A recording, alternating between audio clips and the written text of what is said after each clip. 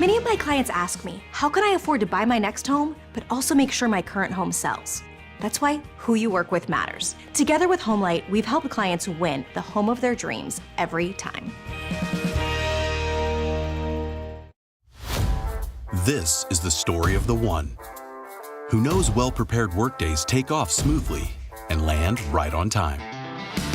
That's why he counts on Grainger. With next-day delivery and professional-grade products, Grainger helps ensure he, his crew, and thousands of passengers fly through the day like clockwork. Call, click Grainger.com, or just stop by. Grainger, for the ones who get it done. Muddy paws, dirty shoes, and endless cleaning? Are your floors always dirty no matter how many times you clean? Now there's a simple solution. Meet Muddy Mat, the ultra-absorbent microfiber chenille mat that keeps your dog's paws so clean, it's like they're wiping them at the door. Muddy Mat is designed with thousands of advanced ultra-soft microfibers that are 5 times more absorbent than ordinary doormats. My floors have never been so clean. I mean, both Ruby and Blue came in covered in mud, and this anti-mud mat left their paws sparkling. They step across it just once and it completely makes their paws completely clean of mud. This is the best mat I've ever found, and we have tried many. There's still a sale going on. I wouldn't wait too long before they're gone. Call or go to trymuddymat.com or scan the QR code to claim your 70% off and your free Muddy Mat. What are you waiting for? Call or go to trymuddymat.com or scan the QR code and get your own Muddy Mat today. He was only 47. Aneurysm. Did he have life insurance? Do you? No. You gotta get on it. Check out SelectQuote. Trust me, the peace of mind, it's worth it. Life insurance is too important to put off another day. That's why SelectQuote makes getting coverage you need easy, for less than $1 a day. Now get up to a $2 million policy with no medical exam and same-day coverage. Visit or call us. SelectQuote. We shop, you save. EverDry's Deal of the Month is back with a price drop on our best-selling boy short design. Get a 5-pack for $59.95, usually $69.95. This deal is only available in March, so don't wait. Learn more at everdrys.com/deal. Welcome back, everybody. The setting stages for severe weather, it's out there. Check out St. Louis right now. The arch looks beautiful. I mean, if you see this picture, you're thinking, this is March 10th? 77 degrees right now. Check out your wind direction, right on the top right of your screen. South at 13, and that's what's bumping up the temperatures. It's also bumping up the dew point. So the fuel for the fire is out there when the thunderstorms do eventually develop, and that's going to be within the next few hours. So they've actually ramped up the threat level from the Storm Prediction Center. That's that pink shaded area underneath Chicago. It doesn't include Chicago right now, but you're still under a pretty big threat for Chicagoland and areas over by your direction. So down south, we've got another area. This is going to be right around the Big D area, stretch it out through the Rio Grande. Check out the showers and thunderstorms that are developing right now. This is not the player. This is just really instability. We've got an upper level low that's parked out right about here. It's ejecting a little bit of energy, and that's what's sparking that stuff off, and it's been there for the entire morning. It's just like a lazy rain compared to what we're used to seeing, which is good. You don't want to see heavy stuff yet, but that will shoot up in intensity later this afternoon off to the west around that dry line. All right, so what about the north? Things are all quiet right now. Look at this. Kansas City through St. Louis, Cincinnati, all the way through Chicago. We got nothing on the return. No radar action at all. This all right here, you can see that is snow, and it is heavy times right there. Northern parts of South Dakota, stretching out to Minneapolis. You're right there on the line with the rain-snow mix. And then it gets up to the north a bit farther. You can see the heavy snow piled on around Wisconsin into the UP and Michigan. But it's that firing line of all the humidity and the dry stuff up to the north. That's what's going to be the focal point of the severe weather later on today. So 2 branches we're following. One is an upper level low. It's in the southern branch. It's right here. It's ejecting out of northern Mexico. Eventually moves on in. You've got the other one. It's that trough that's deepening. And eventually they're going to phase. It'll be Thursday when it phases by the East Coast, but eventually they will phase. But right now, it's 2 separate spots of severe weather, and they're going to be working in conjunction by later on tonight as that humidity gets drawn up out of the south and fuels the thunderstorms for the Midwest, including the Ohio Valley overnight tonight. So by this evening, 2 features are going to emerge. One comes out from the south, one from the north, and it will be the firing line right there. There's already a frontal boundary setting up, and it's a cold front, and it's right there from New England straight down through Chicago, where it turns into a warm frontal boundary And then it goes down the south and it connects up towards New Mexico. Ahead of that, it's hot, it's humid, especially for this time of year. We got the upper level dynamics coming in, little daytime heating with the sunshine developing, pockets of it at least, that available potential energy, I'd say, the CAPE, the convective available potential energy is out there. It's really the energy the thunderstorms use to build and blossom. And it's starting to build right now south of Chicagoland and towards northern Illinois. It's not the only state. Missouri, you're going to get it too. So let me just run through the big picture over the next few hours. Here we are, and it's light rain. You saw it on the radar picture. The model's picking it pretty well right around Dallas and towards Texarkana. Stretch it out through Little Rock as well.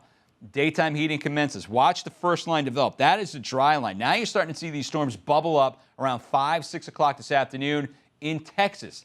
Not the only spot. Go up the line a little bit farther. Look at these guys at the head of the main line. Those will be the supercells, which has a wide open atmosphere. If you see 1 or 2 storms develop in northern Illinois and stretch into Indiana, those will be the mega supercells that we're concerned with later today. They'll be the tornado makers, the hail makers as well. Some of these tornadoes will be on the strong side. We're talking EF3 is a possibility, or maybe even more. Let's hope not, but that's a possibility. Even behind it, the main line continues to go up through Chicago. Watch that blossom through 7, 8 o'clock this evening. And then by overnight tonight, it should turn into several lines, but even those lines have the available potential energy out there still ahead of it. So you start seeing these quasi-linear convective systems. You got a straight line, maybe a little extra twist. You can get tornadoes out of those too. So Texas, Arkansas, right through Oklahoma. You still have the possibility non-supercellular tornadoes, but still, any tornado is a bad one. That's what it looks like over the next 12 hours or so. What's coming at you? It's all about the heat. Heat's been bubbling up out of the south for the last couple days, and we've seen record high temperatures. I mean, no question about it. We saw, 167 record highs yesterday? Philadelphia, right now, you're 70.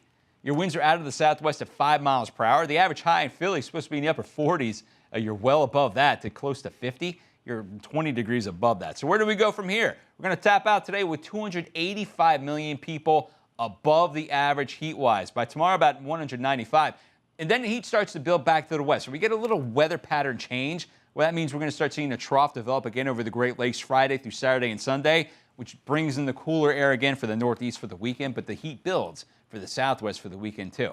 Potential records, not today, but today and tomorrow. You can see over 125 are possibility. And when you're talking about Florida, you know the heat is just going to be out there. Watch that bubble up right through Mississippi and Alabama, right up the line into northern sections of New England over the next few days.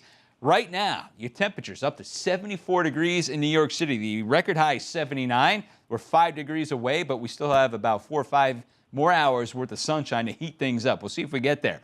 82 currently in Charlotte, Atlanta, 74. Check out Cleveland, 64 degrees in Chicago with that lake front, that backdoor cold front. You were in the 60s earlier today. Now you're 41. It's colder than it was yesterday at this time, right? Chicago, you're 22 degrees colder with that lake air that just breezed through. Cleveland, about the same. New York City, 7 degrees warmer than where we were just 24 hours ago. Little Rock's 5 degrees warmer. Look at Nashville. Middle Tennessee is about 8 to 10 degrees warmer than where you were this time yesterday. So what about the forecasted high? Going for about 78 in Nashville, 85 in Washington. Look at New York City, 77. Again, the average is 48. Going to get close to the record. Who will get a record? I'm thinking when you're forecasting 85 and a record 79 in Washington, I think you're going to smash that one, right? Look at Richmond, Virginia. 88 degrees, the high temperature forecast. The old record was 81 degrees. It was 20 years ago. Roanoke, Virginia, 85. That old record was 79. Those are all going down, and they're going down hard. Check out Charlotte, 86. 82 is the old record. Hattiesburg, Mississippi, you guys down there are going to get close. 85. Check out New Orleans, about 84. It could break a record by 1. Tampa, Florida ties one. And look at Fort Myers, Florida, 90 degrees on the nose. Tomorrow, 90 on the nose for Jacksonville as well. That will be a record. When you're right there by the water, it's tough to get the temperatures that warm in Florida, but 90 degrees is what you're going to get with that wind right off the land, so you're watching for that drier air. Look at Philadelphia, mid-70s tomorrow. It's forecasted high. D.C., 81. Richmond, 86. Atlanta finally breaks a record or ties one, about 82, but there's a whole scale change coming, right? Look at this. Winds will be right out of the north and northwest, and that's going to bubble on in to areas by the Great Lakes. So your forecasted high in Thursday in Detroit's only 44. Chicago's only 48, which is, right about average. It's actually a little bit above. Look at this around Buffalo, 36. That's about it. Washington, 57. So the colder air is going to be back at you. And that's going to be the trend for your next week as well. Heat builds back off to the south and to the west. That's the forecast. What about the winter? We've got winter in store for a lot of people also. And this is the top end of severe weather. So we've got severe weather. It's going to be ripping it up from essentially Chicago southward today, right? If you live north of there, like say Milwaukee, Madison, those areas, you're going to get the return for winter, and it's going to be another harsh one. Look at Beaver Bay, Minnesota. It feels like 14 with that wind out of the northeast at 15 miles per hour. Temperature's 26. When are you going to get rid of it? Well, listen, you're reinforcing the cold there because we got two storms. One is going on right now. Another clipper drives in Thursday and Friday, which means more cold air behind it too, right? I hate to bring it to you. If you don't like winter, it's going to be another harsh one. Let's take you through the next few days. That low itself moves right out of Chicagoland through Ontario into Quebec. So you're going to see that real wintry mess go right through our region into Canada and then clipping into northern parts of New York State, Vermont, probably New Hampshire, and also around northern Maine. So it's timing out for you. Here you are this afternoon. Storms, of course, right around Chicago, but focusing in on the heavy snow potential out here from a line of the UP and Michigan right through the Dakotas. And as that swings out overnight tonight, tomorrow morning, you're going to get a little bit of a rain and snow mix before it all finally ends near Chicago and then bleeds back into Ontario. So you've got that heavy snow that's going to be out there north of the United States. But we get a little wraparound. We get that off of Lake Superior. Check that out. That is coming in through the UP and Michigan, a little lake enhancement, maybe some pure lake effect by, what are we going, Wednesday afternoon through Thursday, and another clipper comes driving in behind that. So you're not done with winter. Winter weather advisories, areas that are shaded in blue right there. Winter storm warning, we've got that also. Winter weather advisories now, you can see it for the northern part of the Adirondacks, also around Maine. Not quite as much of a snowmaker as what I thought from yesterday. I think it's more of a wintry mess. Like you're talking about freezing rain right there. Maybe northern parts extreme of getting into Maine. You might see about 4 to 5 inches worth of snowfall. But for the most of the state, at this point, most of you guys, looks like it's going to be freezing rain. It could be as much as a 1/4 inch, maybe more. So power outages are possible Wednesday night through Thursday morning. Flood watches in effect, melting snow, ice jam flooding. Some rain coming in also. Look at the temperature today, 60 degrees in Burlington, getting up to the mid-60s. That's why you're getting that snow melting, and the ice jam is a possibility, and the whole thing moves over to the north and east. Look at that pink shaded area. That's where you've got that heavy freezing rain and sleet mix. That's for tomorrow afternoon about this time, and then things begin to warm on up and pushes everything out. But before that happens, it's going to be a wintry mess for you, for northern Maine especially. And then behind that, we're not done. There goes your clipper. Watch that thing drive in with more snow for Thursday right through Friday. Hey, talking about the UP in Michigan, get another batch of snow on top of what you've already seen. That's a lot. You guys are going to see about 1 to 2 feet over the next 5 days. And then blizzard warnings. We've got them for the Cascades and the Olympic Mountains in Washington State. That's for Wednesday through Thursday also. Really taking you through Saturday morning. Big story, though. It's all about the severe weather. We're covering that the entire afternoon. We are your severe weather, severe storm HQ. We've got this, who's this? Is Brandon Kopic again? Yeah, he's still driving out there. Oh, yeah, it's Corey Gherkin. Yep, you can see him right here. We got everybody out driving around. He's a little farther south. He is outside of Decatur at this point between there and St. Louis. He's driving right across the farmland, and you can see the beautiful blue skies. Temperatures are warming up there for Corey. Dew points are climbing into the 60s. It is going to be a mess. Right now, it's all quiet, but the stage is set. Severe weather, it's going to be huge coming up later this afternoon. For Fox Weather, everybody, we've got you covered the entire evening long. Be right back.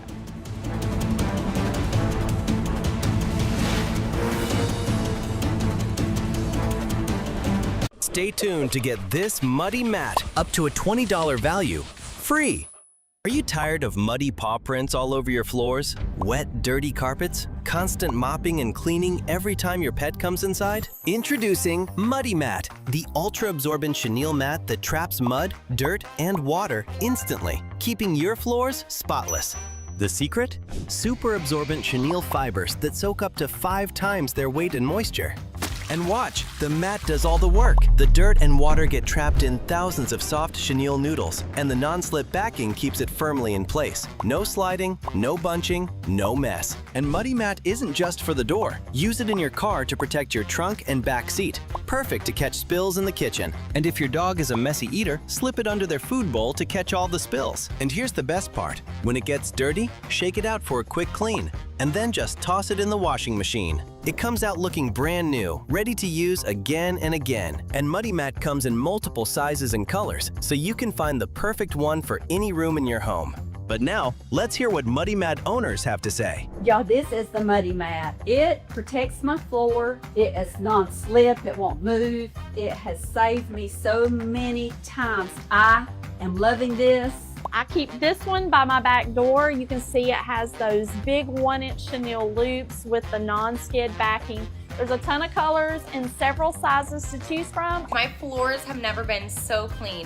This is the best mat I've ever found, and we have tried many. I wouldn't wait too long before they're gone. So what are you waiting for? Scan the QR code, go visit getmuddymat.com, or call the number on the screen and get your free Muddy Mat when you buy 2. With multiple colors and sizes, it's easy to keep every floor in your home clean and covered. So what are you waiting for? Join millions of happy pet owners and stop the dirt at the door. Muddy Mat. Goodbye, messy floors.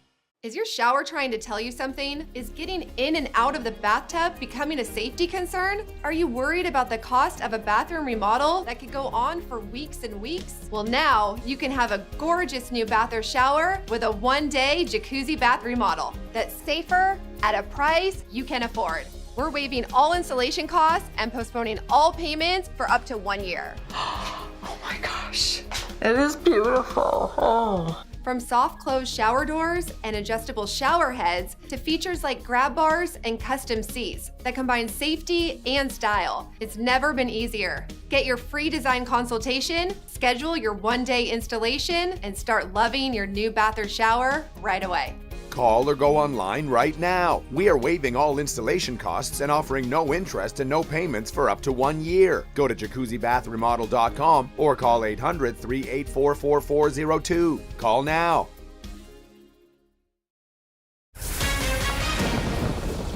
Welcome back, everybody. Severe Weather HQ right now. You can see we've got Brandon Kopic driving along right there in Illinois. So if you looked at his picture before, it was just solid overcast. Now he's seeing the sunshine break out, which is not a good thing. And you see with the map where he's located, that darker shade right there in the middle, that's a level 4 out of 5 on the bad scale when you're talking about severe weather for the intensity later on today. That's the category. It got upgraded from 2 days ago where it was a level 2, then 3, and now it's a 4. So here's what we're watching. We've got several areas of low pressure that we're watching. The main players, though, for the afternoon, we're going to break it up to the north and to the south. The one up to the north, and these are the areas of low pressure that are moving in. That's an upper-level disturbance. It's a nice trough. It's starting to dig down to the south out of the northern part of the plain states. The other one is an upper-level low that's got a lot of Pacific juice with it already. So that's a frontal boundary that came in off of the Pacific Ocean a couple days ago. That thing is going to ride into Texas. So 2 spots of severe weather. And when you show you the map right now, you can see what we're watching. So they're going to be connected eventually. But this spot's probably going to fire up first. And that's right around the dry line, right on its heels. Like we're talking within an hour or 2 behind. You can see the big thunderstorms develop around Missouri, Illinois, and Indiana, including major cities outside of Chicago, probably in Chicago, towards Indianapolis, all the way out to St. Louis. So all these areas, you really have to watch out.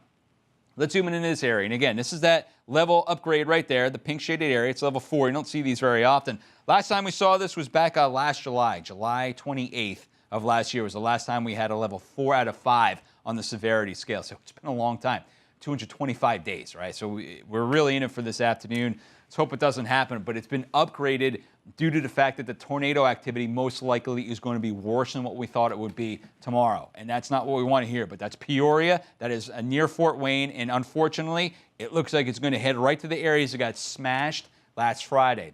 They're in that zone. Now, it's all going to come down to timing, and we'll see where these frontal boundaries actually wind up for later this afternoon and where the storms ultimately go. But you are in that threat zone again for southwest parts of Michigan. That's not a good thing. It's not for sure that you're going to get hit, but we've got you on the map one more time. 3 rivers, and you remember that was that EF2 that went by on Friday afternoon, so you guys need to be weather aware. Again, I know you're cleaning up right now, but this is going to be one of those situations late this afternoon, evening hours, where we have to watch out for you. Valparaiso, Valpo, you guys right there. Kankakee right through LaSalle, through Bloomington. Look at Chicago. You're right there on the line. I think Chicago, your main threat today is most likely going to be large hail. And that's what's pinpointed right here also. Remember, we got that frontal boundary. It zipped down south to Chicago earlier today. It's that cold lake air breezing down to the south. Once these storms ride in, hit it, it goes up over the top, and they're no longer surface-based. So that means you're more of a hail threat, not as big of a tornado threat. But you still have the tornado threat out there, just not as much as your neighbors down to the south in that warm sector. But Here's the way it goes. Things are relatively quiet right now. I don't see any returns. This really isn't too much at all. I don't think that's a start of anything. I think we're going to start seeing them fire up right here and eventually rolling towards Indiana and Illinois, and that's going to happen later on this afternoon. Right now, radar returns, they're quiet. It's not going to be like that about 3-4 hours from now.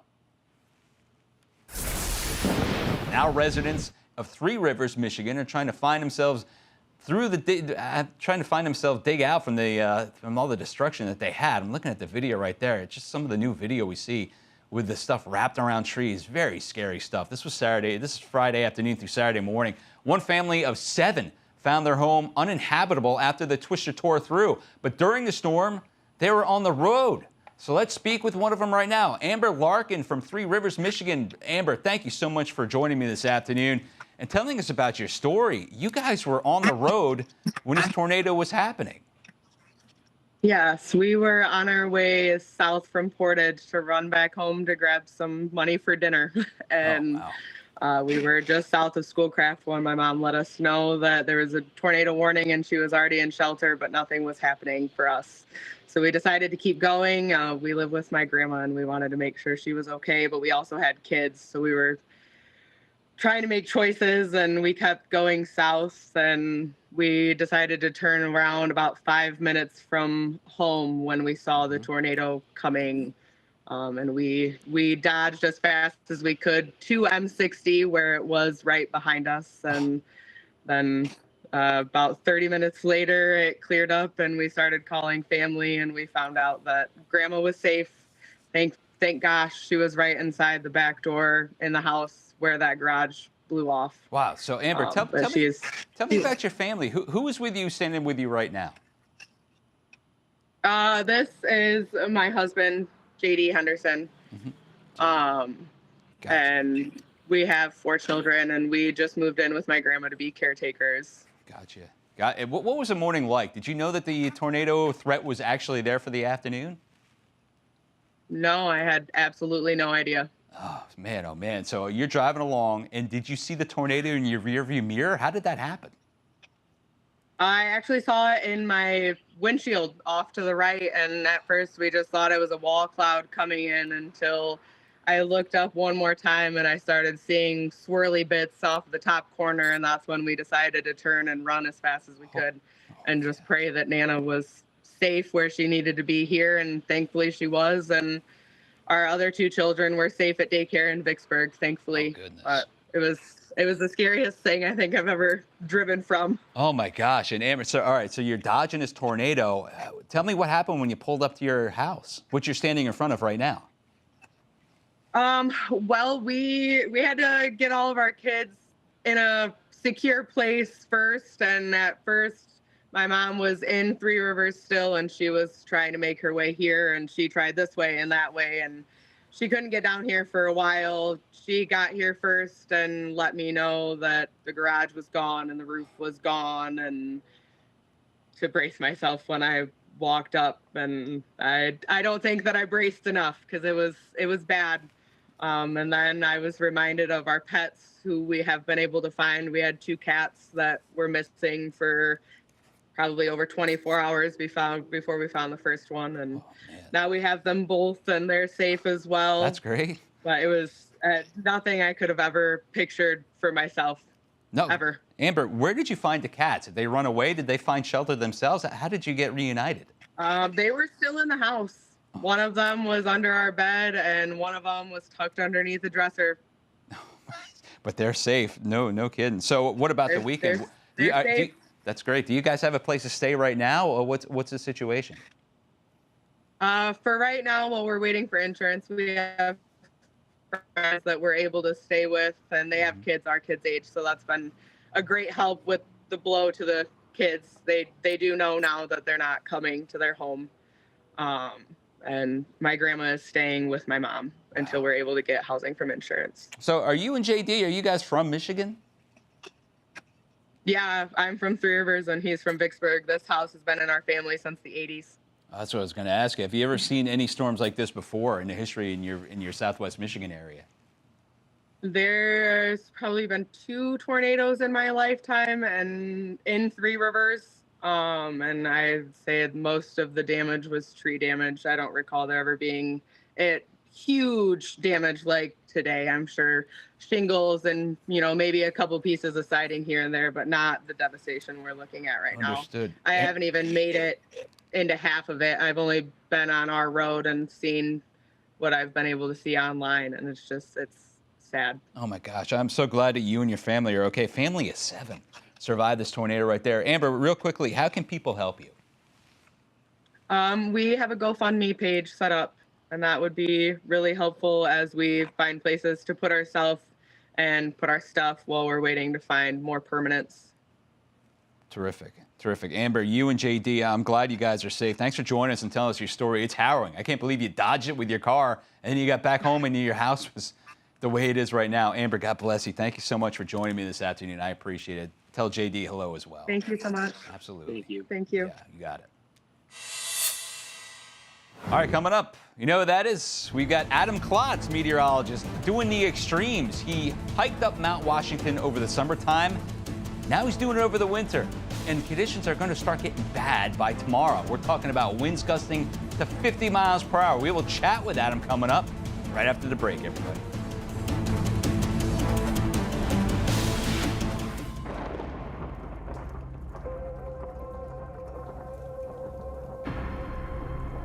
Florida bracing for its first tropical threat of the season. It's been a tough morning in downtown Sarasota. We've been lashed by those outer rain bands. Well, my feeling is that everybody needs to be ready. That's the message here. It feels like little pins and needles. When it comes to this upcoming hurricane season, we need to be prepared. You know, the hardworking folks over here are saving lives. There's no doubt about it.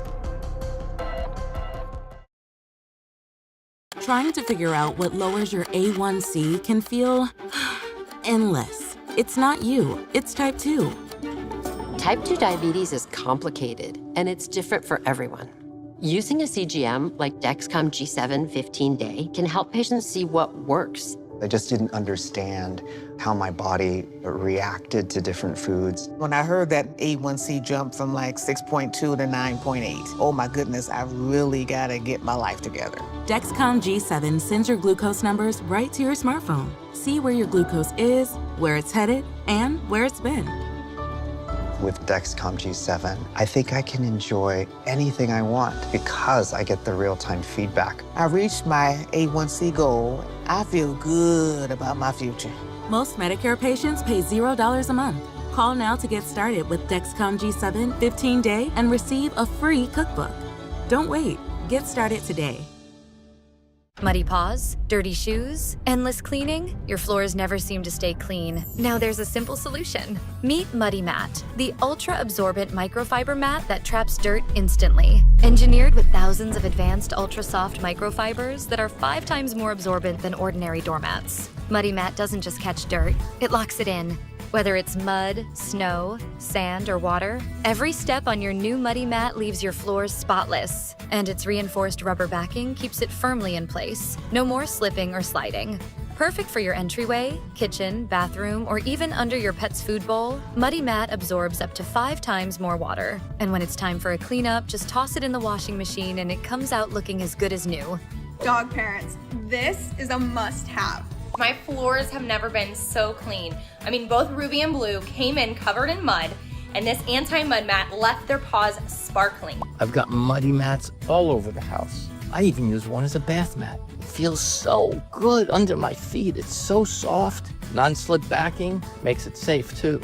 With multiple dogs, I've always struggled with having dirty paws on the floor, but with this mat, I can finally stop stressing out about it because there are no prints anywhere. It's so soft and squishy. I've even found my puppy sleeping on the mat instead of his bed. They work so well, I bought 3 more so I could put them all over my house. You just place the Muddy Mat in front of the door and you'll save up so much time cleaning the floors. Go get one. Thank me later. Imagine the relief of coming home to clean floors every day. Call the number on the screen or visit trymuddymat.com or simply scan the QR code right now to claim an incredible 70% off and get your free Muddy Mat today. But hurry, this exclusive offer is available only for a limited time. Once they are gone, they are gone. Don't let dirt dictate your day. Join thousands of satisfied customers who have already transformed their homes with Muddy Mat. Act now. Clean floors, happy home. Call 1-800-707-4122. If this is not a blizzard, I don't know what is, guys. This wind is roaring right now off of Lake Erie. The wind chill's down in the upper teens. Remember, we're in southern Louisiana. It's a big one. This is definitely a big storm. The wind reducing visibility. Well, we may have to have a little bit of a race. It is downright Arctic. This is something we'll be watching for you, not just through the weekend, but into early next week, right here on Fox Weather. A storm you want to keep tabs on.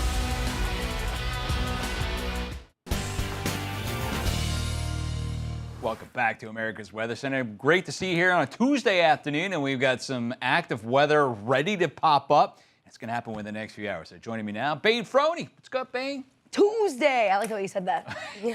My wife doesn't care for it. She says it's too New Jersey. Like, what are you talking about? Well, I guess if I heard it all the time. Yeah, you can get annoyed. But today it's fine. Today it's great because today New Jersey feels like Florida. Temperatures in the mid-70s. It feels fantastic. Beautiful out there. I should be outside. The sun is shining. We should take it outside, no question. Look at New York. What are we now? 75. Wow. Bane, the record is 79. Are we going to hit it today? I mean, I don't know. We might get, well, maybe we'll get close. We'll get close. We got 4 hours worth of decent sunshine. I think we'll do it. I think we'll do it. I want to do it because I want to get a suntan out. I know. I'm just looking at the dew point temperatures are relatively low, too. So the average high, by the way, in New York City is 48.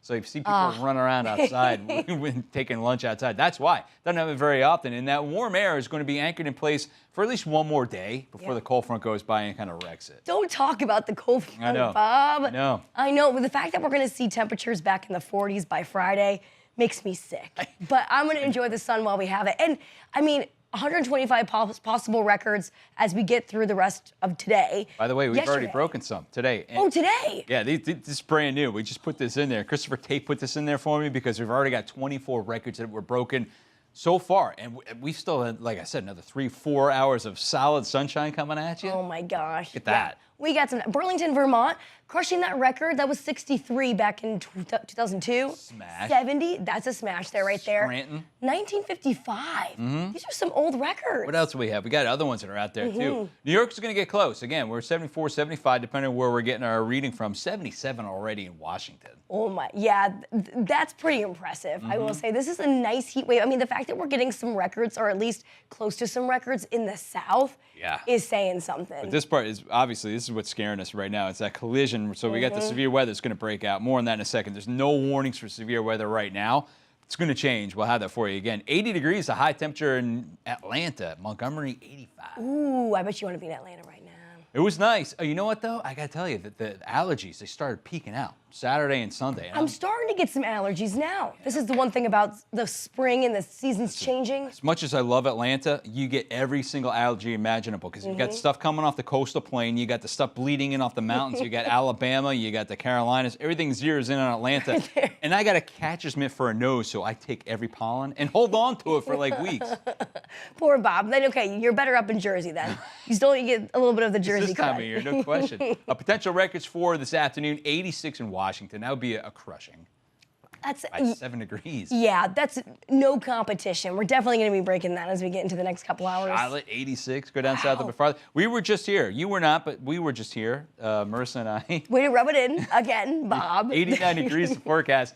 90 is the record, so we're going to get close to that. We're going to get really close. And the fact that we're getting records in Florida, again, that's so impressive. Yeah. That's does not happen very often. It takes a while for us to get to those warm temperatures, especially this early in the spring season. So it's going to be interesting. I mean, even looking into tomorrow, hitting the low 90s, does that look like it in Jacksonville? 90, Jacksonville. Absolutely. So your wind is going to be from the southwest, which is the warmer one for them. Northwest is warm too, believe it or not. But look at Philly, 75 for tomorrow. Ooh. Record 74. So good. Enjoy it while we have it because it's it. going away fast. It's not going to stick around for too much longer as that front moves through. Here's our pattern change right there. In Chicago, 47, 49 in Cincinnati. If you like the warm air, though, you're still hanging in there. Jacksonville, but still, that's what, 13 degrees colder than where you are tomorrow? I'll still take it. Mid-70s, I'll definitely take it. You guys will not see me on Thursday. I'm going to Florida. I can't. Here's our big pattern change, though, right? It's this guy right there. So there's it's not Arctic, but it's cold. And there it is right there with the southwest heat starting to build. Yeah, and especially since we have had a couple of days where we had that fool spring, false spring, fake spring, whatever you want to call it.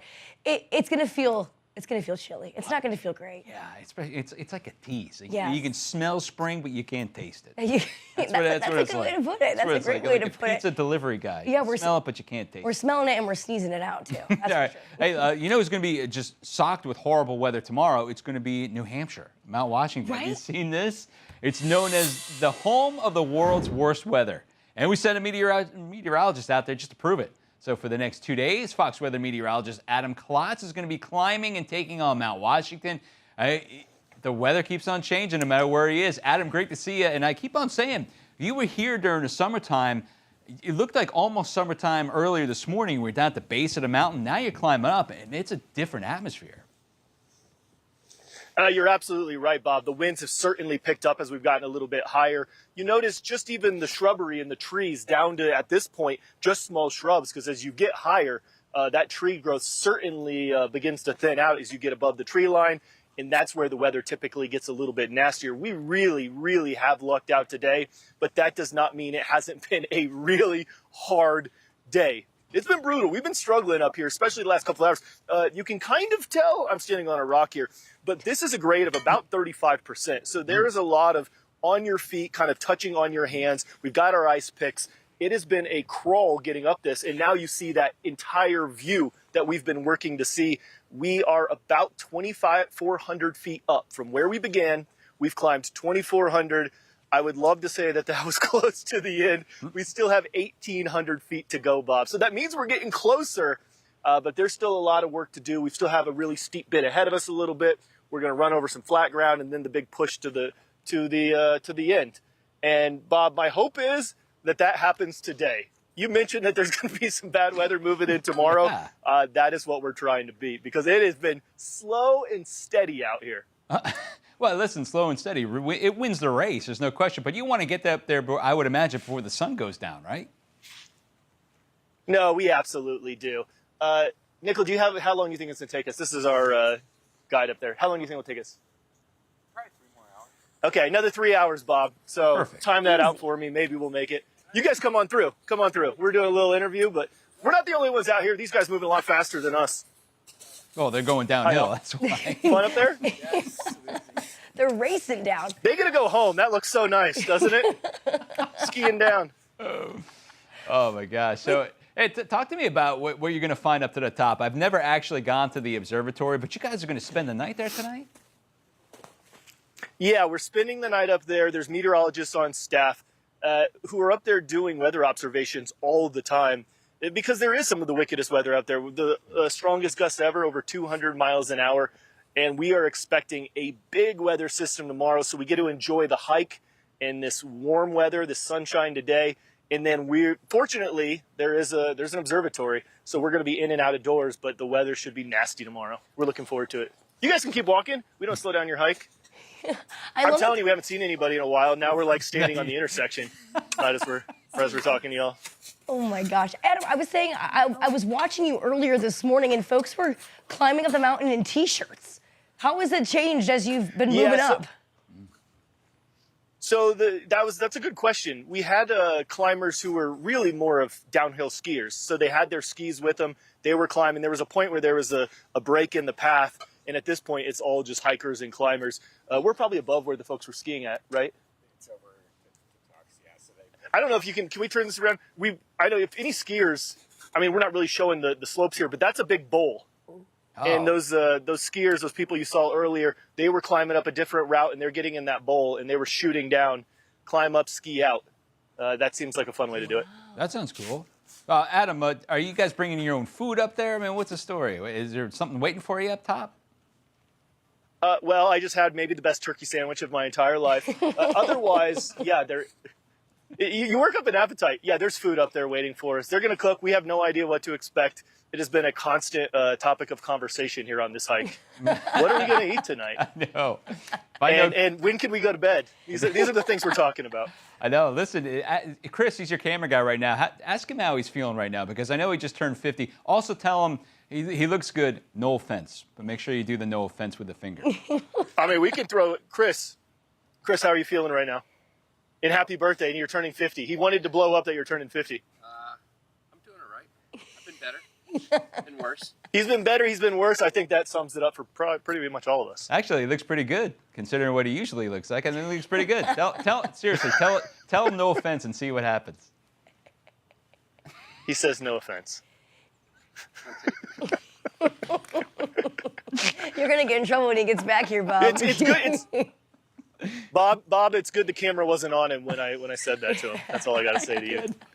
Excellent. Adam Klotz, it's been fascinating to watch you, really. From this morning where it looked like it was almost summertime to now where it looks like you're up there in the Alps. Great stuff up there in Mount Washington. And we'll check back with you again. Adam Klotz, meteorologist out there, looking great. Good stuff, you guys. Good work. I kid, but you guys are doing a great job. Thanks. 3 hours. All right, so listen, we're talking about the possibility of snow up there. We had an earthquake in Westchester County. I know. I didn't feel anything. No, I didn't either. No, but there were some reports on, I think, social media that some people kind of felt it a little. Yeah, Sleepy Hollow, 2.3. Usually speaking, you need something that's above that to feel it, but the way the rocks are around here, the way it's so solid and old, you can feel every smaller vibration. If this was a 2.3 out across the West Coast, just the sandy nature of the soil and everything, it dampens it so you don't feel it. But it's a solid rock right here because it's older on the East Coast, and it really the waves travel a lot better. 2.3 though, look at the shake map. People did find it. Yeah, I mean, I don't know if you remember a couple years ago when we felt that earthquake here in New York in the city. Yeah. I was visiting that time. And, you felt it? Yeah, it was crazy. Were you interviewing for this here job? No, it was I think a year even before that. So. Not yet. I thought your interview process took a long time. It's like, all right, you know what? We'll wait on that one. You can come on. No, I'm totally joking. But yeah, I thought that was good. Hey, by the way, 77 degrees in New York City right now. So the last time we hit 75 this early in the year was back 2018. Wow. So we're getting close. Hey, I'm okay with that. I love when the summertime temperatures come on in, but... Yeah, but you're Michigander, and this is what it's going to look like for the New England states coming in. I know. And I mean, even into the Upper Peninsula of Michigan, I know areas like Marquette, they're used to seeing some of this snow, but they're going to get some later on today in the back half of that severe system we've been talking about all day long. But, I mean, it's really going to be the ice impact. I think, especially for the Northeast, it's going to be pretty tough. I think it's going to be problematic for sure. And you're right. You were talking about that up there at UP, Michigan. Did you see how much snow they're pumping out now with the models? Right? I mean, we could Big see, time. I mean, what, 40-ish inches by when it's all said and done after a couple of days. Not from just this one system that moves through, but, yeah, a few clippers. It's definitely going to be... yeah, you thought we had spring, but I mean, folks in the Midwest, they know it's a trick. That right there, that's 12 to 18, right? You're going for that for the initial shot, and it's that lake enhancement because it's wide open. You still have that cold air flowing over it. It adds to the juice. So you got, this is brand new too. We got brand new winter storm warnings. They were not there last hour, so that's an upgrade. Well, it's also something to keep in mind too is of these lakes, they've been so cold this year, and now we're starting to get a little bit of melting going, so that lake effect back in action for it. But there's that potential winter storm watch that's in place for the northern parts of Maine. A lot of ice is going to be out there. You talked about it. I think you're right. We see some power outages out of this. This would be Wednesday through Thursday. All right, the biggest story, though, it's going to be the severe weather south of here. Chicago, let's look at you guys right now. You had that backdoor cold front zip through, 42 degrees. Check out that QR code, and you can scan that, and you get all the latest live updates from our blog. You're going to want to do that today because it is going to start getting fascinating if you love severe weather. If you're in it, though, it's going to be dangerous. We'll have that forecast for you guys coming up. Chicago, threat is real, especially down to the southern suburbs. It's all coming up after the break, everybody. Be right back.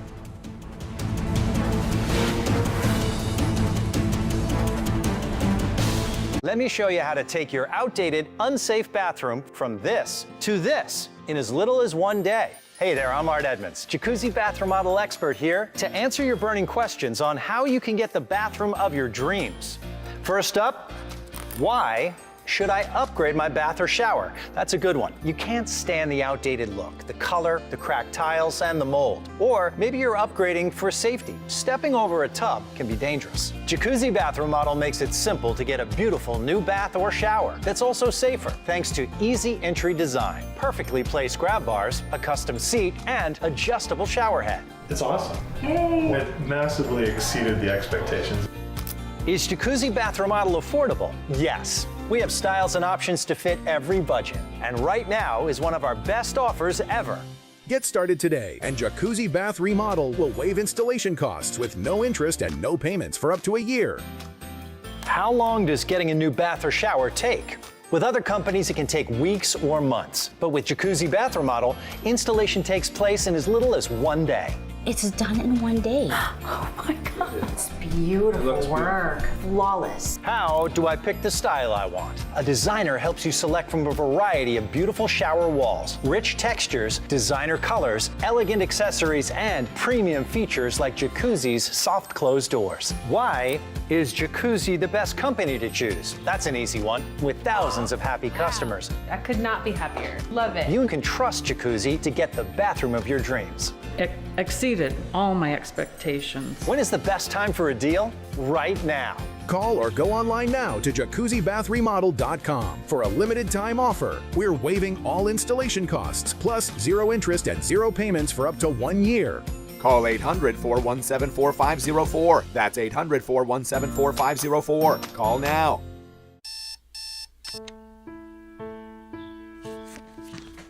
You play by the rules. But things happen. Prices climb faster than your paycheck. And every month, a new surprise. Little by little, the debt adds up. So how do you face it? One step at a time. It starts with a call, then a plan. And just like that, you're back on track. With National Debt Relief, you have a powerful team in your corner. We work directly with your creditors, so you pay less than you owe, in less time than you think. When debt happens, we're here to help you take action. And this is where your new chapter begins. Call or visit nationaldebtrelief.com to find out how quickly you could become debt-free. All right, what's going on, everybody? Great to have you this afternoon. We're setting the stage for severe weather in 2 spots. Number 1, Texas, right around that dry line. It bleeds into Oklahoma. Number 2, it's going to be up there near Chicagoland, between there and St. Louis. You can see that purple shaded area. That's a level 4 out of 5 on a scale for severity. Last time we saw that was 225 days ago, the end of last July. So it's been a while since we've seen the prediction of severe weather like this. Welcome back, everybody. Great to see you. I'm Bob Van Dillen, meteorologist Bane Froney. Hey, how's it going? Good to see you, too. Yeah, we're setting a stage right now where things are quiet, but you're going to be working there with Ian 3 to 6, and I think it's really going to start coming on now. Oh, definitely, especially in the south with that first system and over into parts of Texas. But, I mean, honestly, the Midwest, that's what's most concerning. I mean, towards Chicago area, a level what? Level 4 out of 5 for severe weather. It's been a while. It's been since last July since we've seen that kind of a forecast. So let's just hop right into it. And again, things are relatively quiet right now. Yeah, we got some rain, we got some showers, we got some thunderstorms, but that's about it. Show you the big map, though, because things are going to start going kinetic here. Lately, things have been all right. This is Corey Gerken. All right, here we are. We're down towards central parts of Illinois, headed towards Decatur. Clouds are in there, but you still see peaks of sunshine. And that's the bad thing. You don't want to see that sunshine coming in because it helps create that more of that daytime heating and also that instability in the atmosphere. Not the best sign to see some of that blue sky. No, we've got 2 distinct areas of low pressure in the upper levels of the atmosphere. One's pulling out from the 4 corners. It's this guy. The other one, and they're completely separated right now. I mean, if one of these guys was here by themselves, it would be a bad day. We've got 2 spots that we're watching, so it's worse. It's even worse. I mean, it really picks up the winds. I mean, we're pulling in all of this moisture as well from the Gulf, and it's jetting up towards the north, so it's incredibly warm. Also, dew points are what, in the 60s, or at least going to head there for areas up towards the north as well. So we have all of the fuel that these systems need, and then we have that front moving in. It's gonna be a tough night for folks, especially near Illinois. This has been the upgrade right here that we were talking about before. This morning, that level 4 right there was not here. So that we've upgraded it right here. A Storm Prediction Center noting that there's going to be an uptick in tornado activity, strength, and probably number. Wow. I mean, what is that, a level 4 out of 5 when it comes to that tornadic threat? Dip into this, and you can see we've got the strength now, too. This is a new product by the SPC. Yeah, and it just kind of really shows the enhancement or the intensity of the tornado or of the severe weather threat. And I mean, we're looking at a possibility of EF3 or greater tornadoes in this area, and it's going to be impactful. I mean, the shear that we have in the atmosphere, which is the twisting of the winds with height, we need that rotation. That is going to be imminent. That's going to be available. We have a lot of that. And we also have the threat for large hailstones, and that's going to be above the tornado region through Chicago into Grand Rapids, so central Michigan, even up there. I've got this with the radar on top of it, Bane. Some Right. storms are starting to fire up. Looks like a little bit of rain across northern Arkansas, Missouri, too. That's not the real thing we're concerned with. No, but you know what's so interesting about this too, Bob, is we could see a couple of those maybe isolated cells that will pop up early into the Midwest and into the Illinois area that will still be strong, maybe even severe. But you're right, it's going to be mostly late tonight where we see the main line of storms. Yeah, well, let us time it out. Now, this model already has something right there. This is about an hour from now. We'll see what happens. There's nothing there right now, but it's the ones that you mentioned before that are going to start firing up ahead of the main line. Here's the main line. Those are the guys that may form in northern Illinois within the hour and then roll across northern parts of Indiana. Yeah, and those are the supercells. Yeah, and those ones still could be strong. I mean, even though it's not part of the main line, could still see tornadoes with this, large hail as well, and especially up towards the north where we have some of that cooler air jetting in from the lakes. That'll be more of those hailmaker storms. But I mean, the rotation possibility and the hail and also the heavy rain, that's going to continue into the overnight as well. So the severe threat throughout the Midwest is going to continue for quite some time. Did you see this?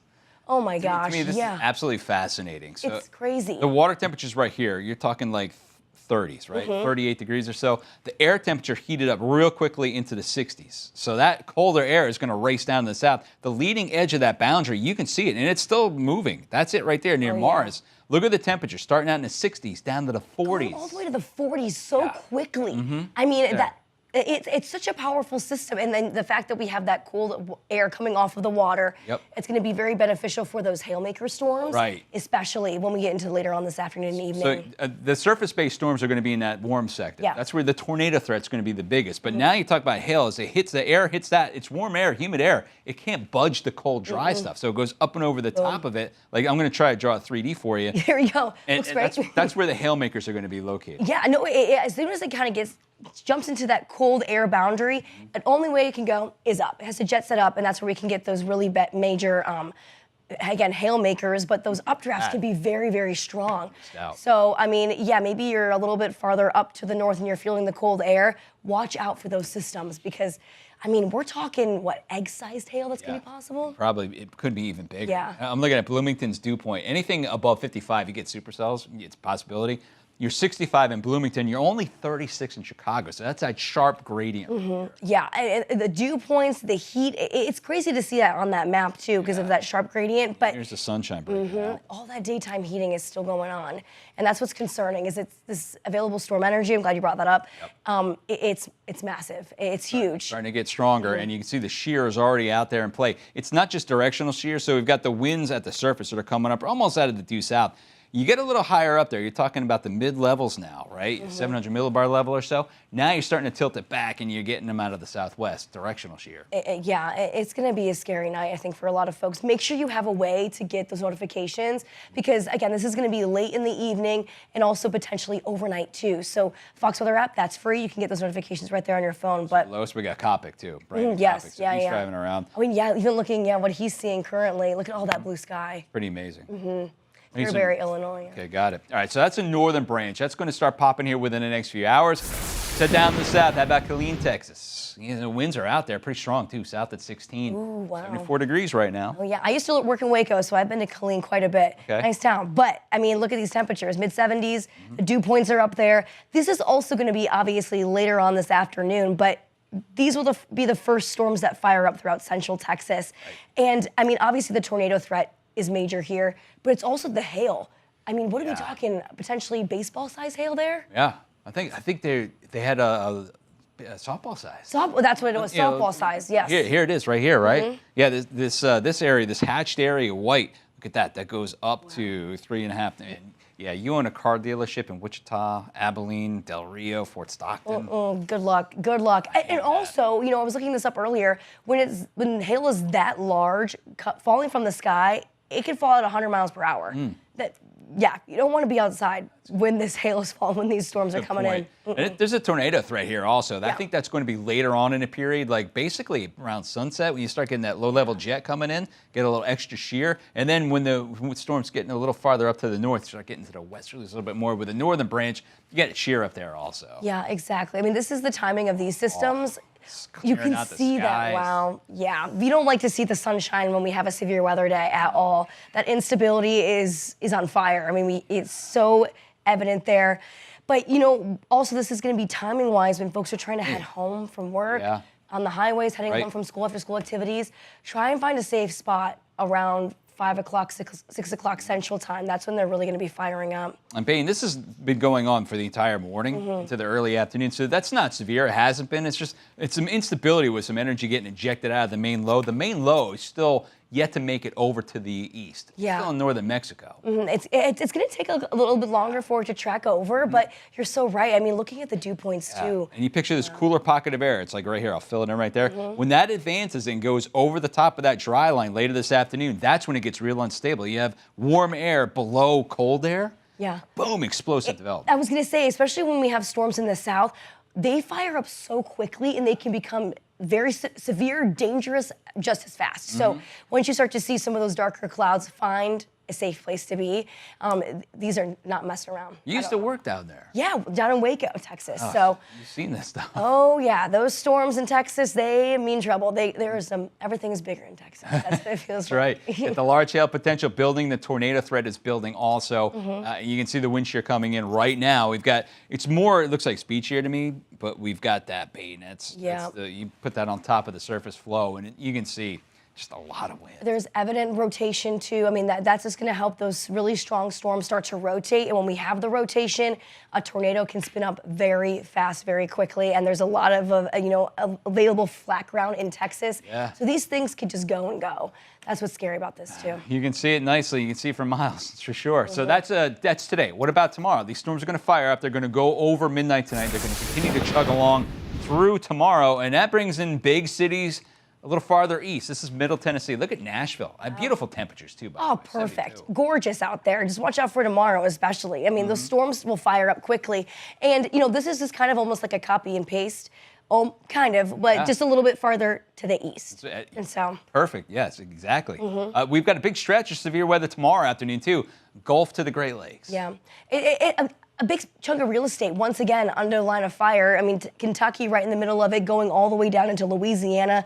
The eastern parts of Texas will still be in on the action, but the fact that we have that big of a level 2 out of 5 risk for severe weather, There's tornado threats involved there, too. Right, your surface low is going to be to the north a bit farther, but the wind shear is still going to be hanging in there. Look at the Ohio Valley into West Virginia and Southwest PA, including Pittsburgh with a tornado threat tomorrow afternoon. Right, and that's the thing too, is it's going to be tomorrow afternoon, but also looking out for those storms that are going to be tracking throughout the morning as well as that energy continues to move throughout the Midwest and also into the South. They still are going to hang on a little bit stronger. Maybe not severe, but those morning storms could pack a punch too. What do you think tomorrow afternoon, getting in towards Philly, I-95, New York? Those 2 points. It's going to be muggy. The fact that we're getting mugginess up towards, the Virginias and into the Northeast. No, thank you. It's true. It's the hardest part about spring. This is something else. So we've got the wind shear that's going to be involved nearest the surface low for sure. But little daytime it's 11 o'clock. This isn't even in the noontime hour yet. And the fact that we are going to, I already have that much available energy in the atmosphere, instability. Plugging along. And as we continue into the afternoon, just going to get worse and worse. Yeah, you can get some pretty strong storms before that. Yeah, exactly. Before the main line, right? Yeah. There's the main line. So be careful pretty much all day tomorrow. I mean, especially even in the early afternoon. When that first line of storms comes in, those could be tough too. Yeah, Bain, you're the warm-up act for your next show at 3 o'clock. You'll be in there. I think things are really going to start popping, at least I'd say near the Great Lakes, probably late afternoon for them. Yeah. Earlier for Texas. Yeah, everyone needs to be on high alert. I mean, this is a big chunk of the country from Texas all the way to the Midwest. Make sure you have a way to get those notifications. I'm glad we got a Texas denizen. You used to be there. Yeah, right? baby. Yeah, you know what you're talking I know. about. I know what I'm doing. So Bain's going to be at the top of the hour with Ian, take you through the 6 o'clock hour. And then we've got the entire night covered for you as well. Corey Gerken is going to be zipping through whatever fires up. He's in Decatur, Illinois at this point. You talk about farmland, you can see for miles. You can see the clouds are already in place. So some good news there. It's not full-time daytime heating yet, but we'll see what happens. Things are going to start going ballistic here in the next couple of hours. We are your Severe Weather HQ, everybody, and we're going to be right back. Thanks, Bain.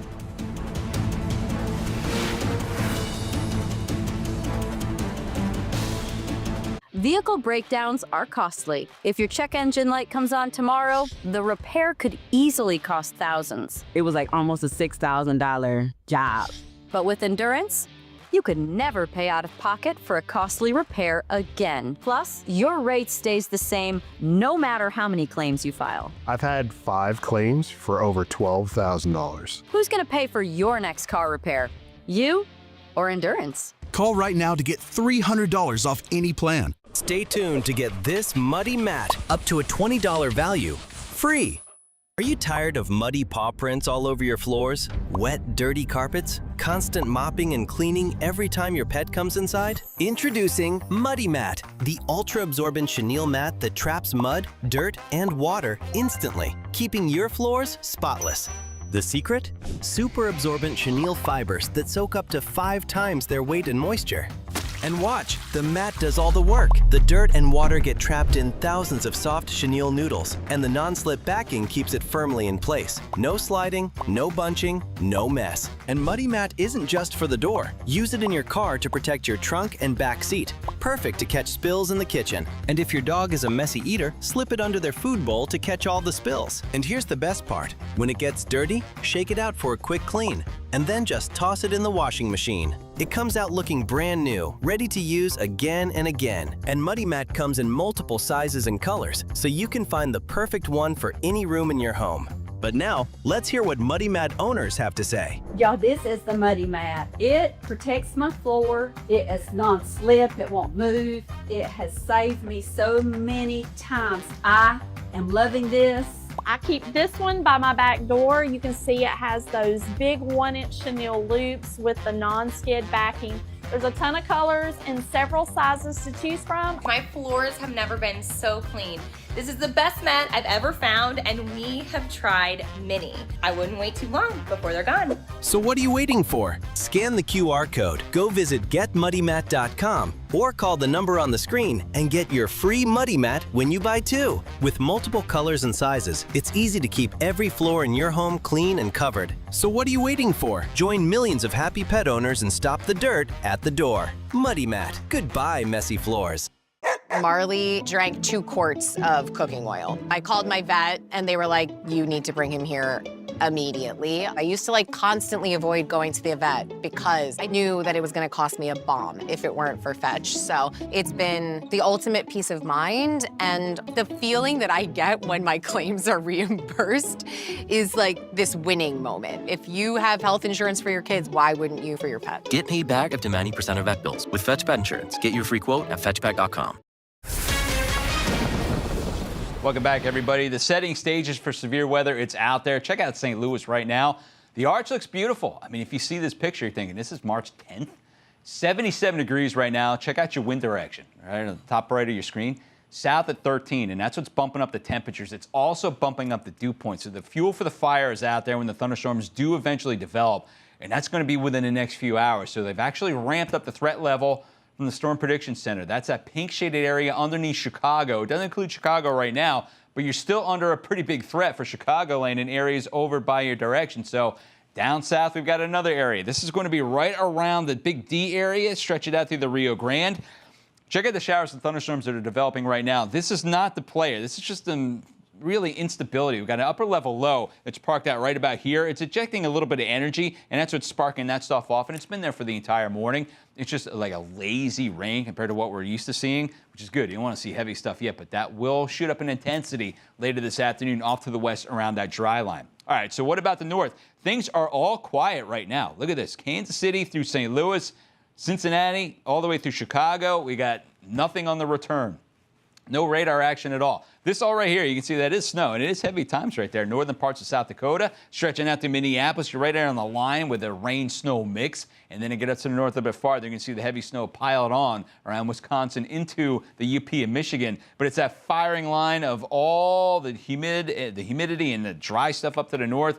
That's what's going to be the focal point of the severe weather later on today. So 2 branches we're following. One is an upper level low. It's in the southern branch. It's right here. It's ejecting out of northern Mexico. Eventually moves on in. You've got the other one. It's that trough that's deepening. And eventually they're going to phase. It'll be Thursday when it phases by the East Coast. But eventually they will phase. But right now it's 2 separate spots of severe weather. And they're going to be working in conjunction by later on tonight as that humidity gets drawn up out of the south and fuels the thunderstorms for the Midwest, including the Ohio Valley overnight tonight. So by this evening, 2 features are going to emerge. One comes out from the south, one from the north, and it will be the firing line right there. There's already a frontal boundary setting up, and it's a cold front. And it's right there from New England straight down through Chicago, where it turns into a warm frontal boundary. And then it goes down the south and it connects up towards New Mexico. Ahead of that, it's hot, it's humid, especially for this time of year. We got the upper level dynamics coming in, little daytime heating with the sunshine developing, pockets of it at least, that available potential energy, I'd say, the CAPE, the convective available potential energy is out there. It's really the energy that thunderstorms use to build and blossom. And it's starting to build right now south of Chicagoland and towards northern Illinois. It's not the only state. Missouri, you're going to get it too. So let me just run through the big picture over the next few hours. Here we are, and it's light rain. You saw it on the radar picture. The model's picking it pretty well right around Dallas and towards Texarkana. Stretch it out through Little Rock as well. Daytime heating commences. Watch the first line develop. That is the dry line. Now you're starting to see these storms bubble up around 5, 6 o'clock this afternoon in Texas. Not the only spot. Go up the line a little bit farther. Look at these guys at the head of the main line. Those will be the supercells, which has a wide open atmosphere. If you see 1 or 2 storms develop in northern Illinois and stretch into Indiana, those will be the mega supercells that we're concerned with later today. They'll be the tornado makers, the hail makers as well. Some of these tornadoes will be on the strong side. We're talking EF3 is a possibility, or maybe even more. Let's hope not, but that's a possibility. Even behind it, the main line continues to go up through Chicago. Watch that blossom through 7, 8 o'clock this evening. And then by overnight tonight, it should turn into several lines, but even those lines have the available potential energy out there still ahead of it. So you start seeing these quasi-linear convective systems. You got a straight line, maybe a little extra twist. You can get tornadoes out of those too. So Texas, Arkansas, right through Oklahoma. You still have the possibility non-supercellular tornadoes, but still, any tornado is a bad one. That's what it looks like over the next 12 hours or so. Philadelphia, right now you're 70. Your winds are out of the southwest at 5 miles per hour. The average high in Philly is supposed to be in the upper 40s. You're well above that to close to 50. You're 20 degrees above that. So where do we go from here? We're going to tap out today with 285 million people above the average heat-wise. By tomorrow, about 195. And then the heat starts to build back to the west. So we get a little weather pattern change. Well, that means we're going to start seeing a trough develop again over the Great Lakes Friday through Saturday and Sunday, which brings in the cooler air again for the Northeast for the weekend. But the heat builds for the Southwest for the weekend, too. Potential records, not today, but today and tomorrow. You can see over 125 are possibility. And when you're talking about Florida, you know the heat is just going to be out there. Watch that bubble up right through Mississippi and Alabama, right up the line into northern sections of New England over the next few days. Right now, your temperature's up to 74 degrees in New York City. The record high is 79. We're 5 degrees away, but we still have about 4 or 5 more hours worth of sunshine to heat things up. We'll see if we get there. 82 currently in Charlotte, Atlanta, 74. Check out Cleveland, 64 degrees in Chicago with that lake front, that backdoor cold front. You were in the 60s earlier today. Now you're 41. It's colder than it was yesterday at this time, right? Chicago, you're 22 degrees colder with that lake air that just breezed through. Cleveland, about the same. New York City, 7 degrees warmer than where we were just 24 hours ago. Little Rock's 5 degrees warmer. Look at Nashville. Middle Tennessee is about 8 to 10 degrees warmer than where you were this time yesterday. So what about the forecasted high? Going for about 78 in Nashville, 85 in Washington. Look at New York City, 77. Again, the average is 48, going to get close to the record. Who will get a record? I'm thinking when you're forecasting 85 and a record 79 in Washington, I think you're going to smash that one, right? Look at Richmond, Virginia, 88 degrees, the high temperature forecast. The old record was 81 degrees. It was 20 years ago. Roanoke, Virginia, 85. That old record was 79. Those are all going down, and they're going down hard. Check out Charlotte, 86. 82 is the old record. Hattiesburg, Mississippi, you guys down there going to get close. 85. Check out New Orleans, about 84. It could break a record by 1. Tampa, Florida ties one. And look at Fort Myers, Florida, 90 degrees on the nose. Tomorrow, 90 on the nose for Jacksonville as well. That will be a record. When you're right there by the water, it's tough to get the temperatures that warm in Florida. But 90 degrees is what you're going to get with that wind right off the land. So you're watching for that drier air. Look at Philadelphia, mid-70s tomorrow. It's forecasted high. D.C., 81. Richmond, 86. Atlanta finally breaks a record or ties one, about 82. But there's a whole scale change coming, right? Look at this. Winds will be right out of the north and northwest, and that's going to bubble on in to areas by the Great Lakes. So your forecasted high in Thursday in Detroit's only 44. Chicago's only 48, which is, right about average. It's actually a little bit above. Look at this around Buffalo, 36. That's about it. Washington, 57. So the colder air is going to be back at you. And that's going to be the trend for your next week as well. Heat builds back off to the south and to the west. That's the forecast. What about the winter? We've got winter in store for a lot of people also. And this is the top end of the severe weather. So we've got severe weather. It's going to be ripping up from essentially Chicago southward today, right? If you live north of there, like say Milwaukee, Madison, those areas, you're going to get the return for winter, and it's going to be another harsh one. Look at Beaver Bay, Minnesota. It feels like 14 with that wind out of the northeast at 15 miles per hour. Temperature's 26. When are you going to get rid of it? Well, listen, you're reinforcing the cold there because we got 2 storms. One is going on right now. Another clipper drives in Thursday and Friday, which means more cold air behind it too, right? I hate to bring it to you. If you don't like winter, it's going to be another harsh one. Let's take it through the next few days. That low itself moves right out of Chicagoland through Ontario into Quebec. So you're going to see that real wintry mess go right through our region into Canada and then clipping into northern parts of New York State, Vermont, probably New Hampshire, and also around northern Maine. So it's timing out for you. Here you are this afternoon. Storms, of course, right around Chicago, but focusing in on the heavy snow potential out here from a line of the UP and Michigan right through the Dakotas. And as that swings out overnight tonight, tomorrow morning, you're going to get a little bit of a rain and snow mix before it all finally ends near Chicago and then bleeds back into Ontario. So you've got that heavy snow that's going to be out there north of the United States. But we get a little wraparound. We get that off of Lake Superior. Check that out. That is coming in through the UP in Michigan, a little lake enhancement, maybe some pure lake effect by, what are we going, Wednesday afternoon through Thursday, and another clipper comes driving in behind that. So you're not done with winter. Winter weather advisories, areas that are shaded in blue right there. Winter storm warning, we've got that also. Winter weather advisories now, you can see it for the northern part of the Adirondacks, also around Maine. Not quite as much of a snowmaker as what I thought from yesterday. I think it's more of a wintry mess. Like you're talking about freezing rain right there. Maybe the northern parts extreme of getting into Maine, you might see about 4 to 5 inches worth of snowfall. But for the most of the state, at this point, most of you guys, looks like it's going to be freezing rain. It could be as much as a 1/4 inch, maybe more. So power outages are possible Wednesday night through Thursday morning. Flood watches in effect, melting snow, ice jam flooding. Some rain coming in also. Look at the temperature today, 60 degrees in Burlington, getting up to the mid-60s. That's why you're getting that snow melting, and the ice jam is a possibility. And the whole thing moves over to the north and east. Look at that pink shaded area. That's where you've got that heavy freezing rain and sleet mix. That's for tomorrow afternoon about this time. And then things begin to warm on up and pushes everything out. But before that happens, it's going to be a wintry mess for you, for northern Maine especially. And then behind that, we're not done. There goes your clipper. Watch that thing drive in with more snow for Thursday right through Friday. Hey, talking about the UP in Michigan, get another batch of snow on top of what you've already seen. That's a lot. You guys are going to see about 1 to 2 feet over the next 5 days. And then blizzard warnings. We've got them for the Cascades and the Olympic Mountains in Washington State. That's for Wednesday through Thursday also. Really taking you through Saturday morning. Big story, though. It's all about the severe weather. We're covering that the entire afternoon. We are your severe weather, severe storm HQ. We've got this, who's this? Is Brandon Kopic again? Yeah, he's still driving out there. Oh, yeah, it's Corey Gerken. Yep, you can see him right here. We got everybody out driving around. He's a little farther south. He is outside of Decatur at this point, between there and St. Louis. He's driving right across the farmland, and you can see the beautiful blue skies. Temperatures are warming up there for Corey. Dew points are climbing into the 60s.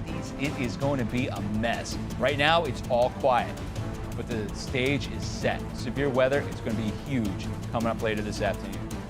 For Fox Weather, everybody, we've got you covered the entire evening long. Be right back.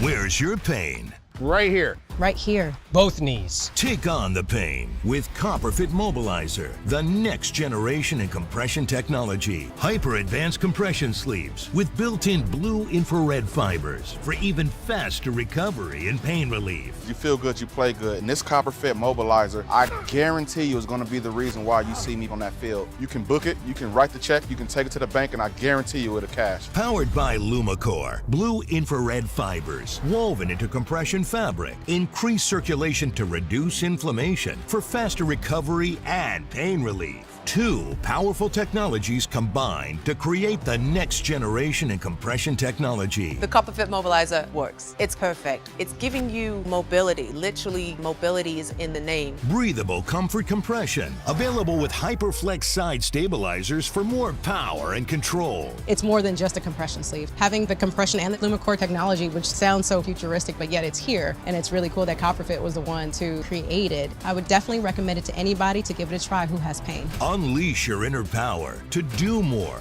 play more, live more, and feel the energy with Copperfit Mobilizer. Money doesn't sleep, bills don't sleep, so you got to get up and go to work. The Copperfit Mobilizer was support without feeling like it was tight. I can't explain the technology behind it. All I know is that it's working. Get your Copperfit Mobilizer now at mobilizer.com for only $39.99. Order now and save 25% when you buy two. Plus, your shipping is free. It's working for me, it's going to work for you. It helps 100%. I wouldn't be standing here if this didn't actually change my life. Get on this right now. With this LumaCore technology, it's brought it to the next level. It's absolutely amazing. This really works. Get yours now at mobilizer.com. That's mobilizer.com.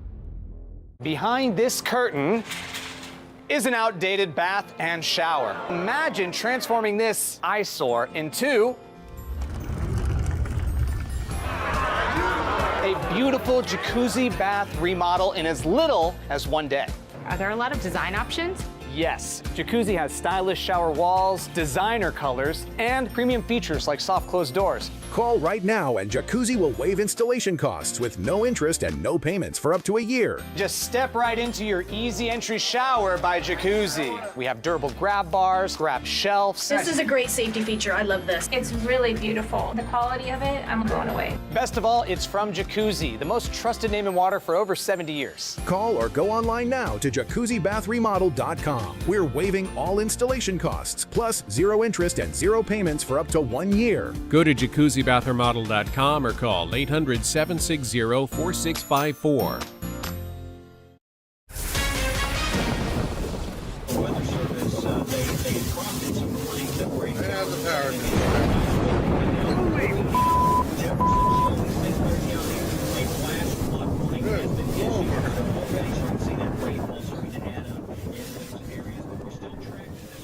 Holy crap. You see that? That was last night. We're getting a new video right in from Hoover, Alabama, which is close to Birmingham. I thought for a second that was the Buc-ee's, but that's in Leeds, right down the road a little bit farther. That's amazing. That was a savage storm that knocked power out briefly as it slammed through the Birmingham suburban areas right there in Alabama last night. The power even took some of those storm chasers by surprise, right? That's in Hoover. National Weather Service issued a considerable severe thunderstorm warning. That was for Birmingham for 70-mile-per-hour winds. And after a brief break today, things are calming down.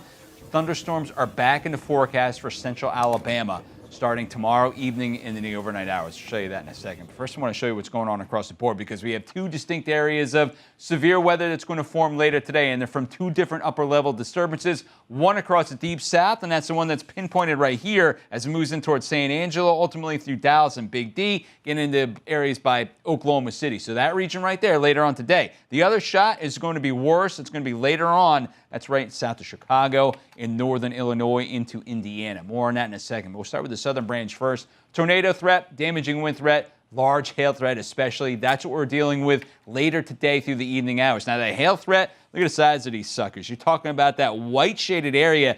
This is the forecast from the Storm Prediction Center.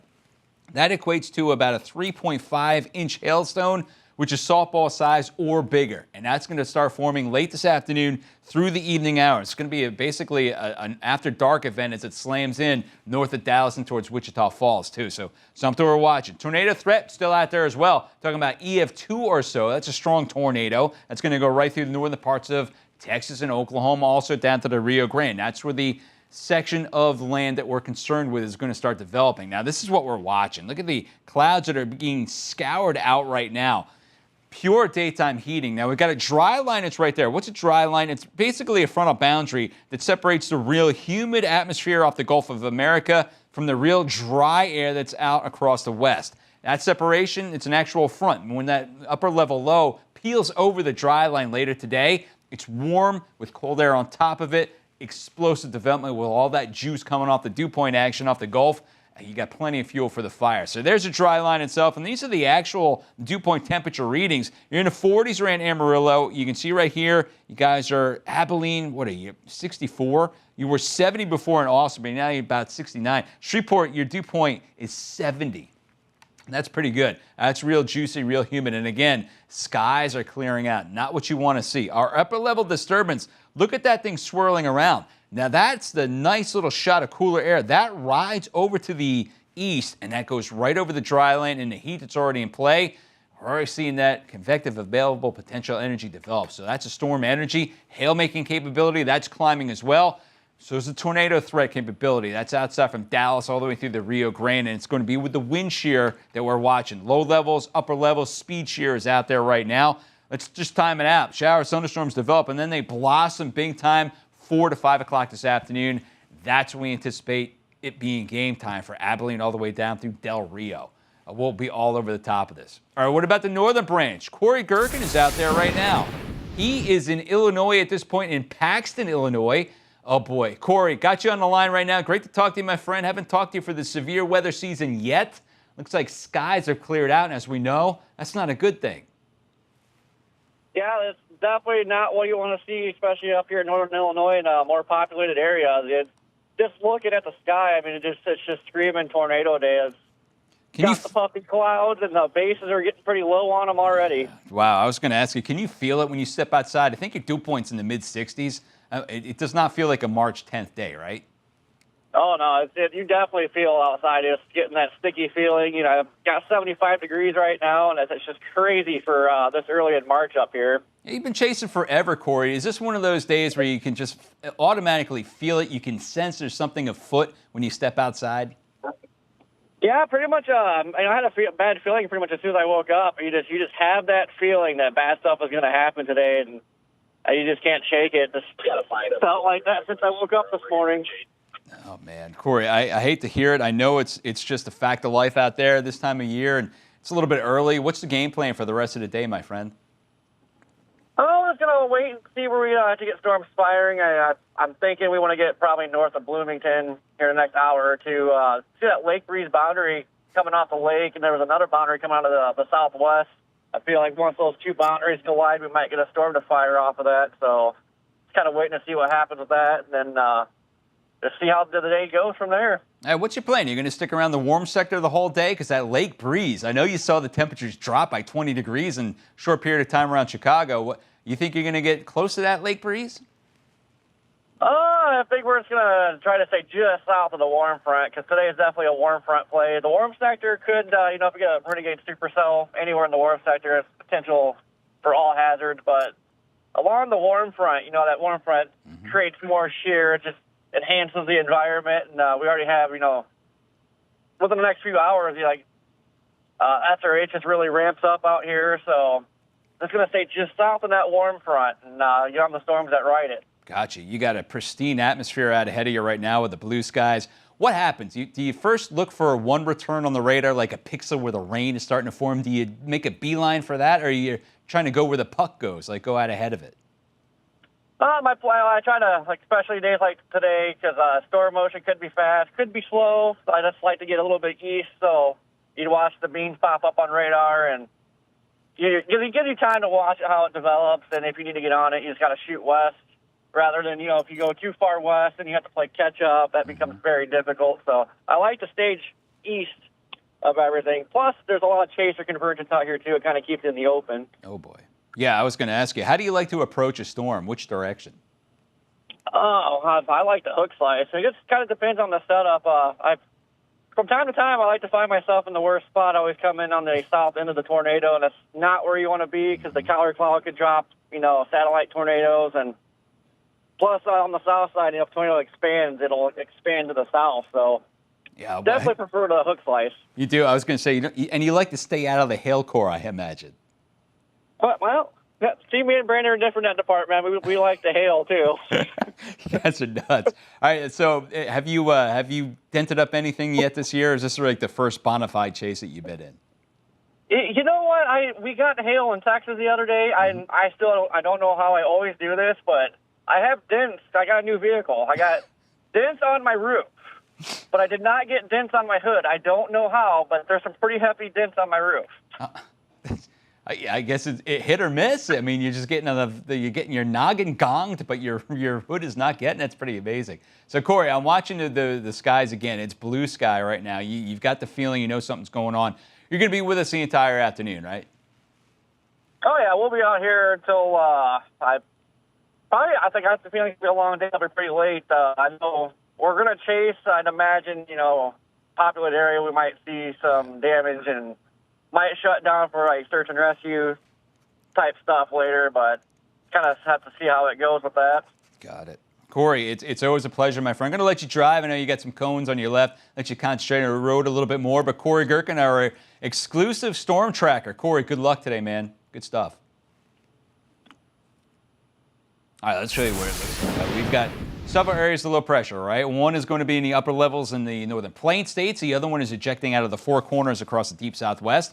Check out Chicago. You heard Corey talk about that lake frontal boundary. It's really a backdoor cold front. That lake water, still this time of year, remember it's a late winter, early spring. Water temperatures in the upper 30s, and that air sits over it and it cools down. Once the sunshine bakes up the land outside of the lakes, you get what's called a lake breeze, and it's a backdoor front. And Chicago started out the day in the 60s. Right now, the 42, as that front is clear right through, and it continues to chug down through middle parts of Illinois. So what about severe weather threat?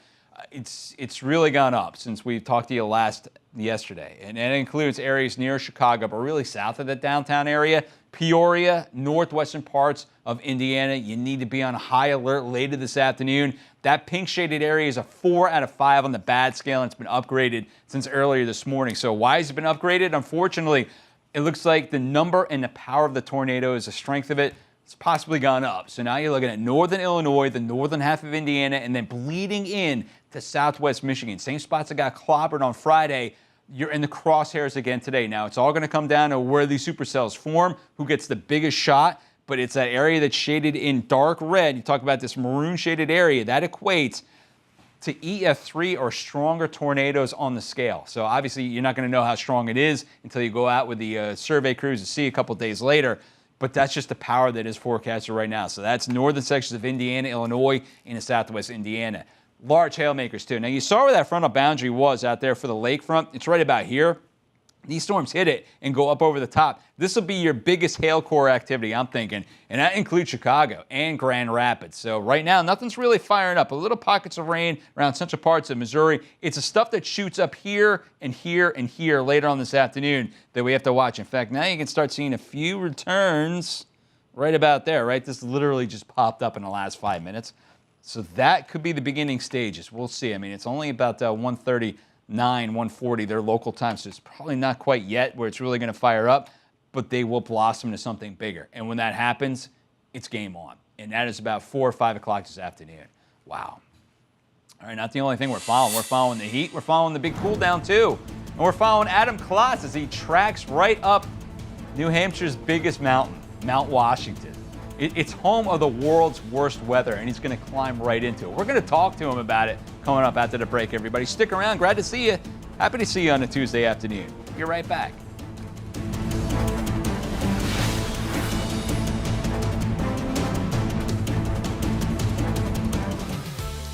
Hey guys, Nick Koster here. Time again for Fox Weather Deals, sponsored by Knocking. We're saving you money on things that'll keep you prepared no matter what is in the forecast.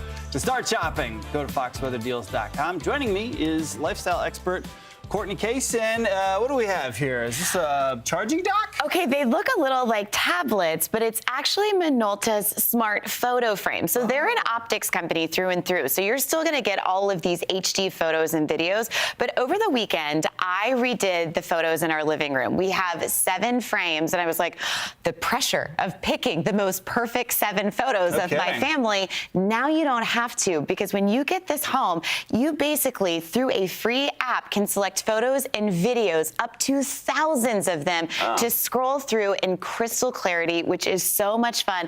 My kids have loved swiping through, which is a feature that's on there, but it's such a sweet little reminder of all the memories that you've had, and you're not having to make the tough decisions of what do we print, is it great quality, and now it's somewhere where everybody can enjoy them. These make fantastic gifts for grandparents, but I would definitely consider picking up more than one, because the photos that I printed were over $100 to do it. Now I have this, and it's even better. Deal price starts at $124.99, saving you up to $139. No, so some pictures of me and you, and then you and Michael Estime. I know. All right, to get one of these, scan the QR code or go to foxweatherdeals.com.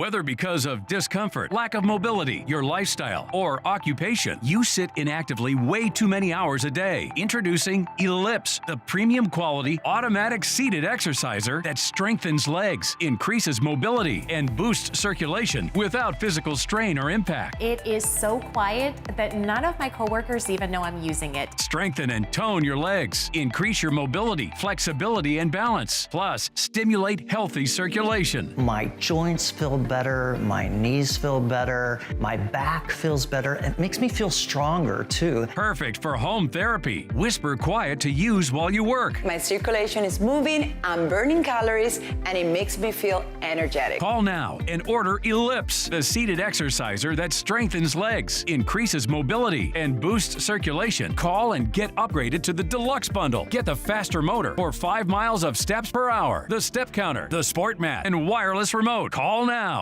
I recently helped a couple buy their dream home even before selling their current one. HomeLight's Buy Before You Sell program was a game changer. They were able to buy and sell on their own schedule. It was so easy and they were thrilled. Tired of struggling with that heavy leaf blower? Introducing the Bullseye Power Blower. It delivers a massive blowing force, and yet it's so compact and lightweight. Just lock and load the rechargeable battery for long-lasting runtime. The secret is the compact turbocharged motor with jet burst technology that blasts out 21,000 RPMs of airflow. Watch this. The sheer force propels this woman across the pool. Look, use Bullseye to blow up a huge jump house. Now that's power. Even blows snow right off your vehicle in no time. Turbo clean your porch in a flash or tidy up your dirty garage floor in seconds. Get it today for just $99.99. But wait, act now and get a $20 discount. So it's only $79.99. Plus, you'll get the adjustable extension tube, yours free. And it all comes with free shipping. Order now. Call 1-800-329-4803 or go to bullseyeblower.com. That's 1-800-329-4803 or order online at bullseyeblower.com. Order now. He was only 47. Aneurysm. Did he have life insurance? Do you? No. You gotta get on it. Check out SelectQuote. Trust me, the peace of mind, it's worth it. Life insurance is too important to put off another day. That's why SelectQuote makes getting coverage you need easy, for less than $1 a day.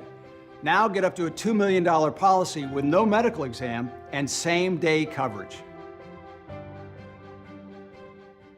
It's 2026. Why are you still using pads for incontinence? Meet EverDries. EverDries are real underwear that look and feel just like your favorite undies, except they're leak-proof. Learn more at everdries.com.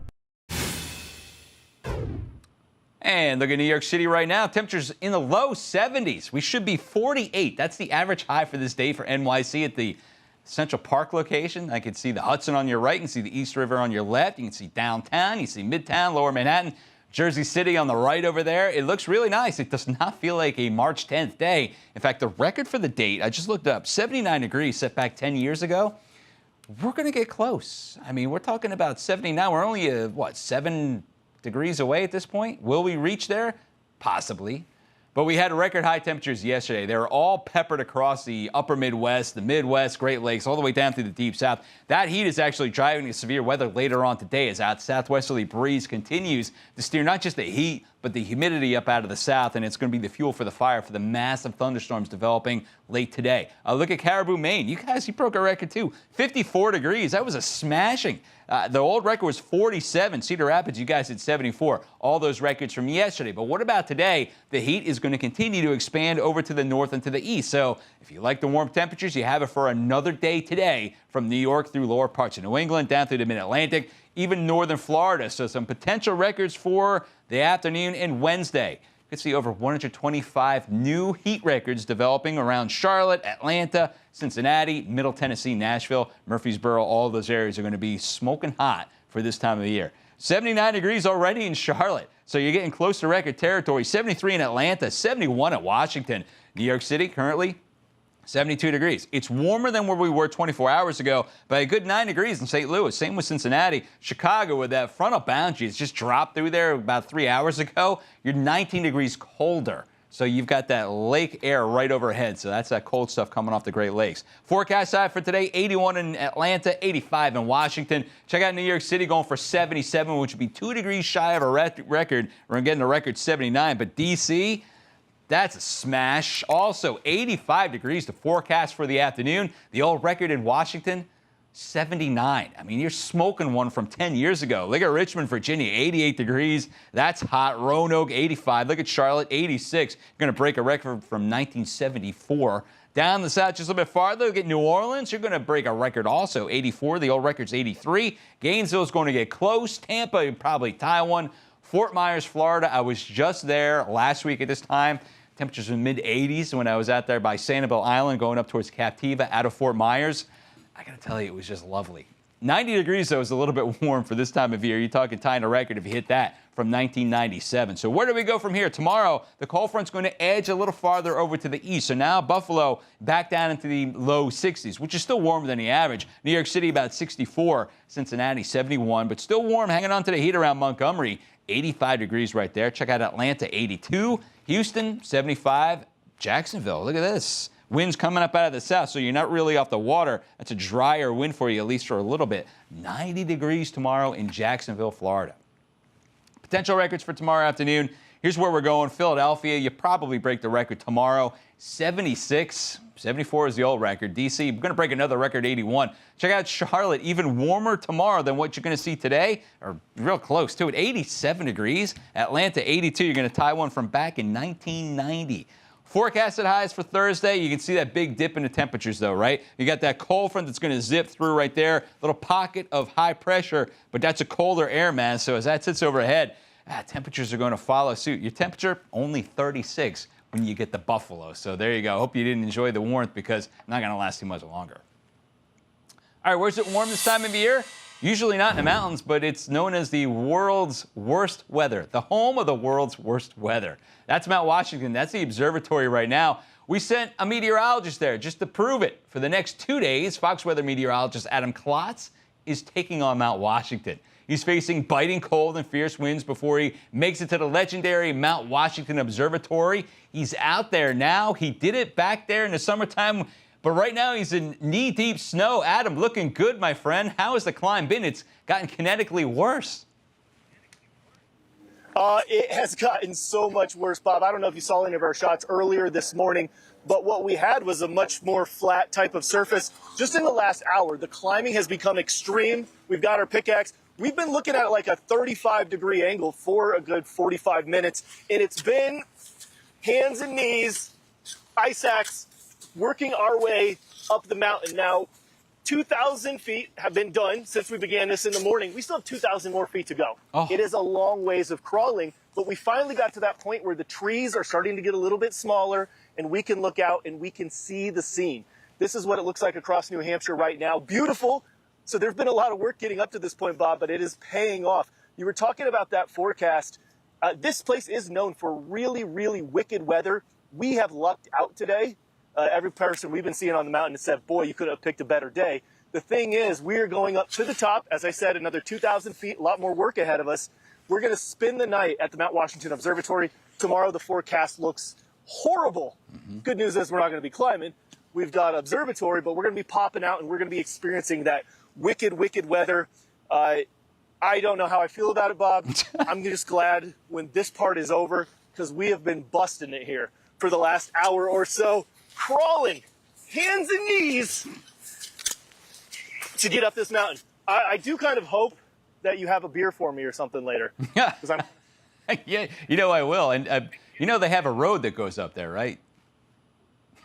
I do, and well, I wasn't going to tell anybody this. We're going to take that road down. I'm not going back down this hill. Well, I'm not going back down this hill. You can go down that hill a lot quicker than you can go up. I can tell you that, just cannonball down. But that is amazing. And Adam, you did this hike over the summertime, right? Yeah, I've done a presidential traverse. It's where you kind of hit all of the peaks we've been seeing kind of surrounding us. That took me 20 hours, but this is a different monster. And the elevation changes the weather here so rapidly that we're expecting it to still get a whole lot colder as we continue to climb the next 2,000 feet. Yeah, I can't wait to check in with you again, Adam. I mean, you're the best. I love watching your stuff. I was watching it today, and you're right. It looks like a totally different world right now from where you were gosh, just an hour and a half ago, 2 hours ago. Amazing stuff. Adam Klotz, I mean, you're the man. Climbing up Mount Washington, great stuff. And by the way, Chris, he's my guy who's with you right now. He just turned 50, so I hope you have a defibrillator with you as well, because I'm in my 50s. I would bring a defibrillator just in case. Anyway, we'll check back in with you again in just a little bit, Adam. Great stuff, man. Always great to talk to you. All right, Winter, he's right. Weather's going to go downhill, and it's going to start out there tomorrow with that wind moving in and then the snow. But it's going to start somewhere first, the upper Midwest. In fact, it's going to start later on tonight through tomorrow, where it really begins to pick up. This is the north end of the severe weather that we're going to be watching develop over the next several hours. So that's some video coming in. Again, it's going to be the top side. What do you need to get severe weather rolling? You need the real cold air colliding with the warm air that's humid down to the south. That's what we've got. So we've been talking about that humid stuff all the way around here. Here's winter, which has still got its icy grip on you right across the upper Midwest through the northern part of the Great Lakes. And the testament of that is the fact that it's snowing right now across areas by Minnesota, all the way back through the northern part of the Great Lakes. Where does it go? Looks like that surface low zips out of Chicagoland into Ontario. So you're going to bring in some warmer air. It goes up into the colder latitudes. When it does, it's going to turn into snow for Ontario. Some icing is going to be a good possibility. It's going to follow right through Maine, too. Let's time it out for you. Here at midday today, it's already got the rain starting to pop on up. There's the heavy snow. So this right here is 8 o'clock this evening. Look at the snow as it curls around, right around northern Wisconsin into Minnesota, the UP and Michigan, right through the Dakotas and looks like Nebraska too. Then it edges down through Iowa and then has a quick change from rain to snow, even for Chicago by tomorrow afternoon. It's quick. It's not going to last, it's not going to amount to anything, but then the whole thing begins to slide over to the north and to the east.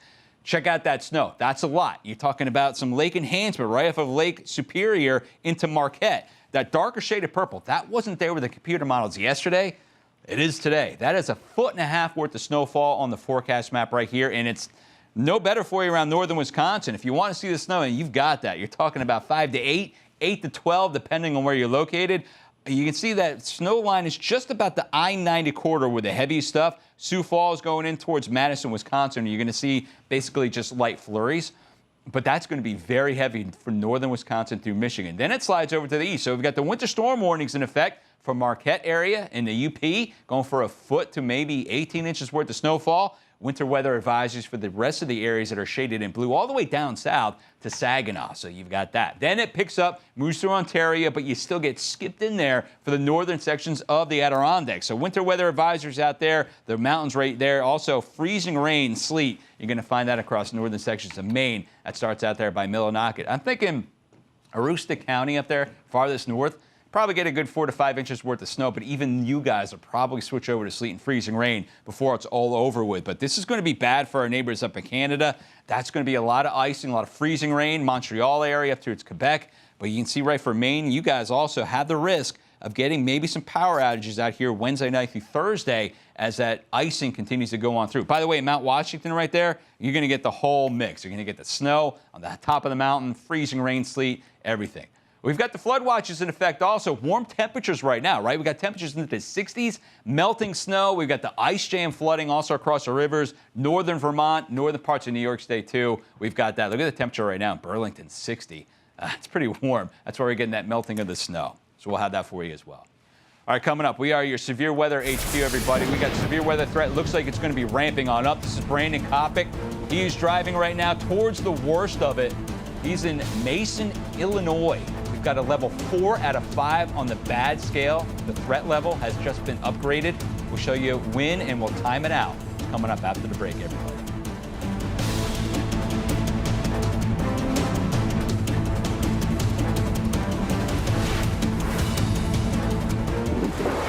Weather is part of the American story. Under stormy skies, down snowbanks, even at Little League. From the first heat wave to the first frost, Fox Weather is there for you when the storm breaks. Just wreaking havoc here. And after it passes, there is a lot of work to get done, but there's hope to move forward. We're with you every step of the way. I'm going to go see if I can help this lady out. For all seasons, for all America. Muddy paws, dirty shoes, endless cleaning. Your floors never seem to stay clean. Now there's a simple solution. Meet Muddy Mat, the ultra-absorbent microfiber mat that traps dirt instantly. Engineered with thousands of advanced ultra-soft microfibers that are 5 times more absorbent than ordinary doormats. Muddy Mat doesn't just catch dirt, it locks it in. Whether it's mud, snow, sand, or water, every step on your new Muddy Mat leaves your floors spotless. And its reinforced rubber backing keeps it firmly in place. No more slipping or sliding. Perfect for your entryway, kitchen, bathroom, or even under your pet's food bowl, Muddy Mat absorbs up to 5 times more water. And when it's time for a cleanup, just toss it in the washing machine and it comes out looking as good as new. Dog parents, this is a must-have. My floors have never been so clean. I mean, both Ruby and Blue came in covered in mud, and this anti-mud mat left their paws sparkling. I've got muddy mats all over the house. I even use one as a bath mat. It feels so good under my feet. It's so soft. Non-slip backing makes it safe too. With multiple dogs, I've always struggled with having dirty paws on the floor, but with this mat, I can finally stop stressing out about it because there are no prints anywhere. It's so soft and squishy. I've even found my puppy sleeping on the mat instead of his bed. They work so well, I bought 3 more so I could put them all over my house. You just place the Muddy Mat in front of the door and you'll save up so much time cleaning the floors. Go get one. Thank me later. Imagine the relief of coming home to clean floors every day. Call the number on the screen or visit trymuddymat.com or simply scan the QR code right now to claim an incredible 70% off and get your free Muddy Mat today. But hurry, this exclusive offer is available only for a limited time. Once they are gone, they are gone. Don't let dirt dictate your day. Join thousands of satisfied customers who have already transformed their homes with Muddy Mat. Act now. Clean floors, happy home. Call 1-800-707-4122. Is your shower trying to tell you something? Is getting in and out of the bathtub becoming a safety concern? Are you worried about the cost of a bathroom remodel that could go on for weeks and weeks? Well, now you can have a gorgeous new bath or shower with a one-day jacuzzi bath remodel that's safer at a price you can afford. We're waiving all installation costs and postponing all payments for up to 1 year. Oh my gosh, it is beautiful. Oh. From soft close shower doors and adjustable shower heads to features like grab bars and custom seats that combine safety and style, it's never been easier. Get your free design consultation, schedule your one-day installation, and start loving your new bath or shower right away. Call or go online right now. We are waiving all installation costs and offering no interest and no payments for up to 1 year. Go to jacuzzibathremodel.com or call 800-384-4402. Call now.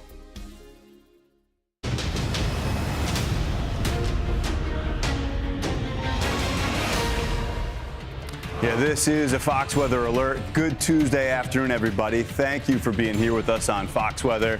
I'm Ian Oliver, and we've got a dangerous stretch ahead. Again, it's been early and often so far in this young severe weather season. Today's high-end threat, though, stretches from the Midwest all the way down to Texas, and it includes a lot of people in this big, sprawling coverage, as I mentioned. 84 million people. That's about 1 in 4 Americans staring down at least some form of severe weather potential. So we're moving toward that right now. No active alerts, but what we're seeing is an atmosphere destabilizing and effectively preparing to produce some powerful storms. You look at those threats: 75+ mile per hour winds, hail that could be giant, up to the size of softballs down in Texas, and that's the scary aspect of it. Intense EF3 plus tornadoes, and we're just getting some new information from the Storm Prediction Center out of the Midwest, and that's where we find the most concerning atmospheric setup. That high alert, a level 4 out of 5 from the Storm Prediction Center, has been issued across parts of Illinois and Indiana. That's highlighting the threat for multiple intense or EF3 plus tornadoes. It's the first level 4 out of 5 threat issued by the SPC anywhere in the country since July of last year, and the first since May of last year for either Illinois or Indiana. So it's been a while since we've seen a hazard like this, but it hasn't been a while since we've had terrible severe weather. You only have to go back to the latter part of last week. So here we go. Broadly speaking, you got Great Lakes down to the Rio Grande, but that's the level 4, shaded in pink, from northern parts of Illinois over into Indiana, Peoria over toward Fort Wayne. Chicago, which you just saw a live picture of, included in the level 3 out of 5 risk. There are some interesting things going on right across the Chicago metro area from north to south, and we'll talk about those. But look at these storm reports. These are from Friday. Then we overlay on the threat for today. Keep in mind, a terrible situation on Friday where we had loss of life, significant damage in both Oklahoma and southern Michigan. All these places are included in the severe weather threat again as we move forward through the next several hours. I mentioned Chicago. So here is the boundary, this warm front, which is effectively stalled at this point. It's 42 degrees in Chicago, but 59 in Kankakee. Fort Wayne and Peoria are way up into the 70s. Peoria is at 77. Springfield, Quincy, and St. Louis up into the mid-80s. So that's where all the storm energy is. This is that bulletin I mentioned coming from the Storm Prediction Center, a watch to be issued within an hour or two in that zone, and they're highlighting strong to intense tornadoes possible. So that's EF2 to EF3 plus, and you can lock that in. The watch likelihood is 95%. There's a tornado watch coming from the Storm Prediction Center. Live radar shows quiet conditions for now. Couple areas to watch. It's a dry line down across Texas, which we'll talk about coming up in just a moment. This storm energy, though, for the Midwest is building and has been throughout the day today. And once these storms fire and tap into that, all this moisture streaming up from the south. That's another aspect of it. Look at the dew point. Chicago is at 36. It's that cold, a much drier air being influenced by Lake Michigan, which for some of the top-end severe weather for Chicago proper may be a bit of a saving grace. You'll see that. But this boundary back through here, Amarillo is at 41, very dry air. Dallas and Austin, upper 60s. That's muggy, and that's going to help fire up more of the severe weather. High tornadic potential along and south of that warm front. And I mentioned the cold air coming off of Lake Michigan. I say cold. Bob Van Dillen and I were looking at it earlier this afternoon. Those water temperatures are still in the upper 30s. So that cold, dense air, which is shallow right at the surface, sloshes off to the south, and it's actually kind of pushing against that warm front, which is going to act as the boundary for the greatest tornadic potential, you could say. And it's represented right here in the outlook from the Storm Prediction Center. That darker red in there, level 3 out of 5. That's the probability, the likelihood. This is the intensity in this hatch zone. That's what we're talking about, EF3 plus. So intense tornadoes. You look at the intensity forecast from the SPC, looks an awful lot like that mesoscale discussion they just put out, referencing the fact that a tornado watch is coming. And I mentioned what just played out down in southern parts of Michigan. Some of these areas are facing that threat once again. So I did want to show you this real quick. We'll scrub through this slowly. As we head through, that's 2 o'clock, 3 o'clock local time. So as we're moving through the next couple of hours, it's this set of storms right here that has been very, very persistent in the short-term forecast modeling. Some supercells likely just south of Chicago and into Kankakee. I don't want to make it sound, though, like Chicago is going to be left out by these storms. Those are powerful storms that are going to be moving on through with the possibility of large hail, damaging wind gusts, some tornadic potential. Just the higher end threat is a touch farther off to the south. But with an inversion in place, those are going to be some loud storms that roll on through and some effective rainmakers. They just put out a flood watch for the Chicago metro area, point south and east from there. So we got a lot to watch, the whole spectrum of severe weather and flood hazards as we move through the next several hours. Let's head out to the Midwest, where the tornado and thunderstorm threats are ramping up as we speak. Fox Weather is tracking those storms with our exclusive storm trackers driving in the highest risk areas. And that's a live picture right there from exclusive Fox Weather storm tracker Corey Gerken. He's in Piper City, Illinois. He's joining us on the phone now. Corey, what's going on? Where are you headed? I'm sure you just saw that mesoscale discussion that the SPC put out. It appears as though this is a dangerous tornadic setup over the next few hours. Yeah, we're very confident in multiple strong to intense tornadoes today, along the warm front. Right now you can see we're starting to get pretty agitated Q field going on here. We're starting to get some pretty decent bubblers happening. So I believe here probably the next hour, we'll probably have a storm starting to fire. We had our lake breeze boundary, and there's another boundary that came from the southwest. I'm not entirely sure what that was, but they just collided. So I think that should help fire a storm up here soon. So we're just kind of hanging out, just waiting to see where this thing actually pops. Yeah, that's a really interesting setup, right? With that front, the old front, the warm front that's there, and also the lake breeze, as you mentioned. It's going to be a very mesoscale scenario moving forward through the next several hours. What are you thinking as far as pre-positioning? In the high-resolution forecast models, it does appear as though we're maybe, 1-2 hours out from at least a few supercells firing. Yeah, I mean, it won't be like, the environment today is pretty explosive. I'm pushing about 80 degrees, in early March, so it won't take long. I mean, this agitated Q field has just been growing pretty rapidly out here, so yeah, I give it an hour and we'll have something popping out here. But the environment itself is pretty volatile. We got pretty strong storm relevant helicity already on top of the warm front, which also enhances that shear. So we're talking strong tornadoes on the warm front. But yeah. I like to position further east of it, let it build. So I'd rather drive west into it instead of being behind it and trying to catch up to it. So just trying to stay east of where it fires. Corey, what do you make of this start to the severe weather season? I mean, it's been, we had the terrible tornadoes to close out last week, and now here we are. It's the first level 4 out of 5 issued by the Storm Prediction Center since July of last year. Yeah, it's pretty odd. It's been, like severe weather is fairly common, down south during the winter months, and we just haven't had anything. It's like 5 months of nothing. We had some snow events, but, we get into March and everything's just letting loose now, and it's odd that to be this far north. Usually we are focused on Dixie right now. It's a lot of times about mid-March, you start getting those big severe risks down south, and here we are up in northern Illinois.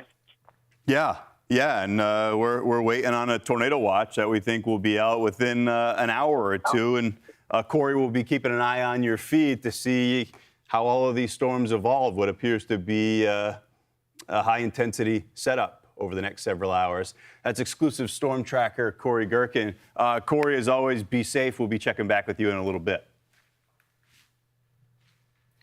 Let's move our way a touch farther off to the south, as there's a couple of enhanced areas, and everywhere in between faces the severe weather potential. Bain Froney has been watching the southern aspect of this, and Bain, that dry line, we're talking about the hail size, the SIG that they put out, the conditional intensity group, it's maxed out, 3 out of 3 for hail. Even looking at the satellite imagery of this, you can see that thing so clearly. And the fact that we also do have a lot of daytime heating accompanying these systems, we have a lot of instability in the atmosphere. We're probably going to start to see some of those storms popping up within the next couple of hours.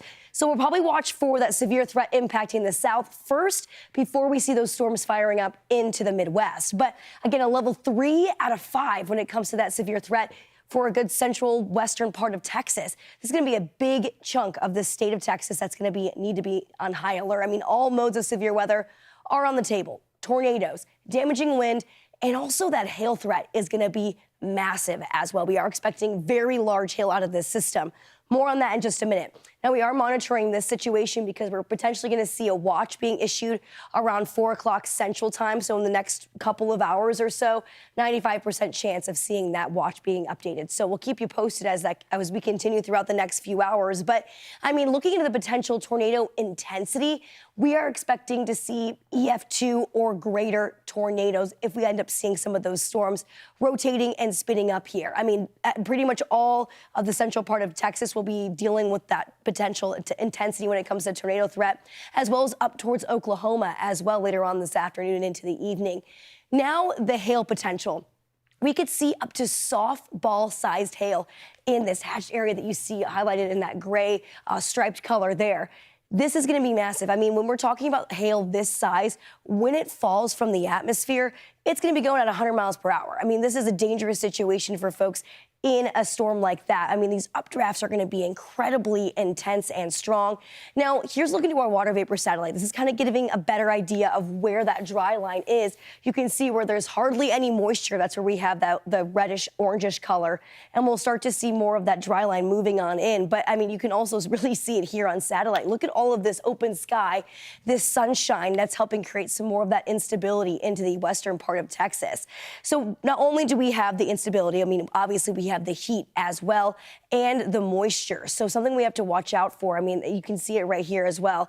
Very evident where we have that dry line moving on in. Now, again, focusing more onto the dew points.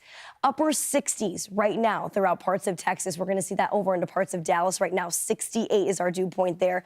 69 in Austin as well. Now, our temperatures are also incredibly warm. This is the fuel that we need to get these storms rocking and rolling. So a lot of available storm energy as we move throughout this afternoon. What you see here on radar, too, we do have that widespread showers. Nothing severe at this point, but it's something that we're keeping a very close eye on. But for the most part, all of that energy or all of those severe potential is going to be within the next few hours right behind this. This is just a little bit of instability kind of getting wrapped up into it. On top of this, too, we have a lot of wind shear in this area. So we have winds coming in at the surface, coming in from the south. You can also see that more of that twisting of the winds a little bit higher into the atmosphere. We need that twisting into the atmosphere for these storms to rotate. And once we have a little bit of rotation, that's when we could see a spin-up tornado starting to move on into the area. Let's track this out for you timing-wise. Within the next maybe hour or so, we'll start to see a lot more of this energy really firing up along that dry line. You can see those storms really starting to populate isolated systems there. And then once we get into the late night, evening hours, 5 o'clock, 6 o'clock, Ian, I think that line of storms is going to be getting even stronger. The most intense systems will be on that line, and that'll continue into the late night hours, too. So it's going to be a very long night for folks in Texas and into the south, and including parts of Oklahoma, too.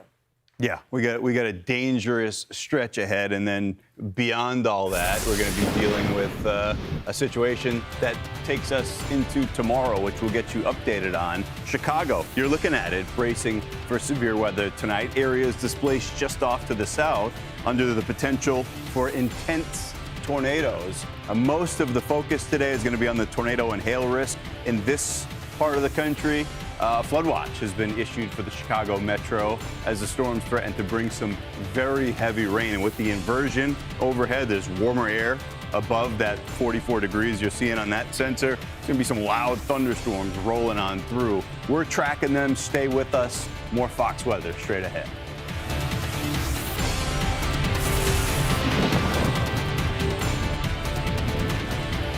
Behind this curtain is an outdated bath and shower. Imagine transforming this eyesore into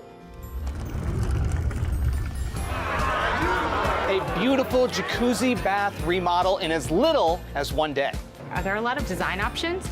Yes, Jacuzzi has stylish shower walls, designer colors, and premium features like soft closed doors. Call right now and Jacuzzi will waive installation costs with no interest and no payments for up to a year. Just step right into your easy entry shower by Jacuzzi. We have durable grab bars, grab shelves. This is a great safety feature. I love this. It's really beautiful. The quality of it, I'm blown away. Best of all, it's from Jacuzzi, the most trusted name in water for over 70 years. Call or go online now to jacuzzibathremodel.com. We're waiving all installation costs, plus zero interest and zero payments for up to 1 year. Go to jacuzzibathremodel.com or call 800-760-4654. Stay tuned to get this muddy mat up to a $20 value free. Are you tired of muddy paw prints all over your floors? Wet, dirty carpets? Constant mopping and cleaning every time your pet comes inside? Introducing Muddy Mat, the ultra-absorbent chenille mat that traps mud, dirt, and water instantly, keeping your floors spotless. The secret? Super absorbent chenille fibers that soak up to 5 times their weight in moisture.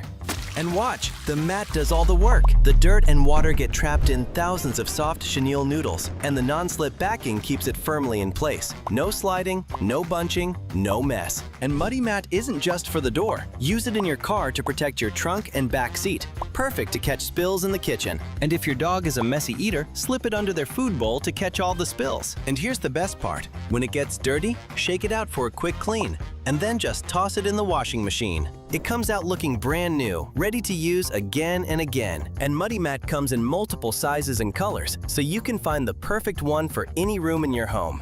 But now, let's hear what Muddy Mat owners have to say. Y'all, this is the Muddy Mat. It protects my floor. It is non-slip. It won't move. It has saved me so many times. I am loving this. I keep this one by my back door. You can see it has those big 1-inch chenille loops with the non-skid backing. There's a ton of colors and several sizes to choose from. My floors have never been so clean. This is the best mat I've ever found, and we have tried many.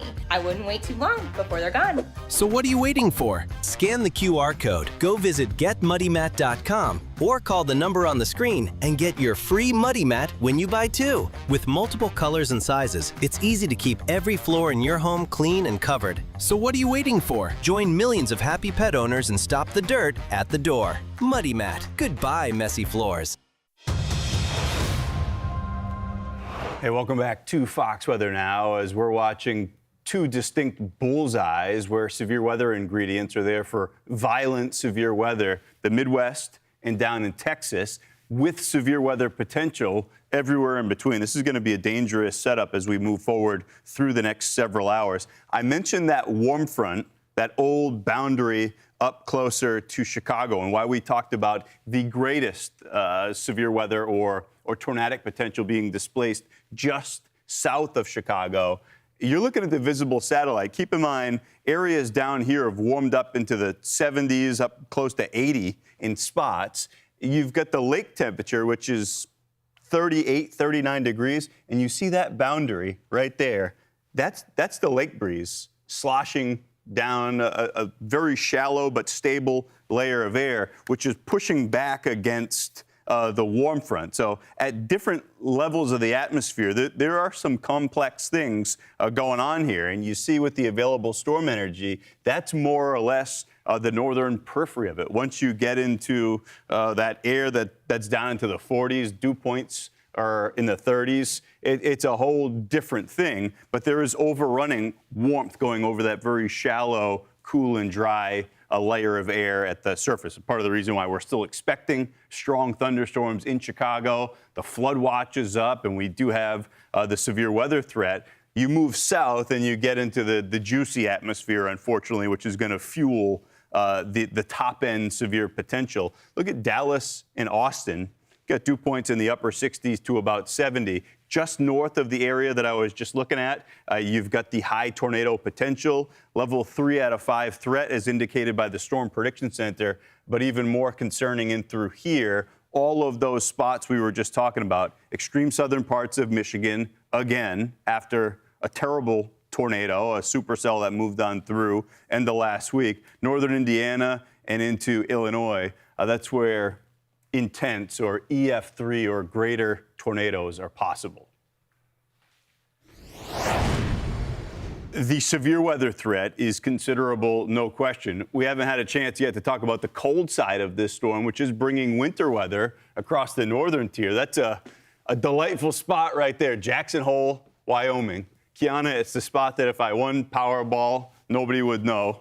My phone would ping. I'm in Jackson right there. But yeah, it's still winter on the cold side of this storm. It very much is. And a lot of this cold air is being fueled from Canada around that very same low that you're tracking with the severe weather. So for some of our folks, it's going to be up into parts of Minnesota, back towards, say, Wisconsin, over towards the northern plains, where we're seeing this kind of revival of winter weather. We really haven't let up in some of these areas, and that cold air, well, it's pulling in and it's meeting up with that precip, and boom, you have this opportunity for some of that wintry mix. Could see some ice, eventually switching over to an all snow scenario by the time we get into tonight. Notice that we're starting to see some of this snow kind of filter into areas like Rapid City, back towards Sioux Falls. Eventually, this does start to pick up in intensity as it moves off towards the east. We'll watch an area like Green Bay and Minneapolis, where we may start off as some freezing rain, and then we finish once that cold air moves in and kind of settles in as some snow in some of these areas. So that's going to be where we see this secondary round of winter kind of making a comeback in some of these areas. It goes right into tomorrow morning,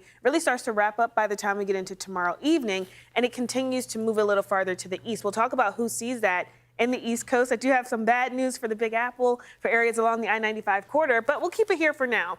Notice the UP of Michigan back towards, say, northern Wisconsin, even out towards Minneapolis, are on that fine line of seeing upwards of 3 to 5 inches. And then the farther north you get, the colder the area is. So for an area like Sault Ste. Marie, could see upwards of a foot of snow that tries to pile in there. All right, now, as we kind of look at Marquette, that snow starts tonight, takes us right through the overnight hours. Temperatures continue to cool well below the freezing mark, so it does look like the snow is going to be piling in and accumulating in many of those areas. I talked about this moving to the east. Here's where things get very interesting for us along the I-95 corridor. Notice that that cold air does make its way all the way across parts of New England, as far south as just about New York City, and then areas south of that, about the mid-Atlantic, could see some of that rain if you're on the east side of the I-95 corridor. Farther inland, we do still have that cold front pushing through, so that does keep things cold, and we could see some travel tricky conditions as we head into the latter half of our Wednesday as well, and going into Thursday too. But as we take a look here, this is where all of our alerts are still in place back towards the upper Midwest for now. Wouldn't be surprised, Ian, if a couple of these alerts find their way farther east across parts of New England. All right, Kiana, while we're talking about winter, let's head to the high peaks of New Hampshire. The tallest peaks in New England, the tallest peak right there, you're looking at it, a live look from the observatory tower at the summit of the Mount Washington Weather Observatory right there. That's sitting at about 6,288 feet. And here you'll find some of the world's worst weather with powerful winds, bitter cold, and frequent storms. Fox News meteorologist Adam Klotz has taken on those elements in a 3-day hike to the summit, and he joins us live from Mount Washington to discuss. Adam, I don't mean to throw numbers around because I'm like 2 years behind you, but you went to Africa last year to celebrate your 40th birthday. You hiked Mount Kilimanjaro, which this is like a third of that, but it does present some different challenges, right?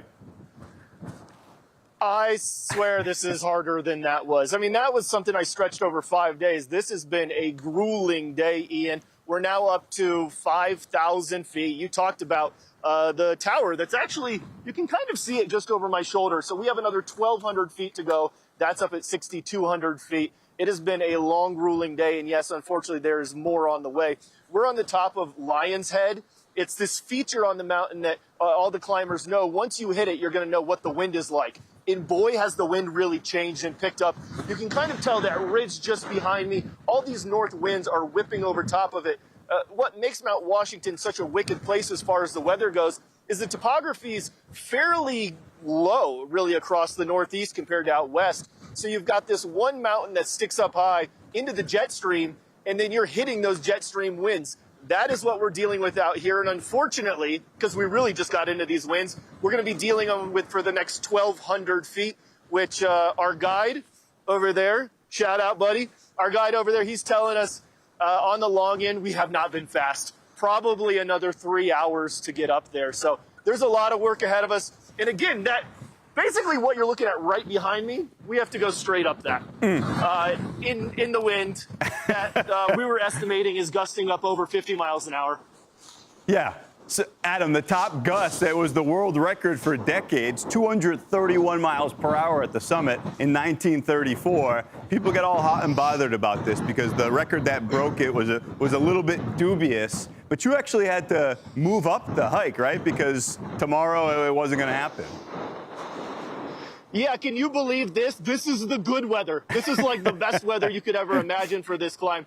Tomorrow, and I'm sure we'll join you again, but we're going to be up here all day long on Fox Weather. A big weather system's going to move in. Fortunately, we're not going to be hiking.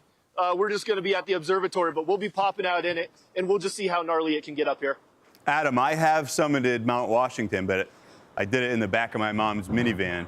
And we got the bumper sticker when I was a kid. Your journey is considerably harder, and we're looking forward to seeing what that final stretch looks like. That's Fox News meteorologist Adam Klotz. Thanks for joining us mid-hike. Be safe up there. Enjoy the views. Tell your mom to come pick us up if she can.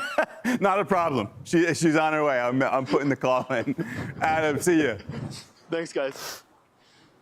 All right, back to the lower elevations and what we're following with this severe weather potential. We know what's going on in the short term, but we have to talk about what this storm does beyond this evening and tonight, which are similar things, unfortunately. More severe weather potential as we move into the day on Wednesday. You're seeing places like Shreveport, included in this hazard, from the Sabine River, close to the Houston metro area and Louisiana, all the way up into the mid-Atlantic and parts of the Northeast. So this is a sprawling level 2 out of 5 threat. Again, as we move through the day tomorrow and the early part of this springtime severe weather season, which feels like it doesn't want to let off the gas at all. 2 areas of tornadic concern, or at least of the greatest tornadic concern. Level 2 up closer to that area of low pressure. That'll be across parts of the Appalachians and interior parts of the Northeast, and down across the lower Mississippi back to the Sabine River. A little bit of extra spin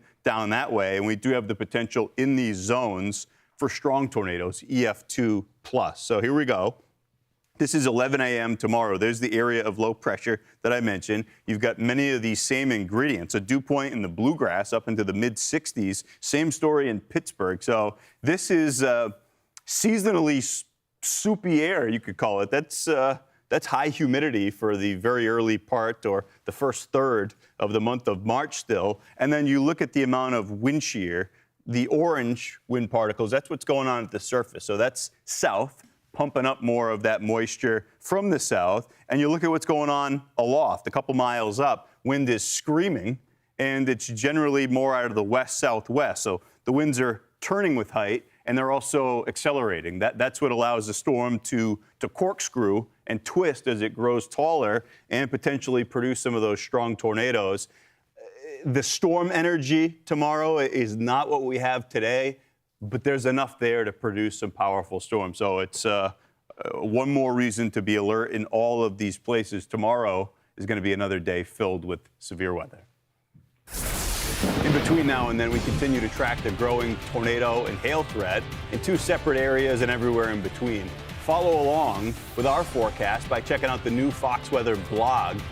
QR codes on the right side of your screen. You see some of the latest bulletins, all the latest information as it comes into our newsroom, and the Fox Forecast Center goes right there. So you can track the storms in real time with us, maybe on the big TV, the phone, or the iPad. You can scroll through and see all the latest reports that are coming in. And remember, and if you have a weather photo or a video to share, if you can do so safely in this setup, you can head to foxweather.com/connect and upload it there. Again, just make sure you do that safely. Stay with us. More Fox Weather after the break.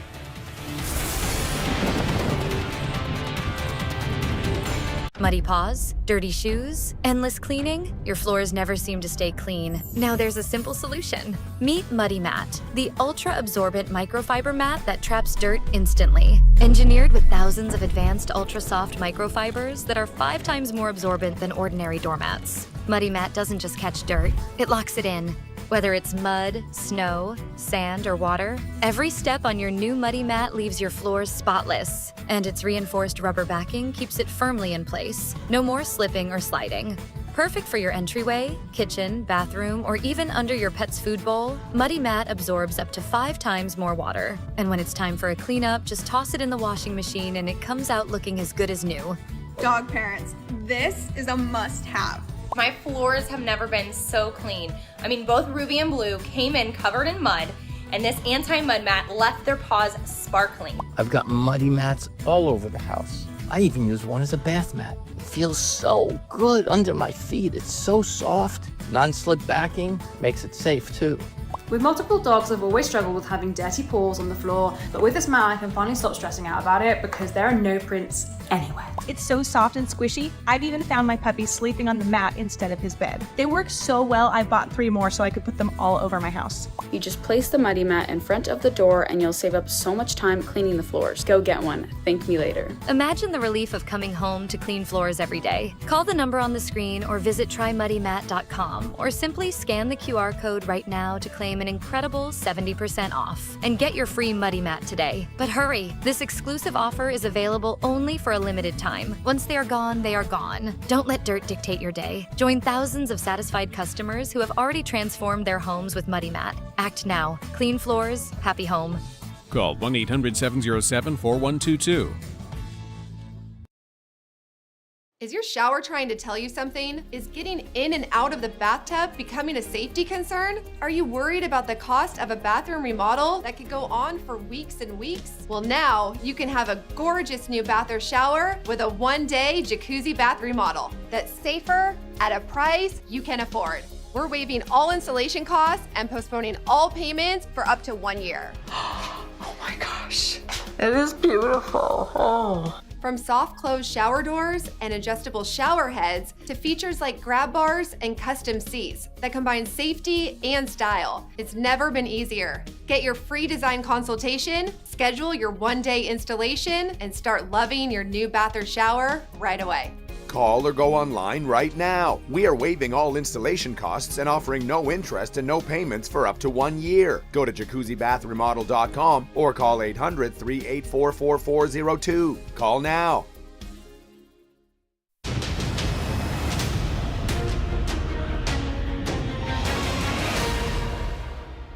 Hey, welcome back to Fox Weather Now. Thanks for being here at the bottom of the hour. I'm Ian Oliver. This is an uncomfortable time frame as we think this is an atmospheric scenario that's going to go from 0 to 100 quick as we head on through the next hour and a half or so. And we've got the high-end severe weather potential. 2 separate areas with a level 3 out of 5 threat from the SPC and the upgrade that happened earlier today to a level 4 out of 5 threat. It's the first one of those that we've seen since July of last year. So it's been a while. Our storm trackers, Brandon and Corey, you got their live pictures over here. They're pre-positioned. Corey said he's watching that cumulus cloud field growing. And once the switch flips, we've got problems in some of these places with the storm threats being very intense, very elevated, winds that could exceed 75 miles per hour, straight line damaging winds, giant hail, especially down in Texas. We could see softballs today, and the tornadic threat, EF3+. So we're talking about the possibility of intense long track tornado. So let's get to it. This atmospheric setup over the Midwest is particularly concerning. There's Gibson City, Muscatine, Iowa, the sprawling zone where we have the level 3 and the level 4 threats. In total, everywhere included under some form of severe weather threat here. It's about 84 million Americans. There are many big cities included in that. It's about a quarter of the country included in that overall threat zone. But the top end tornadic potential is right in through there, where we're going to see a set of atmospheric circumstances that allow for the potential for some of those supercells and long duration, long lived tornadoes. So yeah, again, there's the level 4 out of 5. Do want to highlight the fact that we closed out the end of last week with terrible severe weather, confirmed tornadoes, loss of life, significant damage in both Oklahoma and southern parts of Michigan. Both of those spots are included in this severe weather threat again as we move forward through all of this. And that's especially the case up into southern parts of Michigan, which are in that level 3. This boundary is especially important because if you think back to Friday, we had that one supercell rode right along the boundary, and it had a long duration lifespan, produced a tornado, I believe it was 4 separate times, with the peak being that EF3. The position of this is hugely important, and Lake Michigan is playing a giant role in this. If you kind of eyeball test what that front would be doing, this kink, or it's getting shoved or bullied off to the south by very cold and drier air coming off drier because the cold air can't hold as much moisture. Chicago is at 41. Peoria is at 77 degrees. So that's the lake breeze shoving that boundary a touch farther off to the south, which doesn't protect Chicago entirely from the severe weather threat, but it does keep the top end tornadic potential farther off to the south, because over Chicago, with that cold layer of air at the surface, the thunderstorms will be elevated. They'll be very loud. They're going to produce a lot of rain and all the other severe weather concerns. But in through here, that's the reason why you see the position of this mezzo that was just issued, call it 20 minutes or so back from the Storm Prediction Center. There's a tornado watch coming, 95% chance.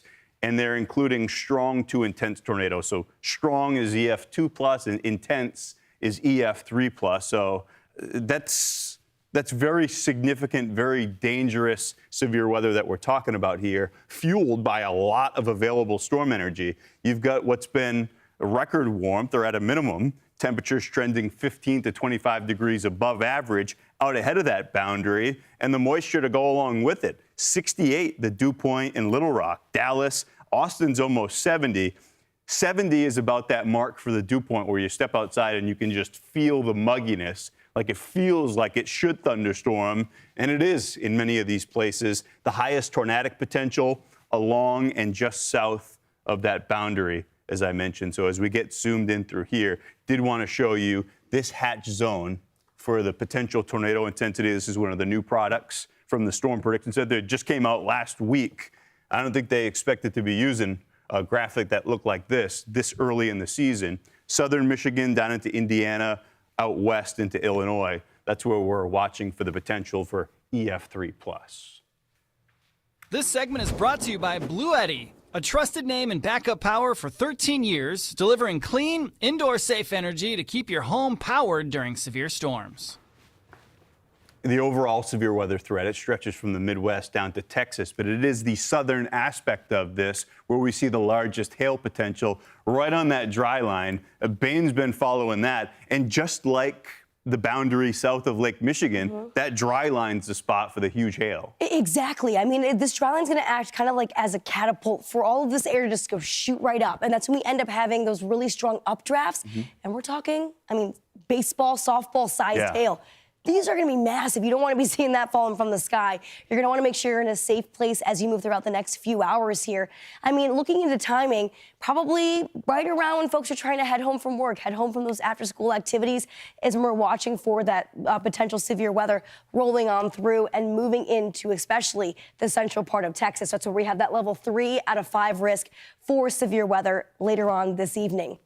Now, all severe weather modes are going to be on the table. Tornadoes, damaging wind gusts, and, of course, that large hail. We're going to take a deeper dive into all of that in just a minute here. But let's focus on the tornado risk, because right now we are expecting to see a watch being issued by around 4 o'clock Central Time. It's a 95% chance of seeing that watch being issued, so we'll watch out for that.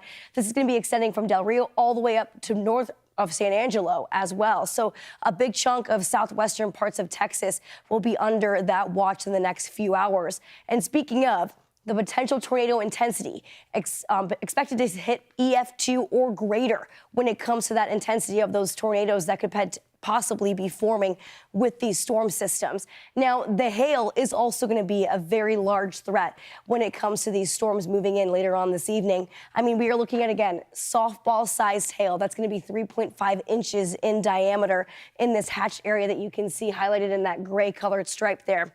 I mean, this is pretty much all of Central Texas has a possibility of seeing that sized hail. I mean, we also have to look into Oklahoma, too. Could also be seeing close to 2-inch in diameter hail. It's the size of an egg.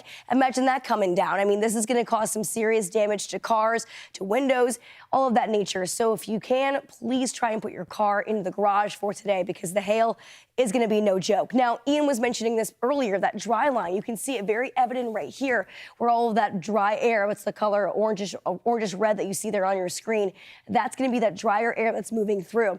Now, we also have a lot of sunshine currently in that area, helping create some of that instability into the atmosphere, allowing for those storms to really strengthen as we get into the later afternoon, early evening. I mean, very evident there where that dry line is starting to form up. Now, we do have a couple of showers into the northern parts of Texas right now, like near Dallas. But for the most part, none of that has been severe. We're just looking at more so rain. But that's kind of part of that instability that's been going on. I mean, looking at the moisture here, dew points are in the upper 60s for parts of Texas as well as into Oklahoma. A lot of available storm energy for this. We have the heat, we have the moisture, and we also do have the shear. We have the twisting of the winds, and we need this to have those storms to rotate. And with that rotation, that's when you end up seeing that tornado threat. Timing-wise for this, we still have the chance to see a couple of those isolated storms ahead of this dry line, ahead of this front moving in. Those are going to still potentially be severe within the coming hours. But then it's going to be this stronger line of storms that starts to get on through around 6 o'clock, 7 o'clock Central. And that'll continue throughout the late night hours as well, potentially even overnight as it continues to track across the state of Texas, late night hours into very early Wednesday morning before moving out of there. Now, in the morning hours on Wednesday, could still see a couple of those stronger systems that severe threat starting to lessen and lessen as we go throughout the very early morning hours on Wednesday, but still something to watch out for. I mean, that tornadic activity is going to be possible late tonight when the sun goes down, Ian. So folks need to make sure they have ways to get those notifications on their phone, using a weather radio, anywhere that you can get those warnings. You're going to want to make sure you can have that available right by your bedside just in case those storms start popping up into the late night hours, Ian. Yeah, that's critical, no question. And you're showing us 7 a.m. Yeah. Right there. You consider that once we have the atmosphere re-energizing, moving through the day tomorrow, we got a whole additional day where we've got a big swath of the country, Music City's right in the middle of all this, from more or less Lake Erie to the Delmarva Peninsula, arcing all the way back to Texas. That front will be triggering more severe weather, and it's all modes of it again. So that's the level 2 out of 5 threat zone, but we've got 2 separate areas where the tornadic probabilities are a level 2 out of 5 as issued by the Storm Prediction Center. One up closer to the Ohio River and up into Pennsylvania. The other both sides of the Sabine River and the lower Mississippi, places like Houston out to Jackson and into a big chunk down to about Baton Rouge, you could call it. This is where we may see strong tornadoes, both spots, EF2+. And you also notice the nation's capital, Baltimore included in that, all the way back up toward Erie. This is the dew points surging north, and we had mentioned today, we saw several that were already in the upper 60s. Shreveport tomorrow, dew point of 70. That's some serious atmospheric moisture to fuel these storms. And there's wind shear screaming off of the Gulf. It's a south wind. You head a couple miles up, it's generally out of the southwest. So these are winds that are turning and accelerating with height. And the storms with that tap into those changes in wind speed and direction. That's what allows them to corkscrew and twist, rotating updrafts that produce not just tornadoes, but strong ones, what could be, again, long track tornadoes.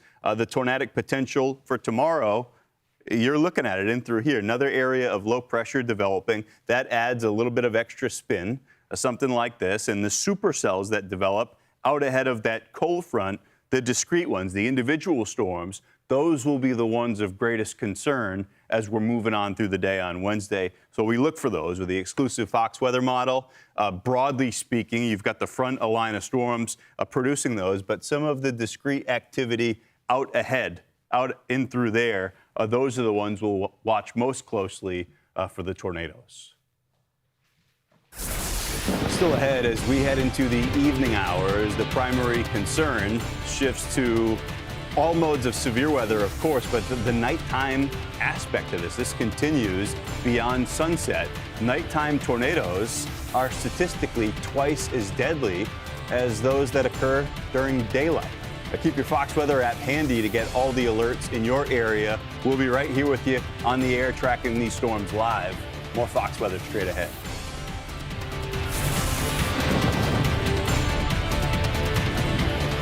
Behind this curtain is an outdated bath and shower. Imagine transforming this eyesore into a beautiful jacuzzi bath remodel in as little as one day. Are there a lot of design options? Yes, Jacuzzi has stylish shower walls, designer colors, and premium features like soft closed doors. Call right now and Jacuzzi will waive installation costs with no interest and no payments for up to a year. Just step right into your easy entry shower by Jacuzzi. We have durable grab bars, grab shelves. This is a great safety feature. I love this. It's really beautiful. The quality of it, I'm blown away. Best of all, it's from Jacuzzi, the most trusted name in water for over 70 years. Call or go online now to jacuzzibathremodel.com. We're waiving all installation costs, plus zero interest and zero payments for up to 1 year. Go to jacuzzibathremodel.com or call 800-760-4654. One of the biggest challenges my clients face is buying and selling a home at the same time. That's why who you work with matters. With HomeLight, we're able to help our clients buy and sell at the same time. It's the most game-changing product in real estate today. Muddy paws, dirty shoes, and endless cleaning? Are your floors always dirty no matter how many times you clean? Now there's a simple solution. Meet Muddy Mat, the ultra-absorbent microfiber chenille mat that keeps your dog's paws so clean, it's like they're wiping them at the door. Muddy Mat is designed with thousands of advanced ultra-soft microfibers that are 5 times more absorbent than ordinary doormats. My floors have never been so clean. I mean, both Ruby and Blue came in covered in mud, and this anti-mud mat left their paws sparkling. They step across it just once and it completely makes their paws completely clean of mud. This is the best mat I've ever found, and we have tried many. There is still a sale going on. I wouldn't wait too long before they're gone. Call or go to trymuddymat.com or scan the QR code to claim your 70% off and your free Muddy Mat. What are you waiting for? Call or go to trymuddymat.com or scan the QR code and get your own Muddy Mat today. Your major vet bills are not covered by what you can put away monthly. If I didn't have pet insurance, I would be homeless. The bills are astronomical. There's peace of mind knowing that Fetch has us covered. Fetch provides coverage for all of this and so much more. Even healthy puppies and cats can need unexpected care sooner than you think. Submitting claims is fast and easy, and all vets are in network, so you can get paid back at your vet or any vet in the U.S. or Canada. Get paid back up to 90% of vet bills with Fetch Pet Insurance. Get your free quote at fetchpet.com. EverDry's Deal of the Month is back with a price drop on our best-selling boys short design. Get a 5-pack for $59.95, usually $69.95. This deal is only available in March, so don't wait. Learn more at everdrys.com/deal. Hey, welcome back to Fox Weather Now as we watch about a quarter of the country included in some form of severe weather risk. 2 heightened zones, though. Giant hail possible down across Texas. We're talking about softballs or larger, and the tornadic threat in through here. It's the first 4 out of 5 hazard issued by the Storm Prediction Center since July of last year. And for these places, either state, Indiana or Illinois, you have to go back to May of last year. So the end of the springtime severe weather season. But we're right here at the beginning, and boy, has it been a brutal and fast start. So here, spots just south of Chicago, Peoria over into Indiana, that's where we have the level 4 out of 5 zone. And it's going to be this boundary right there dictates where we have the highest tornadic potential. That boundary and points south. You notice the lake influence, Lake Michigan. It's 41 degrees in Chicago, but 61 in Kankakee and 77 in Peoria. Springfield, Illinois is at 82. And look at St. Louis now. St. Louis, it feels like we are in late May with temperatures up into the mid-80s, but you can actually see that lake breeze working and pressing against the warm front, which generally speaking would be about here, cutting across Lake Michigan. If you look right there, that outflow boundary, you can watch it on visible satellite. That's that lake air pushing back against the warm front.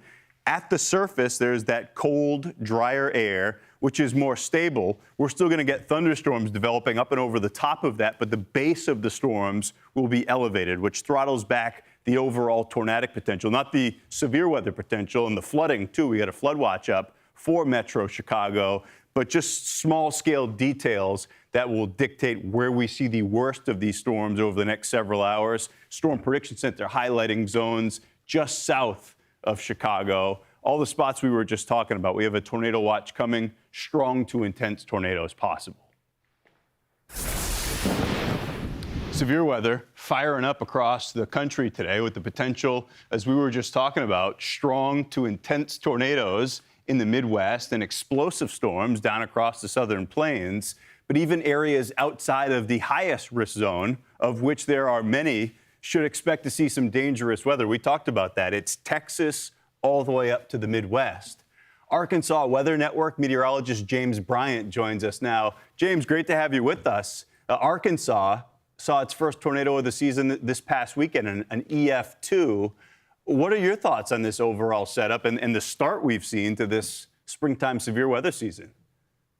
Yeah, thanks for having me. We had that tornado early Saturday morning. It was just after 5 a.m. in southwest Arkansas. It actually hit a mobile home.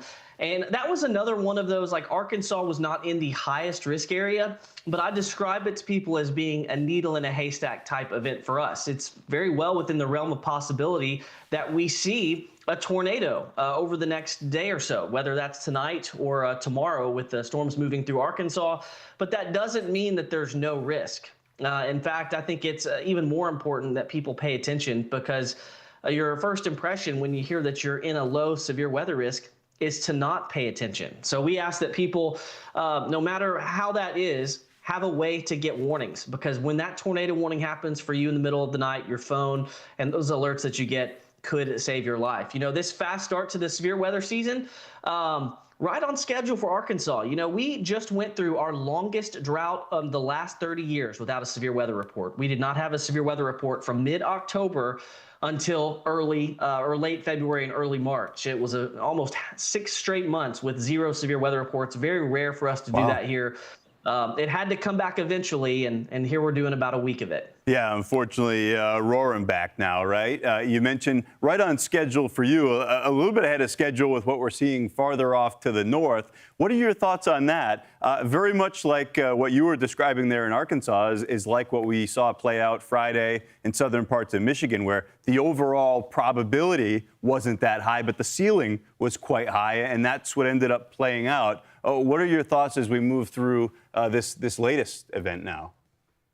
Well, it's kind of unfortunate. What a setup for that higher risk area that's up in northern Illinois. You know, you've got instability levels that are really just unheard of for this time of year, and everything just kind of seems to be perfectly coming together, that if you can get a supercell up there, you're going to get some intense tornadoes. That's when you talk about those F3s or greater. And that's pretty rare, you know, just on a normal occurrence. But for that far north this early in the season, that's quite something, you know, and it's on this type of day where you really hope that there's some type of failure mode where it doesn't come together, because it's these type of intense tornadoes that seem to always have the highest impact on life. That's a great point. And we're looking at some of these new products from the Storm Prediction Center and even the legacy probability ones. When we're talking about in some of these places where we haven't had a level 4 risk for Indiana and Illinois, you have to go back to the very end of last springtime severe weather season. So it's, I don't want to say out of practice for a lot of folks, because in an isolated sense, we had terrible consequences already. What is your main message, though, for folks right there in Arkansas? As you said, it's kind of an extended hazard here this evening, tonight, and then renewed into tomorrow. Well, you know, just from the last week of severe weather that we've had, we've already had several tornadoes that have produced fatalities across several different states. And it just kind of underscores the importance of paying attention. If you get a tornado warning, making sure that you move to an interior room, getting out of mobile homes, getting off the road. Those are 2 really big things, because when the weather turns bad, I think everybody just kind of, at least in my region, just expects it. Maybe not so much further towards the north, but they just live with it. And sometimes they grow complacent and don't want to seek shelter or think it's not going to happen to them. But it's very important to just remain weather aware, be aware of your surroundings, and especially for overnight events like what we may see tonight into very early Wednesday, just kind of keep your finger on the pulse of what's happening with the weather in case there's a tornado warning or 2, and in case there's an actual tornado that occurs. You know, our only tornado so far this year was that one in southwest Arkansas, and it was an EF2, 5 a.m. in the morning, a strong tornado. And that right there is the most dangerous kind of tornado, because it often strikes when people are sleeping or may not have adequate access to warning. So that's been our message, you know, even though it's not a high threat for our region, it's mainly to the west and to the north. We want everyone paying attention just in case something happens. Yeah, great points, James. As you said, it's kind of human nature. When you look at some of those maps, your eye is immediately drawn to the highest threat. But if there's any threat issued for your area, it's for a reason, and you need to pay attention, particularly in a setup like this where the ceiling is so high. That's meteorologist with the Arkansas Weather Network, James Bryant. James, great to chat with you this afternoon on Fox Weather. Thank you. Yeah, thank you so much. You bet. Springtime severe weather season has started, clearly, but in other places, winter is not done just yet. Kiana, you've been following this, and yeah, that looks awfully wintry. A live picture from Jackson. Yeah, you know, winter is kind of that person that doesn't know when they've outworn their welcome a little bit. Yeah, you know, gotta go home, Roger. That's what's kind of playing out here across parts of the upper Midwest. We have this revival of winter weather. Marquette's going to be an area. Minneapolis is going to be another area that we could see up to about nearly a half a foot of snow. It's snowing there now. We're going to talk more about the details of who sees the bullseye, and plus back across the Northeast. We're also going to be watching here too for maybe this kind of making its way all the way that far to the east. For now, here's where we have some of our winter weather alerts. So we do have winter storm warnings up towards Marquette, Sault Ste. Marie, all the way down that I-75 corridor. Ice storm warnings are pretty new. That just happened within the last 10 minutes or so. We're going to dive into the very latest for this, kind of get you updated on what's to come for this winter weather. Enjoy the warm weather across the East Coast because that will be changing too, Ian. I'll have more on that in the next hour as well. Yeah, no question. Yeah, nothing worse than ice, and that's especially the case when it comes in March. We've got a sprawling severe weather risk. Stay with Fox Weather as we move through this dangerous heat. Are you ready for a fresh new bath or shower? Well, now is the best time. We're waiving all installation costs and postponing all payments for up to 1 year. Hi, I'm Christina, and it's time to flip your old worn out bath or shower with Jacuzzi Bath Remodel today. Everyone knows the Jacuzzi brand. They're the most trusted name in water for more than 70 years. But did you know they can install a gorgeous bath or shower that feels incredible in as little as 1 day? It's no stress and no mess with a lifetime warranty. Now let's talk beauty. You deserve to start and end your day in a beautiful space that feels great and is custom designed just for you. So call or go online now to see the Christina preferred designs like Canyon, Farm, and Urban. Now that's the total bathroom beauty that I love at a price you can afford. And how about safety? Like an ultra low profile, easy entry shower complete with grab bars and a custom designed seat. You deserve safety and peace of mind without sacrificing style. Because with all the worries in daily life, taking a shower shouldn't be one of them. Every time I stepped over my old tub, I worried I might fall. I don't have those fears anymore. Jacuzzi Bath Remodel gave me a gorgeous shower that's safe too. I've been trying to get him to remodel that bath for years. I called and they did in just 1 day. And at a price we could afford. With one call to Jacuzzi Bath Remodel, you can effortlessly transform that old, ugly eyesore into the stunning bath or shower of your dreams that you'll love for years to come. For a limited time, we're waiving all installation costs and no interest and no payments for up to 1 year. Go to jacuzzibathremodel.com or call 800-384-7191. That's 800-384-7191. Call now.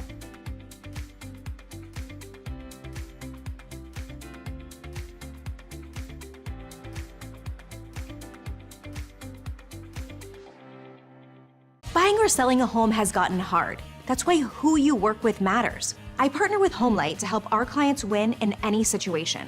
Our buyers find great deals on their dream homes, and our sellers get top dollar. Together, we all win. I have a structured settlement, and I call J.G. Wentworth, 877 cash now. I am an annuity, but I need cash now. Call J.G. Wentworth, 877 cash now. It's your money. Use it when you need it. Call J.G. Wentworth, 877. Call 877 cash now to get a $100 gift card for a free quote. It's 2026. Why are you still using pads for incontinence? Meet EverDries. EverDries are real underwear that look and feel just like your favorite undies, except they're leak-proof. Learn more at everdries.com.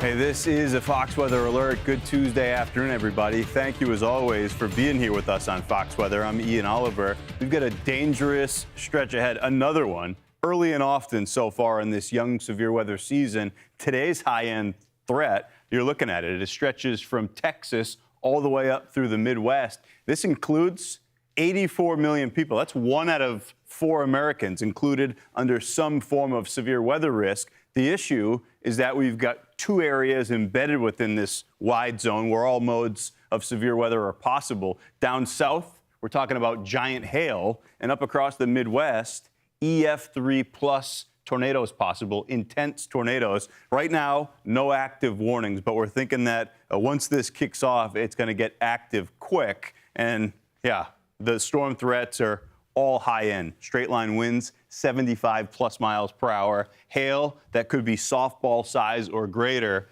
And as I mentioned, EF3 plus tornadoes. Those are our storm trackers. Brandon and Corey, they're keeping an eye on the situation, and they'll be in pursuit of any of those storms that start spinning. The atmospheric setup, we'll talk about the north first. This is where, in a tornadic sense, it's particularly concerning. It's also very interesting in a small scale or a mesoscale sense. You're saying, 43 degrees in Chicago. We're talking about tornadoes. The greater threat for tornadoes is displaced just south. And the reason that it's so cold there, that's a direct Lake Michigan influence. So there's the 4 out of 5. We've been talking about this. First one of these anywhere in the country since July of last year, and the first in Indiana or Illinois since May, the end of the springtime severe weather season last year. The storm reports from Friday do want to point out we had the loss of life, the tornadoes in both Oklahoma and Michigan, significant damage. These places are included in the severe weather threat again as we move forward through the next several hours. And that's an awful part of this as well. There's the boundary that I was talking about. So Chicago is 41. It's almost double that in Peoria, 80 degrees right now, 83 in Springfield. This is a ridiculously sharp temperature gradient, and that will be where the storms set up as we move forward. And you can even see it on visible satellite. That's the lake breeze coming down off of Lake Michigan, something like this. And as these storms start to fire, that'll be the boundary that they move along. Just south of that, that's where you have all the available storm energy. And this is a ridiculously exaggerated setup that shows just that. Now, this looks like it takes Chicago off the board for severe weather. I do think with what we've been seeing with the southerly extent of that lake breeze front, effectively, it takes the top-end tornadic threat out of it. We could see elevated storms because of the stable air at the surface producing some serious rain. There's a flood watch up for the Chicago metro and areas south and east from there, but we may still see hail and damaging wind gusts. So we got a lot to watch for. But yeah, the dew points, this is as exaggerated as the temperatures are. 35, which is dry air in Chicago, 60 in St. Louis. That's enough moisture to get these strong and severe storms going, and 68 moving down into Little Rock. This is what I was talking about for northeastern parts of Illinois into southern Michigan, northern parts of Indiana and northwestern Ohio. That's a flood watch through tonight with big-time rain totals expected. So let me back that up a little bit. We'll show you what exactly we're expecting. The forecast models had hinted at these, which the timeline is a touch delayed, but you do notice some of these discrete supercells here. Those are going to be intense, and they still include the Chicago metro area. So you need to most certainly be aware that you've got some strong storms moving in. Look at how this coverage expands.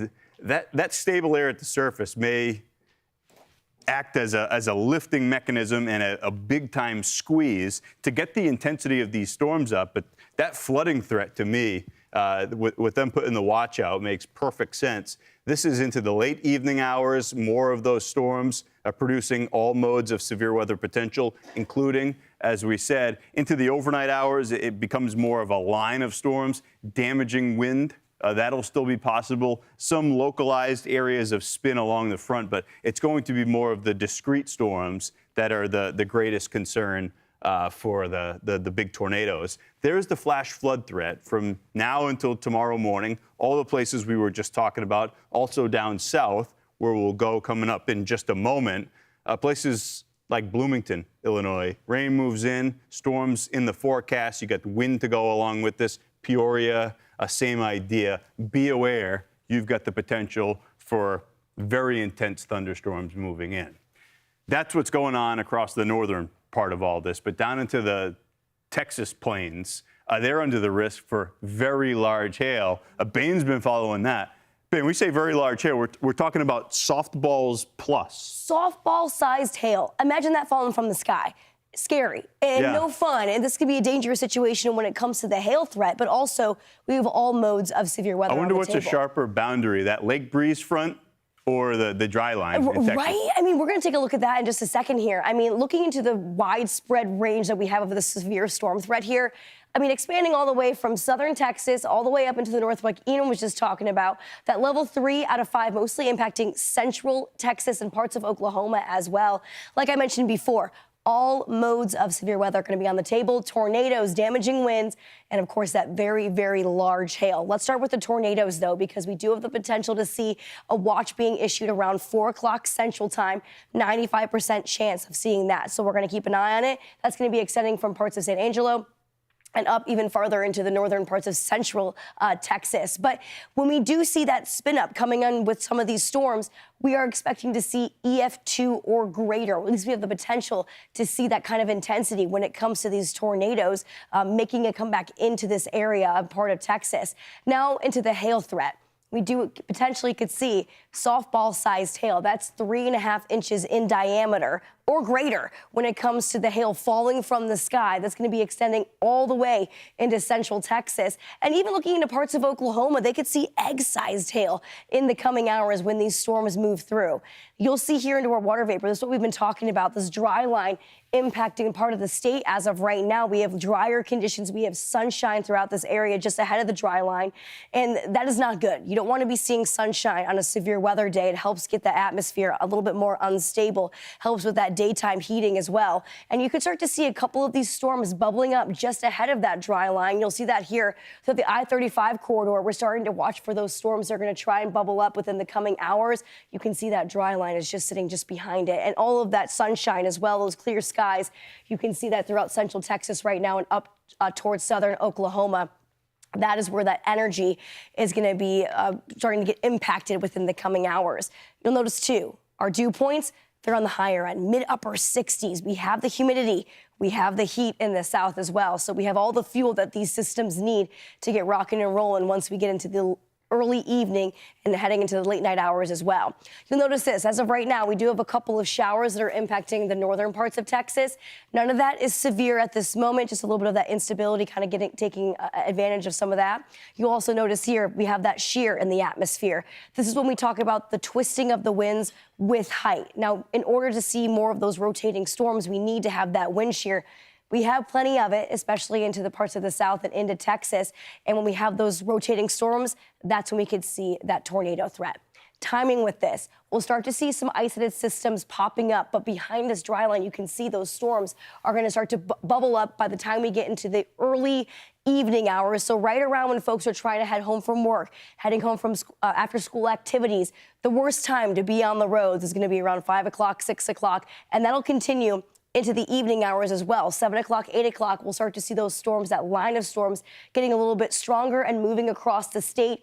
And this will continue late tonight, overnight into Wednesday as well. In the early morning hours, probably a little bit less of that severe threat, but it will still be strong systems possible into southern parts of Texas, like near Austin. San Antonio could also get down in the action there too, Ian. So we'll be watching out for that. This is going to be an hours-long severe threat throughout the south, parts of Texas, as well as into Oklahoma, too, where we're going to see monster-size hail and, of course, that tornado threat, too. Yeah, for the hail intensity, 3 out of 3, the SIG from the SPC, first one of those. They launched the product last week. Right. It's insane to see this coming into the next couple of hours here. Folks need to be on high alert, that's for sure. Make sure you have a way to get those notifications because this is going to be late tonight and continuing into the overnight hours, too. Yeah, folks there in Texas didn't sign up for that history. And then folks in East Texas all the way up through, you're looking live there, West Virginia, points north and east from there, PA, over to the Delmarva Peninsula. It's 82 degrees right now in Washington, D.C. Apparently Central Park hit 80 degrees too. We're smashing temperature records out ahead of this storm system. But when it's 82 in D.C. and it's March the 10th, you know that things are a little upside down and that nature will correct that imbalance, and that's what's going on here over the next couple of days. Tomorrow, a sprawling severe weather threat from Lake Erie down through the nation's capital, the Delmarva, all the way down back to Texas, as I was mentioning. At this point, it'll be a sprawling cold front, but with a little bit of extra spin down across the lower Mississippi. The Gulf always adds a little bit more of that, and closer to the actual area of low pressure. That'll be in the Appalachians and through parts of the Ohio Valley, too. These are places where we could see EF2 plus tornadoes, so strong tornadoes again tomorrow. That potential is there. And everywhere in between, there's at least some tornadic potential, EF0 or EF1. That was the light red shading that you could see. Damaging wind is a big concern, too. That's a level 3 out of 5 in through the northern zone, closer to that area of low pressure like I was talking about. This is lunchtime tomorrow, so multiple rounds of thunderstorms. They'll already be in progress here at lunchtime, but out ahead of this, with the heat of the day, the atmosphere continues to reload in a sense, or re-energize. The south wind is pumping up more of that moisture. The winds aloft, a couple miles up, are screaming out of the west. So there's a lot of wind shear, which is changing speed and direction of the winds with height. Plenty of that. The limiting factor tomorrow, I think a lot of this has to do with the cloud coverage and the fact that the rain, the thunderstorms will be in progress.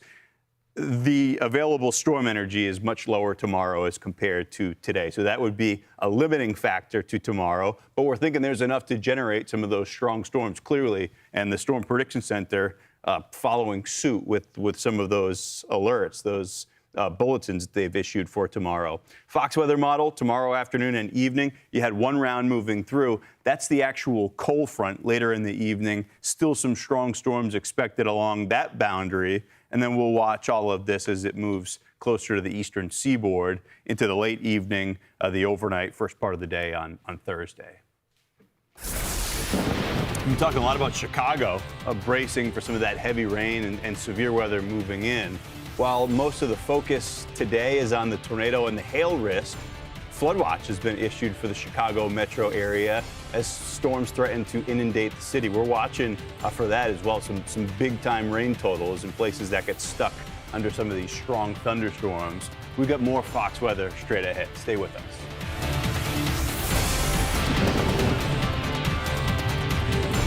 Is your shower trying to tell you something? Is getting in and out of the bathtub becoming a safety concern? Are you worried about the cost of a bathroom remodel that could go on for weeks and weeks? Well, now you can have a gorgeous new bath or shower with a one-day jacuzzi bath remodel that's safer at a price you can afford.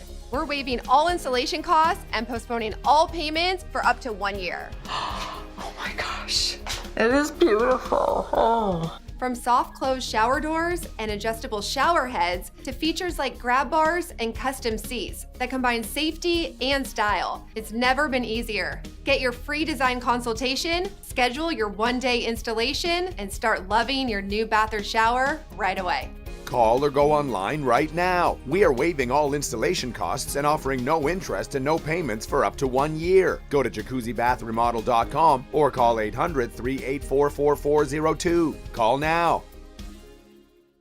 Whether because of discomfort, lack of mobility, your lifestyle, or occupation, you sit inactively way too many hours a day. Introducing Ellipse, the premium quality automatic seated exerciser that strengthens legs, increases mobility, and boosts circulation without physical strain or impact. It is so quiet that none of my coworkers even know I'm using it. Strengthen and tone your legs, increase your mobility, flexibility, and balance. Plus, stimulate healthy circulation. My joints feel better, my knees feel better, my back feels better. It makes me feel stronger too. Perfect for home therapy. Whisper quiet to use while you work. My circulation is moving, I'm burning calories, and it makes me feel energetic. Call now and order Ellipse, the seated exerciser that strengthens legs, increases mobility, and boosts circulation. Call and get upgraded to the Deluxe Bundle. Get the faster motor or 5 miles of steps per hour, the step counter, the sport mat, and wireless remote. Call now.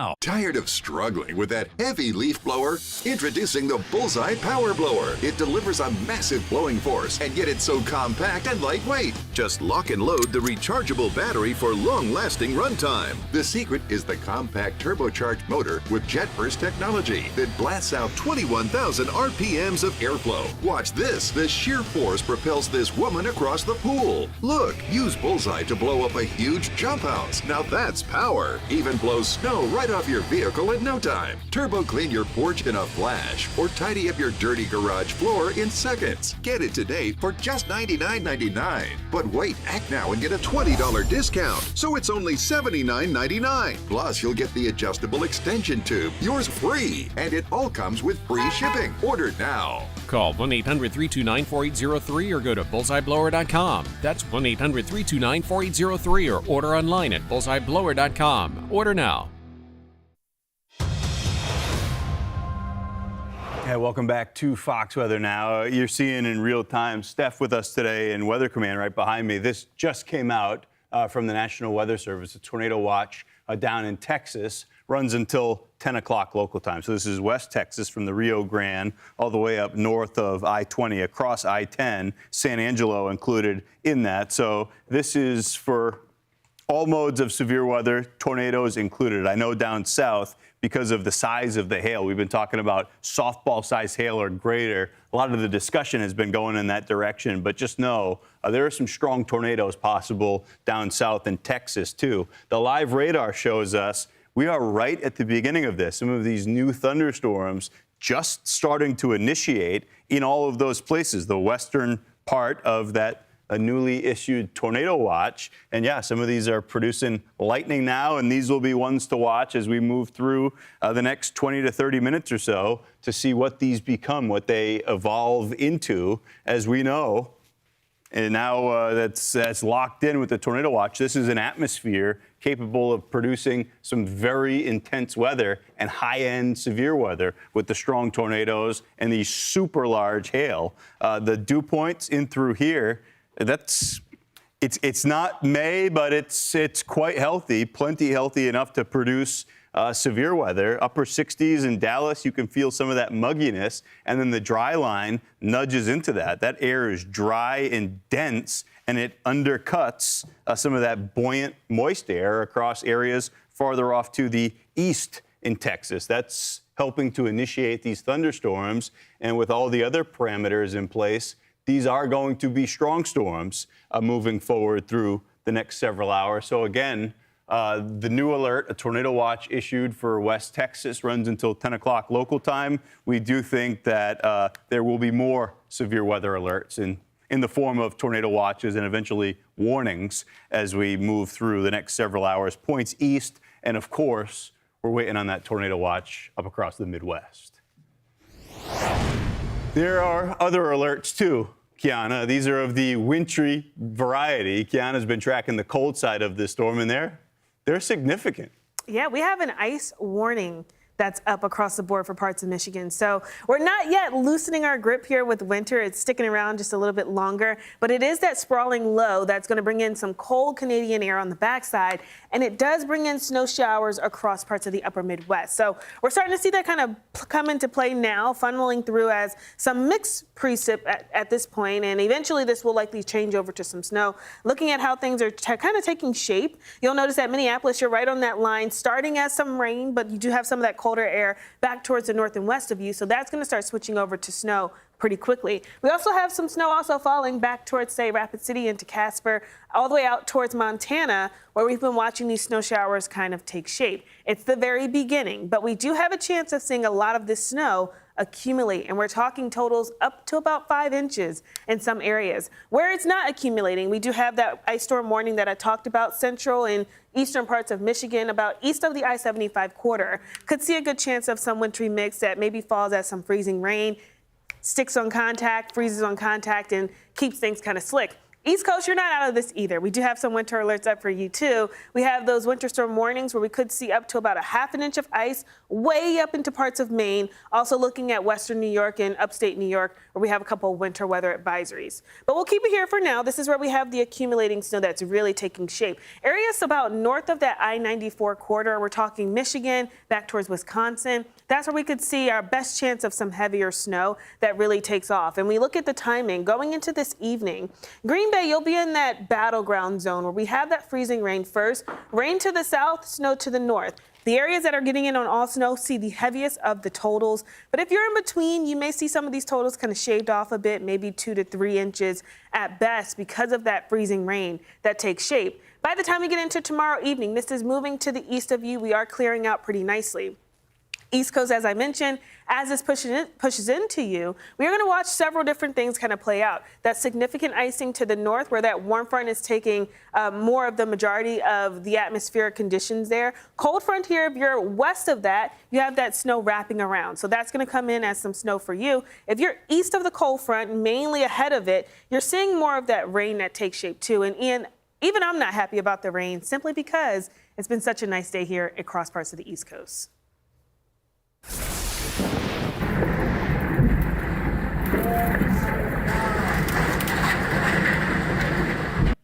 Awful look there. That's a look at Friday's deadly tornado outbreak that ripped through Michigan. We continue to follow the recovery journey for those communities days after the destruction. But this event, it changed the lives of many. It changed those communities forever. Residents lost their homes and belongings in the devastation. Some lost loved ones, neighbors. And now, just days later, some of those same hardest hit areas are under the threat for severe weather once again as this dangerous evening takes shape. One of those residents joins us now. Tiffany Little survived the EF2 tornado in Three Rivers, Michigan, by sheltering in her basement with her family, exactly like you do, doing all the right things when the severe weather alert was issued. Tiffany, your story is an incredible one, a scary one. Thank you for being here with us. What was this like as you found out that there was a tornado headed for your home? Absolutely terrifying. My daughter was looking out our bay window and said, Mom, there's a roof coming towards our house. So we were immediately running to the basement and got locked into the bunker and was safe. We were down there for about 2-3 minutes and silence, and then we came upstairs and our house was completely ripped open. A couple of buildings on our property got completely destroyed. The beautiful graveyard behind us just completely uplifted. Wow. You had described your house as gone, but your family made it through this. What was that like when you all emerged out of the basement to see your home, your community in ruins? We're completely devastated, I have a 13-year-old daughter and a 16-year-old son, and they're extremely terrified. Even today with the storms coming, it's just hard to comfort them because I'm scared to death. Now, understandably, I mean, this is such a short period of time, and it's right at the beginning of the springtime severe weather season to be dealing with such high-end and dangerous severe weather like this.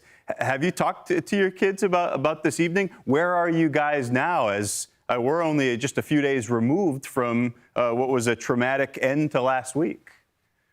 Yeah, I got lucky. I had some really good friends that was able to book me a B&B immediately because everything's filling up pretty quickly around here.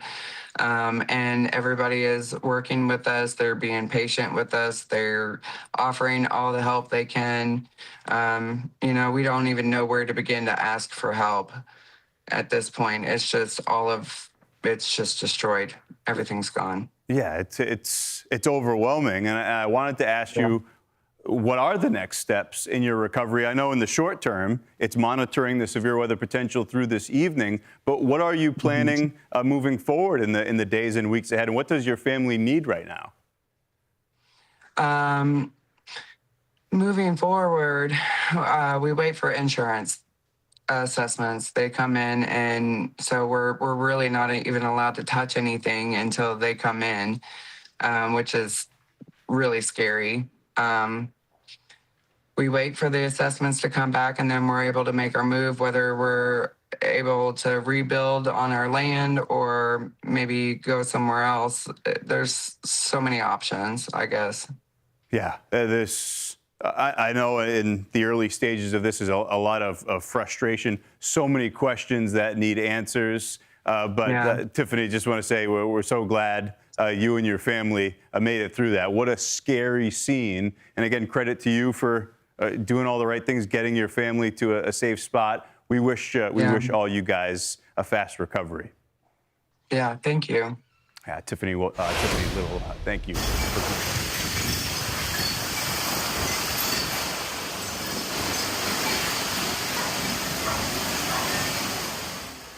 And all this severe weather being fueled by those record warm temperatures. We've been really feeling it across the eastern parts of the U.S.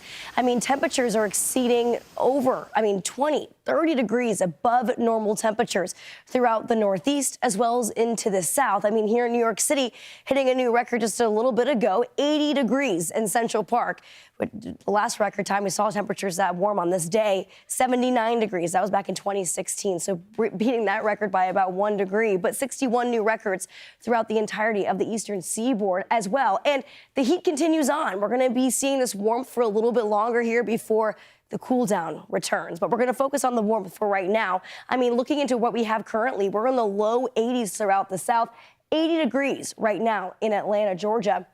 Now, temperature-wise, we're a little bit warmer than what we saw yesterday at this time as well. I mean, about 5 to 10 degrees for a lot of these cities. And looking into what we could potentially see for the rest of the day, a couple more areas into D.C. potentially hitting those record highs. Even into tomorrow as well, we have the potential to see more records being broken. 200 million Americans, by the time we get into Thursday and into your Friday as well, could also see those record high temperatures. So into tomorrow, low to mid 80s for folks in the South, and up towards the Northeast, we're getting to the 60s and even the 70s here, Ian, too. Yeah, Bane, 80 in Central Park is absurd. I know. I'm not complaining. I'm okay with it. It speaks to this high amplitude pattern, though. This is active, and unfortunately, we're going to be tracking the results of that moving forward through the next several hours as we monitor the growing tornado and hail threat across a couple of separate areas and everywhere in between.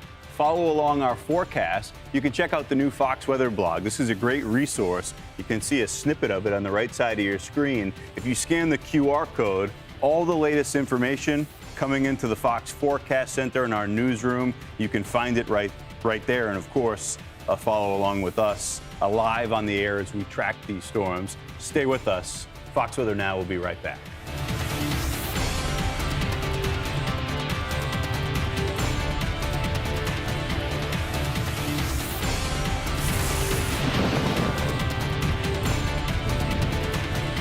Let me show you how to take your outdated, unsafe bathroom from this to this in as little as 1 day. Hey there, I'm Art Edmonds, Jacuzzi Bath Remodel expert here to answer your burning questions on how you can get the bathroom of your dreams. First up, why should I upgrade my bath or shower? That's a good one. You can't stand the outdated look, the color, the cracked tiles, and the mold. Or maybe you're upgrading for safety. Stepping over a tub can be dangerous. Jacuzzi Bath Remodel makes it simple to get a beautiful new bath or shower that's also safer thanks to easy entry design, perfectly placed grab bars, a custom seat, and adjustable shower head. It's awesome. Hey. It massively exceeded the expectations. Is Jacuzzi Bath Remodel affordable? Yes. We have styles and options to fit every budget. And right now is one of our best offers ever. Get started today, and Jacuzzi Bath Remodel will waive installation costs with no interest and no payments for up to a year. How long does getting a new bath or shower take? With other companies, it can take weeks or months. But with Jacuzzi Bath Remodel, installation takes place in as little as 1 day. It's done in 1 day. Oh my God. It's beautiful work. Flawless. How do I pick the style I want? A designer helps you select from a variety of beautiful shower walls, rich textures, designer colors, elegant accessories, and premium features like Jacuzzi's soft close doors. Why is Jacuzzi the best company to choose? That's an easy one, with thousands of happy customers. I could not be happier. Love it. You can trust Jacuzzi to get the bathroom of your dreams. It exceeded all my expectations. When is the best time for a deal? Right now. Call or go online now to jacuzzibathremodel.com for a limited time offer. We're waiving all installation costs, plus 0 interest and 0 payments for up to 1 year. Call 800-417-4504. That's 800-417-4504. Call now. You've already heard about all the benefits you can get by adding some extra steps to your day with Ellipse. Strengthen and tone your muscles, passively burn calories, increase your range of motion, flexibility, balance, and mobility, stimulate healthy circulation, and loosen stiff leg joints, reduce swelling in your legs, ankles, and feet, and alleviate leg cramps, plus calm restless legs. Let's take a look at Ellipse in action. Say hello to Rhonda. Hi. How's it going? It is going great. Honestly, this is the easiest exercise I have ever done. It is so smooth and relaxing, and I feel like my legs feel great. I can feel the blood circulating in my legs. I absolutely love it. And this is exactly what I need for my long 8-hour work days. You have no idea how many times I've heard that same opinion. That's because it's the truth. Call now and get your very own Ellipse. It's time to add some extra steps to your day and stay active even while enjoying your favorite seated activity.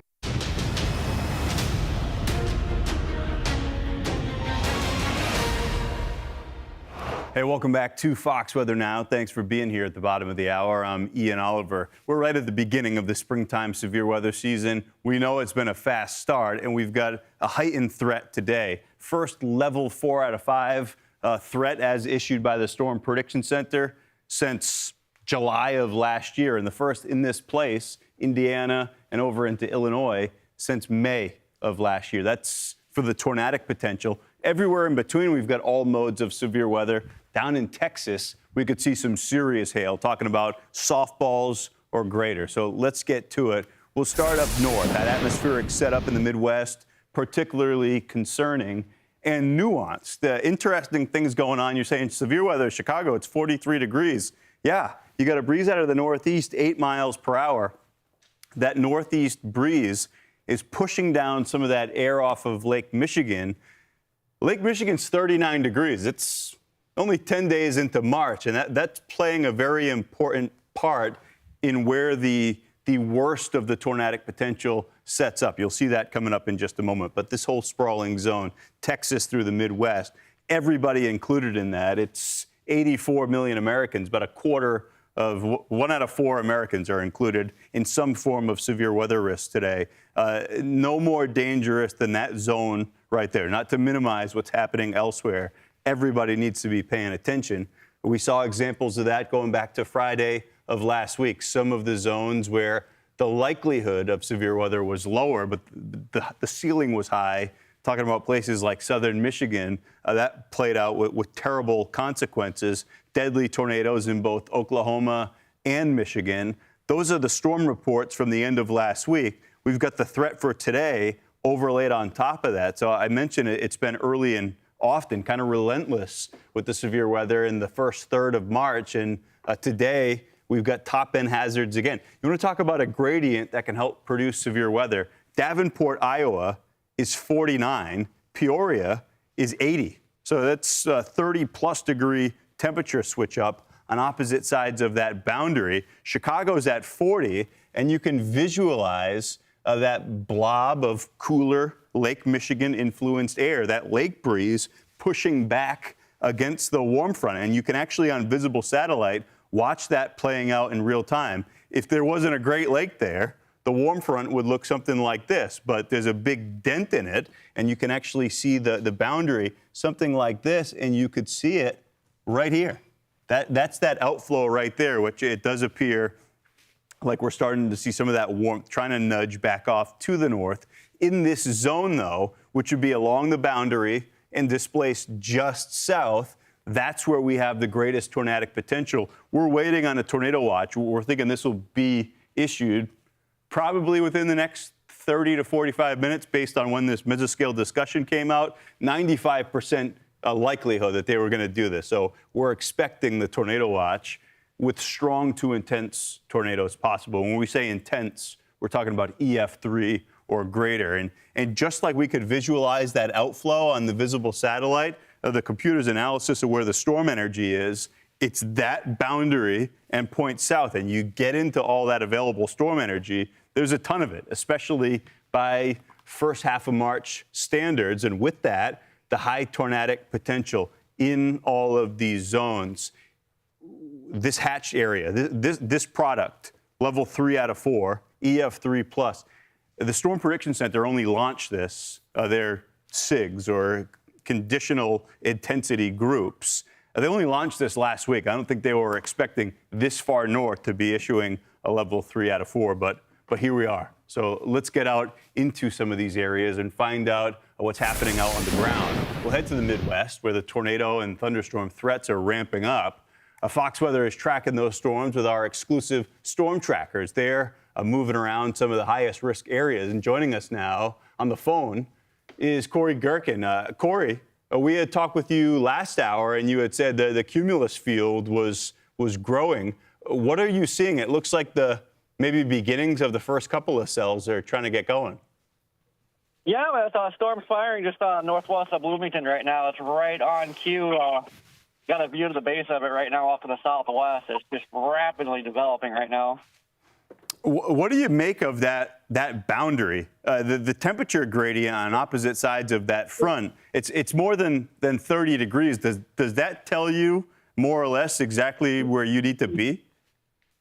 Oh, yeah, it makes it real easy compared to, normal, like warm sector setups. You have this huge warm sector everywhere is roughly, the same temp due. So you just everywhere is kind of fair game. Pretty much along here, you got your big warm sector, but for the warm front, you just basically just see where the warm front is and just kind of parallel it. Yeah, so how do you play this, and what's the move in the short term? Are you going to follow the evolution of that first cell? Yeah, this was kind of my original target area, and the way it's rapidly developing, it doesn't have to go very far northeast, and it should latch onto the warm front. That's the big thing, though, to see if it latches on or shoots across the warm front into that colder air. Right. Hey, you say colder air. Corey, do you see what's going on with that lake breeze off of Lake Michigan up closer to Chicago? Chicago is 40 degrees right now, and where you are, it's probably closer to, 80? Yeah, got 82 degrees right now, and I don't know mileage-wise like how far south of the front we are, but it's just a 40-degree difference in a short amount of distance. Yeah, it's an absurd gradient, and if folks are wondering, where the severe weather potential is coming from, that's where the energy is, that clash between two very different air masses. So, Corey, how do you expect this to play out? I know it's kind of on schedule, it looks like, with the development of these storms. What do you think the next 3-4 hours look like? Probably the next hour, things will start getting pretty wild, I think. As we go to the evening hours, I'm hoping maybe the storms keep jumping across the front because we're going to be getting kind of in a more populated area, but just had a bad feeling since I woke up. Today's going to be one of those days where we're going to see stuff you just don't want to see. Yeah, and we know all about your and Brandon's intuition, so certainly don't like hearing that. You guys have a nose for this, and we're going to be following that feed closely over the next several hours. That's exclusive Fox Weather Storm Tracker Corey Gherkin. Corey, thank you for the update. We'll be chatting with you soon. Man, you don't like hearing that. And then you head way far off to the south. We talked about how sprawling this severe weather threat is. Midwest down to Texas. High-end severe weather possible in Texas, Bane. The tornadic threat is there, maybe not quite as high as the Midwest, but the hail could be huge. Massive. I mean, we're talking, softball-sized hail, 3.5 inches in diameter. No joke there. I mean, these are going to be some intense, strong storms that start to move in probably within the next hour or two as well for folks that are going to be a little bit farther south. Let's focus on the south. Let's focus on Texas specifically, where we do have that level 3 out of 5 risk for severe weather for later on tonight. This is going to be for most of the central parts of Texas. And, of course, that level 2 out of 5 extending all the way up into the Midwest as well. Now, we do have that tornado watch that just came out a little bit ago until 10 o'clock our central time for this evening. That's going to be including all the way from Del Rio up towards northern parts of central Texas. This is going to be over 500,000 people under this watch for right now. Now, it's not just going to be tornadoes that are going to be the main impact with this. Damaging wind gusts are going to be possible with these storm systems. And, of course, the very large hail that we were just talking about. More on that in just a minute here. But as we continue throughout the next few hours, we're watching out for the potential for those EF2 plus tornadoes. That's going to be the potential intensity when it comes to these systems impacting these areas. This is going to be all the way from southern Texas up into Oklahoma as well, where we could see those EF2 or greater intensity tornadoes. Back to that hail threat. Again, softball-sized hail will be possible throughout central Texas. On top of this, too, Oklahoma, pretty much the entire state, if we see a storm coming through, we could end up seeing egg-sized hail. It's 2 inches in diameter. These are really, really intense storms. You're going to want to make sure that you're parking the car in the garage in a safe place, because once that hail comes down, it's going to be a dangerous situation. Now, looking into our water vapor satellite, you can see where all of that drier area is, all of that low moisture. That's going to be that reddish orangish color that you see there on the map. That's going to be where our dry line is heading towards as well. All of this area that you see where there's no clouds, that's not a good thing. You have a lot of instability going on in the atmosphere, more of that daytime heating ahead of this dry line. You can see that really clearly as well, just off of I-35, extending all the way from southern Texas up into Oklahoma as well. Looks like we just get a thunderstorm warning. I'm looking into our alert board right now, over into, I'm thinking into Uptown Texas County. Maybe someone can correct me on that one. I can't read it from here. What is it? Lipscomb County, Texas just got that first severe thunderstorm warning. You can see that that's just going to be right on that dry line right now, where we're expecting to see some of those storms starting to bubble up as well. Low 60s when it comes to our dew points all over into parts of northern central Texas, Del Rio, in the upper 60s when it comes to those dew points. That's not a good thing. We have the heat, we have the moisture, we have all of the available storm energy that we need. All we need is just a trigger for those storms to start bubbling up, and it looks like we're just starting to get that coming up in the next couple of minutes here. So all of this hail threat as well, as we have the large hail possible into southern central Texas. Again, these storms are starting to bubble up quite a bit, and we're going to be watching out for those moving throughout the rest of this evening here, Ian. And timing-wise, we're watching for these storms continuing pretty much all night long. We do have that available wind shear, too. That's the twisting of the winds with height into the atmosphere, so these storms are going to rotate. And when we have that rotation, tornadoes are possible. And again, EF2 or greater is a possible intensity on some of these systems. So watching out for that over the next few hours. You're going to want to stick with us here at Fox Weather all night long. It's going to be a long night for folks in Texas. Yeah, it's just a huge zone of severe weather potential, all the spots we were talking about and everywhere in between. Still ahead, as we head into the evening hours, the primary concern shifts to the nighttime aspect of this. Yes, we're in daylight saving time now, but we are expecting this threat to persist well beyond sunset. Nocturnal or nighttime tornadoes statistically are twice as deadly as those that occur during the daytime. Keep your Fox Weather app handy. Get the alerts, push notification, the critical alerts on your phone from us, the Weather Service, National Weather Service radios. You want to have multiple ways to get the weather information in a scenario like this. We'll be live on the air, bringing you the latest. More Fox Weather straight ahead.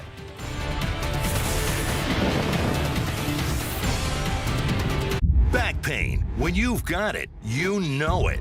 Introducing the X-Back from CopperFit, our groundbreaking technology designed for compression support of your lower back and core like you've never experienced before. Engineered with our most innovative, patent-pending, Advanced X compression system, evenly distributes the support across a broader surface area of your back for relief of lower back aches and pains. A super lightweight mesh fabric, ventilated to increase airflow and release excess heat. An orthopedic designed alloy support panel and 4 built-in flexible stabilizers to help improve alignment and promote better posture. The all-new X-Back from CopperFit, the most customizable support for relief of lower back pain you will ever wear. Guaranteed or your money back. Get yours now at getxback.com or call 1-800-258-3998. Order right now and your shipping is free. CopperFit. Feel the difference. Are you ready for a fresh new bath or shower? Well, now is the best time. We're waiving all installation costs and postponing all payments for up to 1 year. Hi, I'm Christina, and it's time to flip your old worn out bath or shower with Jacuzzi Bath Remodel today. Everyone knows the Jacuzzi brand. They're the most trusted name in water for more than 70 years. But did you know they can install a gorgeous bath or shower that feels incredible in as little as 1 day? It's no stress and no mess with a lifetime warranty. Now let's talk beauty. You deserve to start and end your day in a beautiful space that feels great and is custom designed just for you. So call or go online now to see the Christina preferred designs like Canyon, Farm, and Urban. Now that's the total bathroom beauty that I love at a price you can afford. And how about safety? Like an ultra low profile, easy entry shower, complete with grab bars and a custom designed seat. You deserve safety and peace of mind without sacrificing style. Because with all the worries in daily life, taking a shower shouldn't be one of them. Every time I stepped over my old tub, I worried I might fall. I don't have those fears anymore. Jacuzzi Bath Remodel gave me a gorgeous shower that's safe too. I've been trying to get him to remodel that bath for years. I called and they did it in just one day. And at a price we could afford. With one call to Jacuzzi Bath Remodel, you can effortlessly transform that old, ugly eyesore into the stunning bath or shower of your dreams that you'll love for years to come. For a limited time, we're waiving all installation costs and no interest and no payments for up to 1 year. Go to jacuzzibathremodel.com or call 800-384-7191. That's 800-384-7191. Call now.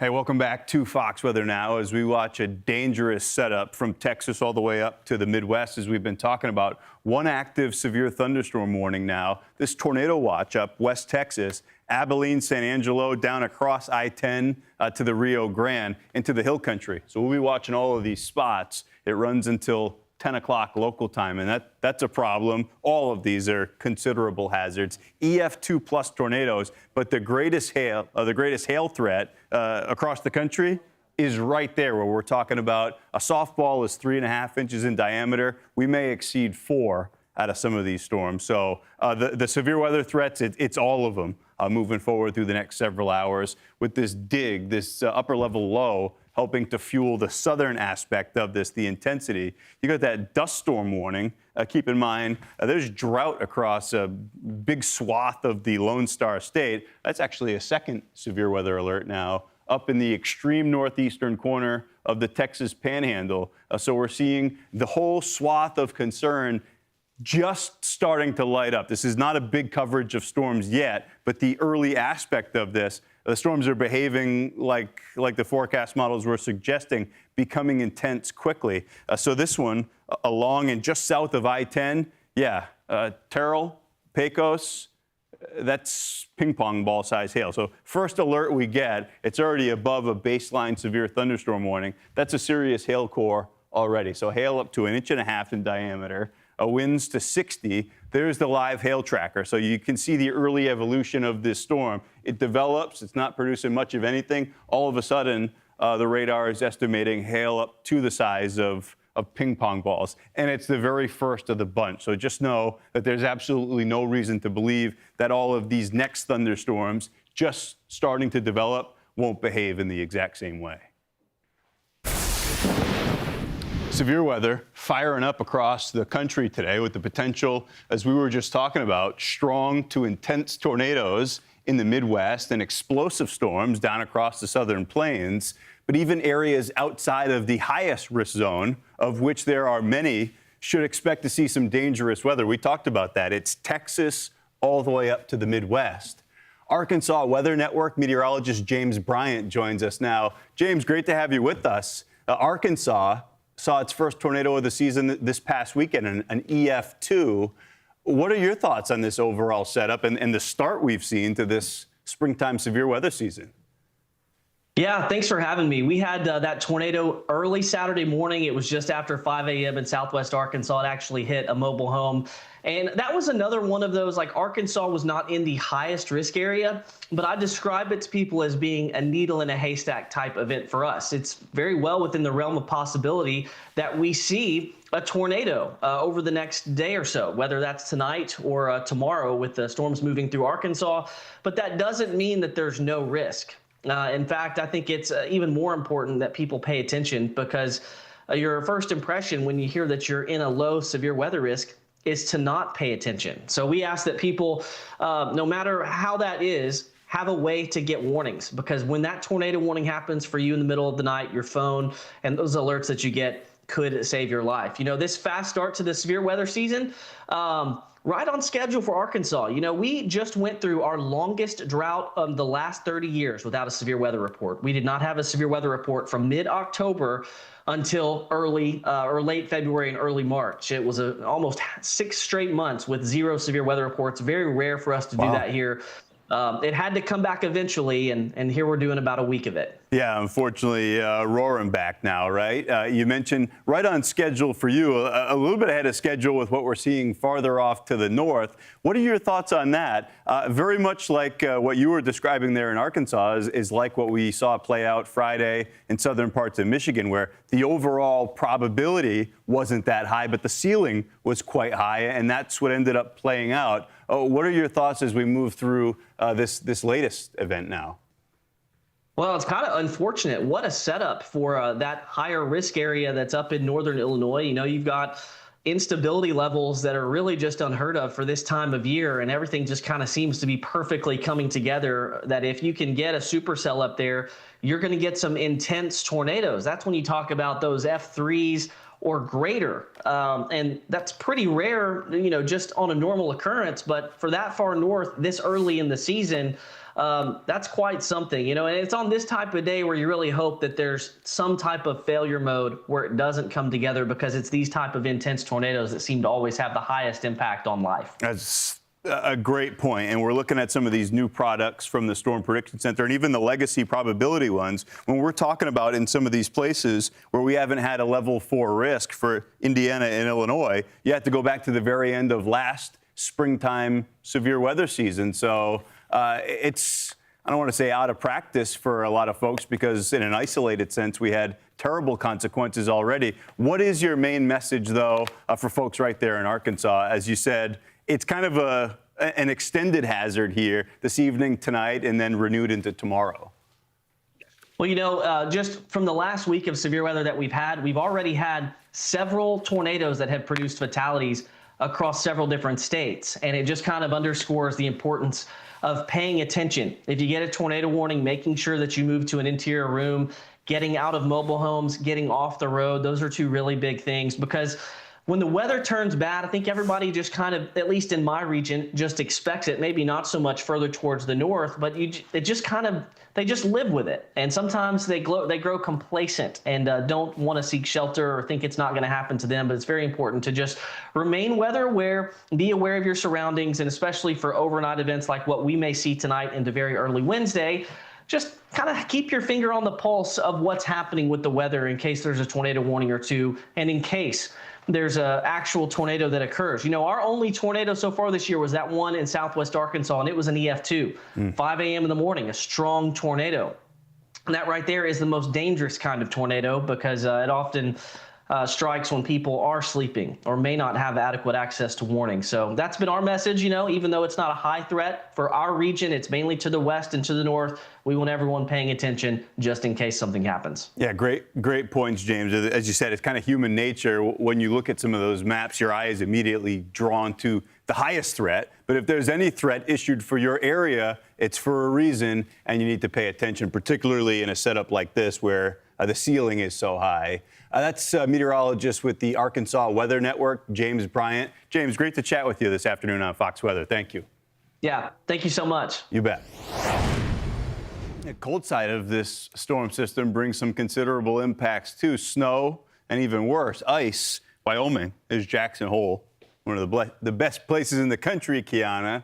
They've got some fresh snow, keeps the ski season rolling, but areas farther off to the east, we've got some of the mixed precip in the mix. Yeah, and I think that's the dangerous part of this, right? I think a lot of folks probably have put winter in the rearview mirror. They're not thinking much about it, but we have this new round that's on the way, especially for the upper Midwest, and it does have some ice components to it. So let's talk about it. We have that colder air. It's being wrapped around that low coming in out of Canada. That's what's setting the stage for snow showers in an area like Jackson. And I think a lot of skiers, they are looking forward to this, but we've had a pretty rough winter thus far. And so now that we're getting into the thick of things, here we go again with more snow on the way. We bring you here to the look at the radar. Some of that snow already falling out towards Rapid City into Casper. Here's that wintry mix to rain to snow that's happening over parts of Minneapolis. It's just the very beginning. Not enough cold air just yet settling into place, but that will start to change as we head deeper into the evening. So much so that we have a couple of winter weather alerts up across the board. Maybe not for Minneapolis, but you look at Green Bay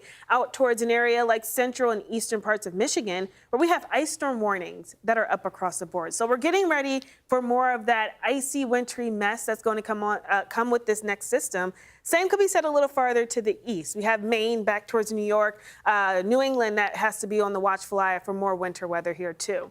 Let's get you started here with some of our totals. So up across the upper Midwest, we're looking at most of the heaviest accumulating snow hanging towards the UP of Michigan, back towards parts of northern Wisconsin. They actually lead the list in terms of the snow leaders right now. Marquette sitting over 200 inches of snow for the winter thus far. So I'm sure they're not looking forward to more snow, but they're used to it, and that's exactly what we have coming on the way. This happens into tonight. Notice that there's our low, that sprawling low that's going to bring severe weather. Northern half is getting in on the cold part of this. So there's going to be snow that's falling in an area like Minneapolis, back towards Sault Ste. Marie, moving over Alpena, and eventually into central Michigan, too. Some of these areas could get in up to 5 inches of snow when all is said and done.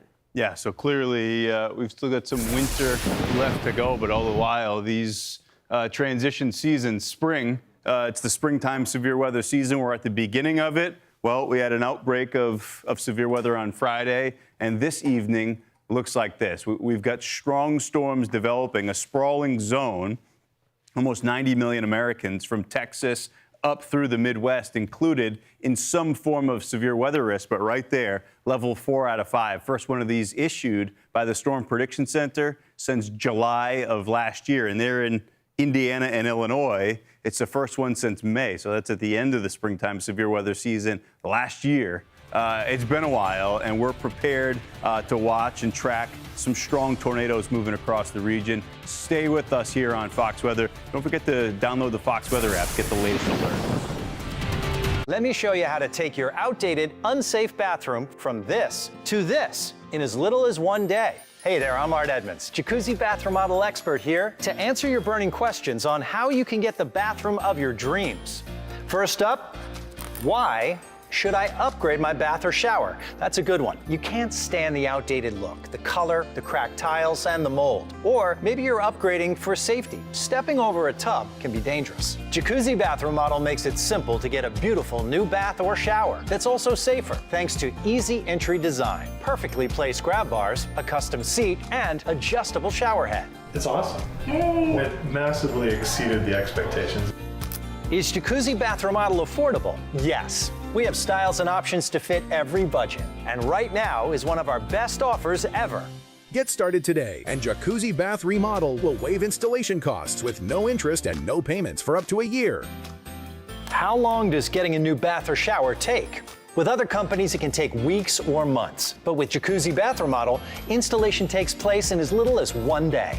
It's done in one day. Oh my God. It's beautiful work. Flawless. How do I pick the style I want? A designer helps you select from a variety of beautiful shower walls, rich textures, designer colors, elegant accessories, and premium features like Jacuzzi's soft closed doors. Why is Jacuzzi the best company to choose? That's an easy one, with thousands of happy customers. I could not be happier. Love it. You can trust Jacuzzi to get the bathroom of your dreams.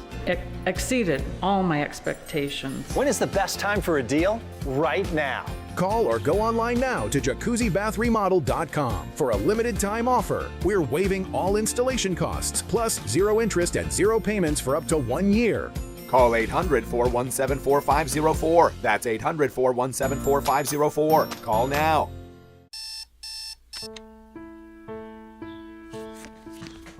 You play by the rules.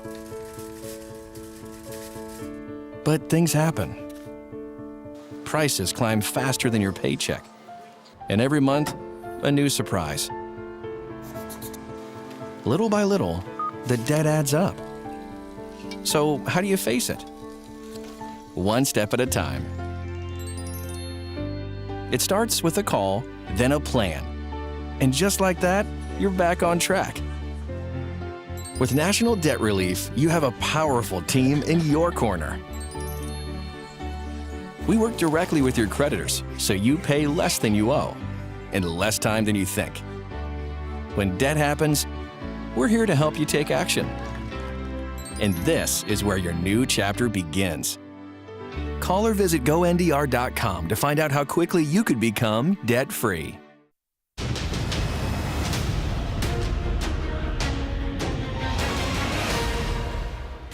Hey, this is a Fox Weather Alert. Good Tuesday afternoon, everybody. Thank you, as always, for being here with us on Fox Weather. I'm Ian Oliver. We've got a dangerous late afternoon, evening ahead, and into the overnight. Sprawling zone of severe weather potential. Texas all the way up through the Midwest. It includes almost 90 million Americans, about a quarter of all the folks that live in our country included in some form of severe weather risk. Level 3, both sides of the Red River, but that right there. Level 4 out of 5 threat from the Storm Prediction Center. First one of those that we've seen since July of last year. 2 active alerts, and you look at the threats today, all of them and top end, all modes of severe weather possible. We did just get a new update. The Fox Weather Alert System is lighting up. We've had the tornado watch down south in Texas. We've been waiting on the expected watch to be issued up across the Midwest. There it is. You've got portions of Illinois and Indiana. It does appear as though it clips extreme southeastern parts of Iowa and a couple Missouri counties. Problem here is what you see with these hazards, EF3 plus. That's intense tornadoes possible. Hail, 2 to 3 inches in diameter, so that's up to or potentially exceeding baseballs. Wind gusts, 75 plus miles per hour. That's straight line winds, and the overall population is up over 1 million people. So this is not a surprise at all. We've been waiting on this, but unfortunately it confirms what we've been talking about in this zone, which there's a very interesting gradient right here with Lake Michigan air that has sloshed its way south. You've got a place like Chicago around 40 degrees. You get down into this tornado watch, temperatures are up around 80 or greater in some of these spots with dew points that feel like we're in the latter part of the springtime severe weather season. This had been previously indicated by the Storm Prediction Center. It's their SIG or conditional intensity groups, level 3 out of 4. So EF3 tornado plus in all of these zones.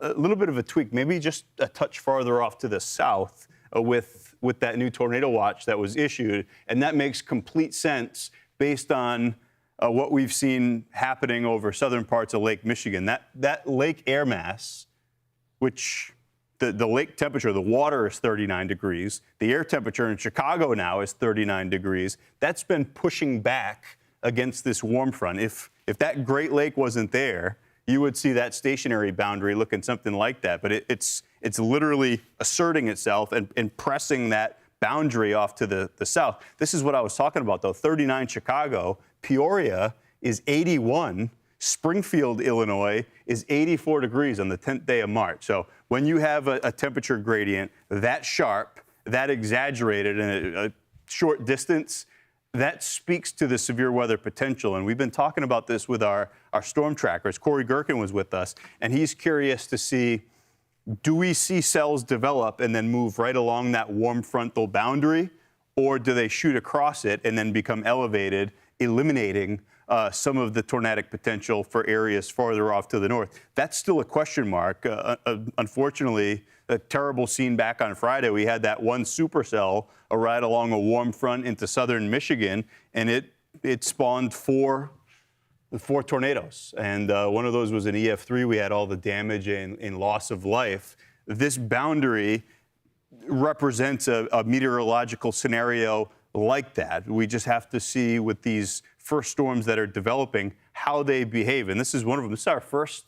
That's our first severe thunderstorm warning from the northern aspect of this, getting up toward that level 4 out of 5. It is McLean and Woodford counties in Illinois. So there you go. It's this cell, hail up to about the size of an inch, wind gusts to 60 miles per hour. It's a baseline severe thunderstorm warning, south and west of Pontiac and north of El Paso. We'll just have to watch. This is in the very early stages of its formation and development. So we'll watch to see what this becomes. If we start to see any indications of rotation within this storm, if it becomes a supercell, and how it behaves accordingly. There's the warm sector. All of this down here, there's a ton of available storm energy, and the storms are just now starting to initiate, which is right on schedule with some of the forecast models. There was some concern maybe we could have an isolated supercell or two happening a little bit earlier. We didn't see that, thankfully.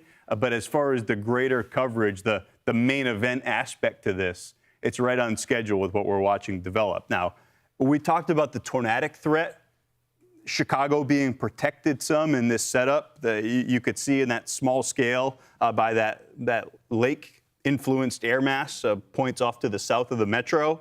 That's not going to protect you from all of the severe weather. Some very powerful storms expected, and you'll see that. Let me back this up a little bit and actually take you through slowly with how this all plays out. So here we go. This is 5 o'clock. We're starting to see those storms develop. So here we go. 6 o'clock local. Watch the coverage from here. Should point out these are discrete.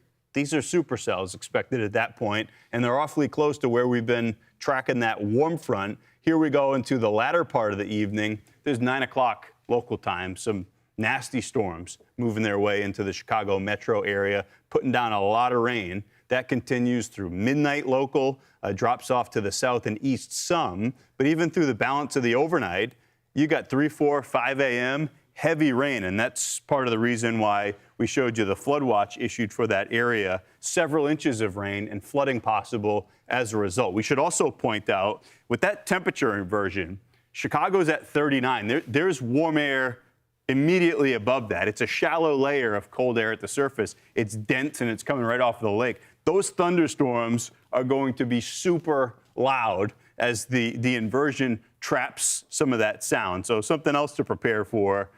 Sound doesn't make a storm severe, but you'll know about these as they move through the Chicagoland region, the Windy City.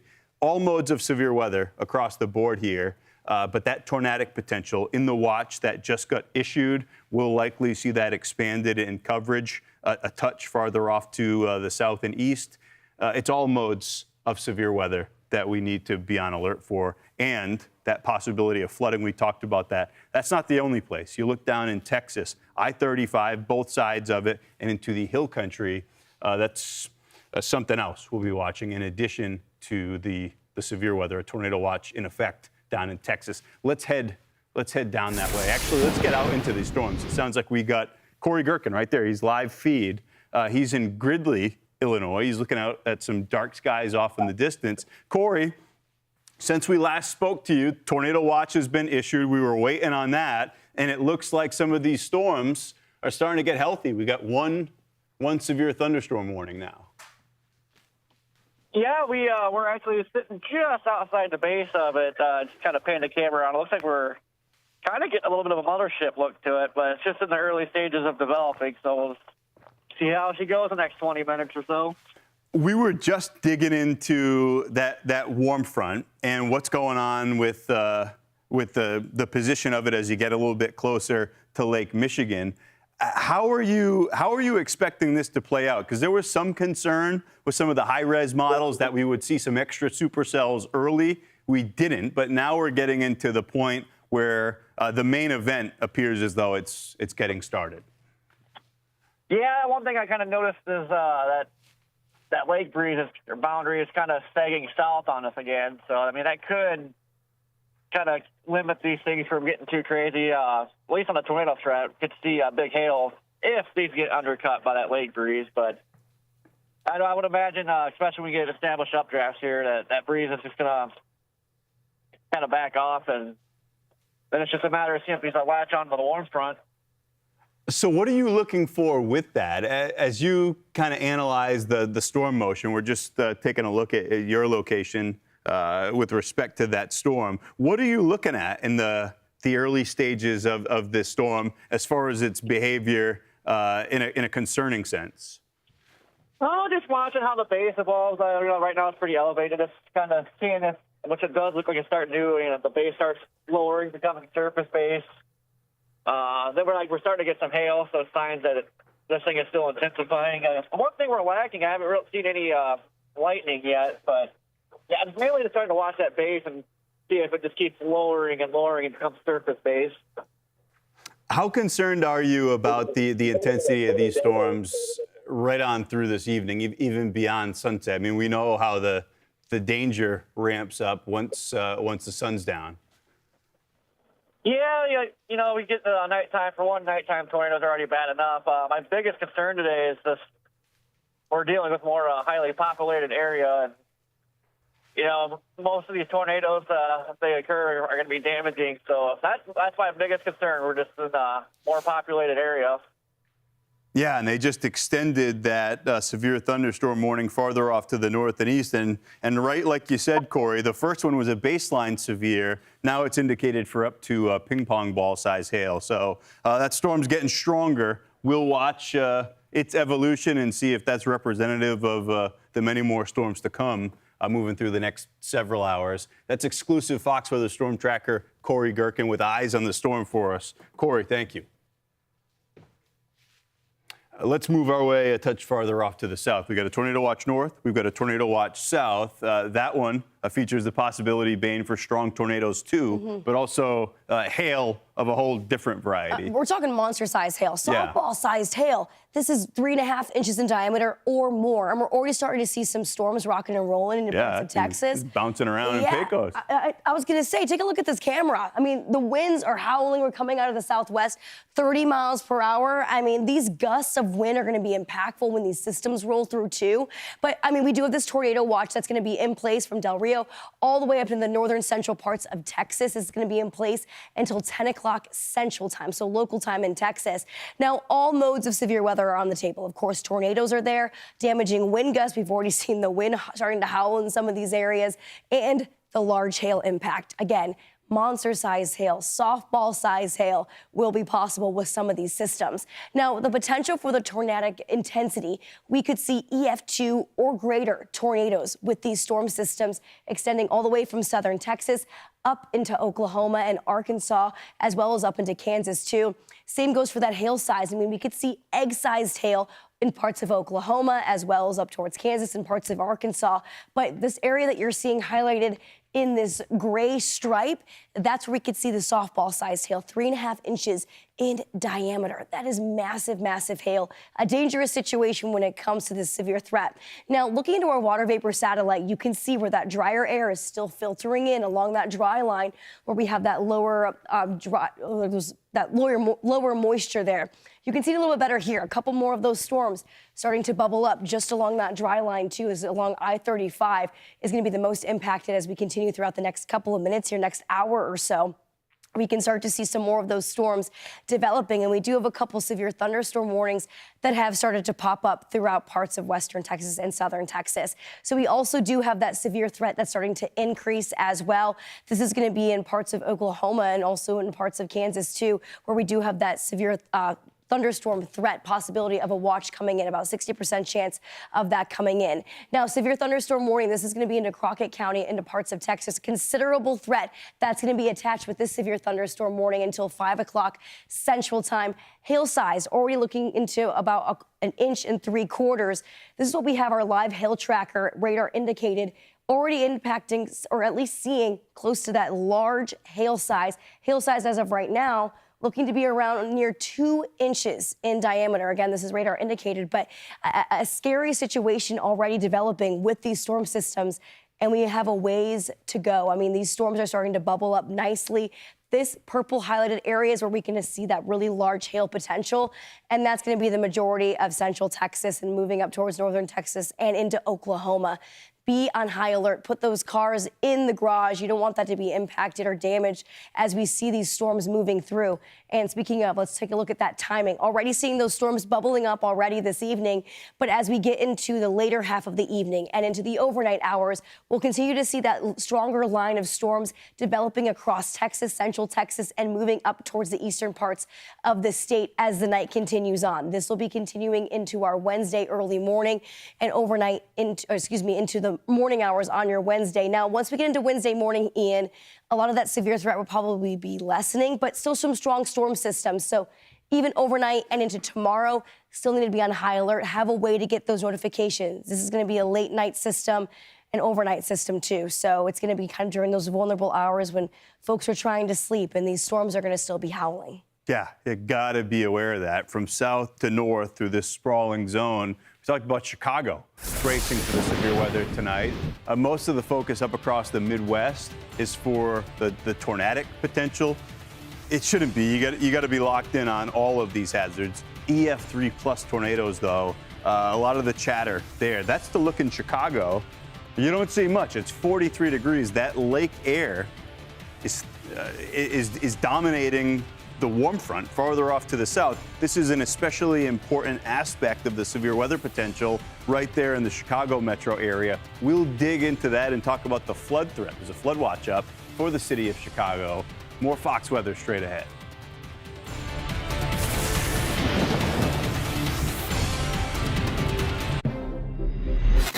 I have a structured settlement and I need cash now. Call J.G. Wentworth, 877 cash now. I am an annuity, but I need cash now. Call J.G. Wentworth, 877 cash now.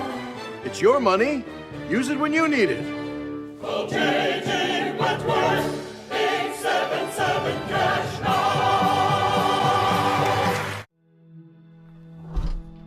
Golf has never been closer to the heart of this country. For the love of the game and for the love of the country, Straight Down exists thanks to American manufacturing and the movement to celebrate all things American-made. We love this game and we love this country. Join us on this journey to bring back American-made. Vehicle breakdowns are costly. If your check engine light comes on tomorrow, the repair could easily cost thousands. It was like almost a $6,000 job. But with Endurance, you could never pay out of pocket for a costly repair again. Plus, your rate stays the same no matter how many claims you file. I've had 5 claims for over $12,000. Who's gonna pay for your next car repair? You or Endurance? Call right now to get $300 off any plan. He was only 47. Aneurysm. Did he have life insurance? Do you? No. You gotta get on it. Check out SelectQuote. Trust me, the peace of mind, it's worth it. Life insurance is too important to put off another day. That's why SelectQuote makes getting coverage you need easy, for less than $1 a day. Now get up to a $2 million policy with no medical exam and same-day coverage. Visit or call us. SelectQuote. We shop, you save. Behind this curtain is an outdated bath and shower. Imagine transforming this eyesore into a beautiful jacuzzi bath remodel in as little as one day. Are there a lot of design options?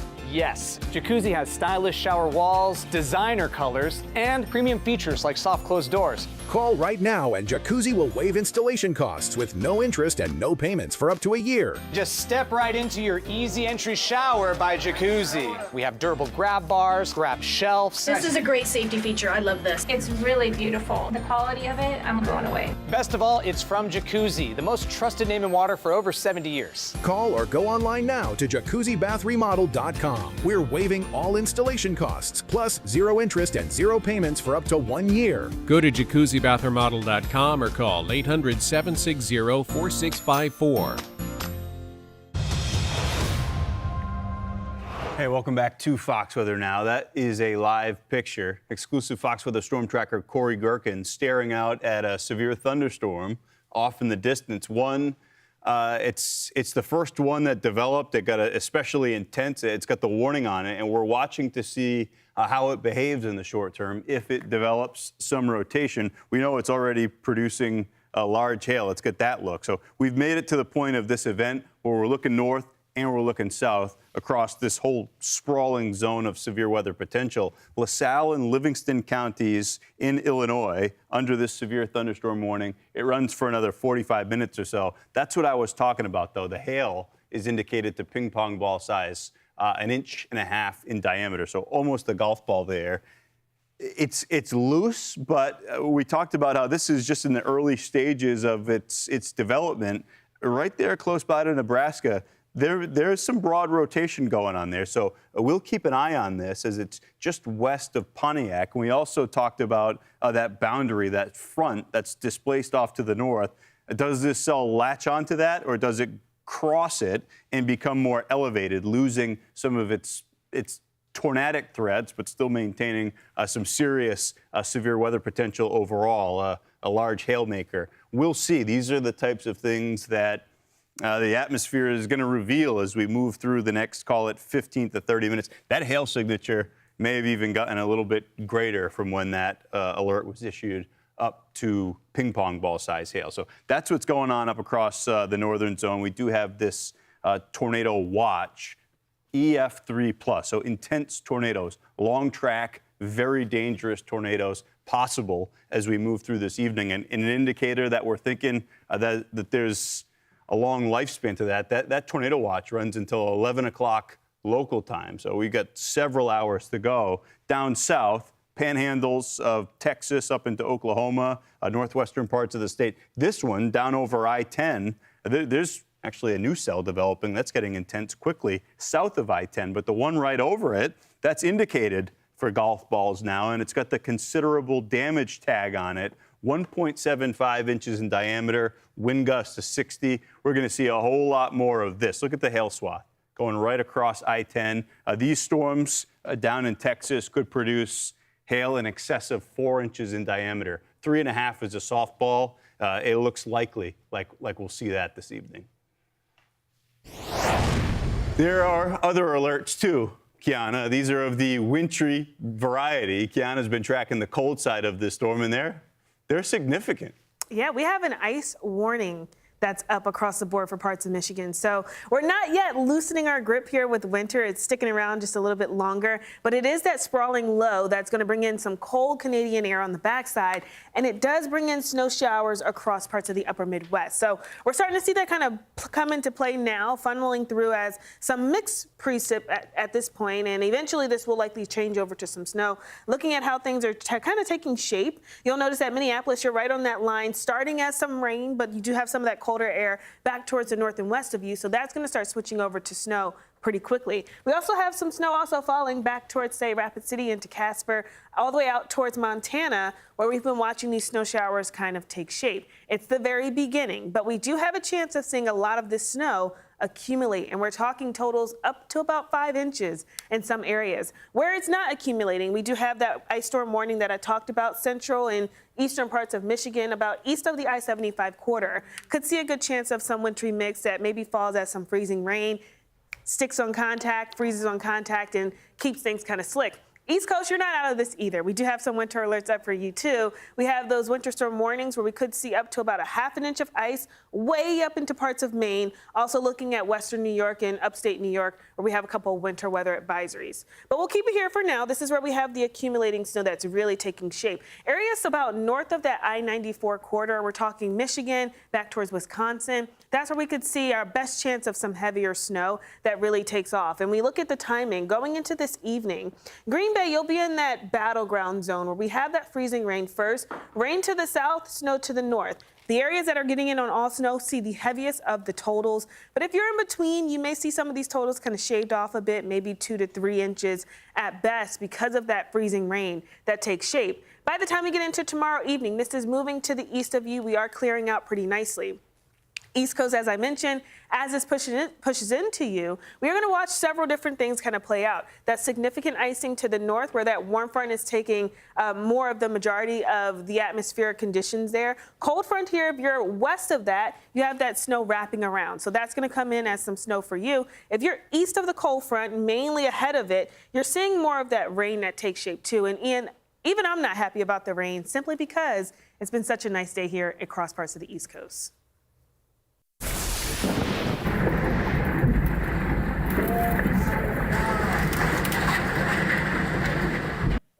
Awful look there. That's a look at Friday's deadly tornado outbreak that ripped through Michigan. We continue to follow the recovery journey for those communities days after the destruction. But this event, it changed the lives of many. It changed those communities forever. Residents lost their homes and belongings in the devastation. Some lost loved ones, neighbors. And now, just days later, some of those same hardest hit areas are under the threat for severe weather once again as this dangerous evening takes shape. One of those residents joins us now. Tiffany Little survived the EF2 tornado in Three Rivers, Michigan, by sheltering in her basement with her family, exactly like you do, doing all the right things when the severe weather alert was issued. Tiffany, your story is an incredible one, a scary one. Thank you for being here with us. What was this like as you found out that there was a tornado headed for your home? Absolutely terrifying. My daughter was looking out our bay window and said, Mom, there's a roof coming towards our house. So we were immediately running to the basement and got locked into the bunker and was safe. We were down there for about 2-3 minutes and silence, and then we came upstairs and our house was completely ripped open. A couple of buildings on our property got completely destroyed. The beautiful graveyard behind us just completely uplifted. Wow. You had described your house as gone, but your family made it through this. What was that like when you all emerged out of the basement to see your home, your community in ruins?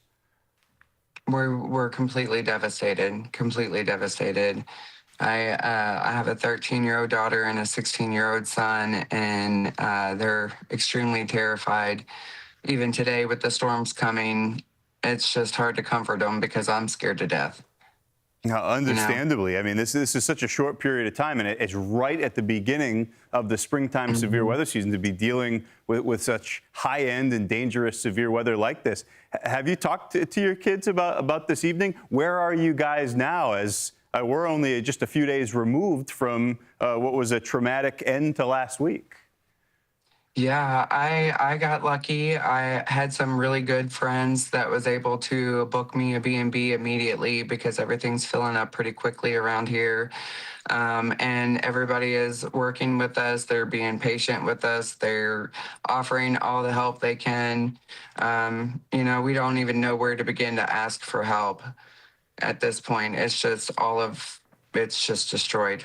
Everything's gone. Yeah, it's overwhelming, and I wanted to ask you, what are the next steps in your recovery? I know in the short term, it's monitoring the severe weather potential through this evening, but what are you planning moving forward in the days and weeks ahead, and what does your family need right now?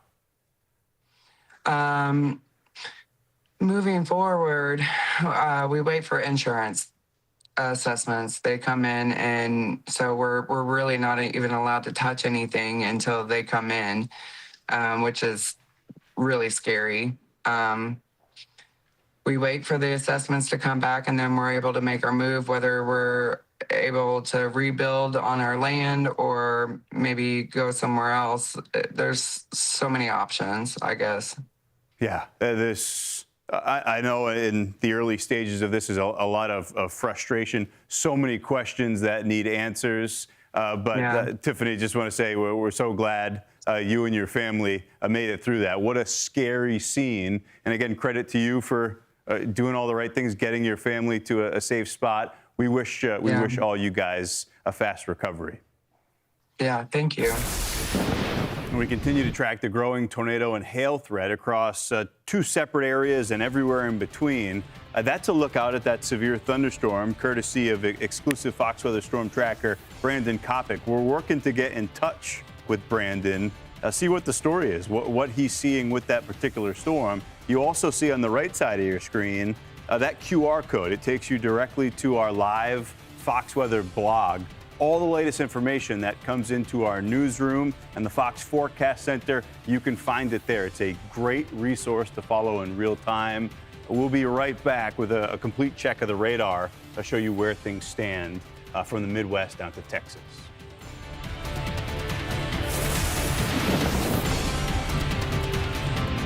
Stay tuned to get this muddy mat up to a $20 value free. Are you tired of muddy paw prints all over your floors? Wet, dirty carpets? Constant mopping and cleaning every time your pet comes inside? Introducing Muddy Mat, the ultra-absorbent chenille mat that traps mud, dirt, and water instantly, keeping your floors spotless. The secret? Super absorbent chenille fibers that soak up to 5 times their weight in moisture.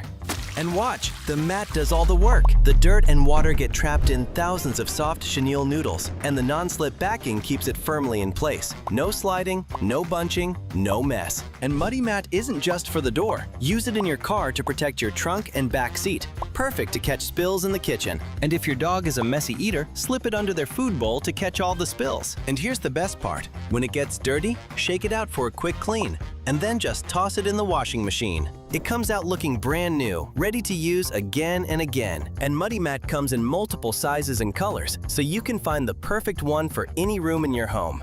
But now, let's hear what Muddy Mat owners have to say. Y'all, this is the Muddy Mat. It protects my floor. It is non-slip. It won't move. It has saved me so many times. I am loving this. I keep this one by my back door. You can see it has those big 1-inch chenille loops with the non-skid backing.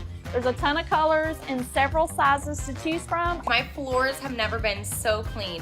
This is the best mat I've ever found, and we have tried many. I wouldn't wait too long before they're gone. So what are you waiting for? Scan the QR code, go visit getmuddymat.com, or call the number on the screen and get your free Muddy Mat when you buy 2. With multiple colors and sizes, it's easy to keep every floor in your home clean and covered. So what are you waiting for? Join millions of happy pet owners and stop the dirt at the door. Muddy Mat. Goodbye, messy floors.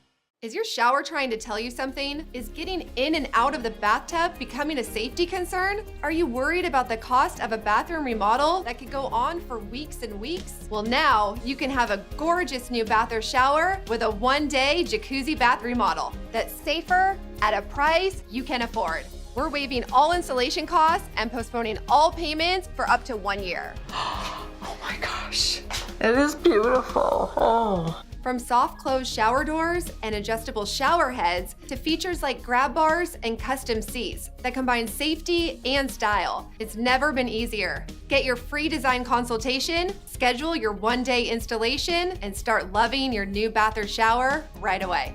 Call or go online right now. We are waiving all installation costs and offering no interest and no payments for up to 1 year. Go to jacuzzibathremodel.com or call 800-384-4402. Call now.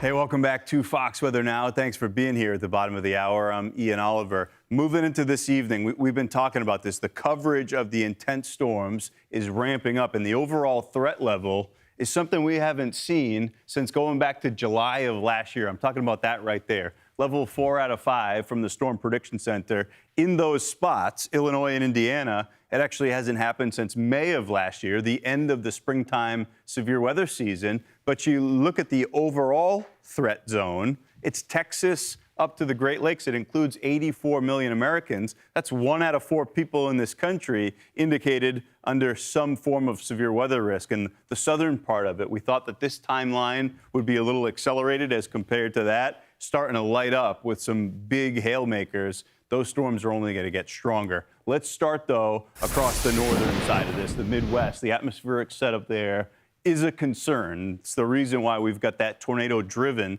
level 4 out of 5 weather risk. EF3 plus tornadoes. You look at Chicago, 41 degrees, breeze northeast off of Lake Michigan. You're saying, what are you guys talking about, severe weather? It's freezing. We'll talk about that. That lake is dictating a big chunk of the severe weather potential, at least call it 50, 60 miles immediately in its vicinity. You'll see that. So big sprawling zone. There's the level 4 from Illinois and into Indiana. This is the enhanced satellite. So we've got 2 separate cells developing. These may have been kicked off by that lake boundary, that lake breeze, to be honest. We'll look more at that in just a moment. But look at how strong these are getting and quickly. We've got the tilt on it with the enhanced satellite. We'll show you what it looks like with radar. It looks like in about 35 to 40 minutes time, These storms grew to in excess of 30,000 feet, probably about 35,000 feet. And the hail core that's developing, this is indicated for ping pong ball size hail. So effective hail-making storm right here along and just west of Interstate 55 now. There's Pontiac. There's the hail core right there. And you look at, there's a little bit of a lag with the hail tracker product because it shows you the history of this. Storm got started producing big hail, and it's only grown in size as it moves off to the north and east, now indicated for hail somewhere between an inch and an inch and a half. All right, Chicago metro area, we talked about this. You notice this old boundary has a big kink in it. It's something like this. That northeast breeze, the water temperature on Lake Michigan right now, southern parts of it, is still in the upper 30s. Chicago's air temperature is directly influenced by that, but that's at a shallow layer, cold, dense air, which hugs the surface. You go to the other side of the boundary, or you escape the lake influence. It's two things going on, both the lake influence and the actual front. It's 72 in Kankakee, but 81 in Peoria. It's 84 in Springfield, Illinois. So the northern part of the state, you've got temperatures in the upper 30s, lower 40s. Middle of Illinois, temperatures are in the mid 80s. That's a 40-degree or greater temperature spread. That gradient is what's fueling this high-end severe weather, and we're watching that play out. So yeah, that was a boundary kicking off to the south, something like this, and then those two cells, which the forecast models represented. There's a main event coming, but the potential for a couple of individual supercells, which it appears like those are trying to develop into, was well represented. Wild to watch, though, that lake breeze, the lake-influenced air, literally pressed down to the south, that warm front. It may protect Chicago. That's represented in the tornado watch that was issued from the top-end tornado potential. But as the air rides up and over that cold, shallow, dense air, big hailers, still a damaging wind threat, and flooding is going to be a problem. Just know that in through here, those are the zones where we're talking about some serious tornadoes, intense tornadoes, EF3+. And that tornado watch runs until 11 o'clock local. We're a long way from being toward the end of this. We got a whole evening, first part of the overnight to go. The tornadic potential is rising, and it's exactly in the zone. You also notice, though, the stable air where those storms will be elevated, moving into spots immediately adjacent to Lake Michigan where it's lower. So a lot of this is on schedule, and that's not necessarily a good thing. We'll show you what that schedule looks like as we move forward through the next couple of hours. There's the future radar indicating it grabbed onto those two cells. Here we go, moving through the middle of the evening, more of them developing, all have the potential to produce all modes of severe weather, including those intense tornadoes. Look at this coverage now moving into Chicago. That's later in the evening and across all of those zones. There's the reason right there that the tornado watch runs until 11 o'clock local. Those storms will be there and they'll be intense into the overnight hours, likely hanging on to some of that intensity. Tornadic threat will be much, much lower at that point. But those are still some strong storms. And look at the amount of rain that has to work its way through. Part of the reason why this whole zone has been indicated now in a flood watch. That's what's going on in the northern two zones of greatest concern. Everywhere in the middle is included, but down south, there's tornado potential, and there's also giant hail. It's the first time this season, Bain's been following that by a huge margin, the biggest hail we've been talking about. Absolutely. I mean, we're talking 3.5-inch sized hail in diameter. That's going to be the size of a softball. Or larger, right? Or larger than yeah. that. I mean, this is a major threat that's going to be impacting Central Texas. A big chunk of Texas could be seeing this size hail. You'll see here level 3 out of 5 for Central Texas, as well as impacting parts of southern Oklahoma. Now, I do want to touch on this. Tornadoes going to be a major threat for folks that are in the south as well. We do have that tornado watch that's in place for South Central Texas until 10 o'clock later on this evening. That's going to be Central Time. I mean, over 500,000 folks will be under this watch for later on tonight. So all modes of severe weather are on the table again with this system. Tornado, damaging wind gusts, as well as the very, very large monster hail. We're going to dive into that in just a second here. Looking at the potential tornado intensity, which means if we end up seeing a spin up, we could see EF2 or greater. when it comes to that tornadic intensity for all of central Texas as well as parts of Oklahoma. Now, that hail threat, especially into central Texas, we could see, again, softball-sized hail or greater with these storm systems. They really are packing a punch with those really strong updrafts. Even into Oklahoma, I mean, we're talking egg-sized hail. It's 2 inches in diameter. Scary coming down from the sky. Make sure you're parking indoors in the garage for later on tonight, because this is going to continue all night long and potentially throughout the morning hours, too. Now, looking into our satellite right now, we're already starting to see some of that bubbling up of those storm systems along this dry line. We've had a lot of that daytime heating in the western parts of Texas. Now we're starting to see those storms tapping into all of that energy, that unstable atmosphere that we have going on in parts of Texas.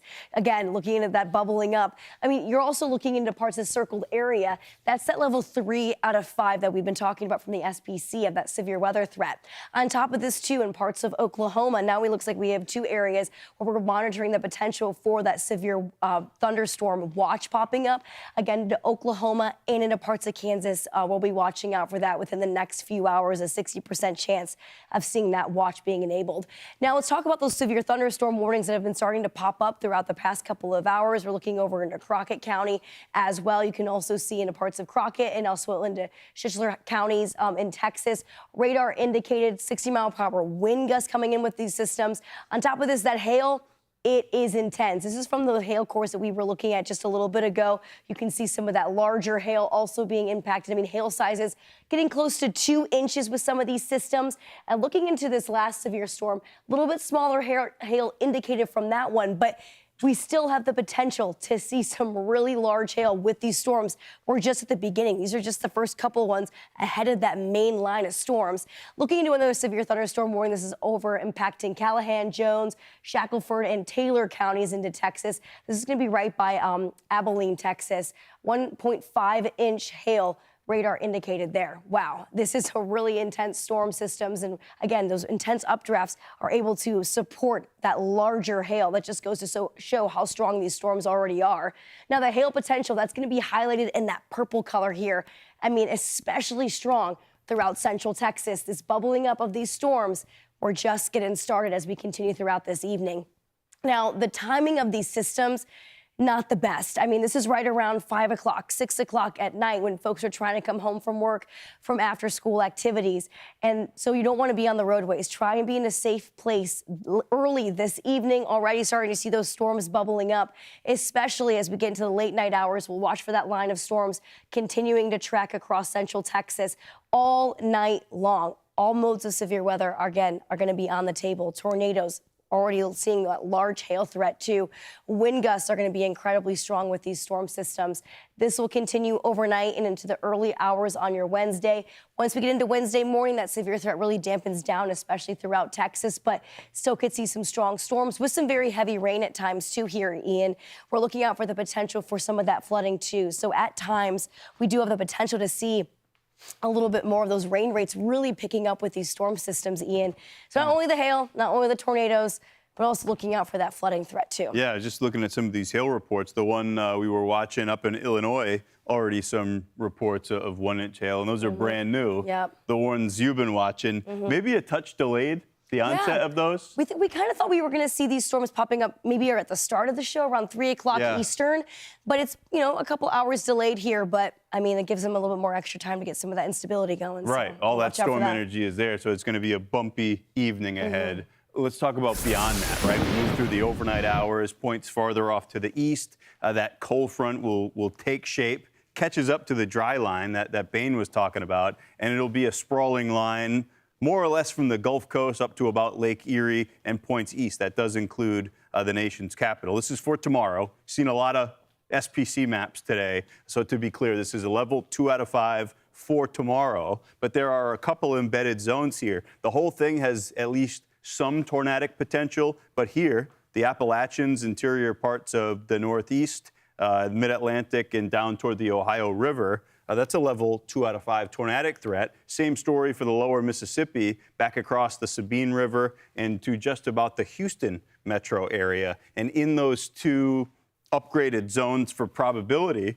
we're also talking about an upgrade in intensity. The conditional intensity group indicated here by the Storm Prediction Center, EF2, plus in both of those spots. So today isn't the only day that we'll be watching spinning storms or staring at the radar and looking for a rotation. Damaging wind threat is significant too. That's a level 3 out of 5 for tomorrow, closer to that area of low pressure. Multiple rounds of thunderstorms expected ahead of the front. So this is lunchtime. We've already got storms ongoing, and there will be storms along the boundary itself that'll need to work its way through. Dew points, I mean, I know we hit 80 in Central Park. They're crazy numbers. I know we're into the early part of spring, but we're so far above average and breaking records. This moisture, that's a dew point of 60 all the way up to Cleveland, mid-60s in Pittsburgh. This is going to help fuel the storms. There will be effective rainmakers, so we'll watch out for some localized flash flooding. But look at the amount of wind shear here. At the surface, it's the orange wind barbs. Those are generally out of the south. A couple miles up, that air is screaming, and it's generally out of the west-southwest. There's not a ton of storm energy. Some of that has to do with cloud cover and the fact that we'll have some rain, some thunderstorms already ongoing early in the day. You get debris clouds, a limiting effect to the previous rounds of thunderstorm activity. That's the only limit, because there is a lot of spin. We could see some low-topped but healthy storms. There's 8 a.m. Look at this as we move forward through the morning. Round after round, scattered storms, and then there's the actual front needs to make its way through. That's 3 o'clock, middle of the afternoon, the Ohio Valley, and points east. That'll find its way tomorrow evening toward the mid-Atlantic and the Northeast. But you'll have already seen a messy, scattered coverage of storms long before it arrives. Still ahead as we move into the evening hours, the primary concern here is going to be for the top-end severe weather potential. That's a live look from Pontiac, Illinois, the base of that severe thunderstorm. Brandon Kopic staring at it. We're watching it. It looked like that storm was potentially trying to develop some rotation. We're getting hail reports out of it already. We'll get you a complete check of the radar when Fox Weather comes right back.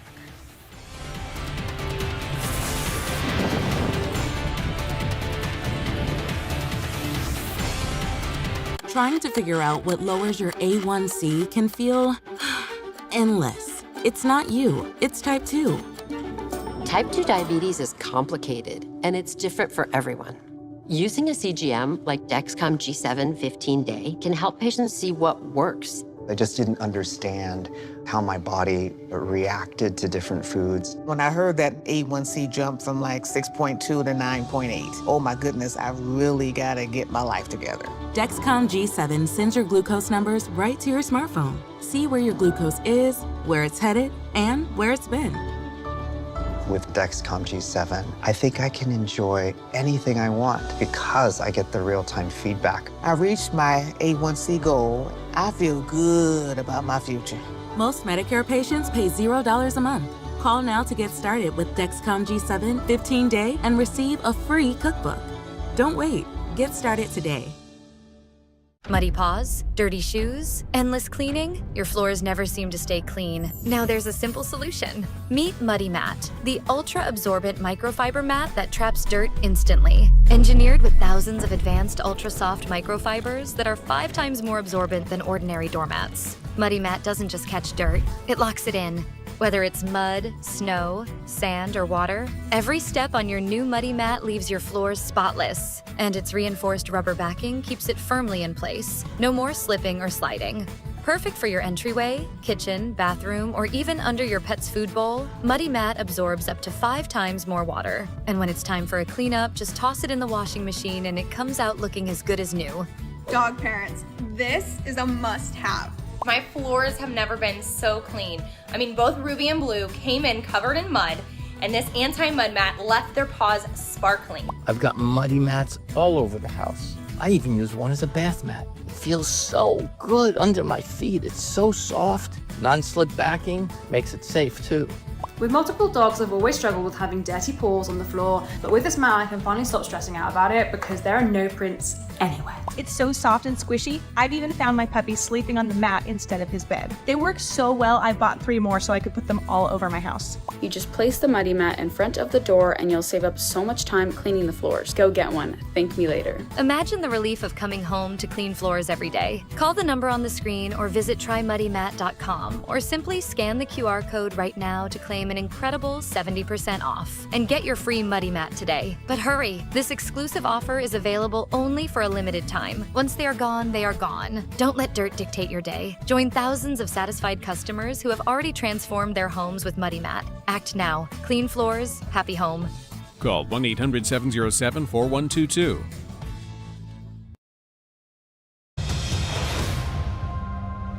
Hey, welcome back to Fox Weather Now. We got a Fox Weather alert. That's Pontiac, Illinois, 77 degrees. Looks like you're right at the edge. The shelf cloud on the right side of the screen. You're right at the edge of that severe thunderstorm, now tornado warned storm. There we go. We're looking out. Yeah, that's the first tornado warning of the evening, and it was an inevitable thing. We've got 10 active alerts, so check out our Fox Weather alert board. 10 severe thunderstorm warnings. This is about to go to a 1. First tornado warning was just issued right before we came back from break. I mentioned it was an inevitability. It's right in the zone where we were expecting the thunderstorms to behave this way. We've got that stable, chilly air that worked down off of Lake Michigan. But when you get immediately displaced to the south of that, down to the warm front, it appears as though this could be latching on to that. We saw it make a little bit of a turn off to the right. And look at this hook it's developing now. This is starting to appear like a classic supercell on radar. The rotation in through here, right over Interstate 55, just north of Pontiac. If this is producing a tornado, it will be right there. You got some of that gate-to-gate shear. Brandon and Corey have been on this cell, though. Steph's getting zoomed in to show you where the rotation is tightest. We've got multiple vantage points of that. It looked like there was a lowering of the cloud base.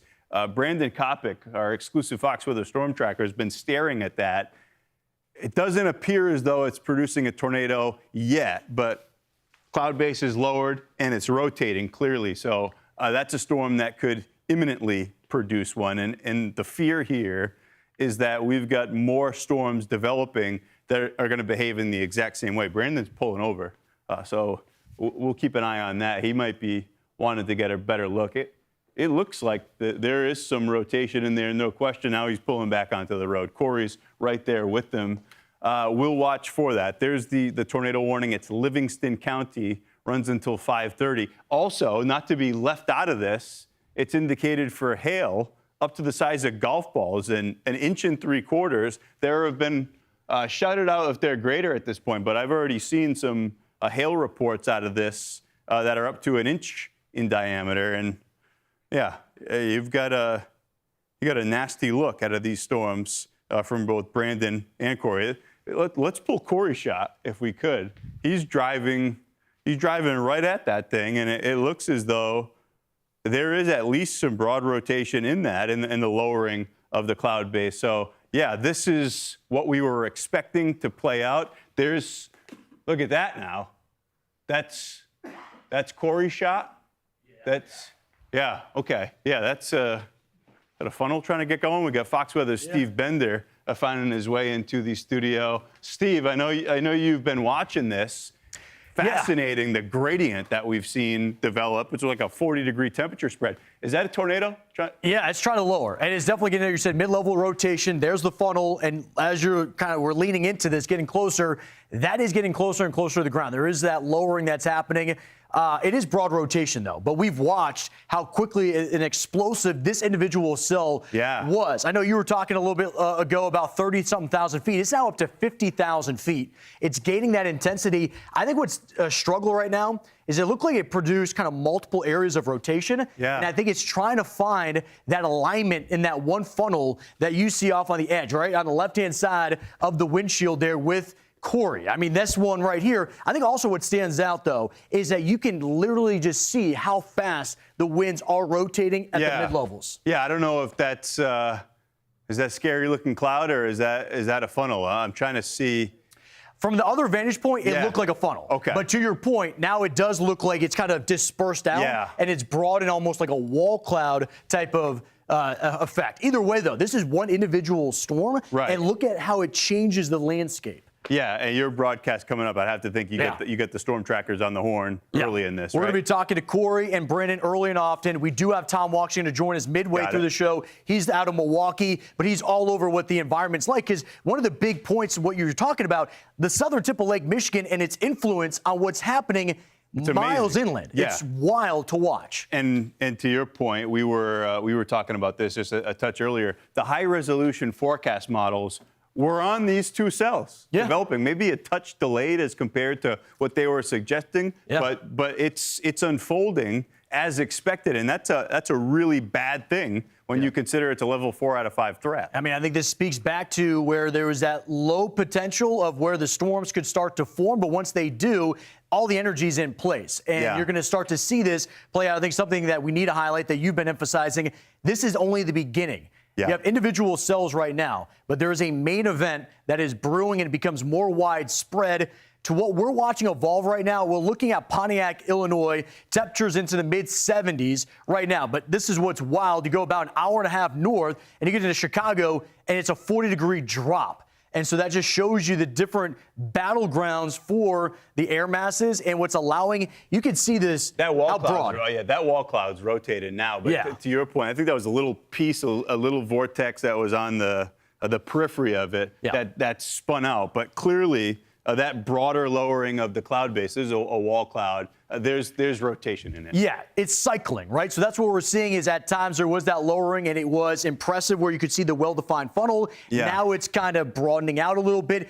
That storm has plenty of energy. I was actually doing a 3D scan of it. 50,000 feet, as I mentioned. But then I looked at where the available storm energy is. It's got about 20 to 30 more miles before it's a sharp cutoff where there's that cold air that kind of pulls everything out from underneath it. It's going to be interesting to watch what it does once it interacts with that boundary. So does it latch onto it, or does it cross over it and become elevated? Well, we got one more warning that's just north in that cold boundary. And it's still a warned storm. It still actually looks impressive, not nearly as impressive as this one, but still shows that there's life beyond the boundary and why there's areas like Chicago. Big time. We're just talking about the high-end tornadic threat. That'll be along or on the south 100%. side of the boundary. The flood threat for Chicago, the severe weather threat. You got your hands full next several hours. You and I were just talking about the northern side. We didn't even talk about Texas. Texas has numerous warnings that are popping right now. Dry line ignition, looking at softball-size hail, and high-end tornadic conditions. That's what we're locked in. We're staring at two separate places and everywhere in between. Stay with Fox Weather as we track these storms. I've got a dark secret. I hate the dark. My basement is too dark. My garage is too dark. My attic is way too dark. But I've seen the light. Check out the High Burst Ultra High Performance Shop Light. I feel like I'm holding the sun. This thing is radically bright. With 420 LED bulbs outputting 8,000 lumens of bright light. It gets better. You see these raised panels? This new technology has 15 different light panels specifically designed to shine light in more directions so you can see better than ever before. Plus the panels move so you can put light anywhere you want it. It screws into any light socket. Easy. Check this out. The basement is so bright. It's like a whole new room down here. Look at this garage with regular light. The garage on the right has high burst. That's a total transformation. Guys, shut every light in the studio out. Okay, so here's the 60-watt bulb that you're using. It has just 700 lumens. Now, let's try the High Burst Ultra Performance Shop Light. Watch how bright this is. The High Burst has over 8,000 lumens. It lights up this whole workshop. It's over 10 times brighter than a 60-watt bulb. And since you can customize the panels, you can shine light in every nook and cranny. Your dark days are over. High Burst even comes with 3 different light modes: soft, bright, and brilliant. Attics go from bad lighting to ultra bright. Basements go from it's too dark to find anything to, oh, there it is. Even light up entire outdoor patios. High Burst will make any room, hallway, or workshop brighter and safer. Get your High Burst Ultra High Performance Shop Light today for just $29.99. And we'll even ship it to you free. But wait, order right now and you can get a second High Burst for 50% off. That's a $15 savings, all with free shipping. Brighten up your life with the High Burst Ultra High Performance Shop Light. Don't miss out. Order now. Call 1-800-294-9611 or go to buyhybris.com. So call 1-800-294-9611. That's 1-800-294-9611 or order online at buyhybris.com. Order now. Behind this curtain is an outdated bath and shower. Imagine transforming this eyesore into a beautiful jacuzzi bath remodel in as little as one day. Are there a lot of design options? Yes, Jacuzzi has stylish shower walls, designer colors, and premium features like soft closed doors. Call right now and Jacuzzi will waive installation costs with no interest and no payments for up to a year. Just step right into your easy entry shower by Jacuzzi. We have durable grab bars, grab shelves. This is a great safety feature. I love this. It's really beautiful. The quality of it, I'm blown away. Best of all, it's from Jacuzzi, the most trusted name in water for over 70 years. Call or go online now to jacuzzibathremodel.com. We're waiving all installation costs, plus zero interest and zero payments for up to 1 year. Go to jacuzzibathremodel.com or call 800-760-4654. And welcome inside Fox Weather Live and Steve Bender. Another dangerous round of severe weather again tonight. It's been an active start to the season, and today is a high-end threat that stretches from the Midwest to Texas. So here's what you need to know at this hour. We've got 84 million people that are in the risk for tonight. That means the potential for intense tornadoes, EF3 or higher. We've had our first tornado warning just issued about 10 to 15 minutes ago, but that's not the only threat. Baseball-size hail to softball-size hail, along with 70 to 80 mile per hour wind. That's on the table as well. And by the way, this is the first level 4 out of 5 event since last summer of 2025. A lot to get into tonight. Walk with me. Let's get you caught up on everything that's happened in the last several hours, what you can expect tonight, and what you can expect in the days ahead, because it doesn't stop tonight. We get into tomorrow and the rest of the week. Yes, there is a winter component. We got it all dialed up for you, bringing you into the cab of Corey Gerken's vehicle, Odell, Illinois, just outside of Pontiac, where he was in pursuit of that tornado warning in Livingston County, Illinois. Notice that goes until 5:30 p.m. local time. That's another 30 minutes. Now, as he scans the skies, you'll notice that it wasn't as threatening as what we had seen with Ian and I talking about this again 10 minutes ago, where you had this wall cloud that was lowering and at times producing a funnel that ultimately never touched the ground, but just showed you the conditions that were conducive for all of it. Now, we're going to talk to Corey in just a matter of minutes. I want to set the table of what we're going to see with this type of rare setup up north. Now, I say rare because it's a level 4 out of 5.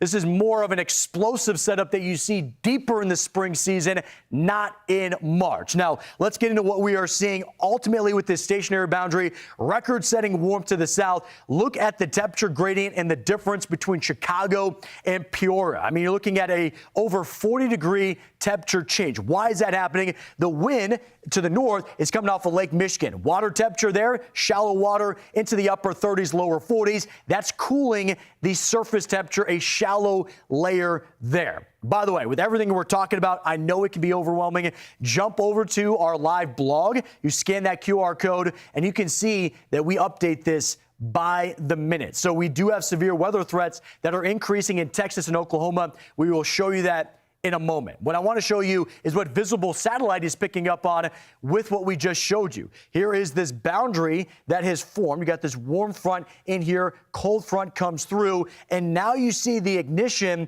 of individual cells. But by the way, that storm that had a tornado warning, that grew to 40 to 50,000 feet in about an hour. So it does not take any time at all. And here's my concern, is so many people that work in these areas like Chicago, Champaign, Quincy, and other areas like Bloomington, your day throughout the day has probably seemed calm. You've been looking outside. It's been blue skies. It's been warm. It's probably been inviting you to be outside. But then the reality of the situation is your phone is ringing and you're getting the alerts and you're wondering, is that actually the real deal? It is. And I want to show you what is unfolding right now just north of Indian Grove, Pontiac area. And again, you look at the loop, you can see the hook that forms for a brief moment, and now it's gone away. So that's an indication of that broad rotation that was happening for a moment. Notice that we do have this kind of flying V or the flying eagle on the northern side, that's indicative or a sign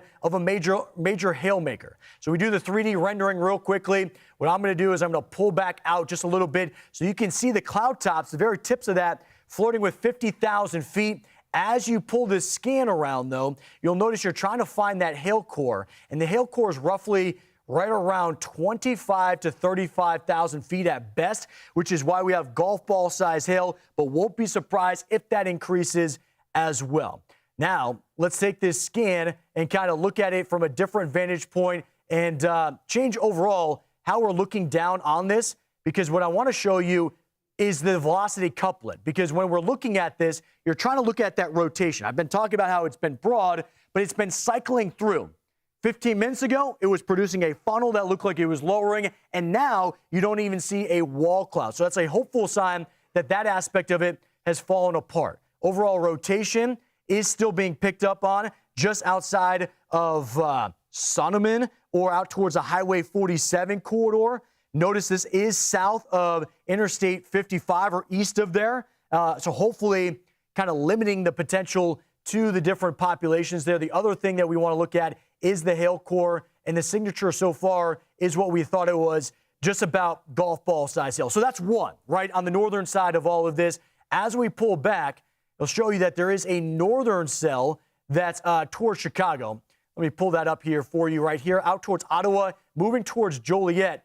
And you'll see with this one, it is now warned for Joliet. It's right on the radar, which means you're getting a very low-level scan and a very good reading as of right now to what's happening with that storm.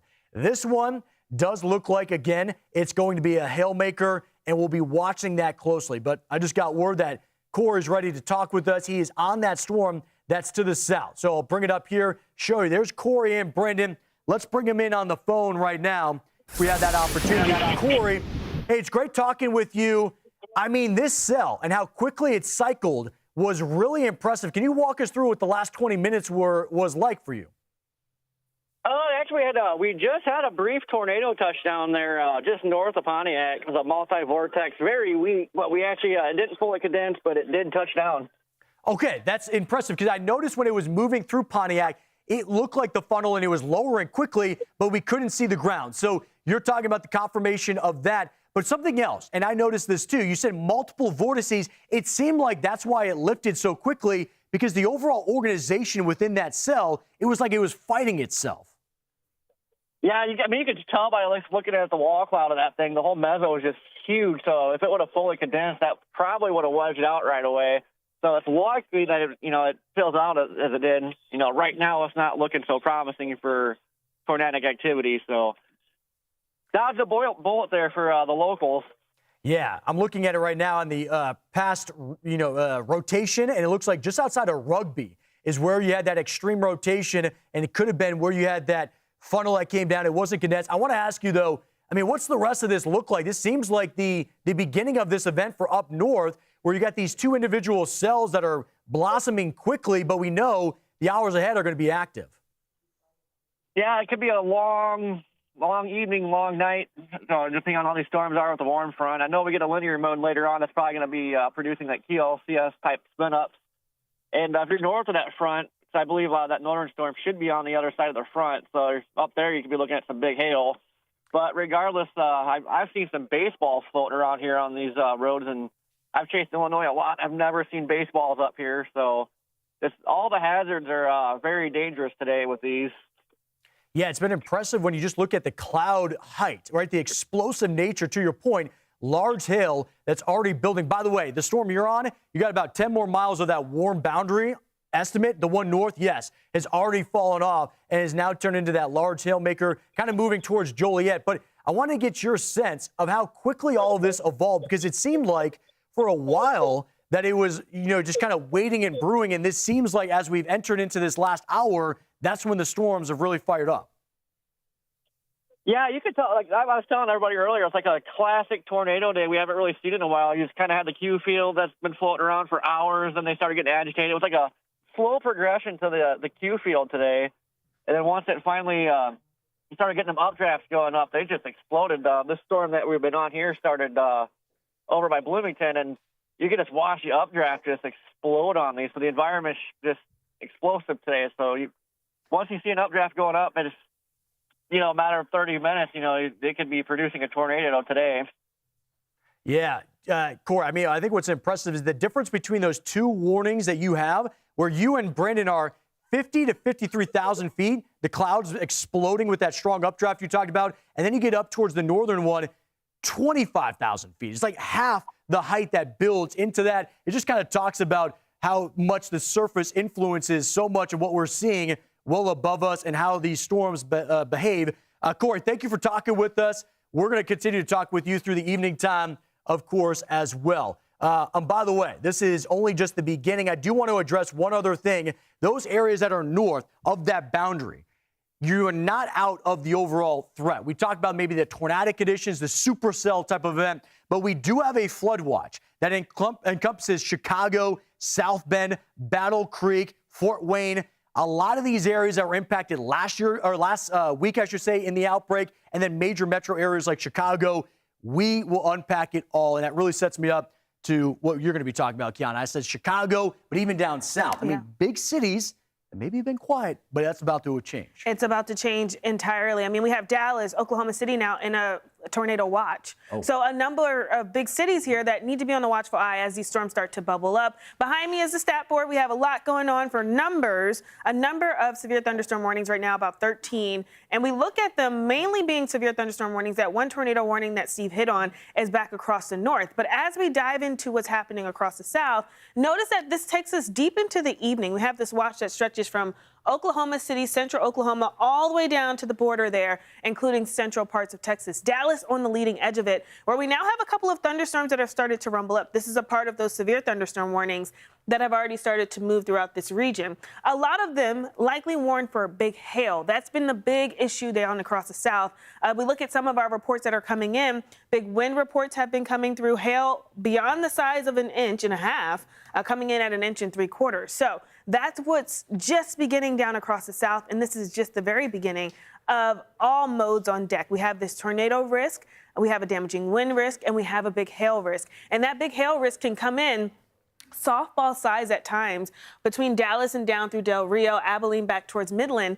That hatched area is where we could see the biggest of the hail for these storms as they get rumbling through. So looking at Dallas proper, we have those storms that are set to move through around the 8 o'clock hour. Winds are going to set you up beforehand. So if you hear those winds howling on your doorstep, on your windows, that's ahead of the storms that are coming through with this front. That sticks around through the latter half of the evening, primarily wrapping up sometime overnight. So notice that this now becomes a nocturnal event for a lot of folks there across parts of Dallas. When we look at the timing here on the future radar, we have our timing kind of taking us right around that 6 o'clock time frame, a south wind setting us up for this line of storms that really rides that I-20 corridor into Dallas. So that's going to be our big troublemaker for large hail.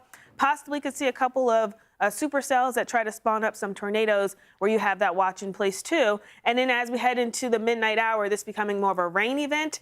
Damaging winds likely following suit behind that front. Waco, Texas is another area that storms come a little bit later into the evening. So now we're looking at around midnight through the overnight time frame for Waco. They can also pack a big punch in terms of large hail and damaging winds.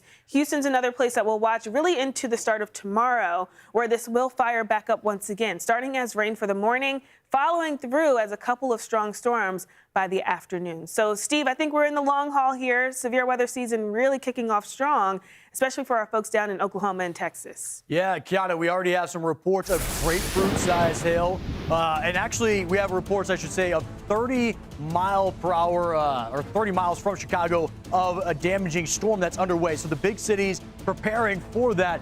Plus, we're your Severe Weather HQ. We're continuing to bring you the latest on these severe storms with live coverage all night long. Stay with us. We have more after the break.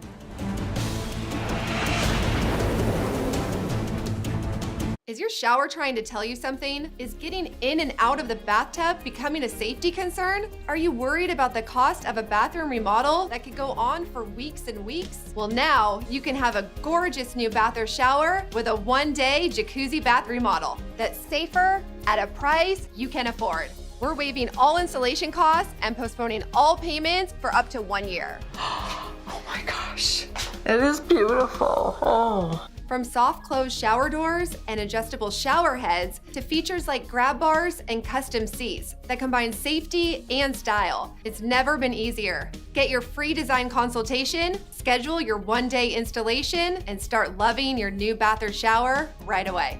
Call or go online right now. We are waiving all installation costs and offering no interest and no payments for up to 1 year. Go to jacuzzibathremodel.com or call 800-384-4402. Call now. Stay tuned to get this muddy mat, up to a $20 value, free. Are you tired of muddy paw prints all over your floors? Wet, dirty carpets? Constant mopping and cleaning every time your pet comes inside? Introducing Muddy Mat, the ultra-absorbent chenille mat that traps mud, dirt, and water instantly, keeping your floors spotless. The secret? Super absorbent chenille fibers that soak up to 5 times their weight in moisture.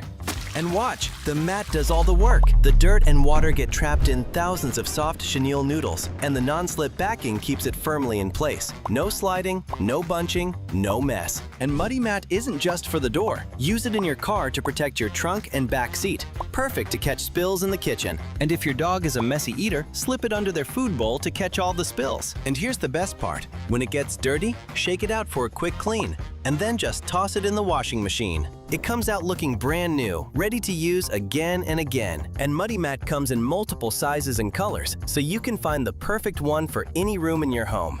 But now, let's hear what Muddy Mat owners have to say. Y'all, this is the Muddy Mat. It protects my floor. It is non-slip. It won't move. It has saved me so many times. I am loving this. I keep this one by my back door. You can see it has those big 1-inch chenille loops with the non-skid backing. There's a ton of colors and several sizes to choose from. My floors have never been so clean. This is the best mat I've ever found, and we have tried many. I wouldn't wait too long before they're gone. So what are you waiting for? Scan the QR code, go visit getmuddymat.com, or call the number on the screen and get your free Muddy Mat when you buy 2. With multiple colors and sizes, it's easy to keep every floor in your home clean and covered. So what are you waiting for? Join millions of happy pet owners and stop the dirt at the door. Muddy Mat. Goodbye, messy floors.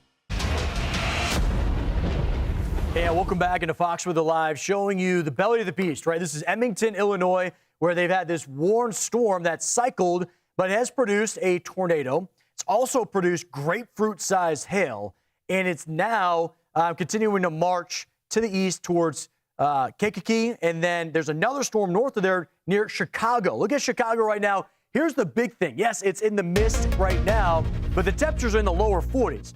You go about 20 miles south, you're looking at temperatures that are in the lower 80s right now, a 40-degree difference that's unfolding right now, and that's only half of the severe weather. The other half is brewing in Texas, and concerns overnight now for Oklahoma as well. There's a lot to get into. Thank you for being with us. Here's the tornado watch on the northern side. Burlington out towards Kankakee, and Peoria is right in the middle of that. But here's the thing it's important about tornado watch. That's not the only threat. Notice that the hail was warned for egg size up to baseball size. We already got reports confirmed for grapefruit size hail. That's 4-inch in diameter. So these storms have already outperformed what the watches were kind of alluding to. Now, this goes until 11 p.m. It just shows you how volatile the environment is. By the way, you can scan that QR code and get the latest updates in real time on our live blog. You'll notice just 2 minutes ago, we were talking about the hail and the damaging wind threat that could persist for Chicago and northern Illinois over the next several hours. Now, let's show you some of the reports that we have got. This is that one individual cell that has led to not only the brief tornado touchdown that was confirmed by our very own Corey Gherkin minutes ago, but this large hail, 4-inch in diameter, north of there, the one that is closing in closer to Joliet and out towards Chicago, that one's produced about inch in diameter hail. So there's 2 individual cells. Broader view on all of this, just showing you these are all running alone, right? These are rogue supercells. Later on in the hours ahead, it becomes a little more linear in fashion. It becomes a little more broad, but also widespread in its potential impacts. Now, I'm telling you a very subtle sign. I'm starting to see a little faint hook that's starting to evolve. So we're going to watch that closely. Our team is there because on radar, it can be faint.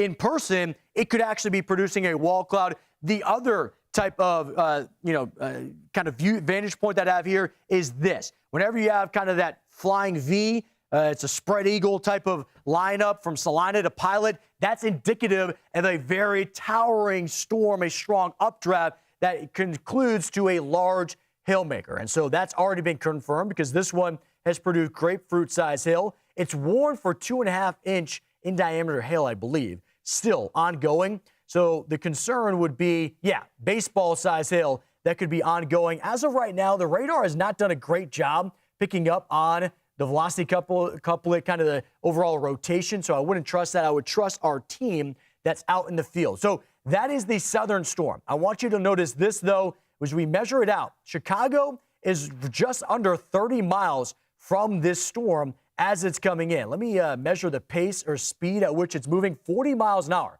So real quickly, what I want to do is just show you the leading edge of this. And as we bring it out, okay, here's Corey's shot. He's scanning the southern side. So he's looking at the underside of this storm and kind of giving us a sample of what this may look like. He said that there's a tornado. Team, if we get a chance to talk to him, what I'm going to do is bring our radar back. You can see in the lower corner where he is at. So I'm going to bring this up. Corey and Brandon, right where we are looking at that faint hook. What's been happening are these have not been, condensed tornadoes. So you see that off on the left-hand side in Edmonton, Illinois, and that would show us potentially a funnel that was coming down, but I couldn't tell if it was touching. Now, we said that before, but there was actually debris getting picked up at the surface or some indication that it actually touched down.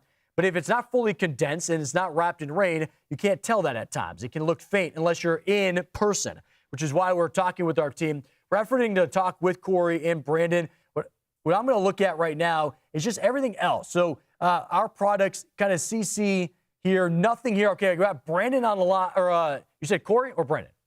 We got Corey's good. Okay, Corey. Hey, I know we just talked.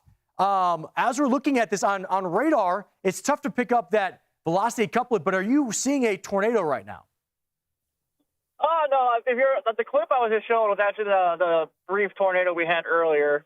Right now, we do have an organizing wall cloud possibly here, so it might be getting ready to do it again soon. But that was what I just showed. I was just trying to get on air for you guys, but that was from earlier. Okay, I appreciate that because that's when I was looking, I was like, wow, that looks again back towards Sonneman and those areas of Pontiac. So now you're kind of moving a little further to the north and east of there. Overall, I mean, from our vantage point, it looks like a lot of farmland. Is this kind of an open area? Yeah, that's very open out here. Nice road network. We still have a little bit of time before we start getting into a more populated area, but wide open farm ground out here. When you're looking at this, what do you think is at play with this wall cloud? Because when I was talking with Ian and I saw your shot, it happened in like 10 minutes or less. All of that formed and then it lifted. It seems like it's struggling to be consistent, right? It's like this very quick pulse that this storm is, kind of fighting right now. Yeah, I'm not exactly sure where the warm front's sitting right now. I don't know if it's trying to move north of that now or what the deal is. We're still getting a warm inflow in on this thing, so I'm not too sure, but everything went elevated. It was getting all surface base. We had that tornado briefly, and now it's back to just a big elevated base that's trying to get its act together again. But I don't know what really happened here. Maybe it's interacting with the warm front or just crossed it maybe. I think you're exactly right. We're doing the radar on the warm front, and it's literally on top of the very edge. And ours is obviously extrapolating model data and estimating where it's going to be at. You can almost feel it there as you're kind of moving through, but you could just tell the wind shear is in place for this as well. Overall, have you kind of run into any of the other threats? Because I think what's impressive is it's not only the high-end tornadic potential, but the large hail and damaging wind.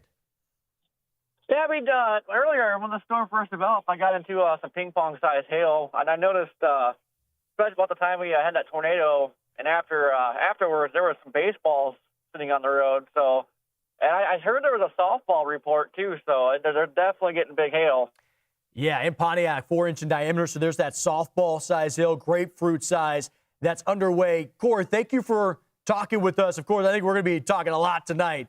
Glad to have you and Brandon out there, giving us the ground truth of what we're seeing here. Real quickly, I want to head south. Team, if we could get into the southern threat real quickly, because we've been a lot locked in on what's happening on the northern side in Illinois, just outside of Chicago. Sam, who's in Weather Command, we got Dylan behind me, we got Kiana, we got an entire team here at Fox Weather that's diving into this. Del Rio is now got a nasty storm that they're dealing with right here, and we're showing you a traffic camera, and I think this is going to be still frames that time, but you could just tell how brutal the rain rate is and everything that's kind of unfolding with this storm. And by the way, this is not isolated down in Texas. In northern Illinois, we have been talking about, an individual cell here or there. Now we get down towards, West Texas, Central Texas, and you have clusters that are forming. So what I want to do is show you Del Rio and match it with that view. By the way, again, the flying V that forms on this. You could just see in this big blackout kind of signature of a major hail core. Thankfully, it looks like it's north of Del Rio. Let me clear this up for you. I kind of gave you a bad sense of where that's at. But when you're looking at this, we'll bring up the hail report in real time or what they're measuring. And you can tell already that this is jumping out greater than 2-inch in diameter. That's going to be egg-size hail. By the way, there's a latency factor in this. I would not be surprised if it's a higher billing. If we're talking about a baseball, if not softball size hail potential in this storm. Another thing I want to do real quickly is do a 3D scan and rendering of this to kind of give you a true measure of what we are dealing with. Look at that. 80-mile-per-hour winds embedded in this. The hail core lofting up to 30,000 feet. You have it warned for baseball-size hail. This is all for Edwards, Kinney, Valverde counties.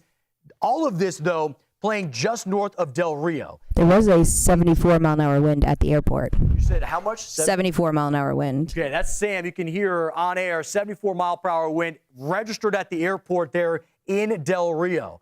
What this is an indication of a very strong updraft that is coming in right in here. And so the volatile conditions that are kind of underway in this storm itself, this is going to have everything on the table. Right now, it does not look like it has any type of rotation, thankfully. But let me get you a different kind of view, the top-down view again. And that in of itself, I mean, you could just see the wind field on either end of this. That would be kind of devastating. It looks like, again, the 70 to 80 mile per hour wind from Lakeview, Highway 277 corridor.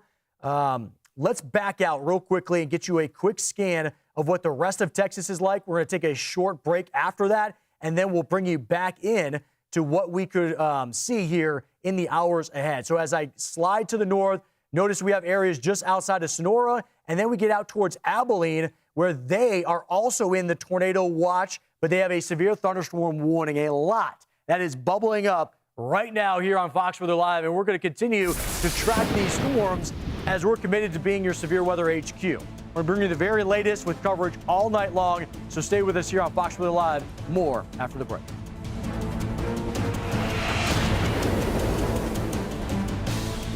I'm Jonathan Lawson, here to tell you about life insurance through the Colonial Penn program. If you're age 50 to 85 and looking to buy life insurance on a fixed budget, remember the 3 Ps.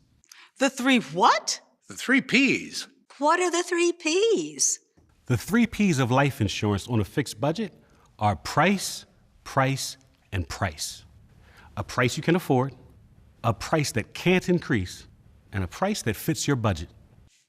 I'm 54 and was a smoker, but quit. What's my price? You can get coverage for $9.95 a month. I'm 65, retired, and take medications. What's my price? Also $9.95 a month. I just turned 80 and I'm on a fixed income. What's my price? $9.95 a month for you too.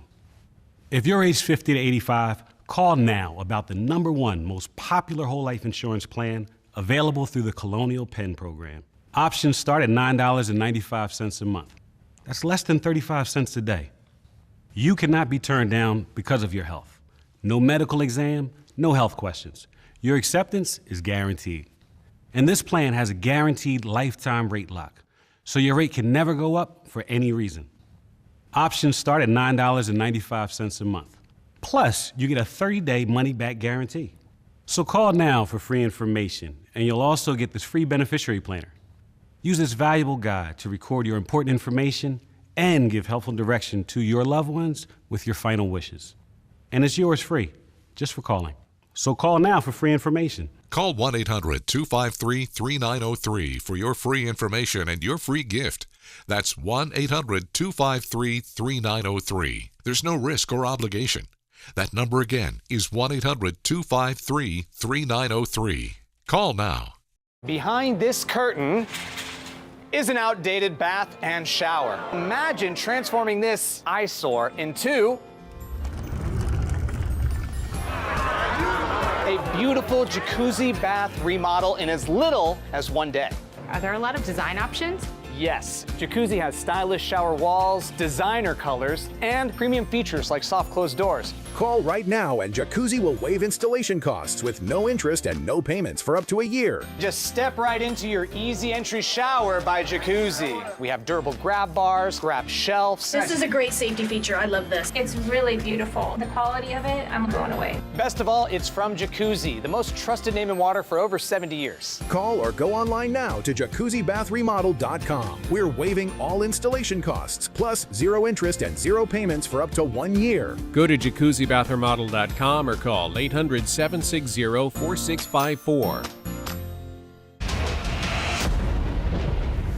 Hey, welcome back into Fox Weather Live. I'm Steve Bender. We're talking about the volatile conditions, not only right now, but that persists into the overnight hours and then refuels itself again tomorrow. So to set the stage, what you need to know as of right now, we got 84 million people that are in the threat for tonight just alone. And that does include intense tornadoes, EF3 or greater, large hail. We've already got grapefruit-sized hail that's 4-inch in diameter in Illinois, of all places. Now we are looking at 70, 80-mile-per-hour winds, and this is a rare level 4 out of 5 threat. Notice the number over my shoulder, 13 active warnings, and one of those is actually a confirmed tornado warning down in Texas. So we've spent a lot of time right here in Illinois, outside of Pontiac, in those areas along the I-55 corridor, where we had a confirmed tornado roughly about a half hour ago. But now we got to take it down into the Lone Star State and show you what's happening in areas along I-20 and near Abilene. Now, this is well to the west of Dallas-Fort Worth, but a concern for Texas, the Red River region, and Oklahoma in the hours ahead. So here's Big Spring, Texas, where you're looking at kind of that rain that's coming down off in the distance. I believe Big Spring is a little further south of Abilene in that area, but it kind of just shows you the environment that's conducive. They are under the tornado watch, along with 4+ million people so far. So let's bring you to Chicago, the northern side of it. Now, Chicago experiencing something completely different. Down in Texas, it's hot, it's muggy, and it is primed for this. Chicago, it's actually cold and brisk right now. Temperatures in the lower 40s, setting up off the southern side of Lake Michigan, where water temperature is in the upper 30s, lower 40s. So it's a sharp cutoff. Because you go about 20 miles south of Chicago, temperatures back into the upper 70s, lower 80s. About a 40-degree temperature change and gradient within 20 miles. And that's why these storms almost got this erratic behavior to them. Because there's a spot in Illinois where they can bubble up and be explosive, and then it's like you pull the carpet out from underneath them, and then it evolves the storm. It doesn't go away. The threat starts to change. We're going to get to the northern side. Let's get into the southern side, because here's that tornado watch for EF2 or greater, grapefruit-sized hail, and then look at that entire line. From Kansas, which just got a severe thunderstorm watch, Red River region, I-20 corridor, I-10 corridor, border. Every single one of them experiencing something a little bit different. Now, notice, I know I'm saying a lot to you, and maybe you're looking at it and saying, Steve, I don't live in Texas. I don't have any interest, but I got family in Chicago. I need to know what's going on. Well, there's the QR code. Scan that. It's a live blog in real time. We are getting you those updates. Here's a great example. Look at the last two updates. Destructive thunderstorm in Del Rio. We unpacked that. Giant hail in Pontiac. We're representing all of this storm system. Now, let's get to the flashing purple polygon. That is a confirmed tornado. Sam was in the chat with the National Weather Service, and this actually comes from a spotter, right? Because when I'm looking at it, I'm going to show you what we have, our tools here at headquarters. I don't see any type of rotation that would be conducive to actually a tornado, right? What you're looking for is red meets green, nothing in between, right? You want to look at an organization of a storm that shows you some vorticity. What they have said with their confirmation, a spotter saw a rope tornado that is an extremely small, nuanced event. It's very tough to pick up on, and I think that's why we're struggling to see it. But on radar, I'm not surprised that we have some type of rotation because of this right here. This is actually an indication of rotation right there, that kind of little tail on the end. But I'm going to bring it back in time and show you it wasn't just a tail before. It was actually a hook. You can see that hook mechanism right here. That is an indication that potentially there's some rotation. Here's the good news. All of that looks like it is playing further south than I-20, hopefully in more of a rural area. And as I kind of glide over, there's Abilene. So when you're looking at maybe the largest city in this area, this is about 15 miles towards the east, and it's moving east. So it should be getting away from Abilene as of right now. So if you're in Clyde or Putnam, this could be a problem. But there's Abilene for you. Temperatures into the 60s right now. And the wind orientation at the surface out of the southeast at 14 miles an hour. So as of right now, this storm likely could have already lifted because since it was a rope tornado. But this is Texas' threat today, where you have this explosive dry line that's going to ignite these kind of storms. And here's El Dorado, just north of the I-10 corridor in Sonora. They have a considerable threat. That's going to be because of wind speed, golf ball size hail. Then we go back to that broad view. It's not just the confirmed one, but even north of Abilene. You have Stamford, where they have brutal winds that are playing out, bringing out to the Red River region. That's where you have Texas meets Oklahoma, north of Wichita Falls in the I-44 corridor, Burke Burnett, and those spots, 60-mile-per-hour winds. And then, actually, before I move on, I'm going to bring that back. Sorry for jumping ahead. I do want to bring you down all the way to the border because I think in all of this, it's important to show you that the most explosive one is actually further south, and it has a tornado warning that just got issued. So let's get into that. Remember, the purple one is a confirmed tornado. We're loading the graphics here. Give me a second, and they'll actually get you to that red one where we have a tornado warning that is underway in Del Rio. And so this looks like it's lifting north and outside the city, maybe a little further and towards Brackettville. Let's get this on here, and then we'll stop it in time. You'll notice overall. They issued the tornado warning because spotters have reported a wall cloud. A wall cloud. So it's not a confirmation of an actual tornado on the ground, but a wall cloud that's lowering, Sam. That's okay. If you hear that voice, by the way, that is Sam in the command center getting the latest data and information from the National Weather Service in these different areas. We cannot do this alone. We got a great team here at Fox Weather. And when you're looking at this, overall, yeah, you can see the rotation, but it looks mid-level, right? When you do this scan, you can see the differential is going to get you the billing. You're at 69. So you need 65 for that lowering. So you're probably watching in the mid-levels with a lot of movement right now, but not enough to get it lowered and get that wind shear to align with the surface. And so plenty of instability and energy here. Let's look at the rotation. It's very faint as of right now.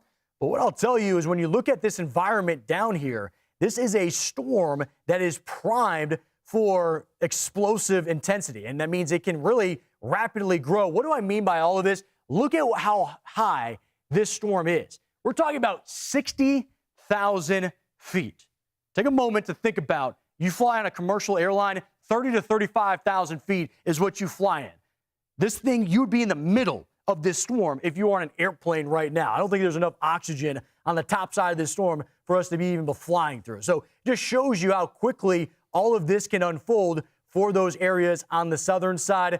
Real quickly, we're going to have Kiana jump in here in a moment, and she's going to talk more about the big cities that are at play. I want to get into the northern side, kind of get you a quick update. If you're tuning in and you're saying, hey, what's happening in Illinois? What's happening in Chicago? Here's what's unfolded. Grapefruit-sized hail and a tornado that was confirmed by our very own Corey Gherkin and Brandon out in the field. Since then, they have gone as just severe thunderstorm warnings. It is encroaching on Kankakee and the I-57 corridor, and this is going closer and closer to Chicago. I think Chicago may be spared out of this. It may go just south of the city, but I can't guarantee that. We'll look at that in a moment. Looking at this 60-mile-per-hour winds, baseball-size hail is what it's warned for. And we just talked about a storm that was 60,000 feet. Look at this one. This one, I believe, is actually going to be right around 50,000 feet. So still just as explosive as you get to northern Illinois. As we look at this, this is now closer than 30 miles. Let's get you the leading edge is about 11 miles. The worst of it, 20 miles away from Chicago. I want to get storm movement on this just because if it moves over the city, you want to time this out. So it's moving northeast at 40 miles an hour. And this is going to set up Kiana to really talk about the overall timing of when all of this plays out. But real quickly, as we bring up storm movement, we curl it in here, 40 miles an hour. I'm not even far enough back out. Let me back out here real quickly to show you how fast these storms are moving. And then we'll bring Kiana in as you kind of look at overall how quickly this can move. So 40 miles an hour, Chicago at the top of the hour. Kiana, I think this is important as we kind of bring in this team coverage. As you're looking at this, we just timed it out. Overall broad path.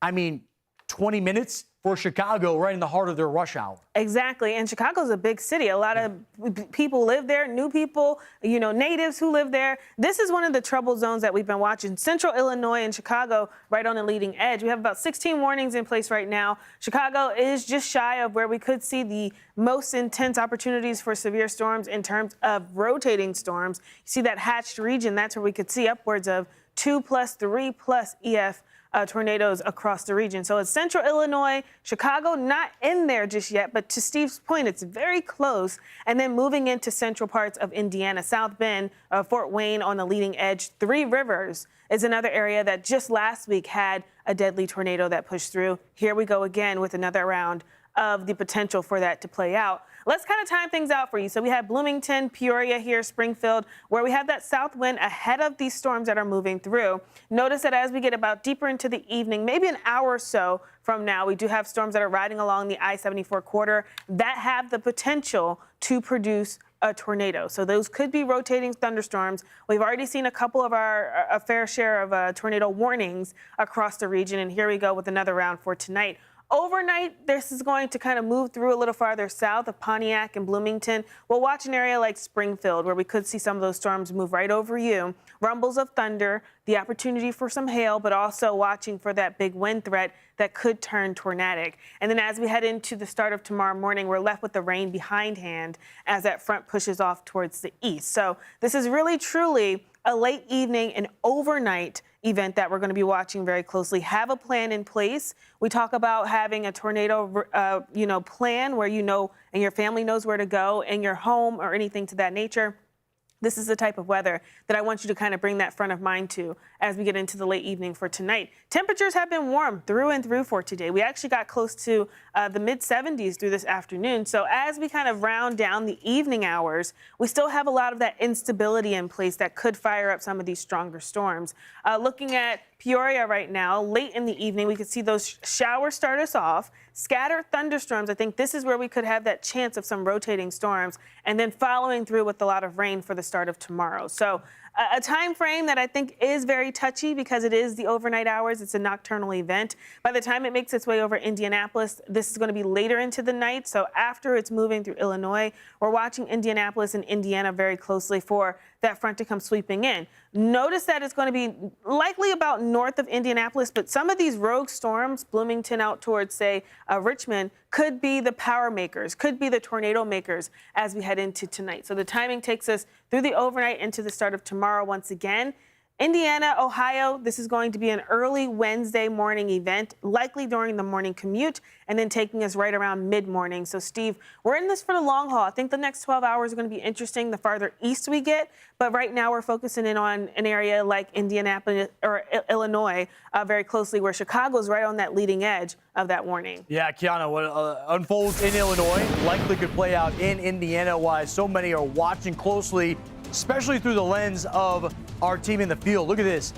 Kayberry, Illinois, just outside of Kankakee. They are looking at the underside of these storms where there's been a lot of rotation, but will it produce a tornado? We're committed to being your Severe Weather HQ, and we're going to bring you the latest as we have those storms and live coverage all night long. Stay with us as we have more after the break.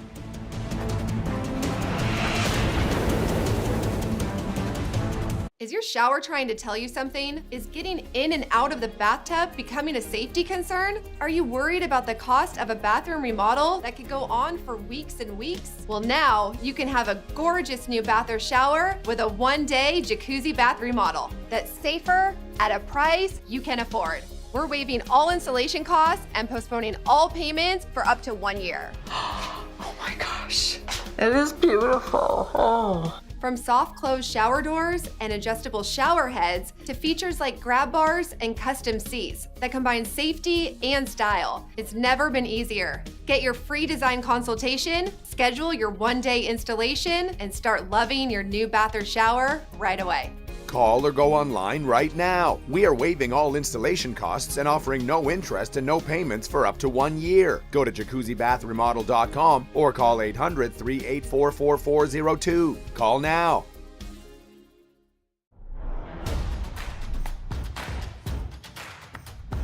Where's your pain? Right here. Right here. Both knees. Take on the pain with CopperFit Mobilizer, the next generation in compression technology. Hyper advanced compression sleeves with built-in blue infrared fibers for even faster recovery and pain relief. You feel good, you play good. And this CopperFit Mobilizer, I guarantee you is going to be the reason why you see me on that field. You can book it, you can write the check, you can take it to the bank, and I guarantee you it'll cash. Powered by LumaCore, blue infrared fibers woven into compression fabric. Increase circulation to reduce inflammation for faster recovery and pain relief. Two powerful technologies combined to create the next generation in compression technology. The CopperFit Mobilizer works. It's perfect. It's giving you mobility. Literally, mobility is in the name. Breathable comfort compression. Available with HyperFlex side stabilizers for more power and control. It's more than just a compression sleeve. Having the compression and the LumaCore technology, which sounds so futuristic, but yet it's here. And it's really cool that CopperFit was the one to create it. I would definitely recommend it to anybody to give it a try who has pain. Unleash your inner power to do more, play more, live more, and feel the energy with CopperFit Mobilizer. Money doesn't sleep, bills don't sleep, so you got to get up and go to work. The CopperFit Mobilizer was support without feeling like it was tight. I can't explain the technology behind it. All I know is that it's working. Get your CopperFit Mobilizer now at mobilizer.com for only $39.99. Order now and save 25% when you buy two. Plus, your shipping is free. It's working for me, it's going to work for you. It helps 100%. I wouldn't be standing here if this didn't actually change my life. Get on this right now. With this LumaCore technology, it's brought it to the next level. It's absolutely amazing. This really works. Get yours now at mobilizer.com. That's mobilizer.com. And welcome back into Fox Weather, showing you what Reddick, Illinois is like. This is just outside of Pontiac, Interstate 57 corridor, Kankakee, these areas that have some volatile storms. And notice on the edge, right, there is some of that hail that's coming down, and we've had grapefruit-sized hail registered in this individual storm. So it may not seem like that impressive when you're looking at the rain. The hail may look relatively small from this vantage point, but once you're out in it, not only does it look bigger, of course, but it sounds thunderous. Like it becomes so loud inside the cab as it's smashing either your car or the road nearby. I say that because I've been in some of these type of events, and it's impressive. Now, Chicago, not far from there, roughly 30, 40 miles, and you're looking at a completely different type of setup. Chicago, lower 40s right now. Where we were just showing you with Corey Gherkin, those temperatures in the upper 70s, lower 80s, a 40-degree difference in about an hour drive. And so it just kind of shows you the difference. Why is that happening? Chicago has the wind coming off of Lake Michigan, where it's much cooler. Then we bring you down into Putnam, Texas, where their temperatures are in the mid-60s, but they're dealing with some volatile conditions where they have tornado warnings and watches, and also numerous severe thunderstorm warnings that are in place as well. By the way, I just want to get you a quick update. Look at the Fox Weather Alert System. Second one, severe thunderstorm watch, not to be overlooked, for Michigan and Wisconsin, just coming in. Also Kansas, now just coming in. So I know there's a lot of emphasis on the tornado watch because we have nearly 6 million people in that, with the look of concern here from Oklahoma City all the way down towards the border. The other tornado watch is on the northern side right through here, but there's a severe thunderstorm watch that's in place as well, and concerns of what could unfold in spots like Wisconsin and Michigan. By the way, for Wisconsin, we do have Chief Meteorologist out of Milwaukee, Tom Walk's going to join us here not long from now, roughly 40 minutes, and he's going to give us some good insight. Also, You can look at this, the QR code on the edge of your screen. That's a live blog that's ongoing in Fox Weather on our website. Tornado reported near Potosi as big country storms intensify. So it's showing that we've had numerous reports. One's outside of Abilene, another one outside of Pontiac.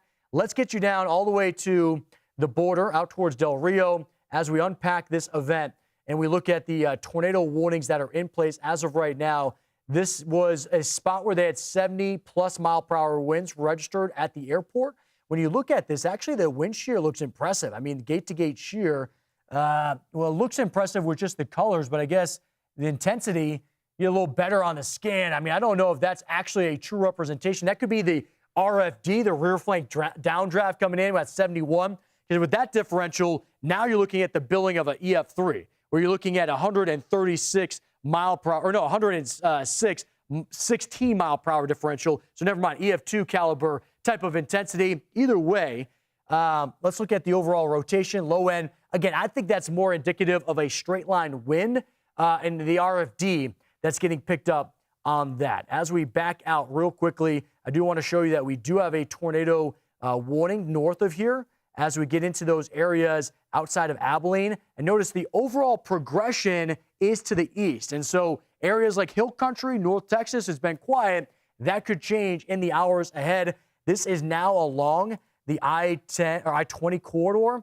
And it looks like, of course, you can see that hook signature right in here, which would be a response to what looks like some rotation, of course, in this. Let's clear that out for you. Again, on radar, I'm not seeing that rotation. So this could be maybe a sign of another tornado, but look at that towards Putnam. That was the camera that we showed you here not too long ago, which looked relatively calm. But, I mean, you're looking at strong to moderate rotation not far from Putnam. So, team, if we could bring that up real quickly, 5 miles to your west, and you're looking at that potential rotation here. Again, when you bring it up on the velocity signature, and we're not far from the radar site. So I'm actually really confused on why it's not picking it up. I mean, when you're looking at this, you should have an extremely low-level scan.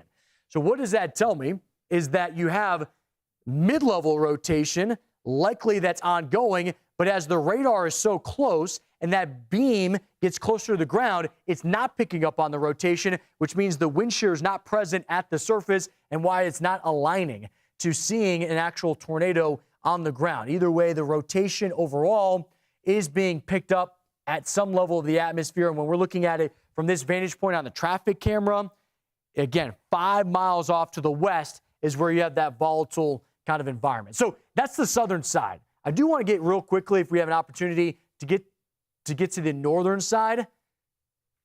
Okay, we're going to bring it back to Del Rio real quickly and show you that we do have reports of hail that's coming down, and it has been significant. So I'm actually going to match that here. I'm going to get back on radar and bring up some of those LSRs to kind of show you some of those reports that are coming in. So here's Del Rio from this vantage point.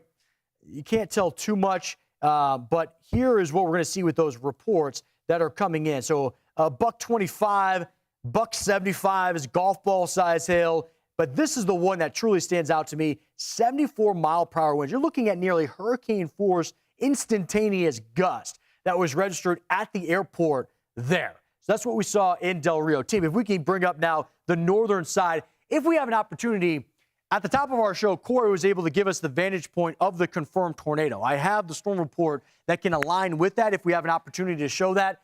If not, I do want to bring it to the northern side of where Corey's at as of right now. As we're looking at the Reddick, Illinois, this is just outside of Kankakee and those areas in northern Illinois, I-57 corridor.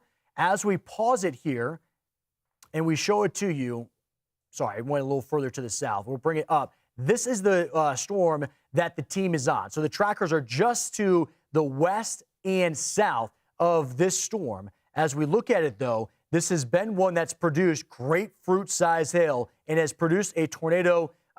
Another kind of overall look at this is from Brandon's side. Remember, he's on the southwestern portion of this, and you can just see how dark and ominous that is. In the foreground, underneath the banner that we're showing you where it says live storm coverage, you can see the hail that is accumulated on the side of this. I'm kind of curious to see what type of hail reports we have.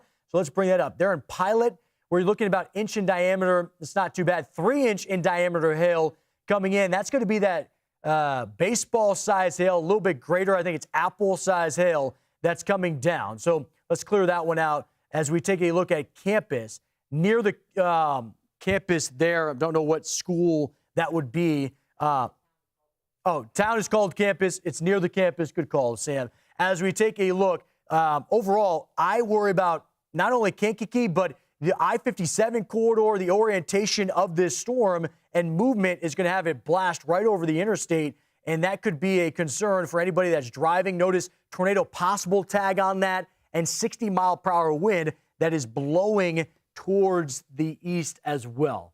So a lot that is unfolding there. But I have to tell you, this is not the only event of the week. We got to get into the rest of the week and what we could see unfold. Baton Rouge, Louisiana, they had a whole lot of rain, and look at this. The parking lot swamped.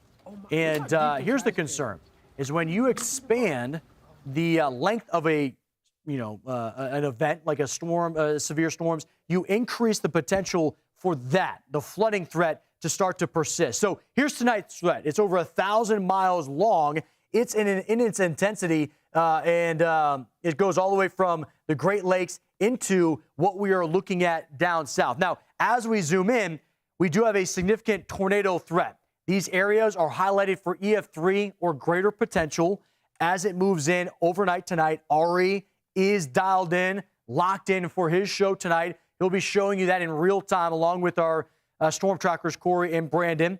You'll notice for tomorrow, this threat drifts a little bit to the east, but not much. I mean, it's the Arklatex all the way to the mid-Atlantic.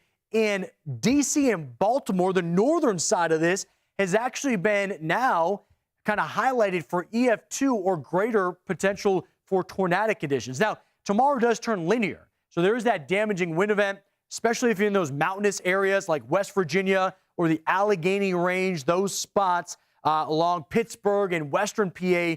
If you incorporate strong winds and then you compress it up towards the ridge, that could be some ridge gusts that would be really impressive, 70-plus mile-per-hour winds, power outages and trees falling and toppling down. That's a concern. By Thursday, it looks like it's not going to be severe as of right now, but you have all of this cold front, this cold boundary that's going to collide with that warm, humid environment of the southeast that's been in place. Just want to show you in motion, broad view. I don't even want to stop it, how quickly all of this plays out for tomorrow. And you can see how it's all married to that cold front as it sweeps through and into Thursday morning. So there is a lot at play beyond just tonight.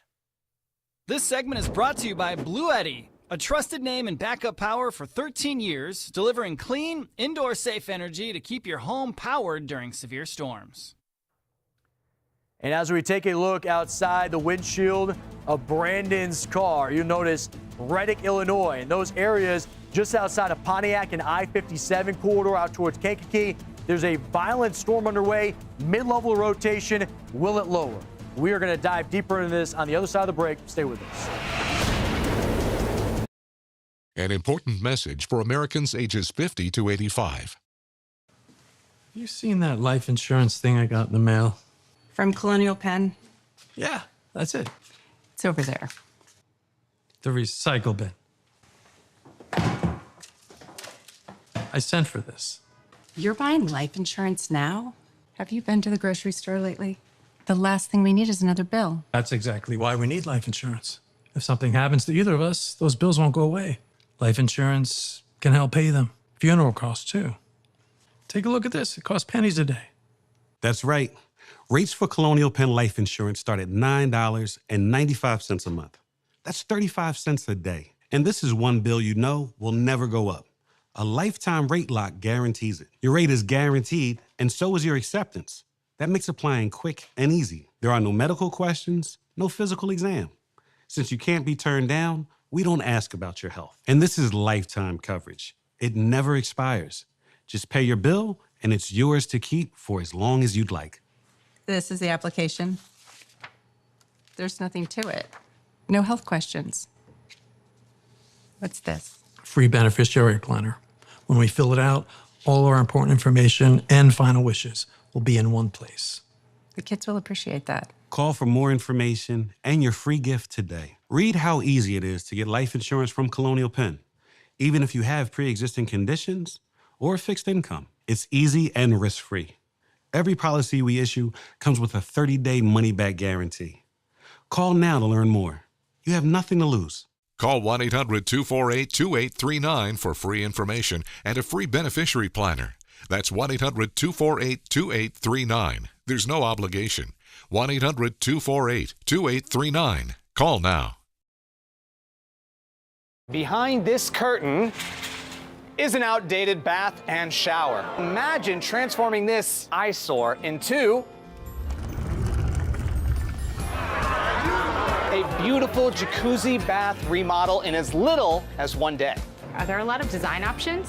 Yes, Jacuzzi has stylish shower walls, designer colors, and premium features like soft closed doors. Call right now and Jacuzzi will waive installation costs with no interest and no payments for up to a year. Just step right into your easy entry shower by Jacuzzi. We have durable grab bars, grab shelves. This is a great safety feature. I love this. It's really beautiful. The quality of it, I'm blown away. Best of all, it's from Jacuzzi, the most trusted name in water for over 70 years. Call or go online now to JacuzziBathRemodel.com. We're waiving all installation costs, plus zero interest and zero payments for up to 1 year. Go to JacuzziBathRemodel.com or call 800-760-4654. Yeah, welcome inside Fox with Live. I'm Steve Bennett. We got another dangerous round of severe weather again tonight. It's been an active season already, but this is a high-end threat that goes from Texas all the way through the Midwest. Here's what you need to know as of this hour. We got over 84 million people in that risk tonight. Millions in tornado watches and severe thunderstorm watches. There is the potential for intense tornadoes. We're talking EF3 or greater on the northern side. That encompasses Illinois and Indiana. But not just that. Baseball to softball size hail. Already have confirmation in that in Illinois. 70, 80 mile per hour winds that are possible. And then this is a rare level 4 out of 5 threat for the severe season. I mean, we haven't seen it since the summer of 2025. That's a lot. And sadly, a lot of this energy is moving towards areas that just experienced a deadly outbreak last week. Walk with me. Let's get into what we are seeing tonight, what we have seen so far. Our team that's out in the field, Brandon and Corey, have already been able to confirm one tornado in Illinois. It was a brief moment. We have that video for you, and we will show it to you here throughout our show. But right now, we're showing you live what's happening in Buckingham, Illinois, where you have, impressive structure and overall formation of these storms. It looks like you have some mid-level rotation. That's definitely getting picked up on. But ultimately, if you're just joining us, where are we looking at? We are looking at areas of northern Illinois. We are just outside Kankakee on the I-57 corridor. Now we're in Chicago. And look at the heart of the rush hour. They are under a severe thunderstorm watch there in Chicago. And just south of there, they do have a tornado watch for, I would say roughly an hour drive south, if not even that, 40 to 50 miles south. The Chicago warning has a considerable tag for 2.5-inch observed hail. That is Sam that you just heard come in. She has some information just coming in with that severe thunderstorm watch we had talked about with Chicago. Considerable tag because of the size of the hail. Why was that important? We just showed you all the cars that are out, right? You don't want to drive into this. And I know you want to make it back home. It's a Tuesday evening, right? You're kind of just in that routine. But if there's a way you can pull up the Fox where they're at, time out these storms so you can safely get home, the last thing you want to do right now is drive into this. Now, why are they seeing large hail? This is a big component. Look at this. Look at the air temperature.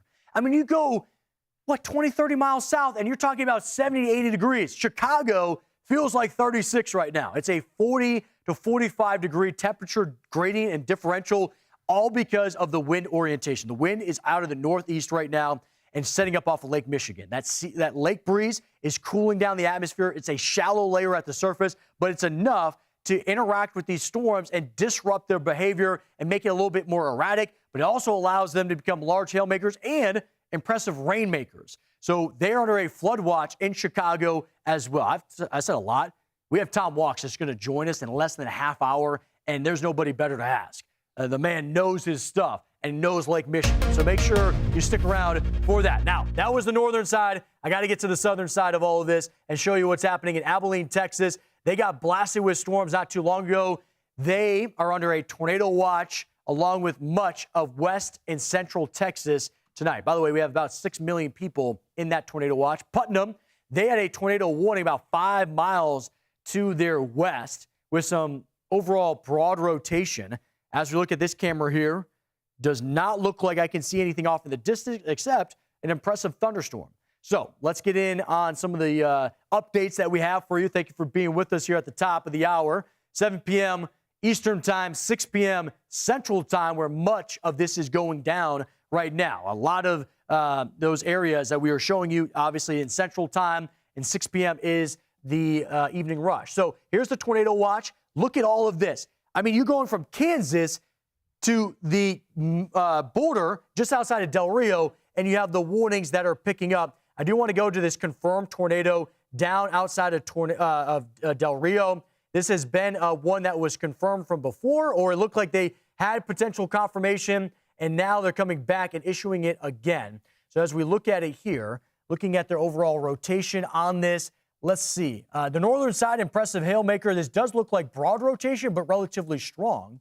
When you're looking at the overall wind potential, you have 58 plus that's going to be 102 mile per hour differential, more than enough for the lowering that's happening. One thing to note would be the overall distance in between those 2 points, about 10 to 12 miles. So when I talk about broad rotation, that's what I mean by that, which may be an indication that's mid-level rotation. Even if it's not rotating, there is still the wind potential 70 plus. And by the way, that's already been confirmed at the Del Rio airport with a 74 mile per hour gust about 30 minutes ago. So again, volatile atmosphere here.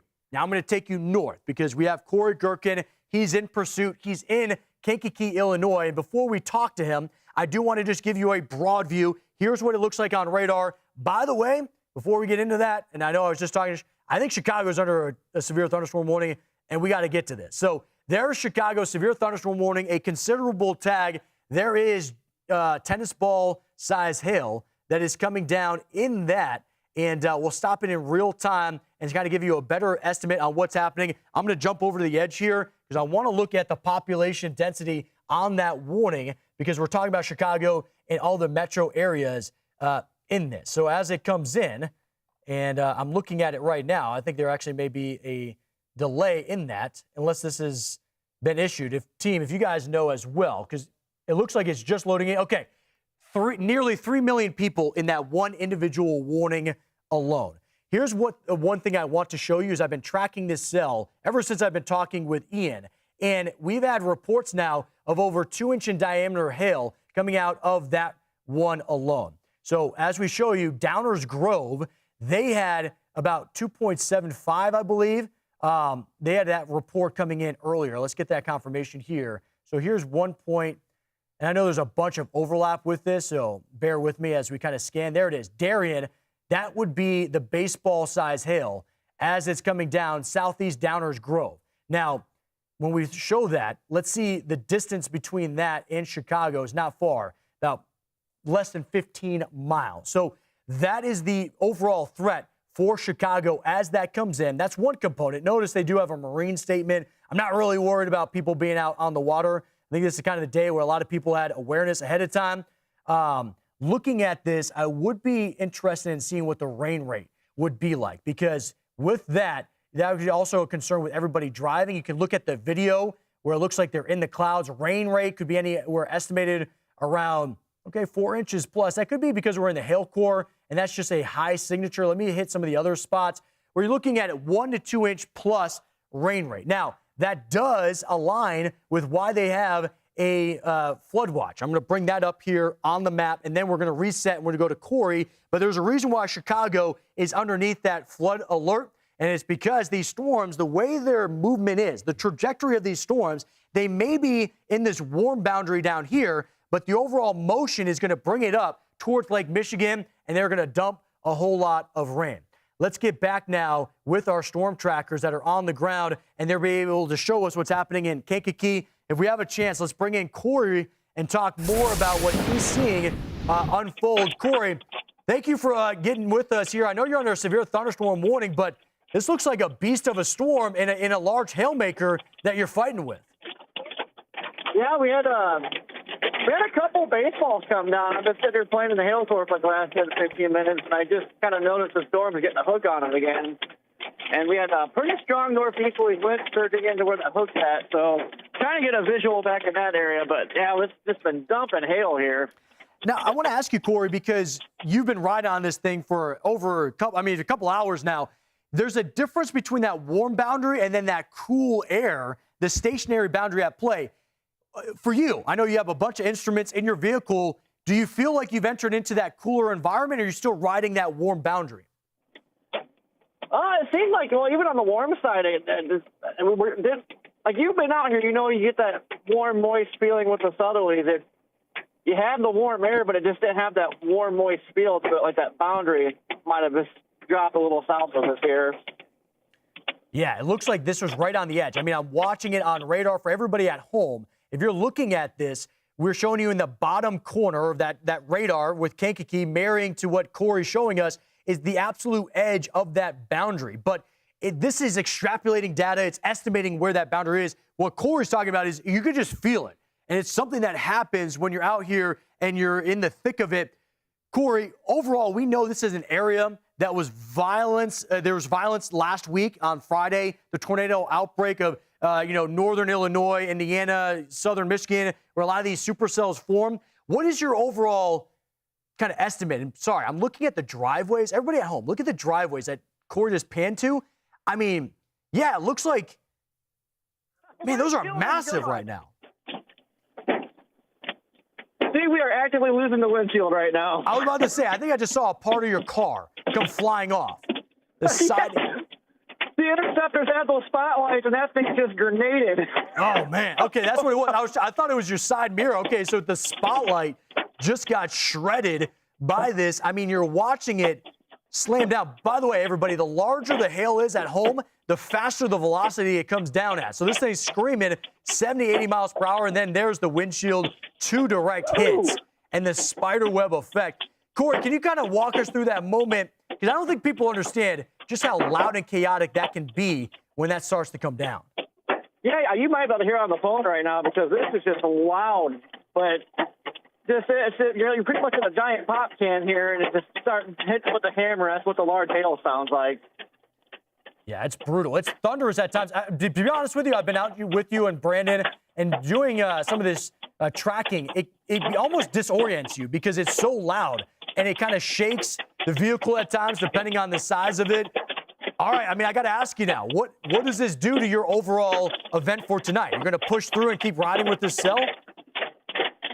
Yeah, we're trying to monitor to see how these boundaries are playing out. Like I said, I just kind of noticed the storm's getting hooked again. I was starting to think about maybe shifting back west, but maybe for the time being, I'm just going to stick with this storm here and see how it evolves here. Man, it is incredible what you're able to do because you're just saying, hey, this storm's starting to hook again. Everybody at home, if we have an opportunity, I can show you that exactly what Corey's talking about. I mean, Corey's getting actively, hit by baseballs right now in his vehicle, and he's still able to cue in on radar and look at the backside of this system's kind of hooking a little bit out towards Herscher and Highway 15. This is moving over Interstate 57, by the way. So it looks like, again, destructive tag on this for 3-inch in diameter hail. So this is what we're looking at here. 3-inch in diameter hail. That's going to be greater than baseball. Now we're looking at potentially softball size hail that Corey is kind of driving through. Corey, have you had any word from Brandon? Do we know if he was spared from this? Did he leave you to find the hail core? It seems like he's avoiding the hail core, Steve. Might have to get on him about that. I'm the only one that drifted up here, so it's just me up here destroying my vehicle currently. Hey, we appreciate you taking one for the team, getting us the ground truth there. And, of course, you got tons of experience. Corey's being safe in all of this. If I could get Brandon on the phone, I'm going to give him a hard time for you, Corey. As we say, you take that direct shot. But we know Brandon's been taking some of the hail punches as well. Corey, thank you for joining us here as we continue to track all of this out. By the way, you can just see the overall structure of this storm, a significant threat that continues to play out even as these storms leave that warm environment. Team, do we have the tornado video? Corey not only had the direct hit from the hail, but he has a video of a confirmed tornado outside of Pontiac. We will get that for you here in a moment, but we are committed to being your severe storm HQ, right? As we continue to track all of this tonight. When you look at the stat board, we have 23 severe thunderstorm warnings alone, 3 tornado warnings that are active right now, and about 1,500 lightning strikes in 15 minutes alone. A lot that is still left in this system. Keep it with us here on Fox Weather. More after the break.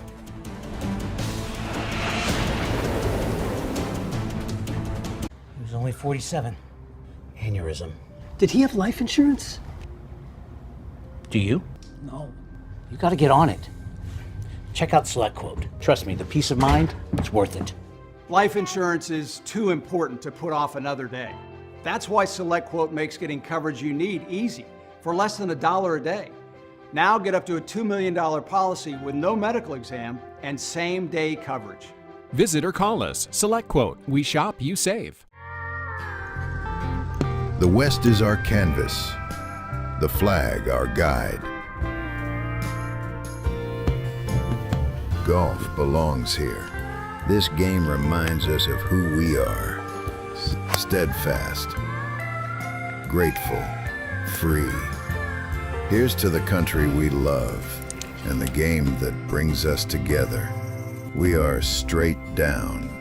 We are American. Muddy paws, dirty shoes, endless cleaning. Your floors never seem to stay clean. Now there's a simple solution. Meet Muddy Mat, the ultra-absorbent microfiber mat that traps dirt instantly. Engineered with thousands of advanced ultra-soft microfibers that are 5 times more absorbent than ordinary doormats. Muddy Mat doesn't just catch dirt, it locks it in.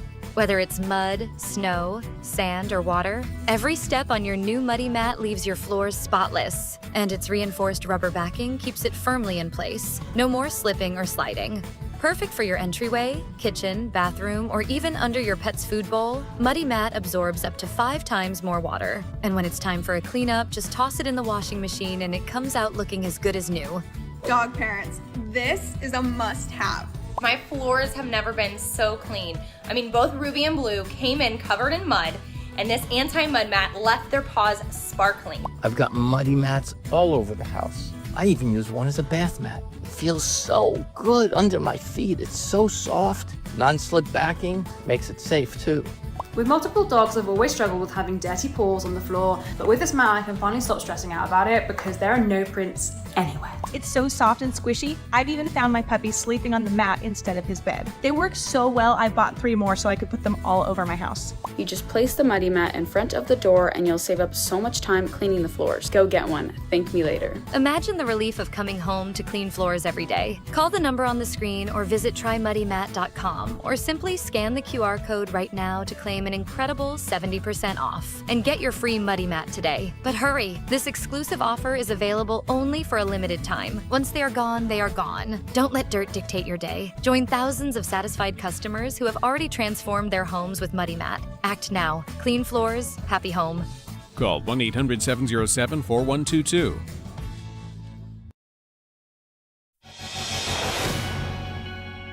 Welcome back. This just in. I want to show you what unfolded late this afternoon just outside of Pontiac, Illinois, where we had a confirmed tornado by our very own Corey Gherkin. So what you're looking at is what is apparent to be a funnel, but he said it was not condensed, right? You couldn't see the actual tornado when it touched the ground, but they were able to see some of the dirt spit up and pick up. So this just shows you what the environment was like.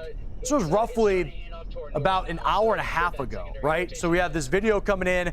Corey, we just talked with him, and team, I don't know if we have his windshield that we could go to right now, has experienced something completely different, and that is apple-sized hail destroying his windshield. He took a direct hit, multiple locations on his windshield, but also his vehicle. Oftentimes, the storm trackers, they have those spotlights, you see on the front of your car. He said he took a direct shot, and that got shattered and actually thrown off his vehicle. So he is in a very volatile, storm, and has been showing all of us what's been unfolding. But this was earlier. Now, let's bring it back into what we are seeing unfold as of right now in these areas of Illinois, because Illinois on the northern side of this event is big. It's been taking a lot. Now, we are going to bring you out towards Brandon. He has Kankakee, Illinois. He's on that same warning that Corey was. Now, Corey was in the hail core. Brandon stayed a little further south, and he's showing you that mid-level rotation. Now, look how impressive the colors are on this cloud. I mean, not only looking at the light grays, the lower levels of that, the storm movement and all of this, but then you have that kind of teal to emerald green that starts to emerge. And of course, as I say that, we scan the other side of it. That is an indication of a nasty hail core that is playing out in that individual storm. So we're watching all of that as it unfolds. We do have a tornado warning on this actual storm as of right now. As this comes in to the Fox Weather Alert System, yeah, you can see this hook that is happening right now. Tornado warning, Kankakee County, Illinois, 7 p.m. So that's another 45 minutes of this. I'm looking at it on radar for the very first time, and yes, right where Brandon is at, I mean, he is dead on it right now. When you're looking at this tornado, I'm looking at the velocity signature on this, and you have a very tight couplet right now, and you have about 90 mile per hour differential, 89 mile per hour differential, which is more than enough. And there's the rope tornado. You see that little rope that's coming out? I shouldn't say tornado, rope funnel. It's kind of a little tendril, but overall, the mid-level of this storm is rotating, and it's rotating fast. I'm kind of interested to see, yeah, strong rotation. This has been ongoing. I think this is going to go into an event that we just saw earlier in the afternoon, where there's multiple vortices that are fighting each other out of this storm. Because right now, as you're scanning this, I mean, look at that. Okay, zooming in, there it is, a lowering of the funnel. As quickly as that's happening, you can see it disperse. Right, there was a tightening that was happening, but I can't tell if that's lifting. Now, I was looking in the foreground. You see that triangle off in the distance? That's called a scud cloud. That's not actually the tornado, or is it? No, we're watching. I'm just trying to get a sense because I'm seeing a lot of movement underway. When this is cycling and organizing as quickly as it is, I mean, matter of moments changes everything. And if you think it's dramatic right now, imagine what Brandon is seeing. Brandon has some audio issues. If you're wondering, we haven't had an opportunity to get to talk to him yet. He's working on that, but obviously he's got his hands full with everything that he's seeing unfolding here. You'll notice as he takes that turn, the line of vehicles that are watching this as well. This storm is over 50,000 feet. Hail core is likely much greater than 25 to 30,000 feet in this. We're kind of getting blocked by some of these trees and, of course, homes here. I did talk with Corey before. He said this is a relatively rural area. Hopefully, this is a sign that if it did touch down, it's going to be in farmland and away from what we are seeing with any type of property damage here. I think what's interesting is if we could get the radar here is another. I'm showing 3D scan, and you may be wondering, wow, that's a lot of colors.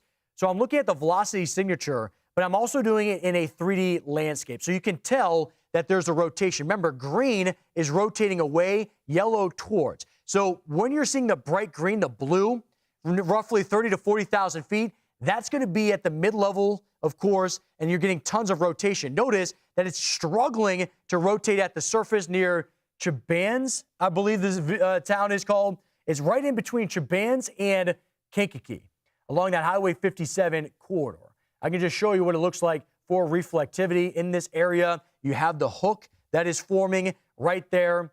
Let me give you a top-down view so it's just easier to witness. There's that hook. Otto to Kankakee. Kankakee is getting blasted with hail. That is what we've gotten with the reports with Corey Gherkin. We've had roughly baseball to apple-sized hail that's coming down. I do want to see if there's a CC drop, debris ball that could be picked up on this. As of right now, it does not look like there is, and that's a great sign that there is nothing on the ground as of right now. But I could tell that there could be likely some tightening rotation that could be happening right there near Otto. Looking at this overall, again, this is a very powerful storm that is underway. You can look at, I mean, if we bring up his camera full again, team, you can tell the rain is coming down in sheets, and just look at the movement of that. I mean, at the mid-levels where the power lines are, you can see the rotation. Oh, there was a power flash right there as that blue burst just took in. Let me get a sense of what type of wind we could be dealing with in this as well, because, I mean, this warning encompasses a whole lot. By the way, notice the erratic behavior of this storm. They've now issued a severe thunderstorm warning for Mentino, which is north of that area as well. So a lot of different movement. Either way, the overall concern is going to be for this area down in here. That is where we have the overall rotation. There's that couplet that is formed. As we bring it back in time, you can see that it's been relatively tight and consistent. It's now likely over the interstate, and that is a concern. I'm looking at Brandon's screen as well. Team, if you guys have any type of updates on what could be coming in with the National Weather Service out of this, because the velocity couplet is now measuring over 100. We're looking at 101 mile per hour differential, a strengthening storm as it approaches the interstate, which could dramatically increase the potential for damage, and that's a concern.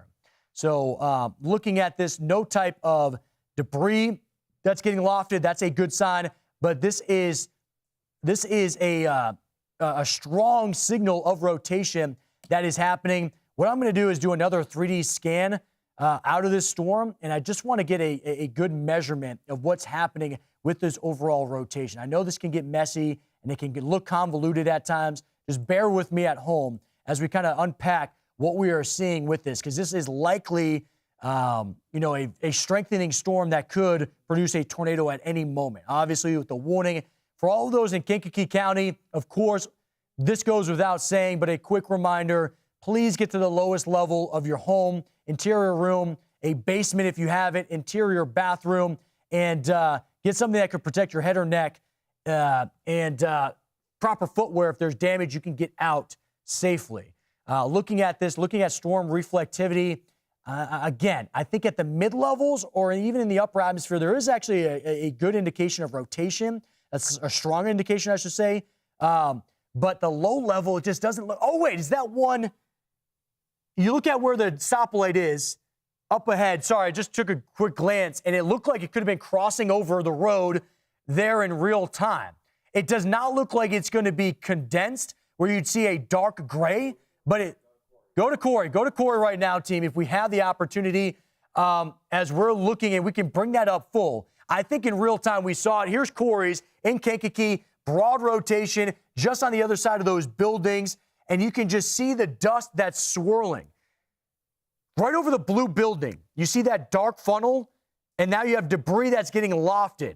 There are parts of that siding that is getting impacted. That is a tornado that's in progress right now in Corey's shot. We're going to bring it up to here as well. If we have Corey, if we can talk to him, if we know, we're going to look at this. Here's Brandon's vantage point, a different one, same storm. It's happening on the left-hand side, right dead center in your screen right now. That is an active tornado in progress. We are watching this play out over the interstate I-57, Kankakee, in these areas of northern Illinois. Corey is near it, and along with Brandon, they're on both sides of this representation. We have efforting to talk with Corey. As of right now, it looks like it's on the other side of that Walmart. There does look like there's debris that's getting lofted up in the atmosphere. That could be a sign of damage. We do have Corey on the phone. I don't want to waste any time. Corey, please walk us through with what you are witnessing now with this tornado. Yeah, Steve, we just talked moments ago. I said this thing was getting hooked up on. It looked like it was trying to get its act together. We just had a big tornado. Gosh, man, that might have just missed the center of town, but pretty much right up 57. We just had a large stovepipe. Yeah, I mean, we're watching it from your vantage point. There's 3 buildings in the foreground, but can you tell if there's damage? Because it looks like there's like this metal siding or some type of debris that's getting picked up in this. Yeah, there definitely has to be quite a bit of debris in this because it went right through a populated area. So we're going to head back up that way here and see what we see. Yes, we have gone confirmed. We have 3 different vantage points. We have Corey's there. You have Brandon's and then our vantage point here. And what I want to do is zoom in for you on the bottom on the radar. Corey, can you just tell us how quickly all this unfolded? Because in real time, I'm trying to measure this. I look up and I swear I saw a cross over the road. We went to yours and you could see it in progress. I mean, this thing felt like it only took a matter of 2 minutes or less. Yeah, I mean, it was just a few minutes. As soon as I got out of the hail core and the precip, you could see the big wall cloud and just a rapid rotation. And it had a brief vortice drop down that dissipated. And the next thing you know, I just looked out my window. You can just see a wall of rotating rain coming. It's like, ooh, we got to get out of here. It's ongoing, by the way, Corey. We're looking at Brandon's shot. I don't know if you have access to that feed. This thing is still on the ground. PDS tag on this. To your point, this was just south of town. But, Sam, what were you saying? This looked like it could have been near the... It's just south of the community college and about to cross I-57. I mean, look, we have a clear line of sight of this in Brandon's vantage point here. I mean, look at how violent this thing, I mean, look how wide it is. Power flashes now coming in. The trees in the foreground getting pulled to the ground.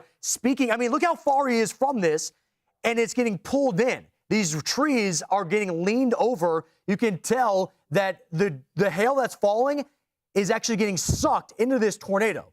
I mean, here's the terrifying moment here is that how close he is. This is a strengthening storm that's right over Interstate 57. I'm going to give you a sense of what the differential is.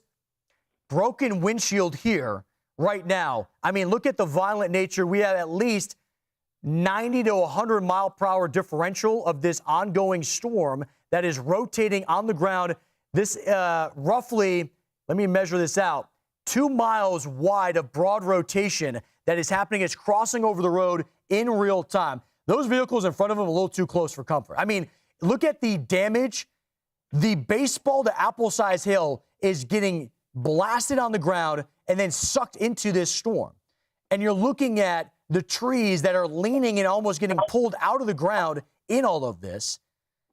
And now it's crossed over the interstate, moving into farmland, hopefully. Now, we talked about this could be near some areas. This is a PDS tag, a particularly dangerous situation.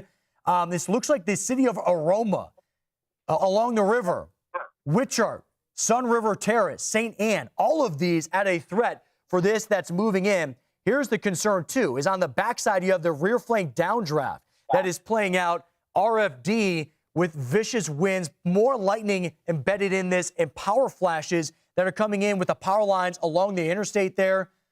I mean, this is an ongoing, in-progress tornado. I mean, obviously, you can see that here. This is not lifted. It looks broad. I mean, just the width of this and the concern of pulsing, flashing light off in the distance, an indication that potentially more power lines have been severed or potentially damage at the surface. I mean, I'm looking at the width of this. It looks like even the mesocyclone itself could be on the ground. We've talked about this at times in the Midwest, just the absolute width of these storms. But I can't tell if that's on the ground. But look, there's just continue to be debris. Sorry, this is, a lot to take in all at once. This vantage point of this with Brandon's shot, the violent nature. Again, it's a considerable threat. A PDS tag on this. I'm trying to see if we have any storm reports that are coming in that can verify, of course, what we are seeing play out as well. From the airport, confirmation that shows that there was a tornado as we had witnessed at the airport there, not far away, large hail. Look at the water. I mean, you see this splashing up here and just getting blasted. That's the hail that's coming down in this. And this is ongoing, in progress. It's still likely on the ground as we're looking at everything that we have here with our tools and the vantage point. I do not think this tornado has lifted. So concerns now, if I look at and zoom in, this is literally about a mile west to Aroma, Sun River Terrace. All of these areas, please.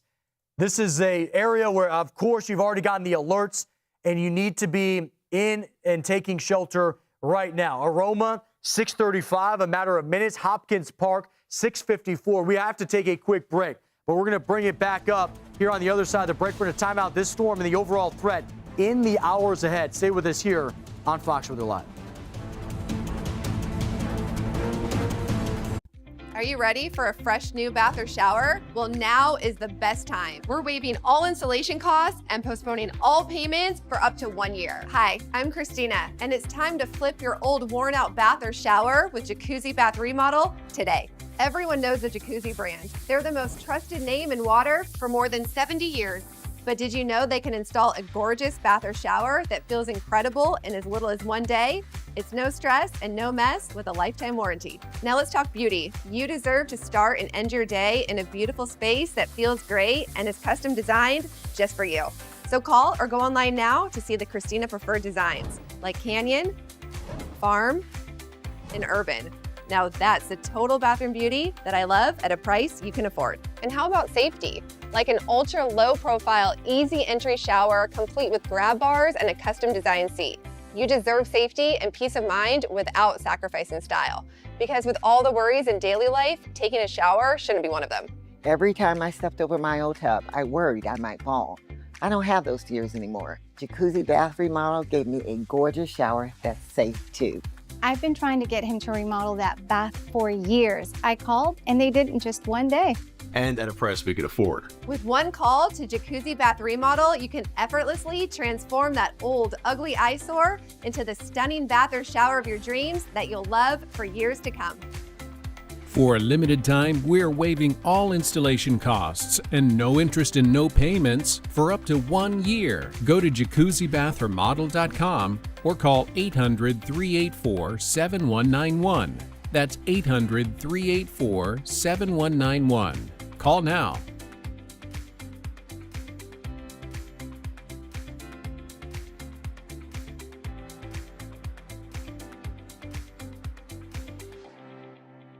We're almost 50. We worked hard and built our dream life. We're a two-income family. That means life would be very difficult if something happened to either one of us. So how did we make sure our family and our lives were protected? We called Select Quote, where a licensed insurance agent found us each a policy under $1 a day. We got covered the same day without a medical exam and saved thousands. Thanks to Select Quote, our family is protected and we can enjoy life. You could save 50% or more by calling Select Quote now. 800-240-4200.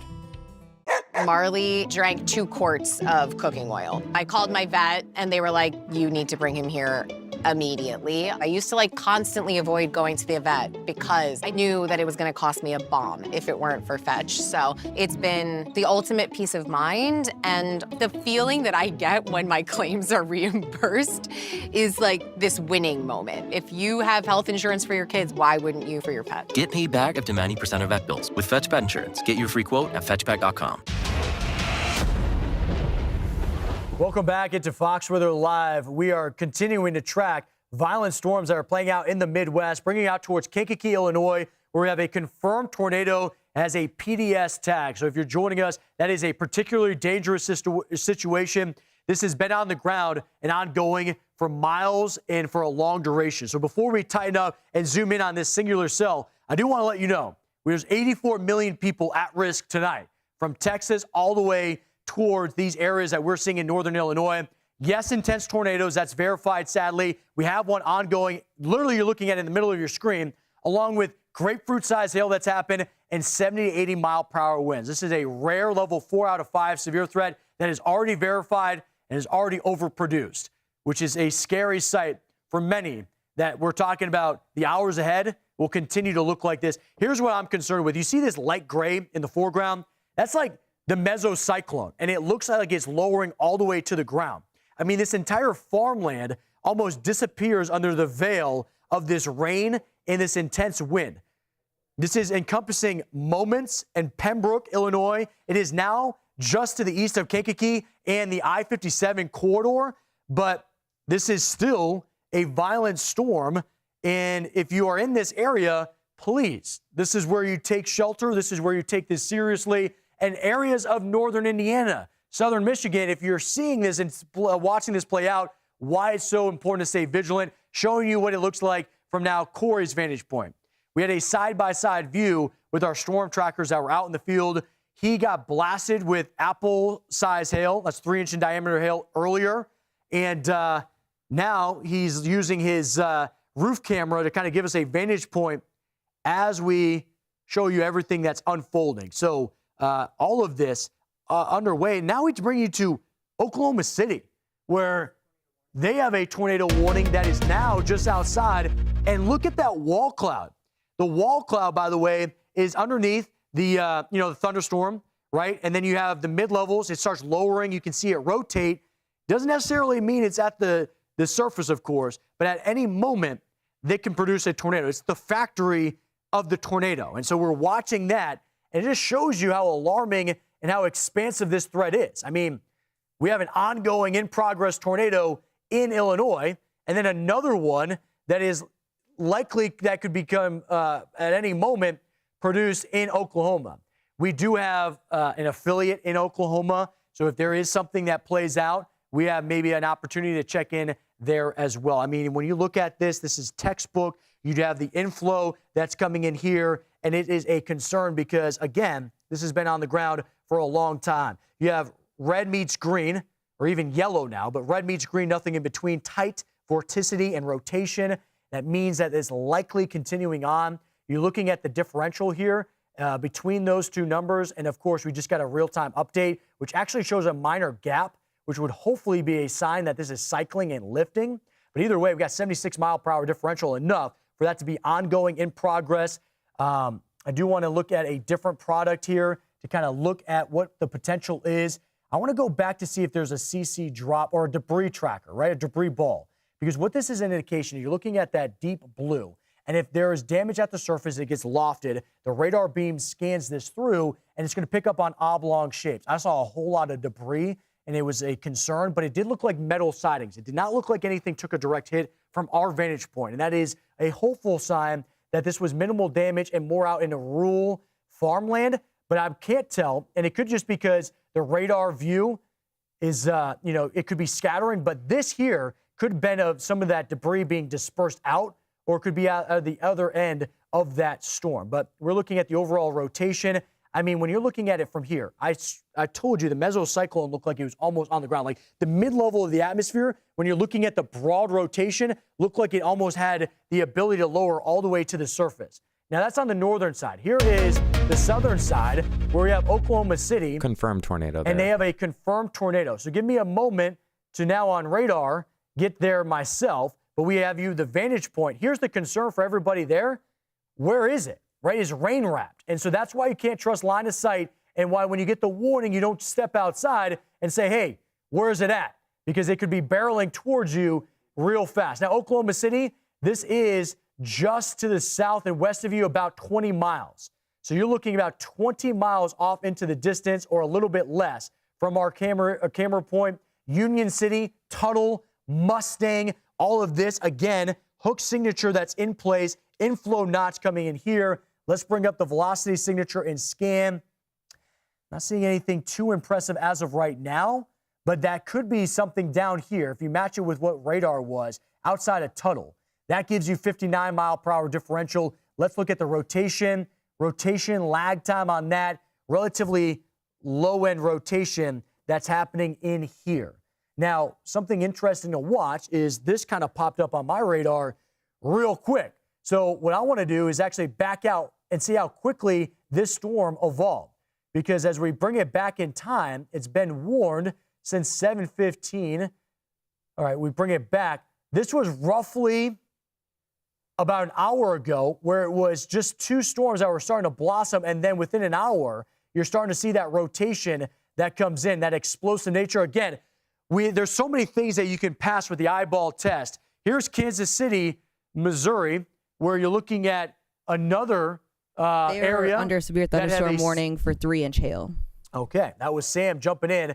3-inch in diameter hail, so apple-sized hail. We've already seen what that can do to Corey's vehicle. They are under a severe thunderstorm warning. We'll bring it to you on radar to match the imagery here. Along with that, 60 mile per hour wind and some potent rain, like significant rain that is playing out in all of this. And so when we look at this, the rain rate anywhere from 2 to 3 inches per hour potentially, and you're looking at that destructive tag up in here. Clay, Jackson, Johnson, and Wyandotte counties in this area. Sorry, I know I'm jumping off the screen here. What I want to look at is the population density in that warning, because when we get these big cities in here, that elevates the risk and concern for damage and a threat here.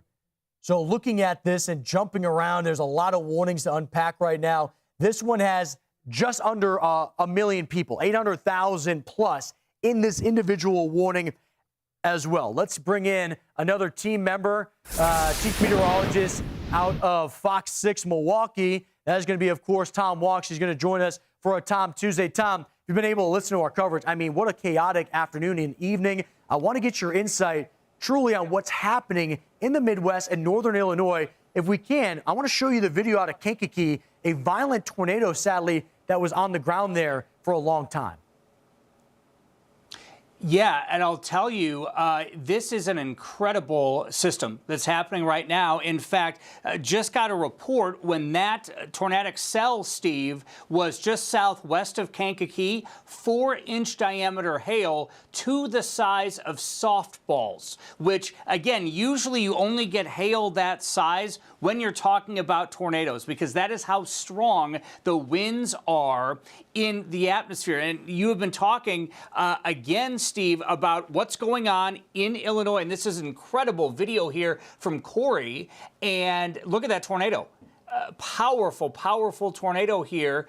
Not long ago, this is very close to Kankakee, Illinois. We are now hearing from the National Weather Service that this was as of about 5 minutes ago, that they suspect the tornado was still on the ground east of Aroma Park, Illinois, south of Sun River Terrace, and it's probably becoming rain wrap. So, Steve, you mentioned in the Oklahoma City tornado that is currently on the ground, not far from Oklahoma City, that one may also be rain wrapped. Now, right here, you can see it was not rain wrapped. This is from Brandon Kopic here.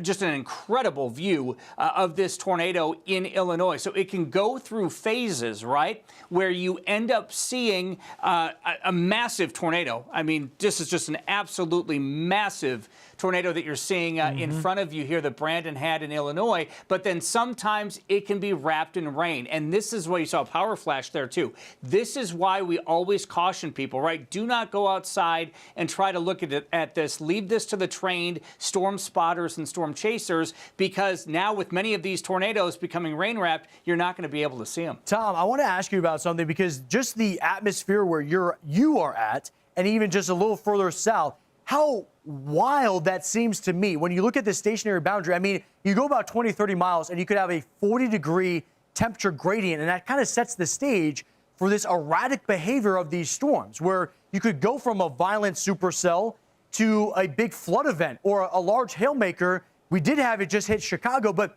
kind of give us some insight of what you kind of see broad view of the Midwest. Absolutely. So I'll tell you, I'm here in Milwaukee, Steve. It is 38 degrees right now, wow. And we hit a record high yesterday in the 70s. I mean, think about that. Now we have thunderstorms popping on the other side of the Illinois state line. That's going to head into southern Wisconsin, not with a tornado threat, but with a hail threat, as you mentioned there. Then you head down to Chicago, where they've been in the 30s in the city. Then you go down to St. Louis, where it's in the 80s, right? And so that warm front, kind of like we saw in Michigan, right? Last Friday with that tornado riding the warm front, this is a very dangerous atmospheric environment, Steve, where the wind shear, you've got the heat, you have all of the dynamics are in place for strong tornadoes in the warm sector and along the warm front. That's what we're dealing with in that area. And then locally for us, just within the last 10, 15 minutes, we're starting to see storms really get going right along the Wisconsin-Illinois state line. And we've got to watch for hail for that around here later on tonight. And Tom, if you can believe it, we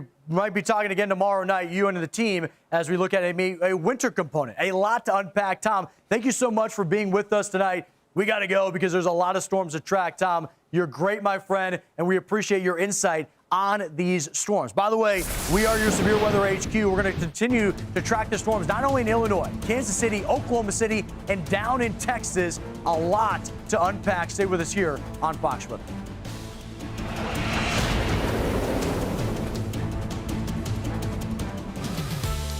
Hey guys, Nick Koser here. Time again for Fox Weather Deals, sponsored by Knocking. We're saving you money on things that'll keep you prepared no matter what is in the forecast. To start shopping, go to foxweatherdeals.com. Joining me is lifestyle expert Courtney Kaysen, what do we have here? Is this a charging dock? Okay, they look a little like tablets, but it's actually Minolta's smart photo frame. So they're an optics company through and through. So you're still gonna get all of these HD photos and videos. But over the weekend, I redid the photos in our living room. We have 7 frames, and I was like, the pressure of picking the most perfect 7 photos of my family. Now you don't have to, because when you get this home, you basically, through a free app, can select photos and videos, up to thousands of them, to scroll through in crystal clarity, which is so much fun. My kids have loved swiping through, which is a feature that's on there, but it's such a sweet little reminder of all the memories that you've had, and you're not having to make the tough decisions of what do we print, is it great quality, and now it's somewhere where everybody can enjoy them. These make fantastic gifts for grandparents, but I would definitely consider picking up more than one, because the photos that I printed were over $100 to do it. Now I have this, and it's even better. Deal price starts at $124.99, saving you up to $139. This is some pictures of me and you, and then you and Michael Estime. I know. To get one of these, scan the QR code or go to foxweatherdeals.com. Trying to figure out what lowers your A1C can feel endless. It's not you, it's type 2. Type 2 diabetes is complicated, and it's different for everyone. Using a CGM like Dexcom G7 15-day can help patients see what works. I just didn't understand how my body reacted to different foods. When I heard that A1C jump from like 6.2 to 9.8, oh my goodness, I really gotta get my life together. Dexcom G7 sends your glucose numbers right to your smartphone. See where your glucose is, where it's headed, and where it's been. With Dexcom G7, I think I can enjoy anything I want because I get the real-time feedback. I reached my A1C goal. I feel good about my future. Most Medicare patients pay $0 a month. Call now to get started with Dexcom G7 15-day and receive a free cookbook. Don't wait. Get started today. Stay tuned to get this muddy mat, up to a $20 value, free.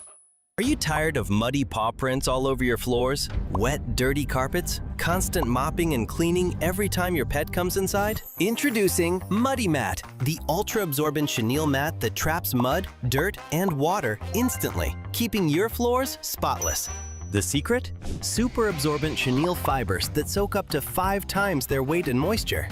And watch, the mat does all the work. The dirt and water get trapped in thousands of soft chenille noodles, and the non-slip backing keeps it firmly in place. No sliding, no bunching, no mess. And Muddy Mat isn't just for the door. Use it in your car to protect your trunk and back seat. Perfect to catch spills in the kitchen. And if your dog is a messy eater, slip it under their food bowl to catch all the spills. And here's the best part. When it gets dirty, shake it out for a quick clean, and then just toss it in the washing machine. It comes out looking brand new, ready to use again and again. And Muddy Mat comes in multiple sizes and colors, so you can find the perfect one for any room in your home.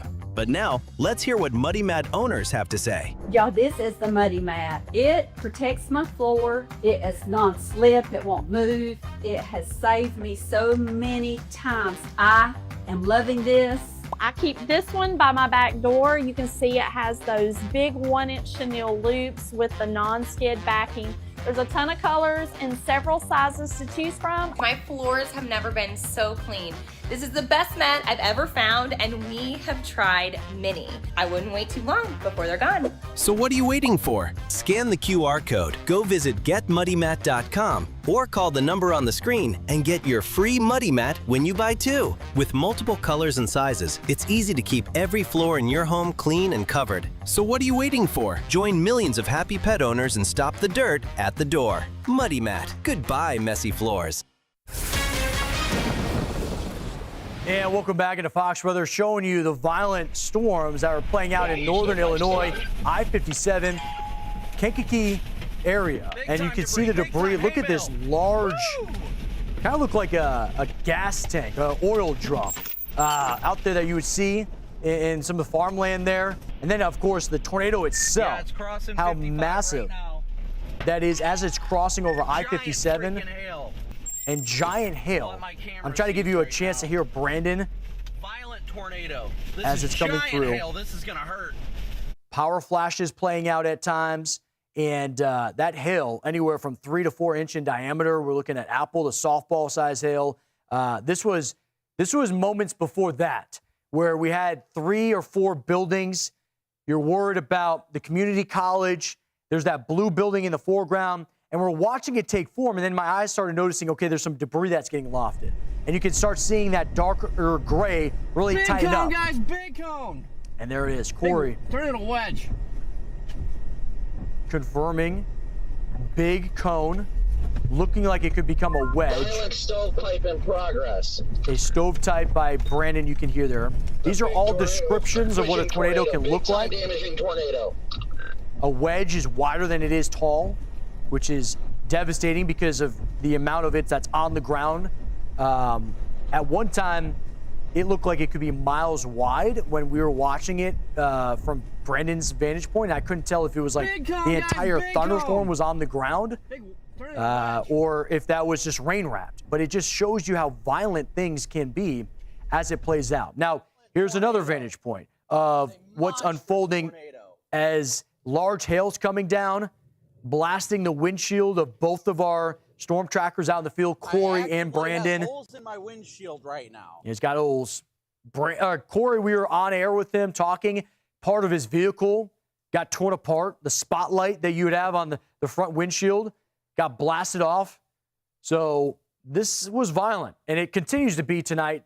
And concern that is growing from the border and throughout Texas all the way up through the Midwest and into the Great Lakes. We have a tornado watch that literally is connected all the way from Michigan down towards the Del Rio, over 1,200 miles of a continuous tornado watch. Now, reminder, a watch is conducive. The ingredients are in place in the atmosphere for something to happen. A warning is it's imminent. Action plan is in place. Now, there's plenty of big cities that are represented in this watch. So what I would encourage you as father, I would not be away from the kids tonight if you live in this area. I would have them all in the living room. You'd watch a movie tonight, put them at ease, and if there are those warnings and you get into your action plan, you're not trying to scramble through your home in order to find everybody. You have that ability to keep people safe. Now, one thing to note, the length of it's impressive, the width of it, relatively tight corridor. And so something we'll be watching is how it plays out from Kansas City all the way to South Bend. A concern, though, about the severe thunderstorm watch, not only big cities like Chicago and Milwaukee, but sadly those cities like Three Rivers that just took the tornado outbreak from last week on Friday are back in another watch. And that means any type of threat, wind, hail, or even this, rain, could be just too much. By the way, I know that was a lot. Millions are impacted, multiple regions. We have updates for you minute by minute on foxweather.com. As you scan that QR code, you get those real-time updates. We have violent conditions playing outside of Chicago and northern Illinois. Kansas City's grappling with storms. Oklahoma City's been grappling with storms. This is a widespread threat, and we are not overlooking your backyard. There's just so much to get to. I encourage you to get on that blog where you can get those updates. If you have time, spend it with us here on air. You'll notice this. Maybe a surprise coming into the day. Top hail reports, all coming out of Illinois and Missouri. Pontiac, we saw it in real time where there was grapefruit-sized hail that was coming down. That was the concern. Now here's the severe thunderstorm watch that's in place for Wichita and areas of Kansas, something that we are watching, of course, as well. Here are some of the storm reports that are coming in. We have the tornado confirmation out of Pontiac. There's that grapefruit-sized hail. Shift your focus out towards Kankakee. All those videos we just showed you off the top were married to this report along with that apple-sized hail that was coming down. Then we get up towards Chicago. Maybe it's not the intensity or the size of the hail that's impressive, but the amount of them. I mean, you got baseball-sized hail out of Darien and Downers Grove, but you got 25 of them in this narrow corridor, and it's only continuing on in the hours ahead. As we take a broad view, you'll notice as we bring this in real time, these storms continue to stay active in Chicago and areas of northern Illinois, expecting this late tonight into the overnight hours. We do have Ari and Chris, the at-night crew, is prepared to carry the distance. We're going to continue to be live all night long as these storms continue to fire up, whether they're down south or up north. Stay with us here on Fox Weather. We're almost 50. We worked hard and built our dream life. We're a two-income family. That means life would be very difficult if something happened to either one of us. So how did we make sure our family and our lives were protected? We called Select Quote, where a licensed insurance agent found us each a policy under $1 a day. We got covered the same day without a medical exam and saved thousands. Thanks to Select Quote, our family is protected and we can enjoy life. You could save 50% or more by calling Select Quote now. 800-240-4200. I have a structured settlement and I call J.G. Wentworth 877 cash now. I am an annuity, but I need cash now. Call J.G. Wentworth 877 cash now. It's your money. Use it when you need it. Call J.G. Wentworth 877. Call 877 cash now to get a $100 gift card for a free quote.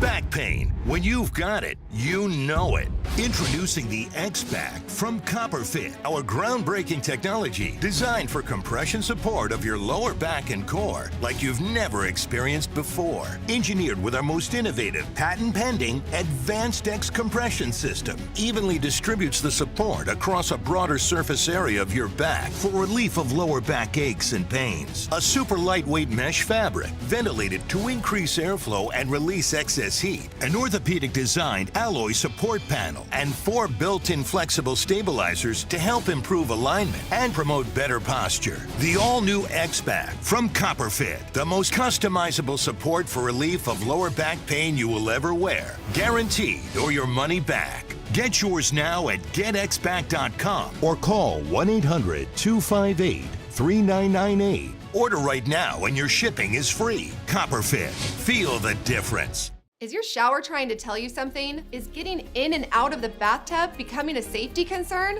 Are you worried about the cost of a bathroom remodel that could go on for weeks and weeks? Well, now you can have a gorgeous new bath or shower with a one-day jacuzzi bath remodel that's safer at a price you can afford. We're waiving all installation costs and postponing all payments for up to 1 year. Oh my gosh, it is beautiful. Oh. From soft closed shower doors and adjustable shower heads to features like grab bars and custom seats that combine safety and style, it's never been easier. Get your free design consultation, schedule your one-day installation, and start loving your new bath or shower right away. Call or go online right now. We are waiving all installation costs and offering no interest and no payments for up to 1 year. Go to jacuzzibathremodel.com or call 800-384-4402. Call now.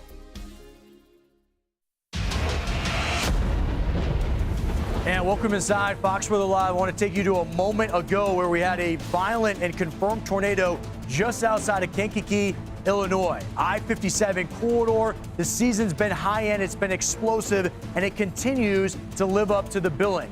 Well, we do want to show you that there's a tornado warning that's in effect right now for Oklahoma City. That encompasses nearly 600,000 people. We have severe thunderstorms that are battering Kansas City with 2-inch in diameter hail. That's going to be 8-size hail, if not greater. And we have a PDS tag that's still attributed to this same storm, a particularly dangerous situation just outside of Kankakee.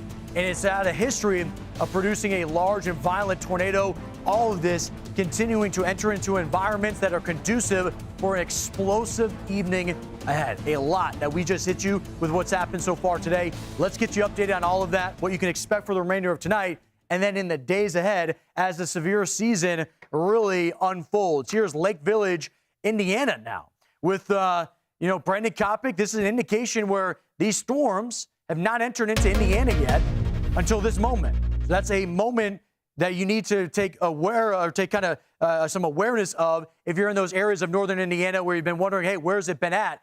And now it's leaving Illinois, getting into Indiana, but you'll notice they're not alone. I mean, the warnings right now, I just want to give you a sample of what we're looking at. I look at the big board. We have 28 severe thunderstorm warnings that are active, 6 tornado warnings that are active as well, and over 3,600 lightning strikes in just 10 to 15 minutes alone. we don't do this alone. We have affiliates in all the major cities that are going to be impacted by this event. We have, I believe, Dallas and Chicago. So Fox 32 Chicago and Fox 4 Dallas both are forecasting and tracking ongoing tornadoes. So for Fox 32, they're looking at that one that was a confirmed tornado leaving Illinois going into Indiana. And then for Fox 4, they're looking at I-20 just outside of Putnam and Abilene, a tornado warning. And so we will continue to watch our Mets that are in the local areas in these big cities that can give us the insight of how all of this is playing out through those different regions. But we have, of course, a lot to get to tonight. So thank you for being with us. By the way, we have a live blog, and we'll show you that QR code in a moment. We have the ability to talk with our storm trackers that are in these storms that are violently underway. And you'll notice we have nearly 9 million people in a tornado watch and over 15 million people in the severe thunderstorm watch. Here's what we've already seen so far before we dive into what we're seeing right now. Pontiac already got a grapefruit-sized hail, and then areas of Missouri looking at potentially softball-sized hail, if not greater. Another threat in all of this is the sneaky flood threat that plays out as these storms continue hour after hour. But we will address that as that becomes prevalent, because right now, the warnings that are the most concerning is the active tornado warnings that are ongoing, and some of those have confirmed tornado warnings. So I'm going to bring in this one out of Kankakee and out towards Indiana and Illinois. Did I just hear we have Brandon? Do I have Corey? Okay. So Corey's on this as well. And as we take a look at this, I want to bring up his vantage point. Corey, if you can hear me, I mean, what a chaotic hour and a half that you just experienced. But for all of those that are just kind of tuning in, can you talk to us about what unfolded in Kankakee and that violent tornado?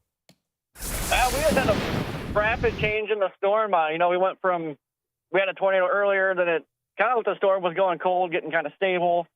Then we played in the hail core, all of a sudden starting to get a hook. And I mean, once it developed that hook, it was just, minutes. Within minutes, it started producing a tornado. And unfortunately, it did, looks like it did some damage through town there. So fortunately, we started off with a damaging tornado. Yeah, we were watching it, and from your vantage point, I could see some of the siding and the debris get picked up. Can you walk us through what you're seeing now? Because when I look at it on radar, I mean, we still have a tornado that seems like it's likely on the ground, but from your vantage point, I mean, it just shows how difficult it would be able to witness that. Yeah, it's so hard to tell because it went HP, so it's just wrapped up in rain right now. Somebody made a report that it's on the ground right now, but it's just hard to tell from our point of view with all the rain wrapping around here. Maybe get some lightning and try to illuminate it here. Yeah, I mean, I'm looking at it. The velocity signature and the couplet is showing at least 80 to 90 mile per hour differential. But this has been a storm that has cycled for 30 miles, or likely could have been on the ground, rough estimate, around 30 miles, from just west of the I-57 corridor to where you are now, Pembroke to the state line. Here's the thing, though. It wasn't just the violent tornado. You experienced the nasty hail core. Can you walk us through that moment? Yeah, earlier, before we got into the tornado, it was spitting out some baseballs, and then once that tornado dropped and we tried to get coming from behind there, it was actually just dropping softballs like crazy. So the hail actually got larger there once it started producing the tornado.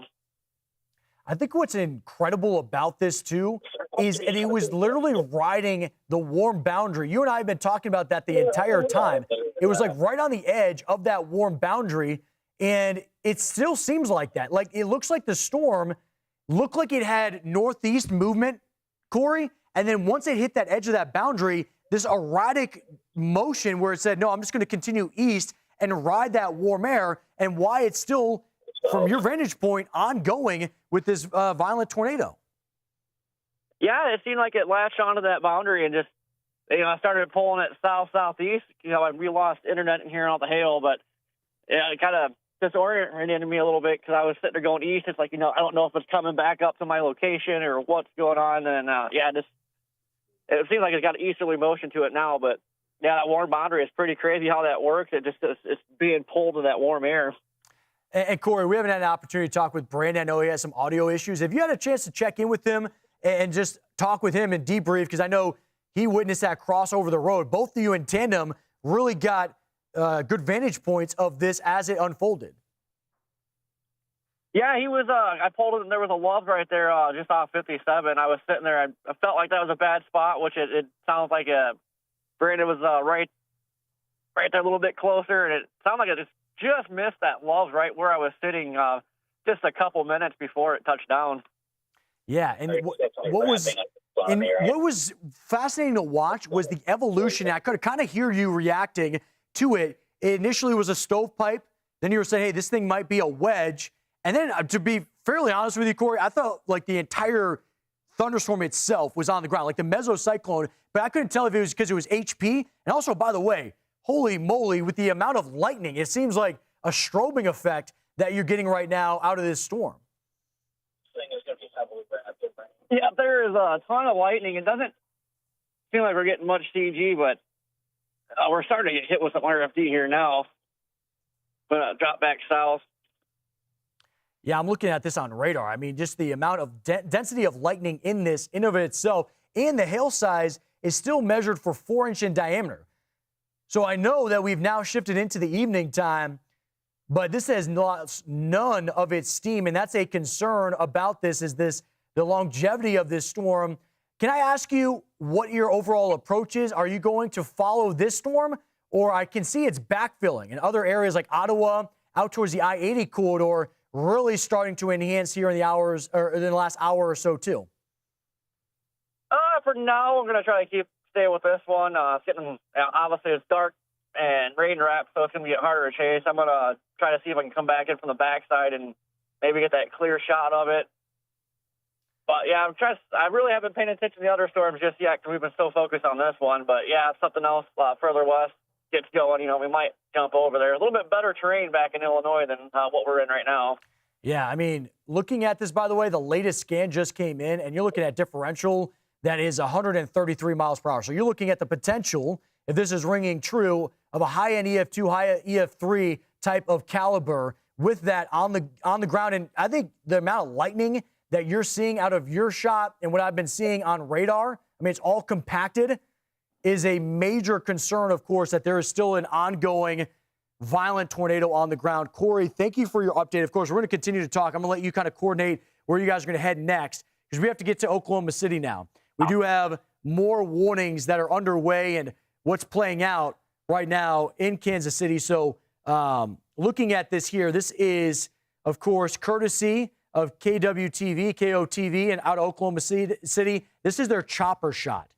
And what I'm noticing with this is with that, you could tell that there's definitely a wall cloud, a mid-level rotation in the atmosphere, plenty of rain. So you talk about HP, high precip with that, and it could be rain-wrapped. And then when we look at the overall, and this is close to the radar, the overall scan, I'm not sure it has enough to tighten up. I think this is just going to stay as mid-level rotation, but the wind is going to be impressive either way. But I mean, what an incredible luxury we have here at Fox Weather to be able to bring you a chopper view of what's unfolding in the Sooner State right now, but yet another city that is being impacted. And Kiana, I know you've been looking at this because the big thing is so many regions, so many millions of people, but the damage that we have experienced in a small window of time. Yeah, absolutely. I mean, all of this blew up in the last, hour and a half. And we really saw that play out on air, courtesy of Corey and both, Brandon. Thankfully, we do have those images. I have a couple of reports that are coming through.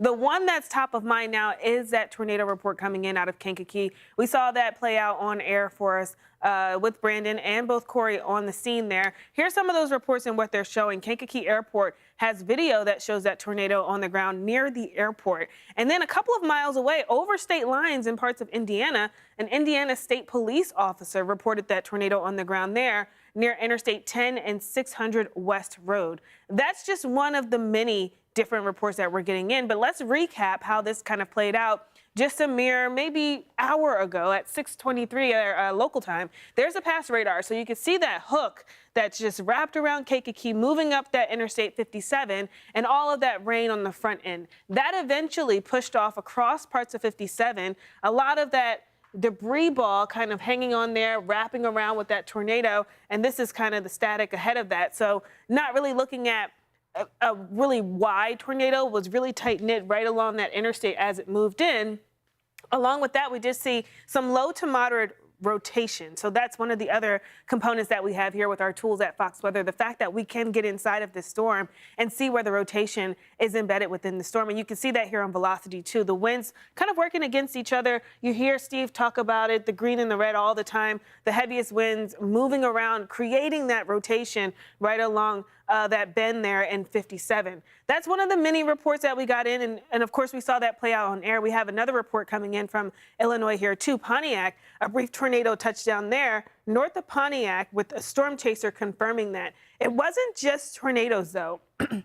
We had some hail that came pushing through, 1 inch to 4 inches over Pontiac as well. So the back end of that storm created some pretty significant hail as it moved along the interstate. I want to take you closer to Chicago, where we also had some pretty significant hail that was picked up here on some of the different reports. One park here reporting 1 inch hail. You had it a little bit farther south of Chicago. That's closer to Chicago. South, we had some wind damage, quarter-size hail along with that out of Bolingbrook. So definitely seeing everything but the kitchen sink kind of thrown at our folks there in the Midwest. Want to take you down to Kansas City, where we had a couple of significant hail reports here too. A hail as big as $0.50, 1.2 out of Pleasant Village, heading over to Houston Lake, 2 1/4 of an inch of hail kind of being picked up there, and then thunderstorm damage also being picked up just about north of Kansas City. So all of the big cities here, Steve, are getting in on these nasty conditions with these storms. I have to remind us that we do have this tornado watch in place until, through the overnight hours. It depends on where you are. If you're a little bit farther north, Pontiac is an area that recently had a brief tornado. You're in place until 11 p.m. It's a narrow corridor that takes it all the way down to Kansas City until about midnight. Some places a little bit farther north. Indiana, you're a little bit farther away. So South Bend until about 2 a.m. So we'll watch these elements very closely, Steve. I know you're going to continue looking at the radar. We have Ari coming in tonight, also covering our coverage here at Fox Weather. Yeah, it's been a long day, and the night looks like it could be setting up for some more violent storms. This is Lake Village, Indiana, where they had their first confirmed tornado, or a tornado warning that just pushed into the northern side of the state. It's the same one from Kankakee, Illinois. So we're committed to being your severe weather HQ, and we'll bring you the very latest on the live coverage throughout the night. Stay with us here on Fox Weather.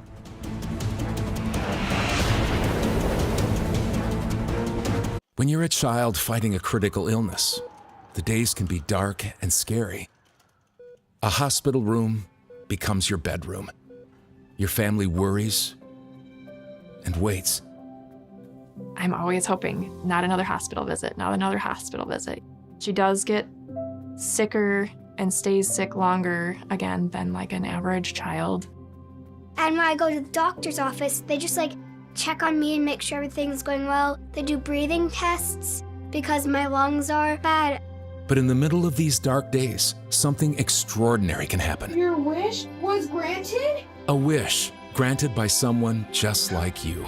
Call or go online to grantwishes.org. With a gift of just $20 a month, only 67 cents a day, you can help grant life-changing wishes for kids who need them most. Because when waiting kids have wishes to look forward to, they feel stronger. They fight harder.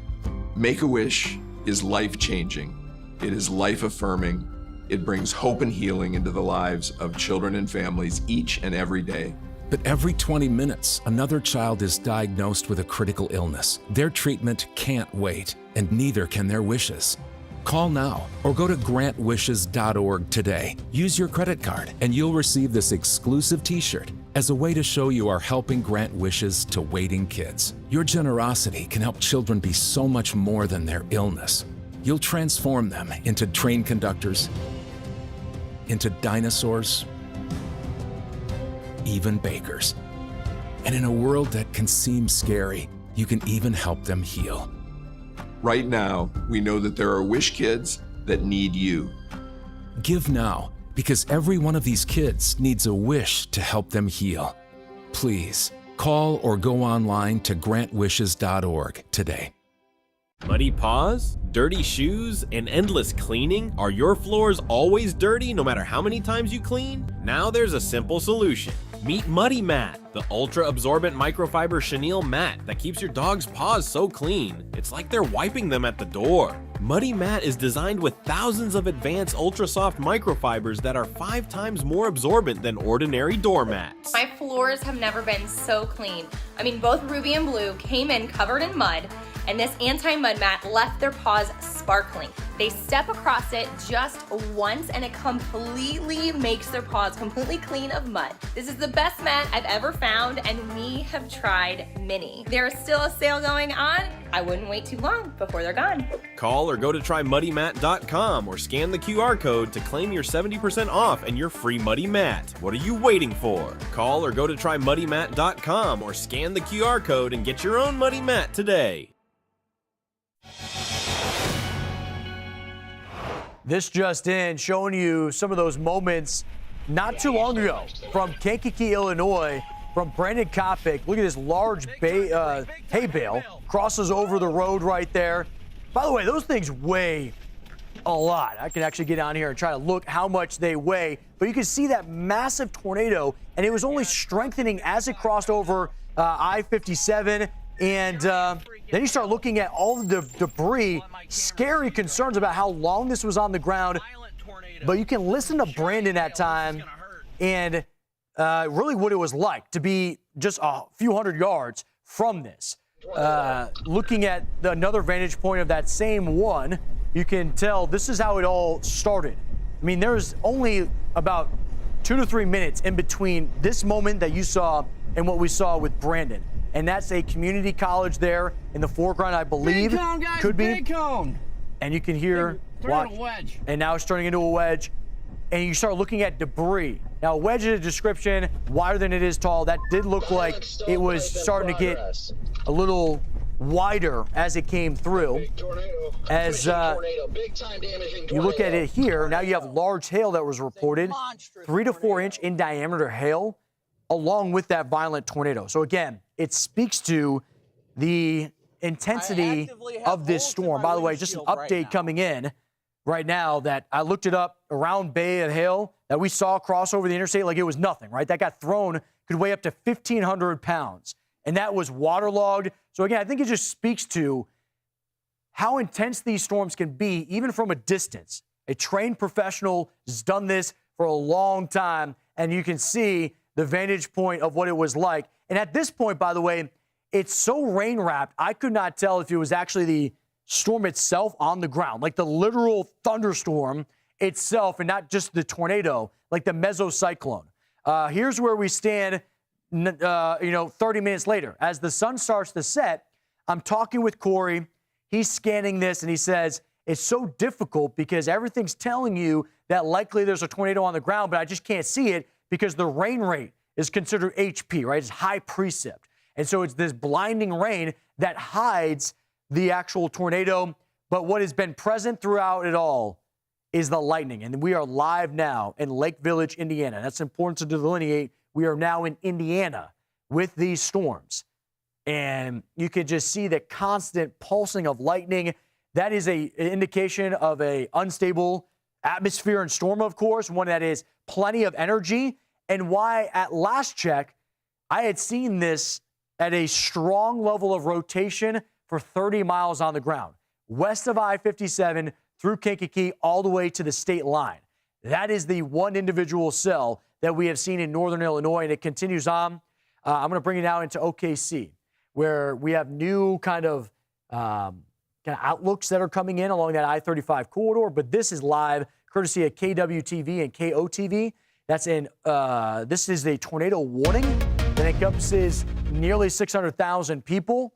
We do have widespread severe thunderstorm warnings. I just want to give you a quick sense, if we have a chance here, team, when you're scanning this and looking at Oklahoma City and you're just seeing all of this blast over in an environment that was relatively quiet roughly an hour ago, right? It did not take long for this storm to really start to enhance. And Dave, if you can give me a chance, we're going to look at this. This is a favorable environment, but I think it's a good opportunity if we can pull back. I want to show you the team here because I want to get into the numbers so you can see this broad view and know that I'm not doing this alone.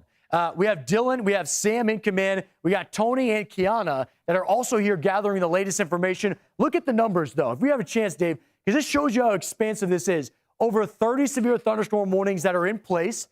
We have 5 tornado warnings that are active. Look at the past 15 minutes.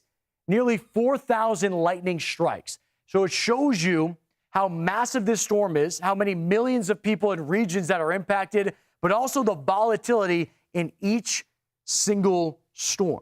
So let's lock back in on Oklahoma City. This highlighted area in red, you can see that a favorable environment for tornadoes. These discrete cells that are popping up along the Red River region are likely to explode in intensity in about an hour. What does exploding in intensity mean? Well, you could have a storm that is just starting to form that could blossom and really gain height to 40 to 50,000 feet. And then with that, large hail and potentially you could also have damaging winds up to 70 to 80 miles per hour. So I say all of that, and I want to pop in on radar. Let's get you on those active warnings that are ongoing right now as it kind of cycles through and begins to load. We'll be able to show you some of those spots like Oklahoma City. So here's that tornado warning. We showed you the chopper view, and we can bump to that. It's not just that. You have baseball-sized hail potential in Oklahoma County. You can tell just by textbook definition, or just kind of line of sight, I should say, of that hook that is moving over the Oklahoma metro area right now. And so I want to zoom in, because when you zoom in on these maps, we have the high resolution on, and you're actually able to witness the road density and the vulnerability of a major city like Oklahoma. I mean, if you see this, we get in real tight. We showed you the broad view, and you look at the velocity couplet. I mean, you're looking at differential that is 120 miles per hour. And so with that, the concern of a strong tornado that could be likely, making some impacts. One caveat to all of this, you can see the scan came through, updated numbers coming in, maybe broad, is that you have a populace that is trained, that has been around this, and if there was a tornado on the ground, likely it would have already been confirmed. So that's a hopeful sight that everything that I just showed you was actually mid-level. And what do I mean by mid-level? Look at this below. Team, if we could bring that up full, if we could get a telestrator, that'd be really good. But what I'm looking at is you see how you have a broad, massive storm, right? But then as they zoom in, you have a lowering. That lowering is considered a wall cloud. That wall cloud, maybe from this distance, doesn't look like it's rotating. But I swear to you, if you're underneath it, you're just watching this giant swirl. By the way, this is courtesy of KWTV and KOTV in Oklahoma City. They are in a chopper right now. And this is another vantage point that we can get you right now as well. So you kind of see a little more of the wind intensity here. From this vantage point, it looks like you're definitely up a few stories. I don't know, 20, 30 stories, just a random approximation. It looks like you're kind of looking at taller buildings and the wind impact that is coming through. What I'm actually going to do is kind of measure that wind for us right now, what it could be in this, because it looks like about 40 to 50 mile per hour wind could be likely in this storm as it moves through. Now, what I want to do is actually bring up storm height. And the tallest portion of this storm is actually north of it in Edmond, but this is 40,000 feet that is towering as of right now. When we bring it back, I do want to see overall storm movement on this, because we know where the rotation was before, and looking at storm movement, likely looking at 30 miles per hour. So what I'm going to do is give us a best estimate of what's to come. Right in here, right under the nameplate, bring it out 30 miles an hour and get you some areas like Midway Village, 726, Nakoma Park, 740, Choctaw, 746. All of those areas roughly in the next 10 to 20 minutes, feeling the impact of that event. Again, what I'm tracking out is right what you're seeing in that vantage point from the chopper. Now, this is not the only one. I do need to get to some other storms that we have. I'm going to bring you now. This is actually Indiana, where our trackers are at. I'll show you their location. They're on the backside of this system. But this storm looks like it's actually now tracking over I-65. So major impacts on I-75, now making those impacts on I-76. And honestly, what is concerning about this is the length of time that it has had this tight rotation ongoing. We're looking at differential of 94 mile per hour. So again, enough for that to have strong rotation, if not extreme rotation. If you look at it here, extreme rotation is measured in gold. You find it up on the banner. This is extreme rotation. This is instantaneous results of what we're seeing. Before we get to our affiliates, I want to show you, as we pull back, how long this has been tracking on the ground. It may not look like a far distance from here.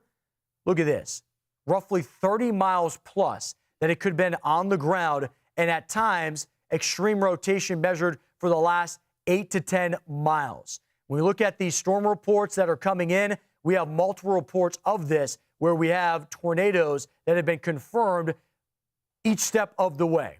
And we have our team that's on the ground with those confirmations. So, again, we are unpacking all of this. We have our local teams that are all over this. Fox 32 in Chicago on that confirmed tornado we were just showing you. Fox 4 Dallas tracking the violent storms near Abilene and Putnam along the I-20 corridor and talking about what they may experience in DFW Fort Worth in the hours ahead. We will continue to tap in with our teams all across the country. Keep it here as Fox Weather is your severe weather HQ. More for you on the other side of the break.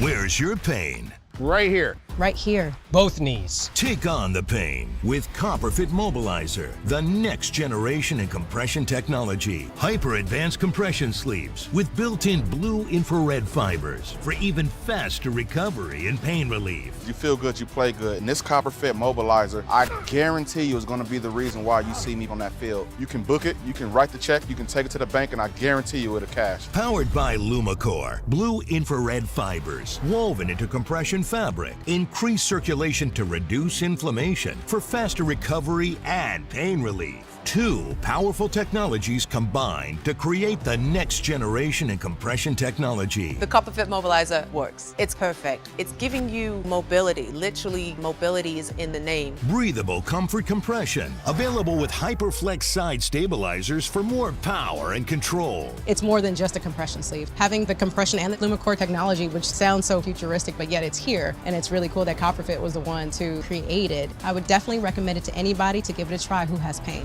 Unleash your inner power to do more, play more, live more, and feel the energy with CopperFit Mobilizer. Money doesn't sleep, bills don't sleep. So you got to get up and go to work. The CopperFit Mobilizer was support without feeling like it was tight. I can't explain the technology behind it. All I know is that it's working. Get your CopperFit Mobilizer now at mobilizer.com for only $39.99. Order now and save 25% when you buy two. Plus, your shipping is free. It's working for me, it's going to work for you. It helps 100%. I wouldn't be standing here if this didn't actually change my life. Get on this right now. With this LumaCore technology, it's brought it to the next level. It's absolutely amazing. This really works. Get yours now at mobilizer.com. That's mobilizer.com. Muddy paws, dirty shoes, and endless cleaning? Are your floors always dirty no matter how many times you clean? Now there's a simple solution. Meet Muddy Mat, the ultra-absorbent microfiber chenille mat that keeps your dog's paws so clean, it's like they're wiping them at the door. Muddy Mat is designed with thousands of advanced ultra-soft microfibers that are 5 times more absorbent than ordinary doormats. My floors have never been so clean. I mean, both Ruby and Blue came in covered in mud, and this anti-mud mat left their paws sparkling. They step across it just once and it completely makes their paws completely clean of mud. This is the best mat I've ever found, and we have tried many. There is still a sale going on. I wouldn't wait too long before they're gone. Call or go to trymuddymat.com or scan the QR code to claim your 70% off and your free Muddy Mat. What are you waiting for? Call or go to trymuddymat.com or scan the QR code and get your own Muddy Mat today. And welcome back into Fox Weather Live, showing you the chopper view courtesy of KWTV and KOTV out of Oklahoma City. They're under a tornado warning.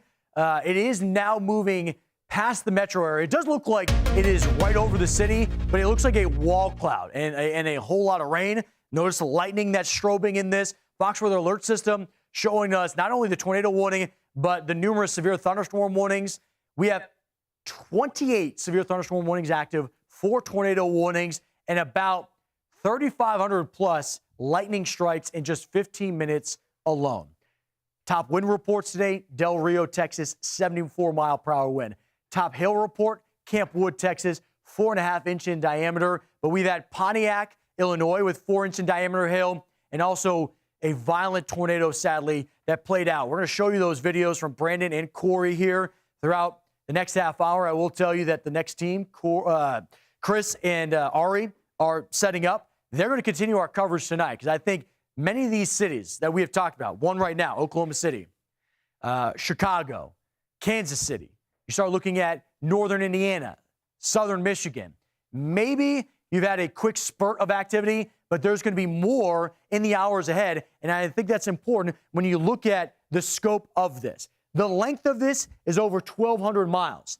The width of it is very narrow corridor. And so when you're watching this unfold, this could impact nearly 9 million people. Severe thunderstorm watch. I know you may want to overlook that because it doesn't seem like it's as intense. No, that has nearly 16 million people, 70, 80 mile per hour wind, large hail that we've already had confirmed greater than grapefruit size hail. I mean, you have softball plus size hail coming down in Texas. The two top reports coming out of Texas. Everything else, though, the Midwest. So it's showing you northern, southern side, it is living up to the billing on this. Now, we need to get into some of those active warnings that we are seeing as of right now. So this is the storm that's been on the ground for roughly 30 miles, just by radar estimate. This is the signature of a hook that's apparent. It's been there the entire time. Here's what is very interesting about this storm. There's a warm boundary that's fueling it, and it's literally married to the very edge of it. It was moving northeast in its orientation, and then it just erratically moved east so it could ride that warm air. You can see the hook over Keener. Sam or Dylan, I don't know if either one of you could help me ride this through, and we'll kind of unpack this storm as we bring up the velocity couplet and start looking at, is this on the ground? Because this is an observed tornado, baseball-size hail, considerable threat for the I-65 corridor. So as we look at this unfolding, we could kind of tell and estimate, okay, so here is that inflow notch.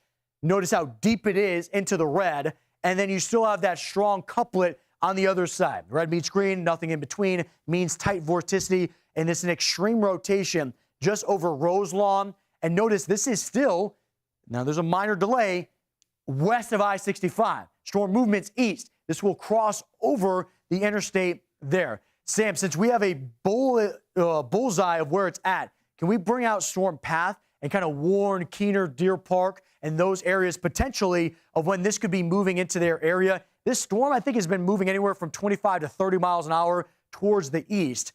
I-65, I know it's getting a little bit later. You're not going to be able to see this. Our storm trackers are all over this. That's what you're seeing on the edge of your screen over this shoulder. You can tell right in there. So 25 miles per hour, Deer Park, 745, Kersey, 751. So it's only a matter of minutes. By the way, throughout either this time period or tonight, if you're hearing Ari, if you're under a tornado warning, your action plan is the same. Lowest level of your home, basement if you got it. Interior room, you don't want to be trying to look at line of sight. Exterior walls cave in, windows blow out. Large hail has been present in all of these storms. You want to get an interior room, get something that can protect your head and neck. And then if you have proper footwear, a time to get that on, get it on. Because if there's damage, you need to walk around, you need to get out. You don't want to be stepping on all of that debris. Now, that was a rogue individual cell that has blossomed and exploded in intensity and has been ongoing for over 2 hours. Look at what's its backfill. I mean, we've been dead locked in on that storm because how violent it is. And through that time period, in an hour or less, look at two lines that have formed and embedded in that little notches of rotation as it rides that warm boundary. Sam, can we pull that up, that warm boundary? Can we do it from this view with a broad one where you kind of look at that available storm energy? Because that is what's fascinating to me. You got this stationary boundary, warm front that brought 70, 80 degree day. And then Chicago was in the upper 30s, lower 40s, 40 degree kind of temperature gradient. But it's fueling these storms from Davenport, I-80 corridor. And if you look at the trajectory of it, it is eyeing Chicago. Thank you, Sam. As you look at the temperature gradient here, anything that's in this orange color, that's going to be 70 to 80. Anything in this green to blue, that's the mild conditions. Obviously, as you get closer to the lake, cooler, upper 30s, 40s, this could be that 50-degree threshold. So notice how it's married right to the clashing of the air masses.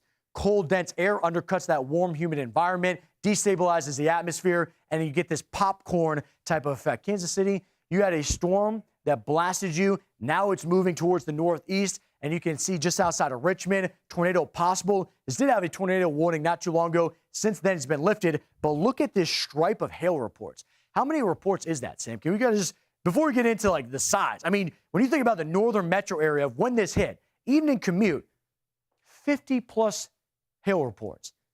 That's why you don't measure a severe storm setup or a system in of itself by one ingredient. A lot of people talk about, okay, if it's a tornado or not, is whether it was a powerful or an intense event. No, large hail can make an intense event. Damaging wind, near hurricane force gusts, damaging event. So there's Kansas City. Then we have Oklahoma City, another spot, another major metro area that has a tornado warning. Notice these are two tornado warnings that are overlapping. What that is showing is an extension as it moves to the east. It does look like Oklahoma City, relatively quiet as of right now, but there is that hook that has been apparent. The wind shear in this environment has been in place, but every time we go to the radar site, and look, the radar site is what, maybe 10 miles at most from where we're looking at this, a very low-level scan. Yeah, 10 to 11 miles on that. I mean, you're looking at maybe strong wind shear in the mid-levels of the atmosphere, producing wall clouds, low-level wind shear just not there to stack this. But that's current moment. You look at how this progresses, and if there's that alignment in the vertical nature of the atmosphere, this could spin up a tornado in any moment. This has been a large hail maker as well. Looking at another metro area during the evening commute that took nearly 30 miles of hail reports just outside of Tuttle, all the way through that I-40 corridor and along the loop there at I-35. We get then down towards Red River, a couple of stray ones. Thankfully, as we look at I-20, an absence of tornado warnings, just severe thunderstorm warnings. But then you look at this. This has been an individual cell that went from Del Rio all the way to Kerrville, where we had storms that are now severe thunderstorm warning. We have this live in Oklahoma City. This is going to be KWTV, KOTV. This is their team on the ground. They're looking at kind of the belly of the beast, right? Scanning that. We were just showing you what it looked like on radar. And I can't tell if those are power flashes because the constant strobing of that or lightning. Either way, it shows you some intensity. I think that's just the lightning. I think those are some CGs where you're just kind of getting cloud to ground kind of pulsing of this. I can't tell just by this vantage point if that's actually lowering and getting close to the ground or if that's just the angle. I would say it's just the angle from what we had seen before. Either way, concerns for those in the Sooner State, especially for OKC, as they've been dealing with numerous hail reports. Now, yeah, that does look like, okay, just the shape of the storm itself. It looks like maybe a scud cloud on the backside of that, not like it was lowering there. Either way, you can tell that daylight is not going to be on your side for much longer. We are getting towards a nighttime event. A nighttime event fuels a low-level jet, but it also elevates the risk of concern for lack of warning and awareness. You're not going to be able to see it. A lot of people could be sleeping, and why it's an important reminder right now that we will have live coverage all throughout the evening. We have the ability to be in the palm of your hand, so if you have any warnings, you can get those from our app as well, or numerous ways of getting that. I've said this before, but a quick reminder, something I think about with my family is in an event like this, major cities, you want to make this night as normal as possible, and maybe a special occasion for your kids or your family, so that way they're not stressed as best as you can. What I say by that is if you can get in the living room, maybe do a night where it's a movie night, everybody's in line of sight in case you get one of these, a confirmed tornado, you're able to get in your action plan and you're not scrambling around your house trying to find everybody. It's just something to keep in mind, especially if you live in severe weather country. You kind of think that top of mind. But this is another event, a violent event playing out. Here's that hook that's playing out. One positive update potentially is it's now west of I-65 or east of I-65, no longer impacting the interstate. You can see, though, on the latest scan, there was strong rotation at the time and now low rotation, or this could be a signal of multiple vortices. You have this wall cloud that is producing and lowering, but neither one is taking over. This is the same rogue cell that we have been tracking throughout our entire show, and that has been over 2.5 hours. Ian had this on his show. This is a 3-hour in-progress storm. Eventually, this is the same one by Pontiac. So if you just look at this, yeah, let's measure it from there, Sam. From Pontiac, the first confirmation of a tornado today, all the way to there, 64 miles. It does not mean it was on the ground. I think the last half of that, from here onward, it's been on the ground with what we have seen on radar. That's estimates. We've had our storm trackers that have been in this as well. And speaking of that, Dave, I want to walk over, because this entire time we do have our storm trackers here, but I want to give you a semblance of what it would be like if you're on the ground. Look at the depth of night, the darkness that ensues with a lack of lightning, right? You can kind of tell that it looked like strong winds had come through here. Looks like there's some debris. Some vehicles maybe had stopped, and it looks like some people are responding and checking in on those that could have been impacted by this rogue storm. This looks like Demote, Indiana, as of right now. Brendan Kopic slowing down and stopping, because here's the thing. He is a storm tracker, but he's also a first responder once this happens. Oftentimes, he could be the first one on the scene along with his team that's out there. So that's what he's doing right now. You can see, looks like some minor tree damage there, and one vehicle had stopped to check in on those that were impacted. Trying to watch what else is happening, because a lot of movement is ongoing. But it just kind of shows you how vastly different this was than what they're experiencing maybe in Oklahoma. We got a little bit of daylight on your side, right? It's like one area, you can't see anything. Another area, you're like, wow, I have this towering 40 to 50,000 foot storm with tons of lightning. Notice the Fox Weather Alert System indicating the severe thunderstorm warnings, and also that confirmed tornado warning that Brendan was just on. Got over 36 warnings in total right now, about 4,000 lightning strikes in 15 minutes alone. So even though we're getting to a nighttime event, plenty of instability in the atmosphere.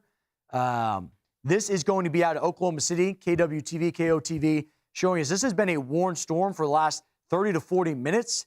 It looks impressive, but I think all of this has been mid-level rotation. So let's show you our team that is out in these areas. So we have local teams that cover these day in and day out and have great insight. Fox 32 Chicago is tracking what's happening in northern Illinois and Indiana. Fox 4 Dallas is also showing what's happening in west and central Texas along that I-20 corridor and what they need to prepare for in the hours ahead. When we start looking at this, Kiana, I mean, a lot of this is what has already happened and kind of forecasting ahead, but I know you have some reports of what's already unfolded over the last several hours. Actually, look at this, Kiana. I want to get your insight. Fox 32 in Chicago kind of pinpointing on some potential damage from one of these storms. Yeah, I was looking at one of the reports that were coming in closer to Chicago, some wind reports coming through. So that's likely something that you may be watching in real time there visually as crews are there getting to the scene, kind of assessing the damage. It looks like maybe firefighters or some type of crew is getting there at this point in time. Looks like that entire building might be damaged. It looks like it could be maybe in an industrial area, like a warehouse. It looks like they had a lot of equipment outside that could have gotten blown over. In a big wind event, we always tell you, try to tether it down or bring it indoors. That may not be possible for that type of warehouse setup, and you can see the damage. The roof has caved in. Let's listen in and hear what they're talking about from Fox 32. Comes out, you're going to be seeing at least EF2 damage from this storm here. There you see that tornado earlier. Yep. This is from where? That is Kankakee. All right. I don't know if that's that on I-57. I'm not sure what road that is, but my goodness, wow. Excuse me there. I just sent in a video from Kankakee Elks, actually. Okay. I'm not sure if it is Excuse me. the video that you are showing right now. I can't see a monitor right now. Is it of the tornado going over a road? It's of the damage afterwards. So Okay, the no. trees that are wiped clean of branches. It looks like large debris was thrown around. But I do want to focus back on where the warning is located right now. And just to also remind you, I know it's the Midwest, and you might be tempted, as Mike mentioned earlier, to go outside and try to spot this thing. Don't do it because, first of all, it's dark. You're not going to be able to see it. Second of all, it's not safe, of course, number one. But also, we've had reports that it's rain wrapped. Rain so that's wrapped, going to make it difficult to see where it's located. But I do want to mention that this warning has been extended until 8:45, moving east at 25 miles per hour over DeMott.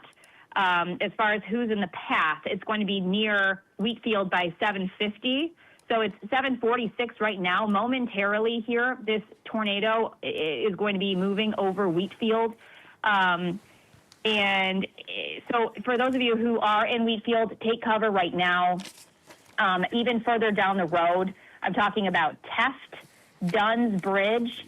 Get to your safe place. You are in the path of this tornado. Where it is located currently, you can see when I zoom in, these streets, these look like subdivisions to me.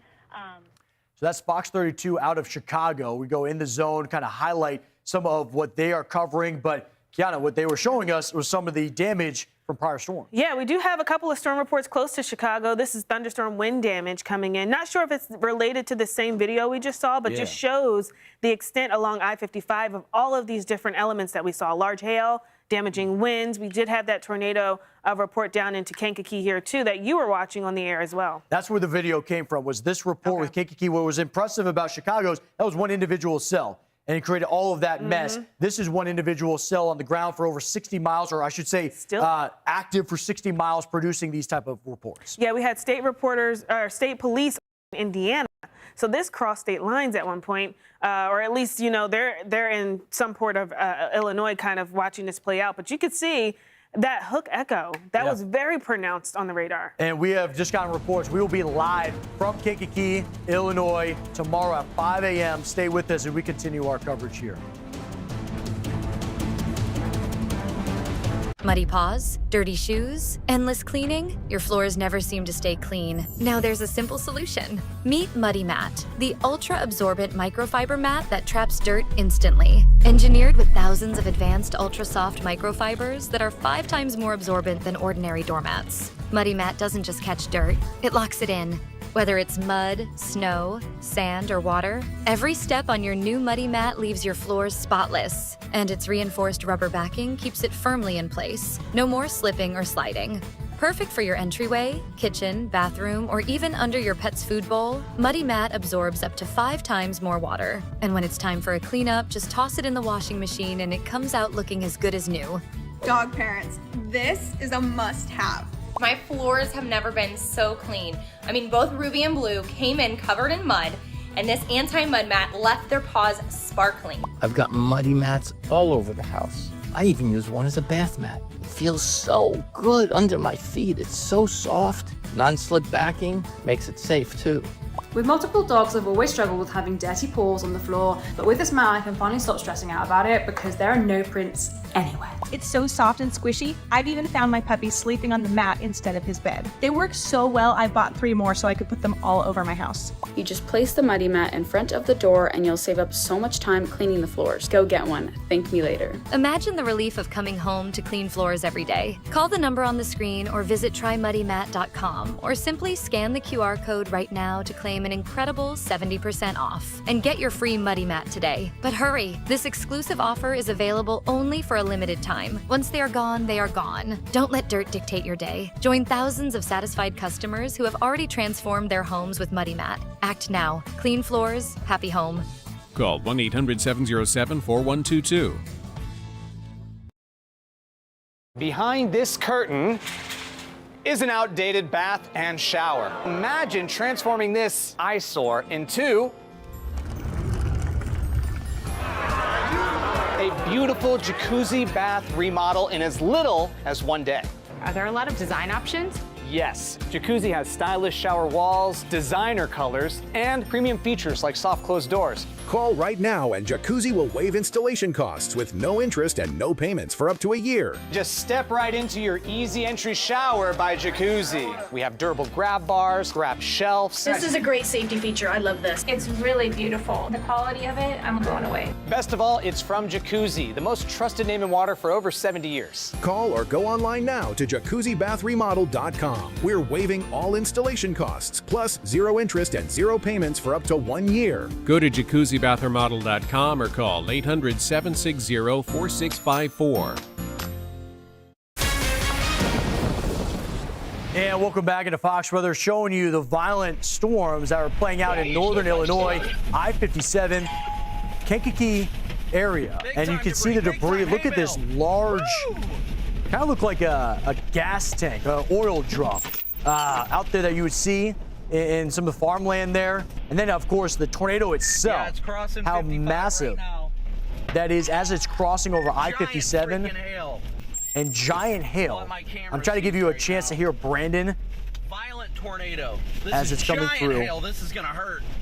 Power flashes playing out at times, and that hail anywhere from 3 to 4 inch in diameter. We're looking at apple to softball size hail. This was moments before that where we had 3 or 4 buildings. You're worried about the community college. There's that blue building in the foreground. And we're watching it take form, and then my eyes started noticing, okay, there's some debris that's getting lofted. And you can start seeing that darker gray really Big tighten cone, up. guys, big cone. And there it is, Corey. Turn it a wedge. Confirming, big cone, looking like it could become a wedge. Violent stovepipe in progress. A stovepipe by Brandon, you can hear there. These are all descriptions of what a tornado can look like. Damaging tornado. A wedge is wider than it is tall, which is devastating because of the amount of it that's on the ground.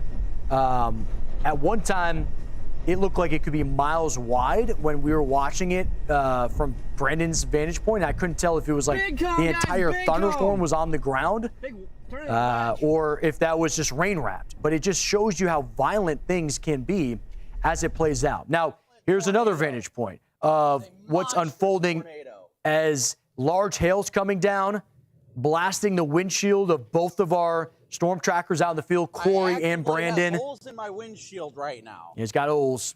Corey, we were on air with him talking. Part of his vehicle got torn apart. The spotlight that you would have on the front windshield got blasted off. So this was violent, and it continues to be tonight. And concern that is growing from the border and throughout Texas all the way up through the Midwest and into the Great Lakes. We have a tornado watch that literally is connected all the way from Michigan down towards the Del Rio, over 1,200 miles of a continuous tornado watch. Now, reminder, a watch is conducive. The ingredients are in place in the atmosphere for something to happen. A warning is it's imminent. Action plan is in place. Now, there's plenty of big cities that are represented in this watch. So what I would encourage you as father, I would not be away from the kids tonight if you live in this area. I would have them all in the living room. You'd watch a movie tonight, put them at ease, and if there are those warnings and you get in your action plan, you're not trying to scramble through your home in order to find everybody. You have that ability to keep people safe. Now, one thing to note, the length of it's impressive. The width of it, relatively tight corridor. And so something we'll be watching is how it plays out from Kansas City all the way to South Bend. A concern, though, about the severe thunderstorm watch, not only big cities like Chicago and Milwaukee, but sadly those cities like Three Rivers that just took the tornado outbreak from last week on Friday are back in another watch. And that means any type of threat, wind, hail, or even this, rain, could be just too much. By the way, I know that was a lot. Millions are impacted, multiple regions. We have updates for you minute by minute on foxweather.com. As you scan that QR code, you get those real-time updates. We have violent conditions playing outside of Chicago and northern Illinois. Kansas City's grappling with storms. Oklahoma City's been grappling with storms. This is a widespread threat, and we are not overlooking your backyard. There's just so much to get to. I encourage you to get on that blog where you can get those updates. If you have time, spend it with us here on air. You'll notice this, maybe a surprise coming into the day, top hail reports, all coming out of Illinois and Missouri. Pontiac, we saw it in real time where there was grapefruit-sized hail that was coming down. That was the concern. Now here's the severe thunderstorm watch that's in place for Wichita and areas of Kansas, something that we are watching, of course, as well. Here are some of the storm reports that are coming in. We have the tornado confirmation out of Pontiac.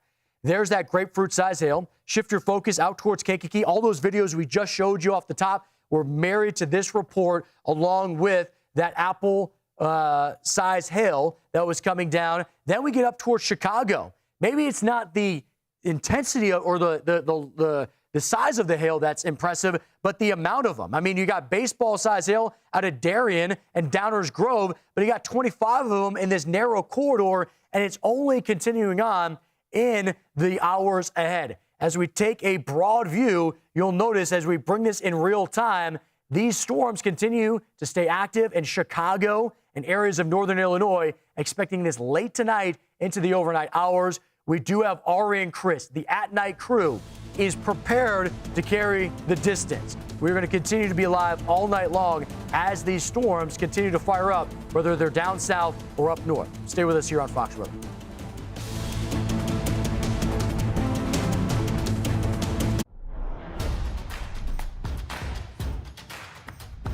Where's your pain? Right here. Right here. Both knees. Take on the pain with CopperFit Mobilizer, the next generation in compression technology. Hyper-advanced compression sleeves with built-in blue infrared fibers for even faster recovery and pain relief. You feel good, you play good. And this CopperFit Mobilizer, I guarantee you is going to be the reason why you see me on that field. You can book it, you can write the check, you can take it to the bank, and I guarantee you it'll cash. Powered by LumaCore, blue infrared fibers woven into compression fabric. Increase circulation to reduce inflammation for faster recovery and pain relief. Two powerful technologies combined to create the next generation in compression technology. The CopperFit Mobilizer works. It's perfect. It's giving you mobility. Literally, mobility is in the name. Breathable comfort compression. Available with HyperFlex side stabilizers for more power and control. It's more than just a compression sleeve. Having the compression and the LumaCore technology, which sounds so futuristic, but yet it's here. And it's really cool that CopperFit was the one to create it. I would definitely recommend it to anybody to give it a try who has pain. Unleash your inner power to do more, play more, live more, and feel the energy with CopperFit Mobilizer. Money doesn't sleep, bills don't sleep. So you got to get up and go to work. The CopperFit Mobilizer was support without feeling like it was tight. I can't explain the technology behind it. All I know is that it's working. Get your CopperFit Mobilizer now at mobilizer.com for only $39.99. Order now and save 25% when you buy two. Plus, your shipping is free. It's working for me, it's going to work for you. It helps 100%. I wouldn't be standing here if this didn't actually change my life. Get on this right now. With the LumaCore technology, it's brought it to the next level. It's absolutely amazing. This really works. Get yours now at mobilizer.com. That's mobilizer.com. Is your shower trying to tell you something? Is getting in and out of the bathtub becoming a safety concern? Are you worried about the cost of a bathroom remodel that could go on for weeks and weeks? Well, now you can have a gorgeous new bath or shower with a one-day jacuzzi bath remodel that's safer at a price you can afford. We're waiving all installation costs and postponing all payments for up to 1 year. Oh my gosh. It is beautiful. Oh. From soft close shower doors and adjustable shower heads to features like grab bars and custom seats that combine safety and style, it's never been easier. Get your free design consultation, schedule your one-day installation, and start loving your new bath or shower right away. Call or go online right now. We are waiving all installation costs and offering no interest and no payments for up to 1 year. Go to jacuzzibathremodel.com or call 800-384-4402. Call now.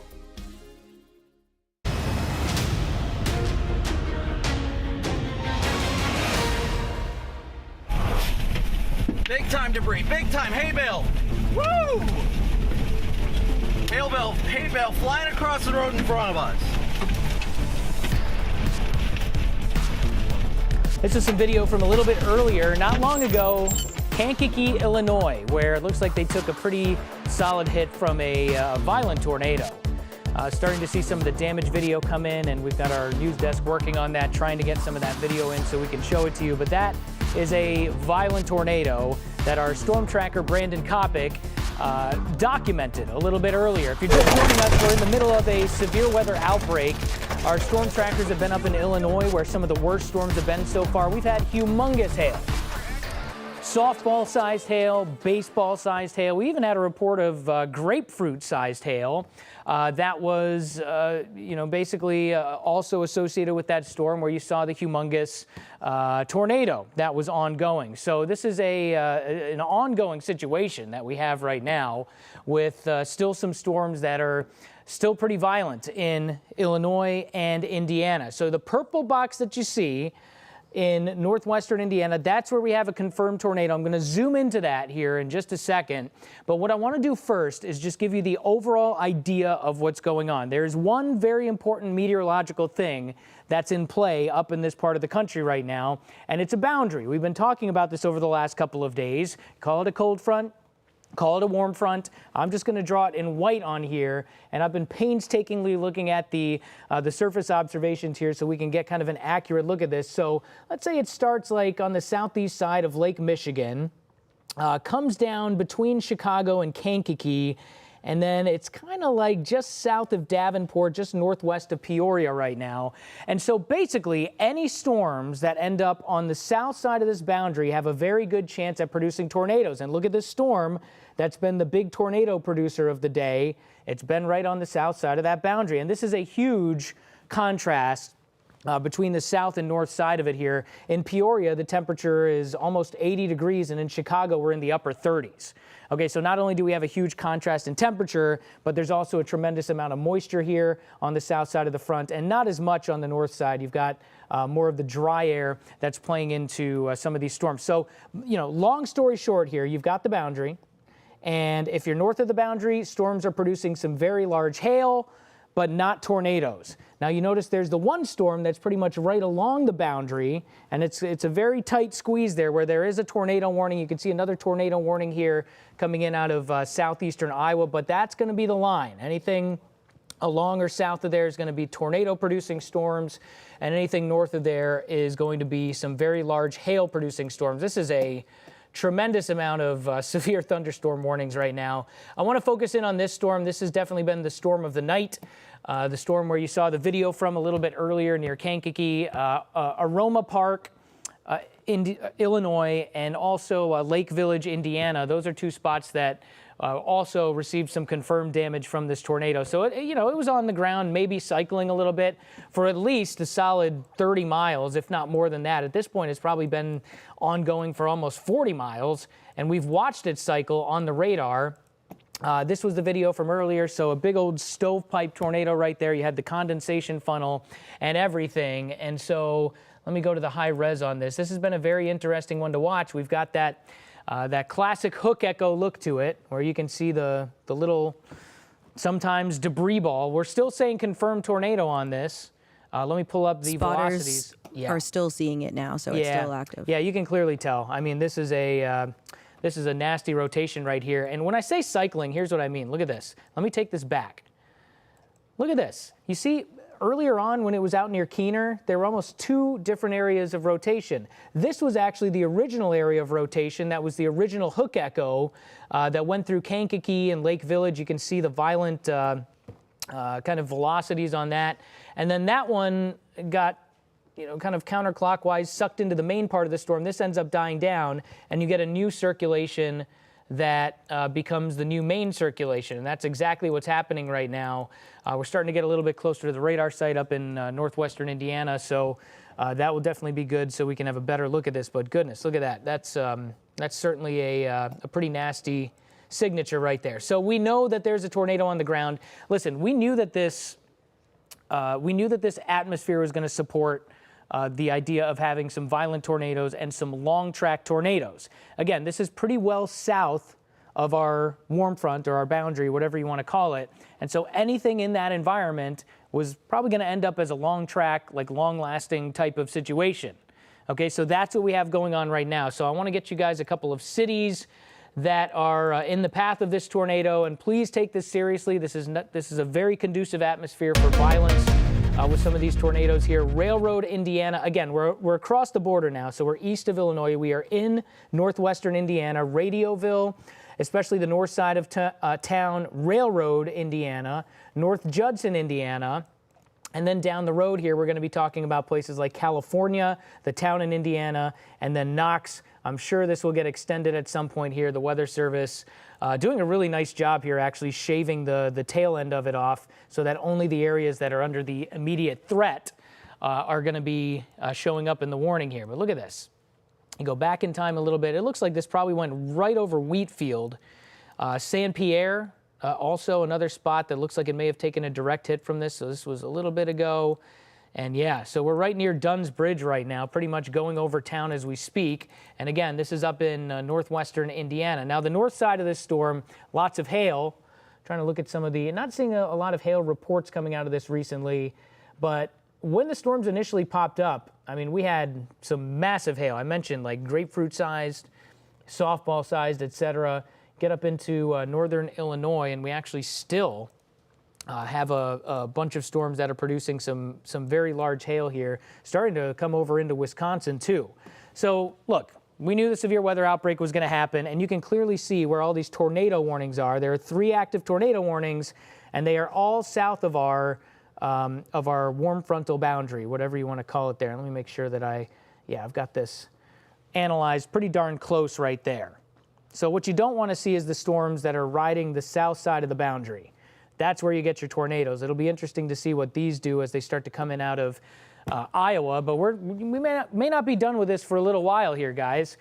Very active atmosphere here, and you can see these huge hailers coming up into Wisconsin. Be prepared for this. These are still producing some LSRs, some storm reports of baseball-sized hail. There's one report west of Rockford, not far from Stockton, Indiana, or Illinois, I should say, where they saw some baseball-sized hail that made it down to the ground. But what an interesting atmosphere here. I mean, you know, it doesn't, if you're sitting in Milwaukee right now and you're starting to hear some thunder, you're like, geez, what's going on? It's like 36 degrees outside.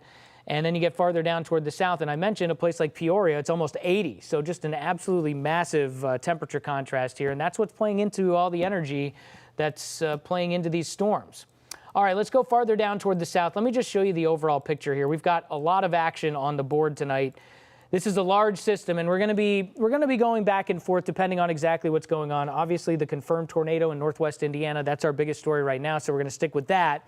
We had a confirmed tornado that was rolling into Oklahoma City a little bit earlier. It didn't really have staying power. It was probably one of those situations where a storm chaser saw like a brief touchdown. I haven't seen any reports of any significant damage around there. If I'm not mistaken, correct me if I'm wrong, anybody? I haven't seen any reports, but we did have some reports of some baseball-sized hail also out of that storm that was in Oklahoma City. And we still have a tornado warning on it. Might as well take a peek at this to see what it looks like on the radar. It's got a pretty solid little hook on it. Let's go to the high res on this. Yeah, very close to the radar site. Very nice look at it. And it's a radar-based warning here. So again, this kind of atmosphere that we're looking at here is nothing like the atmosphere that's farther up toward the north. We could, you know, it's enough that it could produce a tornado, but the chance of like a long track violent tornado is likely lower down here. So this is not far from Choctaw, a little bit east of town. You get south of town and you've got some storms that are producing, well, I'm not seeing too many reports out of there. Yeah, a little bit east of Lawton, 1.5 inch diameter hail. There's been a lot of hail in these storms, guys. There's been a lot of hail in these storms. This is the wide view here. Again, I've got everything on here. Let me take off the LSRs just to show you our overall situation. So we have the level 4 risk. Remember, the Storm Prediction Center upgraded to that earlier on today. Seems like it was warranted. I mean, we haven't seen a huge number of storms that have produced tornadoes, but the environment here certainly has favored, you know, a stronger storm making it down to the ground and having some staying power, as we're seeing with the ongoing tornado that we have right now up in northwestern Illinois. A couple of tornado warnings on the south side of that boundary that we were talking about, and then just a lot of hailers all over the place. We had another storm that came through not terribly long ago through Kansas City that produced some 3-inch diameter hail. The worst of that storm was on the north side of town, so getting a little bit closer to, like, you know, Gladstone, let's see, Weatherby Lake, etc. 1-inch hail. We had some reports of some wind damage up there too, so that was a nasty storm. We've got one going through Wichita right now. I'll tell you, the more populated areas around here not fared so well tonight. I mean, it's been, you know, a lot of the more populated cities around this part of the country. I mean, Kansas City taking pretty much a direct hit.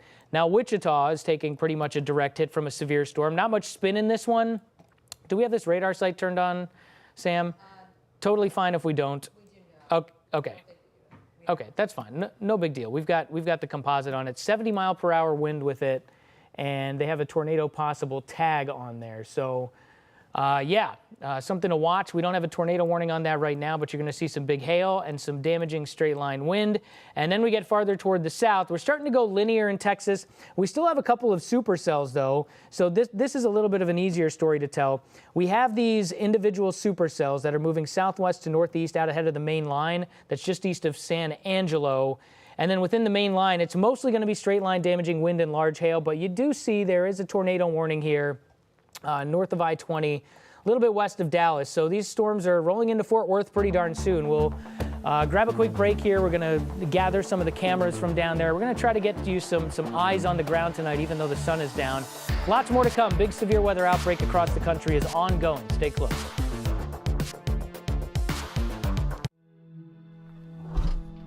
Golf has never been closer to the heart of this country. For the love of the game and for the love of the country, Straight Down exists thanks to American manufacturing and the movement to celebrate all things American-made. We love this game and we love this country. Join us on this journey to bring back American-made. Marley drank 2 quarts of cooking oil. I called my vet and they were like, you need to bring him here immediately. I used to constantly avoid going to the vet because I knew that it was gonna cost me a bomb if it weren't for Fetch. So it's been the ultimate peace of mind, and the feeling that I get when my claims are reimbursed is like this winning moment. If you have health insurance for your kids, why wouldn't you for your pet? Get paid back up to 90% of vet bills with Fetch Pet Insurance. Get your free quote at fetchpet.com. Behind this curtain is an outdated bath and shower. Imagine transforming this eyesore into a beautiful jacuzzi bath remodel in as little as 1 day. Are there a lot of design options? Yes, Jacuzzi has stylish shower walls, designer colors, and premium features like soft closed doors. Call right now and Jacuzzi will waive installation costs with no interest and no payments for up to a year. Just step right into your easy entry shower by Jacuzzi. We have durable grab bars, grab shelves. This is a great safety feature. I love this. It's really beautiful. The quality of it, I'm blown away. Best of all, it's from Jacuzzi, the most trusted name in water for over 70 years. Call or go online now to jacuzzibathremodel.com. We're waiving all installation costs, plus 0 interest and 0 payments for up to 1 year. Go to jacuzzibathremodel.com or call 800-760-4654. We're almost 50. We worked hard and built our dream life. We're a 2-income family. That means life would be very difficult if something happened to either one of us. So how did we make sure our family and our lives were protected? We called Select Quote, where a licensed insurance agent found us each a policy under $1 a day. We got covered the same day without a medical exam and saved thousands. Thanks to Select Quote, our family is protected and we can enjoy life. Visit SelectQuote.com to shop some of the nation's most highly rated providers and see if you could save 50% or more. This is the story of the one. The one knows that when the big game is days away, the unexpected can put everything on the line. But with a solid game plan and a teammate like Grainger that she can rely on to deliver the product she needs when she needs it, she's confident that she will always win the day. And her team will do the same. Call, click Grainger.com, or just stop by. Grainger, for the ones who get it done.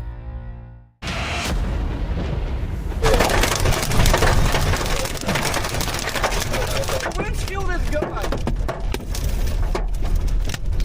We are actively losing the windshield right now. Yeah, I was watching that live while preparing for the show here. Big cone, guys, big cone! Yeah, that was Corey Gherkin and Brandon Kopic. Corey was the one who got his windshield broken from some of that huge hail that he was driving through.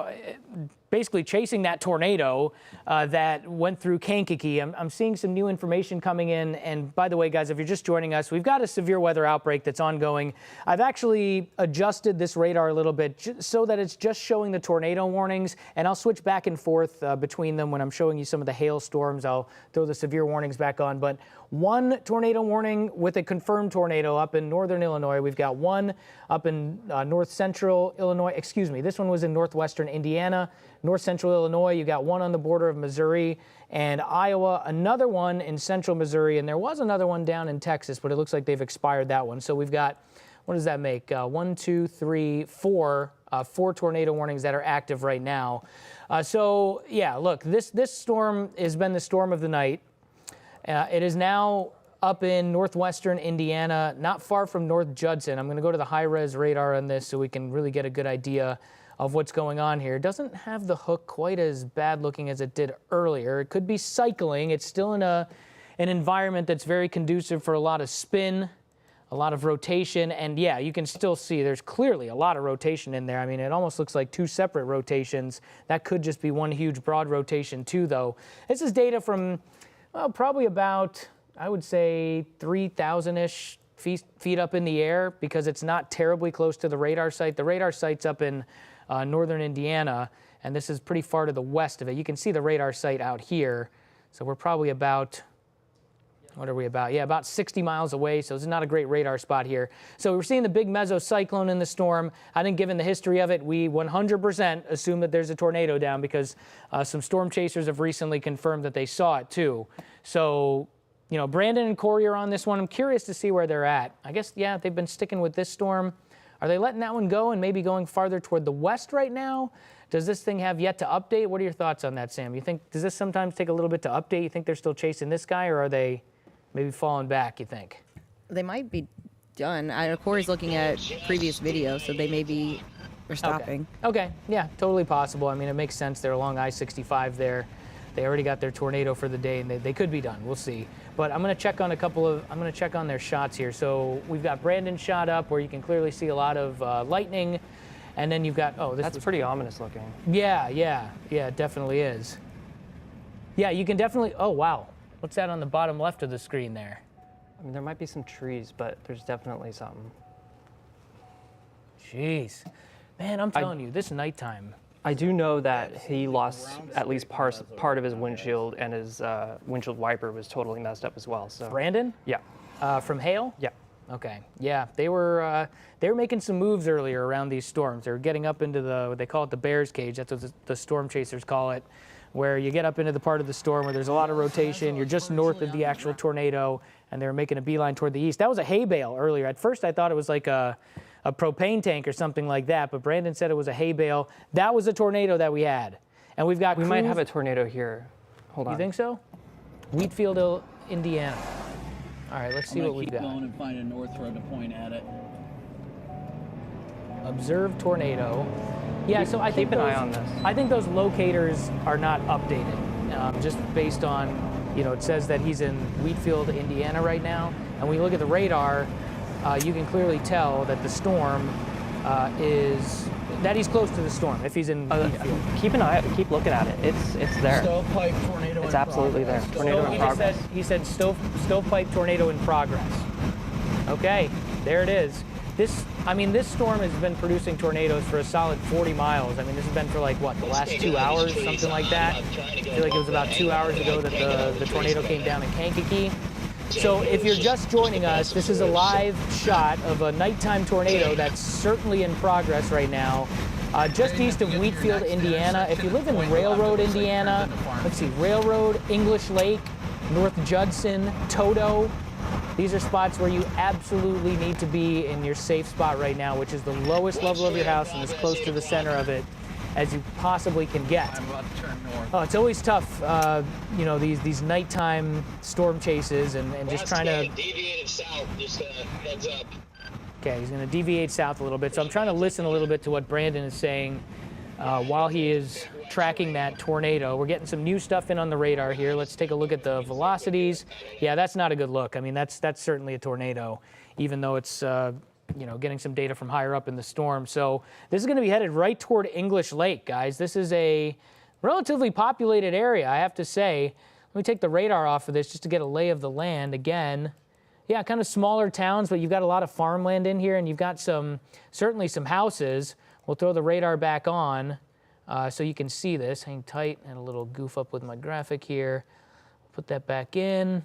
Yeah, Lomax is another spot where the tornado is actually going directly over you guys right now. So, anytime you see a velocity image like that, it almost looks a little bit scrambled. I mean, this is just an incredibly violent atmosphere with this storm that unfortunately has found itself just south of the boundary, where it's like you get north. When the storms get north of the boundary, it's like you're safe from tornadoes. You know, the temperature in Chicago right now is like 39, 40 degrees, but down here, the air is soupy. It's a very sharp contrast. I was looking at some storm chasers on X that were talking about how they actually crossed the boundary at points throughout the day when they were trying to set themselves up, and they would cross the boundary in one direction and say, wow, it was nuts. Like all of a sudden my windshield started fogging up. It went down to 40 degrees when it was just 80 degrees not long ago.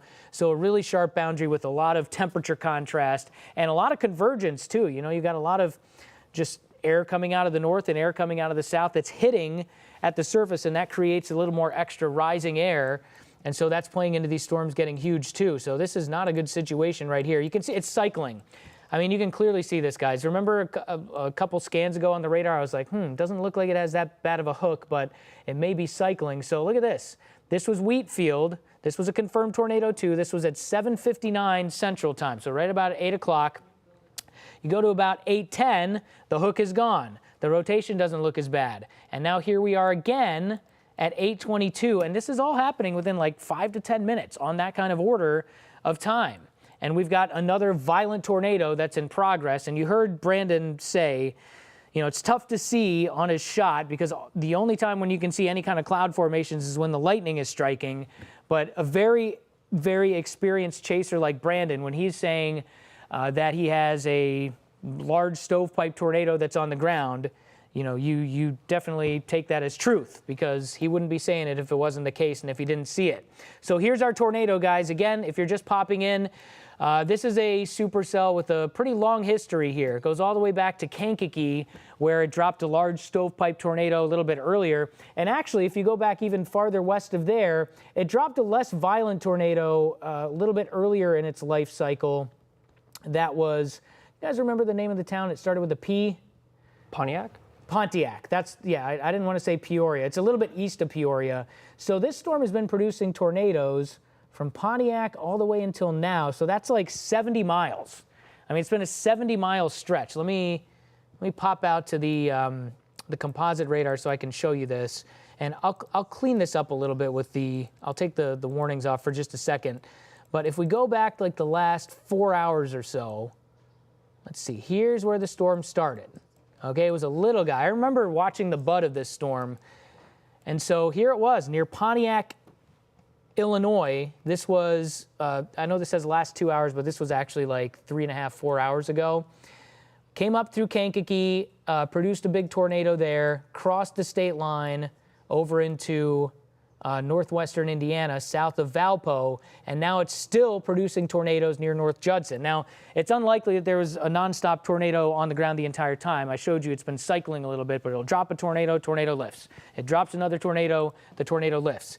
And here we are right now, confirmed tornado that's on the ground just east of Railroad, Indiana. So that's the big storm that's on the board right now. What else do we have coming in here? The Fox Weather Alert System. Got a fresh severe thunderstorm warning. Join the club on that one. There's countless severe thunderstorm warnings right now. I guess we've got like 29 of them across the country, and those span from Wisconsin all the way down through Illinois, parts of Missouri, Kansas, Oklahoma, even down to South Texas. This is a huge storm system. Here's a nice picture of some hail a little bit earlier near Darien, Illinois. And the hail reports that have been coming in from this system have been quite impressive to say the least. We had a report of some grapefruit-sized hail a little bit earlier, which is like over 4.5 inches. Look at this. So they did confirm the 5.2 inches. Was this Capucci's? We don't know? Okay. Because here's the deal. Like, if that's true, that would be the largest hailstone ever recorded in Illinois. What was the previous record? It was like upper fours, right? Yeah, it was like 4.75. 4.75 was the previous biggest hailstone that we've ever had in the state of Illinois. And we've now confirmed a 5.2-inch diameter hailstone in Kankakee. So not only did we have the big violent stovepipe tornado that's caused a lot of damage, and by the way, we have our crews that are out on their way to Kankakee right now, and you will hear from them early on tomorrow morning on Fox Weather First. We've got a lot of information that we're parsing through tonight, and one way you can get that info, you should also check out the Fox Weather blog. It's a live blog, and it updates consistently with some really solid information. It's like minute by minute, and it's been updated very, very punctually throughout the night tonight because there's been so much information. This was Pontiac, Illinois. This was a little bit earlier, obviously, when the sun was out. And this was the initial big rotating wall cloud, right? Now, a rotating wall cloud doesn't always produce a tornado, but of course, in this situation, it did. Really just a fascinating meteorological situation. We got 30 seconds. Let me come out to the visible satellite here super quick before we go to break. You could actually see the boundary that I've been talking about, this boundary that if you're south of it, tornadoes possible. If you're north of it, no tornadoes. And it was the lake breeze that came down. Look at this. You can actually see the cloud right here. And that literally is the boundary. And you could see as we got into the afternoon, this was the storm south of the boundary that's still producing a tornado right now. Back pain. When you've got it, you know it. Introducing the X-Back from CopperFit, our groundbreaking technology designed for compression support of your lower back and core like you've never experienced before. Engineered with our most innovative, patent-pending, Advanced X compression system, the X-Back evenly distributes the support across a broader surface area of your back for relief of lower back aches and pains. The new belt is fantastic. I feel a bigger area of support. Immediately, there was something different about this. A super lightweight mesh fabric, ventilated for unmatched breathability to increase airflow and release excess heat. You have to try it. You haven't felt anything that's going to give you the kind of support and relieve the back pain that you have, because it is unbelievable. Our copper-infused fabric, made with the most advanced materials for superior support and lighter than air comfort. It's just relaxing all that tension that you get. Wow, oh, that feels great. I've tried a lot of belts in the past. Nothing like this. I have a history of back issues, man, and this is really hard to believe what I'm feeling right now. An orthopedic-designed alloy support panel and 4 built-in flexible stabilizers to help improve alignment and promote better posture. Usually when I have long triathlons, there's pain. With the belt, there's absolutely no pain. For me, it was like, okay, is this really happening? I really haven't felt anything like this before. The all-new X-Back from CopperFit, the most effective, breathable, customizable support for relief of lower back pain you will ever wear. Guaranteed or your money back. Get yours now at getxback.com for only 2 payments of $29.99 or call 1-800-520-4518. Order right now and your shipping is free. This is by far the best support that I have found. You feel like,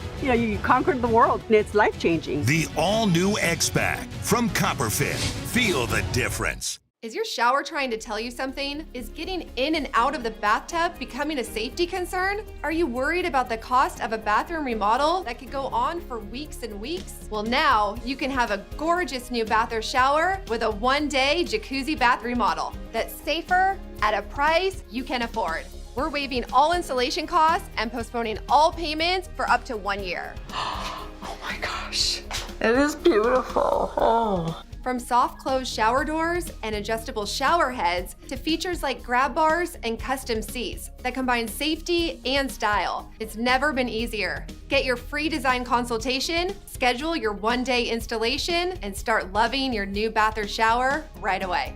Call or go online right now. We are waiving all installation costs and offering no interest and no payments for up to 1 year. Go to jacuzzibathremodel.com or call 800-384-4402. Call now. All right, this is the Fox Weather Alert. We now have another confirmed tornado. If you're just joining us, it's been a big day of severe weather, including a long track tornado, probably a couple of tornadoes that came from one supercell that started a little bit northeast of Peoria, Illinois, a couple of hours ago, and it's worked its way south of Chicago, now across the border over into northern Indiana. So this is still west of Fort Wayne, still producing a tornado, and we will show you that one in detail in just a second. You see all these other severe thunderstorm warnings. Basically, there's a big boundary out here, and if you are south of the boundary, you're going to have a solid chance at seeing tornadoes, and if you are north of the boundary, it's going to be basically hail-producing storms, less of a chance for tornadoes. There's a huge, huge discrepancy in temperatures. You know, you got temperatures like in the 70s that are down here to the south, and then you've got temperatures that are in like the upper 30s. And so you're getting some big-time hailstorms north of the boundary, but you end up kind of safer from the tornadoes if you're north of it. Now, unfortunately, south of the boundary, and I'll draw that in here one more time so you can see it, even if you're just south of that front boundary, whatever you want to call it, you're seeing a couple of tornado warnings here. Not only that long lasting storm that we've been following over the last couple of hours, but also this storm that's been riding the south side of it, a little bit northeast of Peoria. That, honestly, to me, am I crazy, or is that close to the last Pontiac? That's a little bit northwest of Pontiac, so this will be a little northwest of where the last one was. I'm mentioning the town of Pontiac, which is like down here, because Pontiac is where the last storm started its path. This is some video from it earlier. We were talking to our storm trackers while they were out there. And of course, let's get back to the radar here, because there is one more storm here that just went confirmed. You see the purple pink box, whatever you want to call it. It's north of Quincy, Missouri. So this is right on the border of Iowa and northeastern Missouri. And let's see the information on this. We're saying confirmed tornado, hail size could be 2 inches, so that's like egg sized or bigger. And this is an observed tornado. So it looks like there were, you know, maybe even a couple of storm chasers that broke off that the main cell there and went a little farther toward the west. Let me read the actual text on this, because I want to find out. Let's see. Weather spotters confirmed tornado. Okay. So listen, guys, the sun is down. These storms are getting dangerous. These storms are getting very dangerous. So if you live anywhere in this, you know, in the path of this storm, certainly got to take it seriously. Not like you shouldn't normally, but there are a lot of storms where it's like a radar-based tornado warning, where I would have no problem getting on here and saying, do we really need to have a tornado warning here? You're probably fine. Just stay away from the windows. Be careful. In this situation, just given the history of the day, and given the violence of the atmosphere that we have today, it's really kind of a unique situation. We've seen the biggest hail that has ever been recorded in the state of Illinois. We had one hailstone near Kankakee that was over 5 inches in diameter. I don't even know how to eyeball that by hand. I mean, that's just a massive, massive hailstone. But this tornado right now, not far from Mount Sterling in Iowa. This is the border between Iowa and Missouri, and then you have Illinois right here, just to give you a little bit of perspective as far as where we are. So Farmington is a spot we're going to need to watch. See if there are any other cities over here I'm missing. No, this is not a hugely populated area, and a lot of farmland out here, I'm sure, but certainly there are people that live there, and it's something that ought to be taken seriously. Please be careful with that storm. Let me get a little bit farther toward the east. Let's check on this tornado warning, and then we'll get to the other confirmed one that's up in northern Indiana. So this is, let me try to get a bigger town here to give you some perspective. This is north of Bloomington. This is where we had some huge hail earlier, by the way, northeast of Peoria. And so we're right along I-39, basically, a little bit west of I-55. So this is Marshall County. Radar indicated warning here. We don't have confirmation that there's a tornado down. But yeah, that's a violent spin. And I can just tell you from looking at that velocity image that this is a storm that has found itself south of where this all-important boundary is. I'm going to be talking about this all night here because, you know, we talked about it over the last few days. We knew this was going to be the real kicker to the forecast. Any storms that form south of it, you're going to have tornadoes. And north of it, you're just going to have hailers. And that's pretty much exactly what we've seen so far. Let me show you the storm reports over the last 6 hours as these storms have formed. And again, here's where our boundary's been. It's been kind of like right here-ish. And so, yeah, you can see the tornadoes, the tornado reports here on the south side of it. We've still got some tornado warnings that are going on down here. And then north of it, look at all these reports of hail. I mean, that's an impressive amount of hail. And we've had some big ones, too. Still getting some, I will say the storm reports that we're starting to get in recently of the hail, especially those storms that are bordering bordering Wisconsin and the northern part of Illinois. Not as big of hail as what we were seeing earlier at the onset when the storms first started to pop up. We're seeing more like quarter-sized hail right now. Just saw a report of quarter-sized hail in Racine, Wisconsin, so that's just south of Milwaukee. And so we'll follow these and see what they're doing over the next little bit. This looks like a new tornado report to me, so let's get down to the nitty-gritty with this storm. Again, this has been the storm of the night. It's been cycling. It's produced several tornadoes. Weather Service offices are going to have their hands very full doing surveys. I saw some really nasty damage near Kankakee, Aroma Park in Illinois, and also Lake Village in Indiana, a little bit west of where we're looking at right now. So this storm has produced a lot of damage with the tornadoes that it has produced. And I would imagine this is not going to be a good-looking velocity signature, and I would imagine correctly. At the town of Knox, Indiana, absolutely get in your tornado shelter right now, your safe space. This is not letting up anytime soon. This is an extremely volatile environment. It's going to support a long-track violent tornado. You can see our storm tracker, Brandon Kopic, he's chasing that storm right now. And you can see all the lightning. At least I don't know exactly which direction he's driving right now, but I heard him say not long ago, this is like 10, 15 minutes ago, that there was a large stovepipe tornado that was on the ground. Again, the sky only lights up when you get the lightning. Luckily, there is a lot of it. But another thing you can look for, given the right perspective, is trying to see if you can differentiate between the lightning, and sometimes if there's a actual tornado going on, you can see a power flash. And, you know, again, depending on the perspective of the camera and how wide of a shot you're looking at, sometimes you can see like a green flash that emanates more from the surface, like more from the ground. That would that would be like more of a power flash, so you know that you have a tornado going on. Now, we know we have a tornado going on with this storm right now. This is just south of Highway 30. Here's Highway 30. We're up in northern Illinois, and we've got a confirmed tornado bearing down on Knox, Indiana. Extremely dangerous situation right here.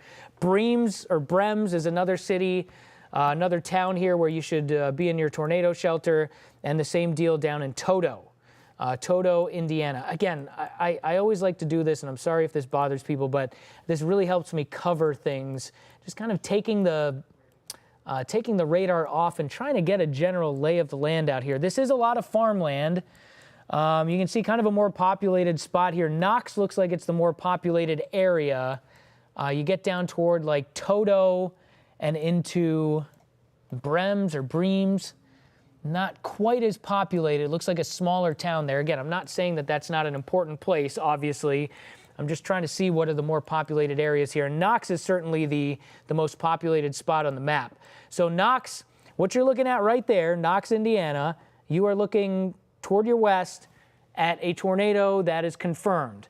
And usually this radar data can be delayed by like a minute to, 2-3 minutes sometimes. So it's probably a little bit closer to you than we're even seeing right now. It's dark out.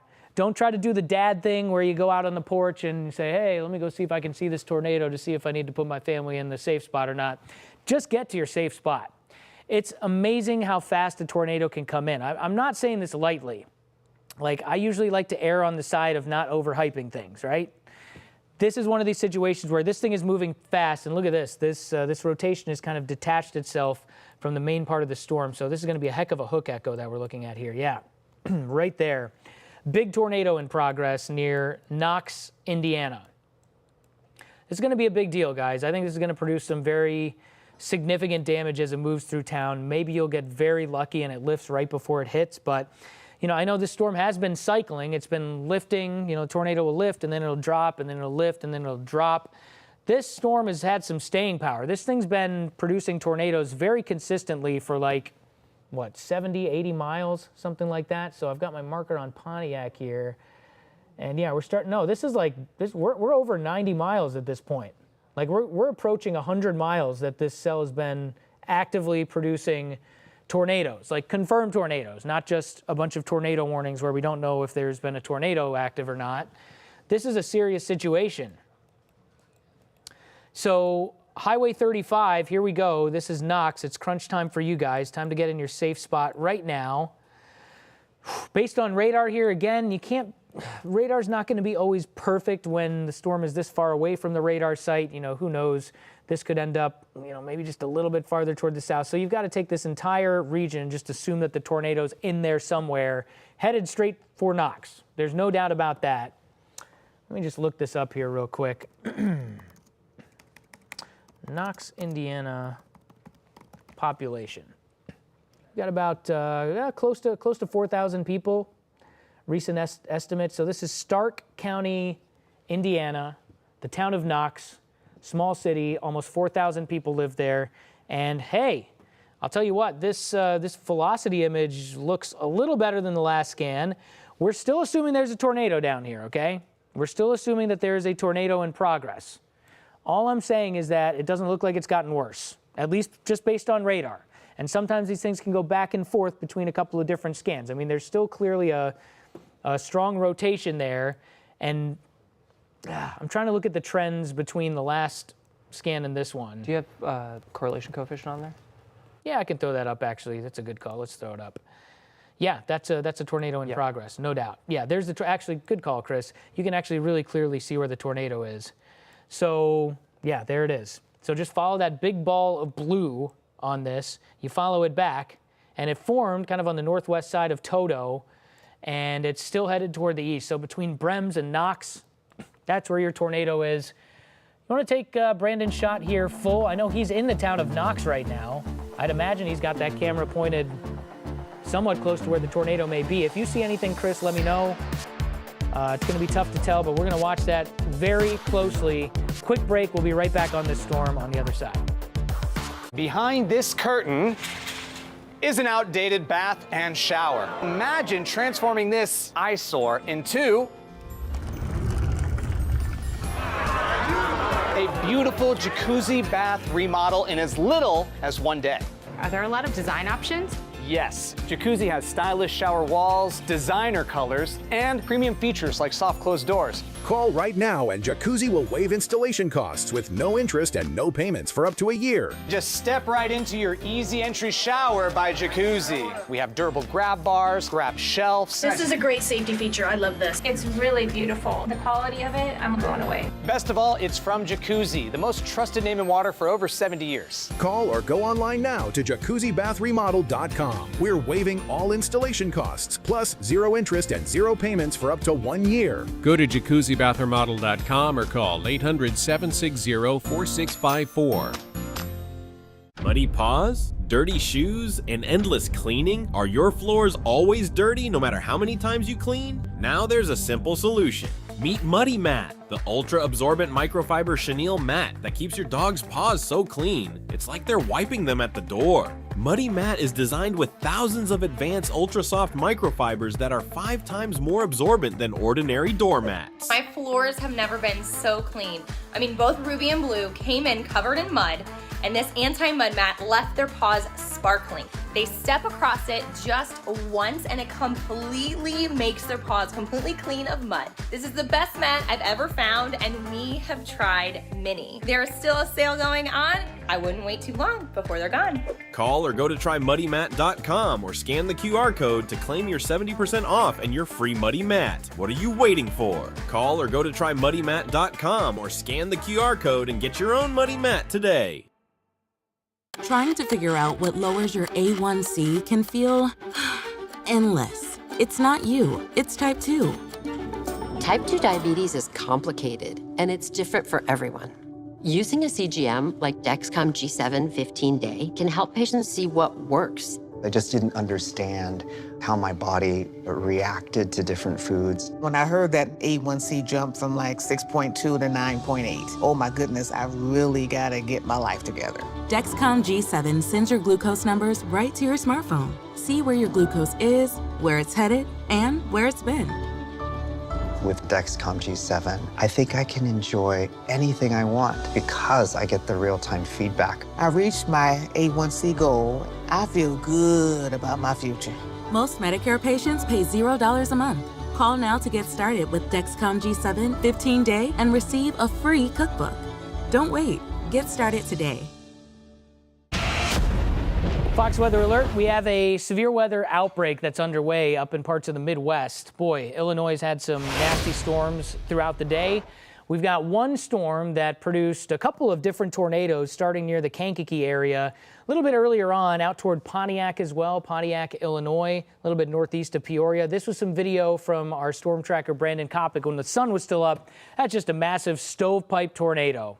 And the big condensation funnel with it made it to the ground too. You can see just how wide the wind swath was with that tornado. And of course, as you might imagine, there was some huge hail, the largest hail that's ever been recorded in Illinois state history. There have been a couple people. So far, the biggest confirmed one is 5.2 inches diameter. That is a massive hailstone. What you're seeing there, that's more like, I don't know, 1.5 inch, something like that, Darien, Illinois. Severe hail, by the way, quarter-sized or larger, and you can see the incredible damage that hail did. Baseball-sized hail all over the place, some softballs, some grapefruit-sized hail, and you start to get bigger than that. You're getting up into the DVD-sized. I don't even know if young people remember what those are. Either way, we've got a serious situation that's ongoing right now. This was the same supercell that produced the Kankakee tornado that happened earlier on. And now it once again has a confirmed tornado on it. In fact, this is a tornado emergency that is ongoing right now for the town of Knox. And then Southern Davis is another spot where I really need you to take this super seriously. I really hope you guys are in your tornado shelters or your safe spot if you live in Knox. I will say this. Based on this velocity imagery, remember where these reds and greens are right on top of each other, that's where the worst of the tornado is. That's where literally the tornado is. So looking at this is a pretty scary image, and you're looking at this coming pretty much straight toward Knox. Look what happened on the last scan or two. Kind of looks like the rotation maybe trying to get itself sucked back into the main part of the storm and it maybe starting a cycle a little bit. So my point is you may have lucked out in Knox, but we're not 100% sure of that, right? So radar data is not always going to be perfect. We 100% are assuming that there is still a tornado that is active right now, somewhere between Brems and Knox, and probably, if it is doing that northerly turn with the rotation, may even be headed up toward areas like Davis. And yeah, you can see the difference in the direction of the polygon that the Weather Service has just put out, as opposed to earlier when they were kind of looking at a storm direction that looked more like that. Now it's more directed kind of to the northeast. So they're seeing exactly what I'm talking about here on the radar. Obviously, they're looking at this at the same time that we are here at Fox Weather. So yes, are we? What do they have here on this, Sam? Is this tornado emergency still, or are they saying confirmed? I would imagine it's confirmed at this point. I think the reason they'd put out the emergency is because of a couple scans in a row here. You got still a tornado emergency. It expires in 11 minutes. Okay, it expires in 11 minutes, and that includes. What does that include, Sam? Is that still including Knox? Okay, Knox, Davis, also? That's the question? It's that smaller box, so okay. Not Davis. Oh, gotcha. Okay, so not Davis. Gotcha. Okay, I understand it now. My bad. Okay, it's crossing Highway 35 right now. And again, if you're just popping in, we are in northwestern Indiana. This is the same storm that produced a big tornado earlier in Kankakee. It's produced several tornadoes already. Let me show you the storm reports on this thing. It's been really impressive. It's been a supercell. This was actually the first supercell of the day, if I'm not mistaken, right, guys? I remember when the event was starting, everybody was saying, and here we go again, this happened during the last event too. There was this boundary, this warm front, made it pretty far to the south here, and everybody was saying, oh no, the boundary made it too far to the south, or there's not going to be tornadoes today. Now, obviously, it's a good thing if there weren't to be tornadoes, but I'm talking about like all the people that I have in my social media feeds, which is a lot of storm chasers, people that are wanting to film tornadoes. And here we go. We got the first little cell that popped up. This was it. Immediately started producing huge hail. There was a brief tornado in Pontiac, produced a much bigger tornado that you see down below me in Kankakee. So this is what it looked like there, had the big hook echo on it, also produced some 5+ inch diameter hail, and then continued up toward the northeast here, across the state line. This is the state line between Indiana and Illinois. And so this came out toward, let's see, I want to name all the cities that it hit here along the way because there was some very significant damage. What was this spot here? Yeah, Aroma Park. You're not seeing an actual tornado LSR there, but certainly that area got hit by a tornado. I've been seeing some damage, and we're actually sending our crews out there right now. You will see some live reporting from that area, Kankakee and Aroma Park, early tomorrow morning on Fox Weather First. And then the storm came through Lake Village. Now this is, again, Indiana-Illinois border. Lake Village took a direct hit from the tornado. There was some significant damage that I've seen floating around on social media in that town. And then Brandon Kopic, what was this, about 30 minutes ago, something like that. We were watching his feed. He was not far from Wheatfield, and he said specifically the words, large stovepipe tornado on the ground. So there was a report of a tornado there. So the point is, I think this storm has been cycling a lot. It's been dropping a tornado. Maybe it'll briefly lift, and then it immediately forms another tornado. And I think this is in the process of cycling once again, because when you look at the radar here, the hook echo not quite as pronounced as it was, right? So you got the hook echo right here, and then you'll see that disappear a little bit. And now it's starting to reemerge again. And I would imagine that we're going to have some rotation within there. So the original rotation got kind of sucked up into the storm, and now you're going to get a new rotation that develops. And you've seen this happen a couple of times in the history of the storm. Again, before I do all this nitty-gritty stuff, let me just, let you guys know the important thing. Davis, Knox, in Indiana, those two towns, you guys need to be in your safe spot right now as this, we've still got a tornado emergency that's in effect for the next little bit. Now, again, the velocities don't look nearly as bad as they did when this tornado emergency was first put out. I have to say, I think, this trend on radar that we've seen with regard specifically to Knox, this was 8:35, so this was like 20 minutes ago. Pretty darn scary looking image there. And then to see it, the rotation kind of move toward the northwest of town and then start that cycle, you can clearly tell there's some kind of cycle going on within that storm where it's possible that the tornado is lifted at this point and, we're starting a new rotation. I mean, I think just as fast as it lifts, even if it has lifted, you're likely to get another one that drops right in its place. And we've seen this happen several times already tonight. So you got the main the main rotation getting sucked back up into the main part of the storm. New rotation develops, and then that's going to be probably a new tornado as this continues to move toward the northeast. Let me check the. Ari, I have some video from when we saw Brandon Kopic's shot where you actually see. Oh, there it is. Wow, nice job, guys, putting that together. Yeah, that's the stuff that's really tough to see. Oh, look at that. Wow, who edited that? Great job. That was Gloria. Gloria. Shout out to Gloria. Great edit on that. We appreciate that. Yeah, you see that? Yeah, look at that. Wow. Yep. So, yeah, there's definitely a tornado down. So this was in North Judson, Indiana, which was, right down here. You see North Judson? That was the path that the storm took. Let me take it back a little bit. So there you go. Yeah, he was not far from there. We had a tornado on the ground, and now it's moving up toward Knox. It's starting to get through Knox now. Now we got to watch Oregon. Polk is another city. Donaldson up in Indiana, where I would be taking my precautions right now, getting into my safe spot. The velocity images are looking better than they have, meaning I'm not seeing as tight of rotation as what we've seen at points earlier during the life cycle of this storm.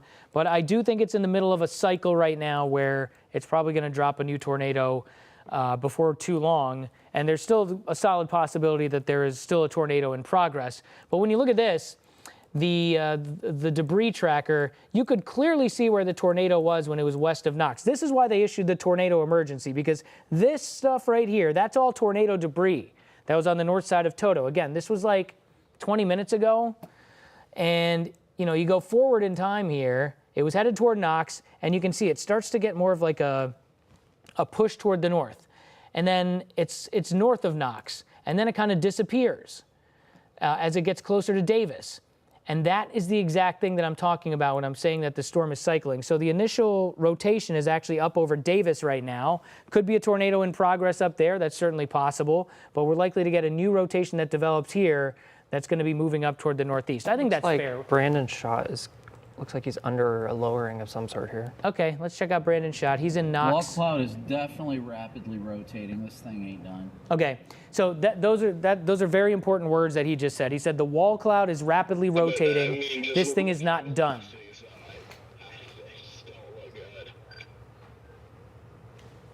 Trying to see if we can get any little tidbits from him here. Would be rapidly rotating. It's very, very weak, but it definitely is trying to at least cycle one more time. We're not going to get anything close like where we were at about 45 minutes ago, but this could still produce a few tornadoes here. Okay, there you go. I mean, that's all the info we need. Basically talking about what we were just talking about, the fact that it's still cycling, still not done yet, still could produce another tornado or two. But it appears, and he's got a pretty good look at it from what it looks like, it appears the tornado may have lifted as of right now. I'm still taking this seriously. Again, what I'm trying to do here is differentiate my messaging based on all of the information that we have. Yes, I know that there is a tornado confirmed warning that's in effect here for this spot up here in northern Indiana. But I'm also seeing a lot of stuff that's making me think that the tornado that initially prompted this may have lifted. So let's be on the safe side. Get in your tornado shelter right now, or your safe space, lowest level of your house, as close to the center as you can get in Oregon or Oregon. Not sure how to say that town up there, just north of Highway 30. Donaldson is another place. Let's get in our safe space and just wait the storm out. It'll be through within the next 25, 30 minutes or so. You can come out. Everything will be okay. But again, we think the storm is cycling right now. We think it's about to drop another tornado probably on the southwest side of it.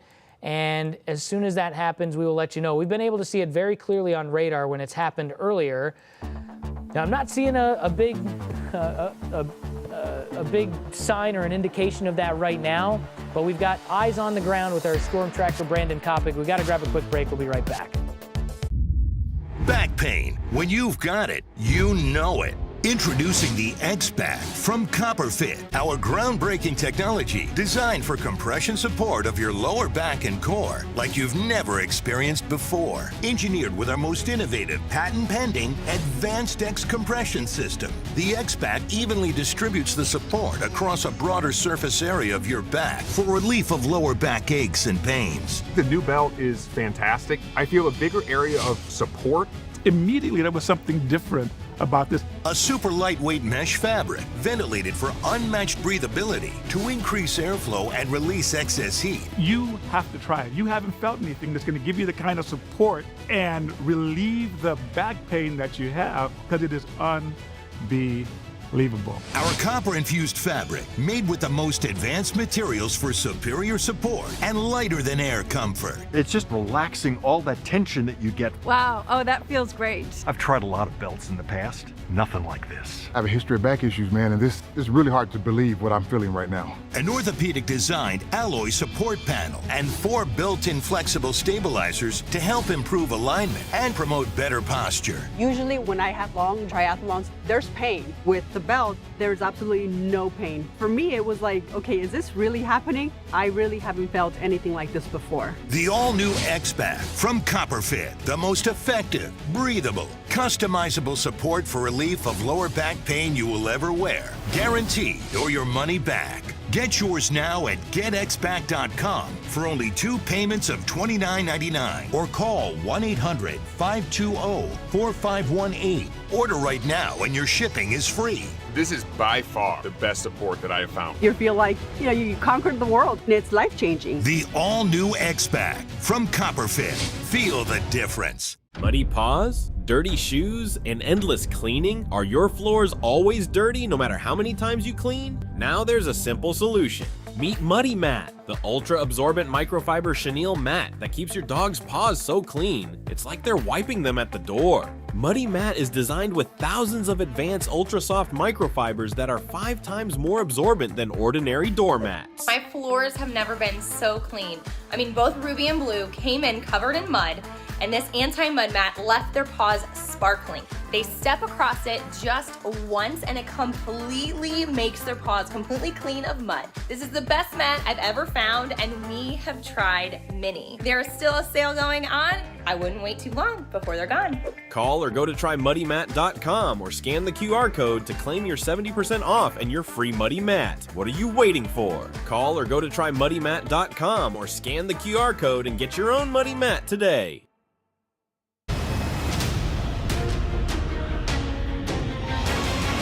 This is a Fox Weather Alert. Thanks for joining us on Fox Weather at Night. I'm Ari Sarsalari. And tonight it's serious business time because we've got a severe weather outbreak that's underway. We knew this was going to be happening. But always got to wait until the event starts to see exactly how it's going to go down. And unfortunately, you can see here Kankakee County in Illinois. This was from a tornado that happened a couple of hours ago. This is from our affiliate in Fox 32 down in Chicago. And yes, I have seen video floating around on social media with damage significantly worse than that. So this was a violent tornado. We knew that the atmosphere was going to support this today. Again, this was earlier our storm tracker Brandon Kopic, who is still tracking this exact storm over in Indiana as we speak. This is him right now, not far from Knox, Indiana, which was just under a tornado emergency. It looks like that tornado may have lifted and the storm is cycling. And I was just listening to some of the radio traffic. We let it cook for a little bit and just listened to Brandon talking to his other storm tracker buddies, and they were saying that they think the storm is cycling and it's probably going to drop another tornado. They don't think it's done, so they're going to stick with it for a little bit until they think it's done, and they have a lot of experience with this. So I'm going to trust their judgment on that. This is our threat area for today. Now, I had a lot of stuff on this map, so I want to put in layer after layer so that it's a little bit more easy to understand. This was our threat area. It got upgraded to a level 4 risk a little bit earlier on today. Now, we knew we were going to have a boundary, right? A warm front, call it whatever you want, that was going to be sitting over this area, and this is pretty much where it ended up. The storms south of the boundary, high chance at producing violent long-track tornadoes, and that's what we saw with the storm that kind of started over near Pontiac, Illinois, went through Kankakee, produced some of the damage that we were just showing you a couple of hours ago, and is still ongoing here south of the boundary, west of Fort Wayne. North of the boundary, it's been a lot of thunderstorms with a lot of severe weather, but it's been all hail. We haven't had any tornadoes that have gone on. Now, we've got a couple of storms that are formed kind of right along the boundary, if not just south, that are going to be streaming in from the southwest over the next couple of hours. Let me throw the radar on right now so you can see what we're looking at. Let me zoom out on this just a touch till I lose. Well, let's keep the roads in here actually. And I'm starting to get good at drawing this boundary because I've drawn it many times, and I keep checking on the surface observations to make sure that this is accurate. But this is generally what it looks like right now. It kind of looks like this. So, you know, clearly the storm that we've been following, this one up here, it's been south of the boundary. That equals tornado-producing storm. We had another storm that's coming out of southeastern Iowa that did have a confirmed tornado warning on it. You can see just south of the boundary. And then like the south side of this storm that's southwest of Chicago also had a tornado warning on it. And those were the only storms that had tornado warnings. So really, this has been the big supercell of the day. It's been the one cell that's been riding this warm front just on the south side of it. Everything else to the north of it, really nasty storms, don't get me wrong. They've produced some really large hail, but it's been just hail, no tornadoes. This is a screenshot, very big shout out to one of our producers, Gloria Perez. She put this together from some of the video that Brandon was shooting live as we were following his feed. This was from a little bit earlier. Same cell, same one that produced the tornado in Illinois, and it's produced a couple of tornadoes also in Indiana. We've had confirmed tornadoes all over the place with this one. So that was a screenshot of that. You can, I mean, it's very eerie. It almost looks like it's like Wizard of Oz type stuff, right? Well, I was trying to yell at you when it was happening. Okay, yeah, I know. Well, I was looking for it too. I just couldn't see it. I'm trying to balance a lot over here. No, of course. Yeah, no, it was very fast. But so we got the radar up here, and I'm going to continue to put layers on this. Okay, so I'm going to take the convective outlooks off, and now I'm going to put on tornado reports that we've had. Again, where's our boundary? Our boundary's doing this kind of thing. Where are the tornado reports? To the south of it. Now I'm going to put on our non-tornado reports, and what do you see? You see a lot of hail north of our warm front or cold front or whatever you want to call it. It's a front that's sitting there. The temperature earlier was near like 80 degrees in Peoria and like upper 30s in Milwaukee and Chicago. So I mean, a lot of cold air around can really support some large hail. And we had some big hail, like up to baseball sized earlier. As of recently, let me double check on this. The storms have been producing still some hail, but only like quarter size, not quite as big. And by the way, while all that's been going on, up here to the northeast, I just noticed that we've got some pretty significant flash flooding that's going on in the Grand Rapids, Michigan area. Also, while we've got some big thunderstorms, non-tornado producing storms, but they're dropping a bunch of hail, and then I'm seeing a bunch of reports of flash flooding across the area. So that's a pretty big deal out there. Don't want to be driving if you're down around Grand Rapids. Let's get to our storm, and correct me if I'm wrong here. Am I seeing no tornado warning on this, or am I crazy here? That would be nuts if there's no tornado warning on this for the first time in a long time. Let's see, what do we have here? They canceled it. Okay, so the tornado warning finally on this one has been canceled, but the storm chasers were saying that they don't think it's done quite yet. But this really does, and I'm actually glad to see this because it mirrors what we were talking about. It's always nerve-wracking as a broadcaster when you know that we have like an active tornado emergency or like a tornado confirmed box, and I'm looking at the radar data and I'm like, I think the tornado's probably lifted, but it may be cycling, but let's be in our safe space just to be careful with this one. A little inside baseball there, but I'm glad to see that the Weather Service and I are kind of seeing eye to eye on this, so we're all getting the same information out. So yeah, the velocity's not looking as bad. Look at what they looked like not long ago. This was, are you kidding me? Is there seriously a town called Kankakee in Indiana too? Are you serious right now? Wow, I didn't know that. But yes, this is Indiana. This is not Illinois. So this was the town, Knox, that had the tornado emergency that was going on not long ago. Look at this evolution. This is just nuts. I mean, do you remember when I was saying this, Chris? I was like, boy, this does not look like a very good situation for Knox. It's one of those, your heart drops a little bit, radar images, and then they put them under a tornado emergency. And I said, maybe, who knows, maybe you guys will get lucky and it will lift, or maybe it starts to cycle or something like that. And right now, it looks like it may have done just that. And again, I'm not saying I was predicting that. I was just hoping that it was going to happen. And it looks like that rotation, it kind of weakened and moved north of town. And could that have been the last hurrah for this storm? I certainly hope so. But it's still in an environment that could produce another tornado. We've seen this happen a couple of times already with this storm. Let me take this back. So yeah, this is what it looked like when it was producing a tornado, when the tornado was down. Again, if you're just joining us, big severe weather outbreak ongoing. We're focused in on the one big tornado producing storm of the day, which has been active for at least like 100 miles at this point. We've been following it for the last couple of hours from when it started northeast of Peoria, Illinois. Let me zoom out on this so I can show you where we're at. The storm really started like up here. It started close to I-39, right? It was like the first supercell that popped up during the day. And initially it was moving north, so we were thinking, is this going to end up getting north of that boundary? And then it just turns into a hailstorm.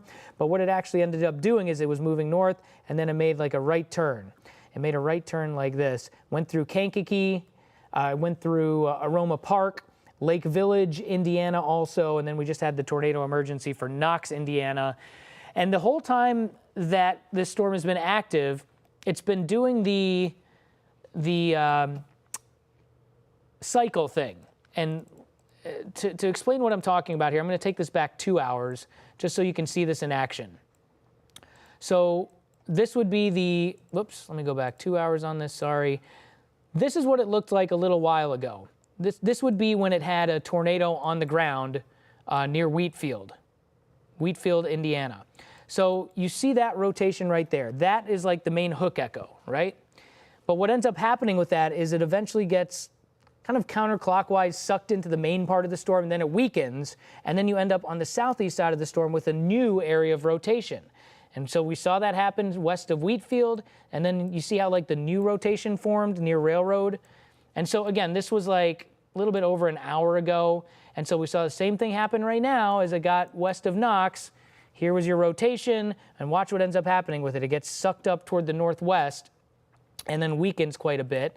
Now, the thing that I'm noticing this time around, at least so far, and we'll keep our fingers crossed with this. Not seeing a significant new rotation that's forming on the southwest side of it, at least as of now. But it's totally possible that that could happen, and if it does, we will let you know.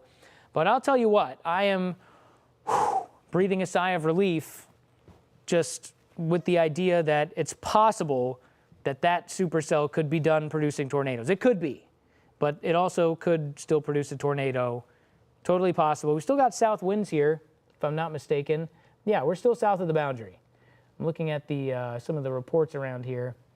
Well, winds in Plymouth are actually out of the north, but then we've got Knox, which is a little bit farther toward the west, where the wind is out of the south. And then Elkhart, the wind is out of the south too. So, point is, I think this north wind in Plymouth is a little bit of an anomaly. Yeah, you get all the way up to the lake, actually, and the wind is generally out of the south. So this looks like a bit of an anomaly, probably some outflow from the storm. We are still south of our boundary here, and so there's still going to be some rotation in the air where we can certainly see a tornado form from here on out. One more thing on this real quick. I did put this graphic together. It's model data, but it did a pretty darn good job at showing where our boundary is. So again, here we are like 11 o'clock-ish, and yeah, we're still south of the boundary. We're still south of it. Well, I'm not liking this model data so much anymore. It's bringing it a little bit too far to the south based on what I'm seeing on the observations. Okay. Real quick on this. I want to go down to the south because Fort Worth is under a warning now. Yeah, Fort Worth. We got a severe thunderstorm warning. We read each other's minds. I was actually just changing my graphics to go down to the south. Again, sigh of relief that we're done with that supercell up in Indiana, at least for the time being. We might have to go back to it at some point here. And by the way, I did just see an LSR come in of the tornado up near Knox. Are we done with that block already? Goodness. There was a tornado observed damage in North Toto, Indiana. We're going to show you this storm as it comes into Fort Worth here. It's going to be an amazing view on the camera. Stick with us. That's coming up right after the break. He was only 47. Aneurysm. Did he have life insurance? Do you? No. You got to get on it. Check out SelectQuote. Trust me, the peace of mind, it's worth it. Life insurance is too important to put off another day. That's why SelectQuote makes getting coverage you need easy, for less than $1 a day. Now get up to a $2 million policy with no medical exam and same-day coverage. This is the story of the one who doesn't just see a broken dock. He sees lost revenue, a late night, and work stalled to a halt. Thankfully, he has the experience to handle whatever comes his way and has Grainger on his side, offering access to technical product specialists and the scale to deliver fast, so he can keep his business in gear and always moving forward. Call, click Grainger.com, or just stop by. Grainger, for the ones who get it done. Imagine you're a little kid with a really big illness. You're in the hospital a lot, and it can hurt and be scary. But a wish can make all the difference. Because when you grant a wish, kids fighting critical illnesses feel stronger. They can smile and laugh, and they can even feel better sooner. A wish is more than just a nice thing to do, that you are going to help their care. You're going to help them get better. The impact a wish has on a child and their family is pretty endless. But every 20 minutes, another child learns they have a critical illness. You can grant them a life-changing wish. Please call the number on your screen or go online to grantwishes.org and give $20 a month, only 67 cents a day. Thousands of kids need the healing power of a wish. But for every wish we grant, 2 more kids are waiting. My wish is to go to outer space. My wish was to meet a unicorn. We found lots of kids in our own hospital that didn't get the wish experience. I think about that every day, and I wish we could go back to those kids and give that to them. But I can't do it without donations. I can't do it without the ability and the funding to provide a wish. Call or go online to grantwishes.org. Give $20 a month, and we'll send you this free t-shirt as a thank you for helping Wish Kids. And 98% of doctors say a wish can help. You can improve the quality of their life. You could transform their health care by giving, by donating. You're going to change a life forever. Will you help?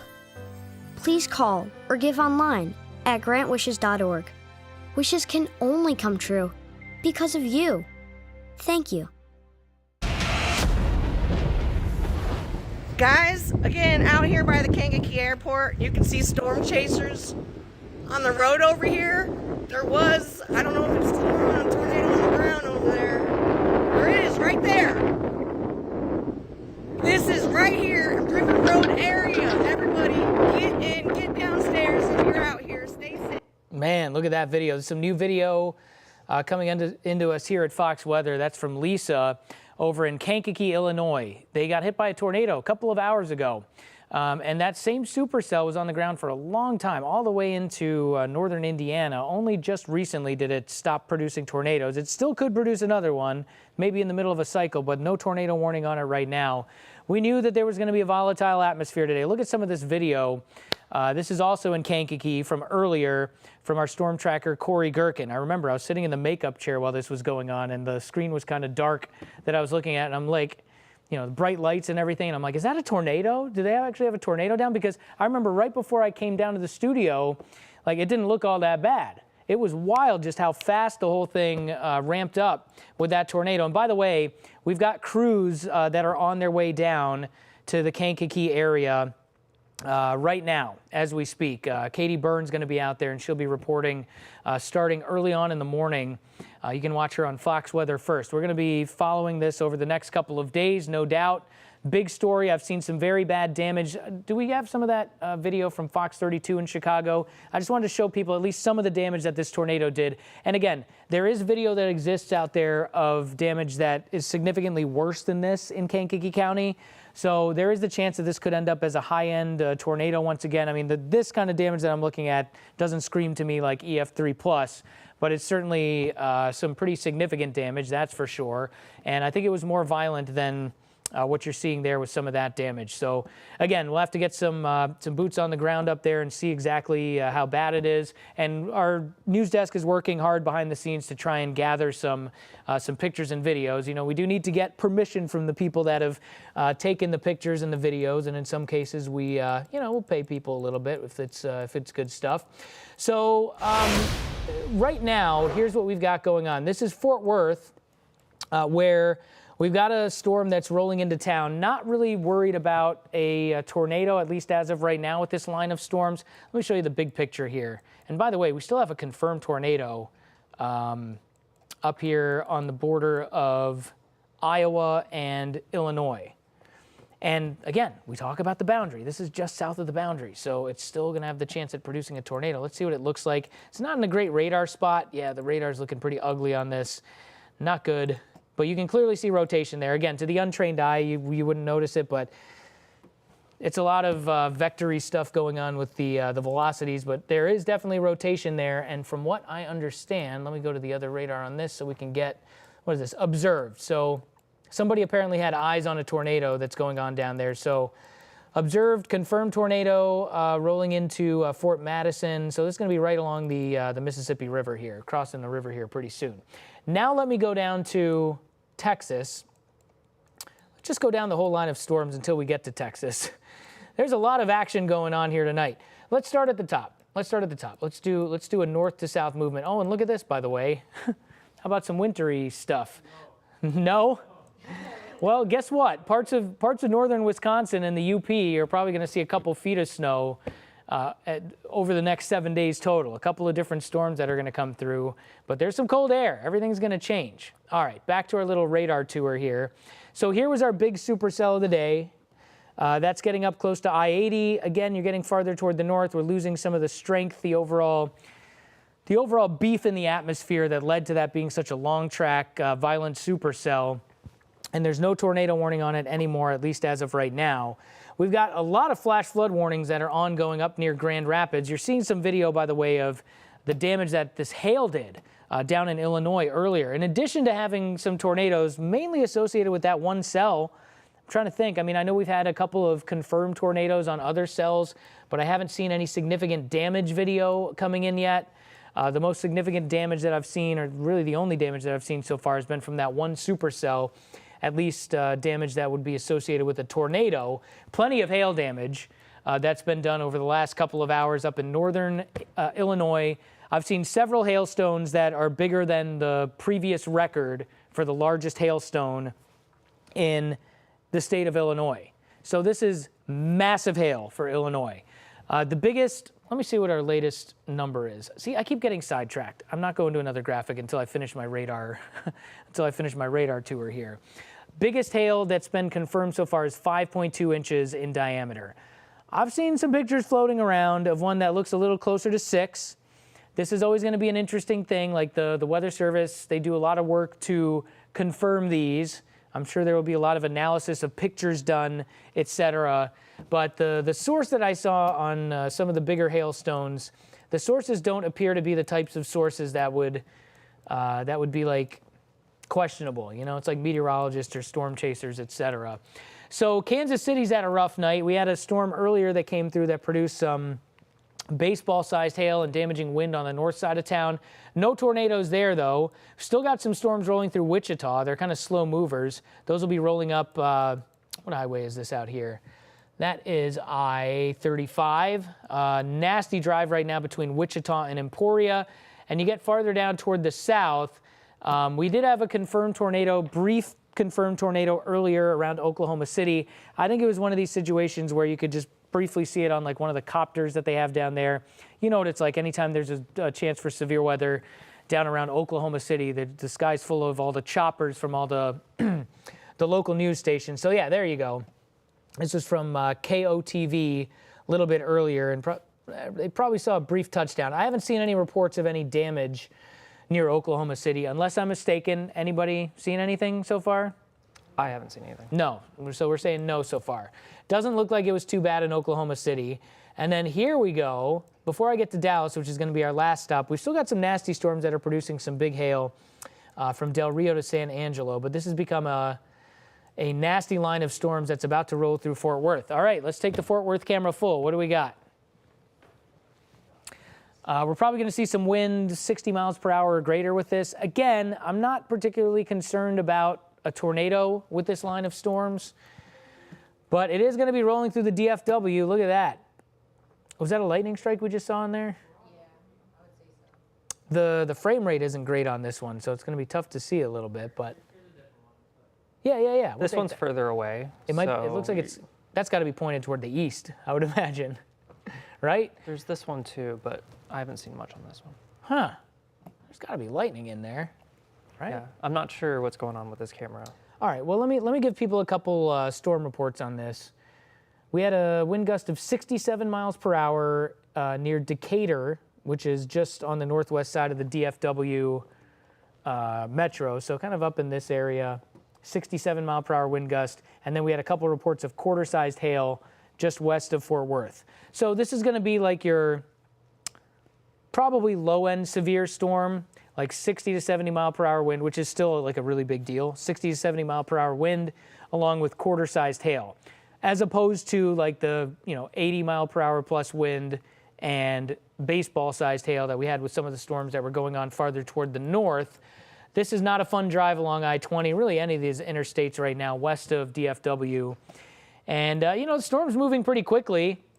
I imagine it'll be through pretty fast. Anything after this? No, I think this stuff stays down toward the south. I thought these were going to be interesting storms down here, these supercells.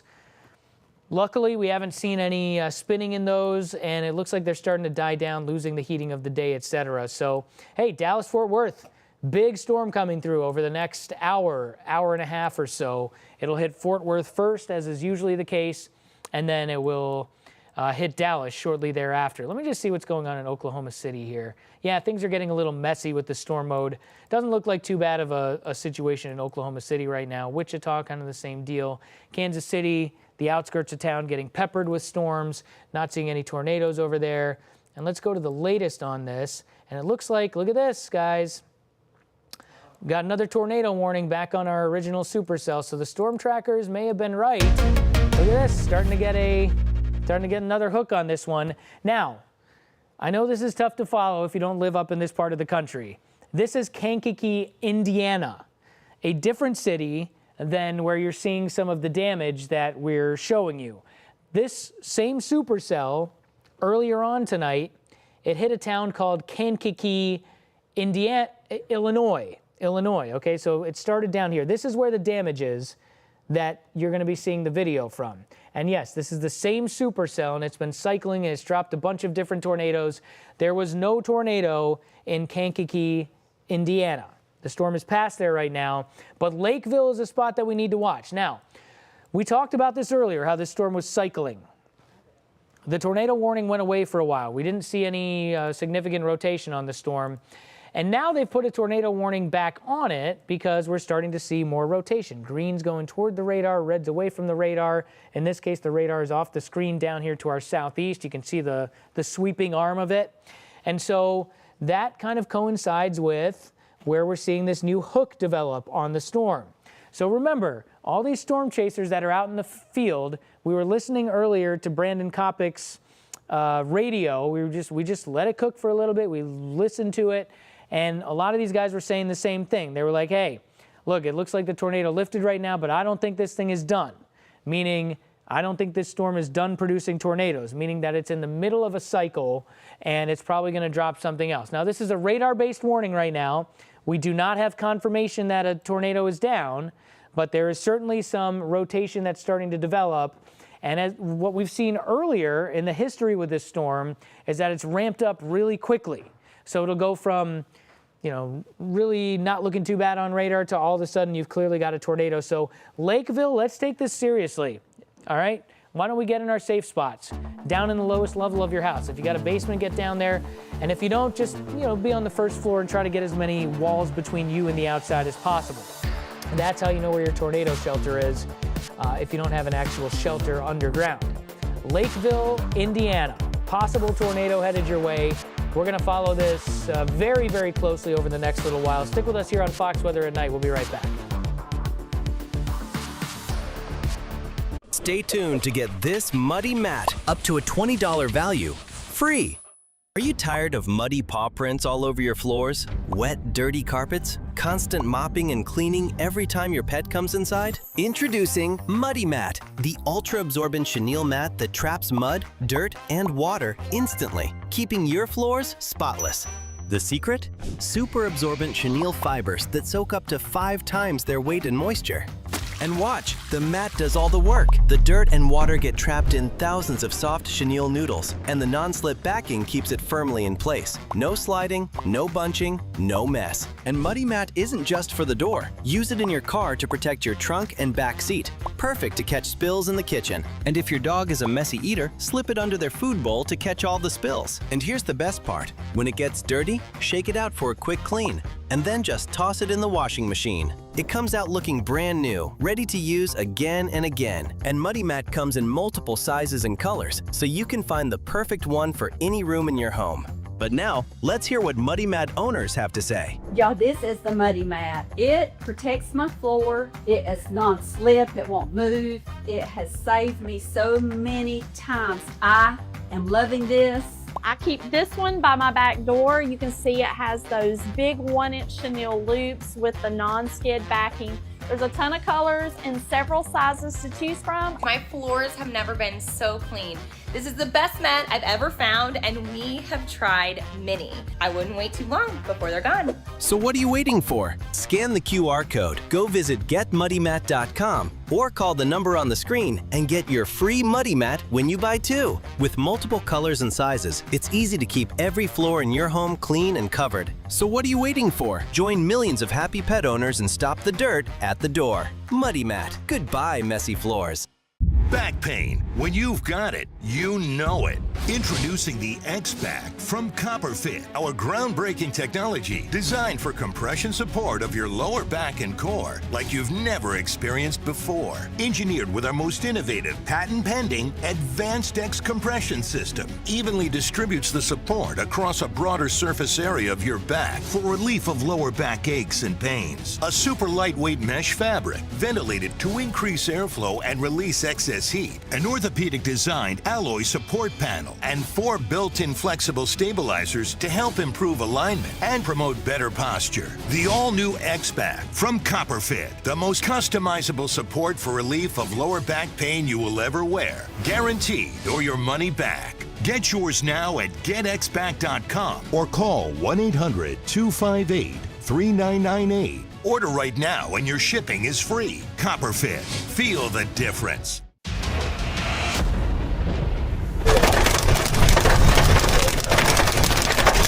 The windshield is gone. I think we are actively losing the windshield right now.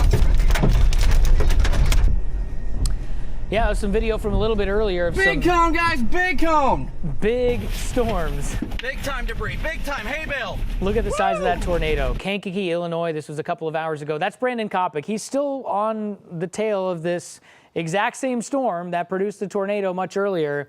Most recently, it produced a tornado just west of Knox, Indiana, and this is the cell that we're talking about right here. It actually started a couple of hours ago, again, over toward Kankakee, Illinois, and it's been on the ground for over 100 miles easily, and for a couple of hours. That's been the big storm of the day. Luckily, I haven't seen any other situations, at least yet. We've had a couple more tornado warnings on some of these storms that have been along and south of this boundary that I've roughly drawn in here. All the storms toward the north of the boundary have just produced hail. There's been no tornadoes. We knew this was going to be the case. It was always going to be an issue of where exactly does this boundary set up, and then any storms that are south of there could be big tornado makers. Any storms that were north of there, probably not going to produce any tornadoes at all. And this storm certainly found itself south of the boundary, and it's got quite a history. So Brandon is still on this storm right now. And let me just get you the latest on this, and then I'm just going to give him a ring. I'm going to give him a call on the phone. We're going to go old school, do a little speakerphone with Brandon because I've got his number now. I can't let anybody that's watching this see the number. You can't give out celebrities' numbers on the show. Here's what's going on, though, with this storm. It's got a tornado warning on it. It is not a confirmed tornado. It's a radar-based warning, but this storm has been cycling a lot over the last couple of hours. Let's get Brandon on the horn here and see what he's doing. All right, let's try this. Hey, Brandon, can you hear me? Yeah, I got you, Ari. Oh, man. Okay, so Brandon, you're still on this storm. You're not far from Lakeville, Indiana. I've been looking at the radar on this. Rotation not coming together quite as fast as it has over the last couple of cycles that this storm went through. You think there's a chance we could be done, or you think this is going to still continue to produce? Well, at least at this point, it does not look like it's tornado imminent by any means, looking at the structure. Honestly, if anything, it's giving me more shelf cloud vibes. But aside from that, watching it closely here, we're still watching this thing as it's trying to ride this warm front right now. And if it can relatch to the warm front, then I think there still is a potent tornado chance. So for now, I definitely don't want to discredit any chance of saying that there won't be any more tornadoes or anything of that sort. Definitely still want to remain weather aware and just kind of monitor the situation as the storm continues to move along the warm front. Yeah, it looks like it's kind of riding the south side of it. I mean, obviously, as you get farther toward the east, the warm front is farther and farther toward the north. It's been, really kind of the focus of my coverage here tonight, and a lot of the chasers and everybody that's been forecasting this event is where exactly does that warm front set up? And yeah, it still looks like it's pretty far up toward the north, so you're on the side of it that can certainly produce some tornadoes.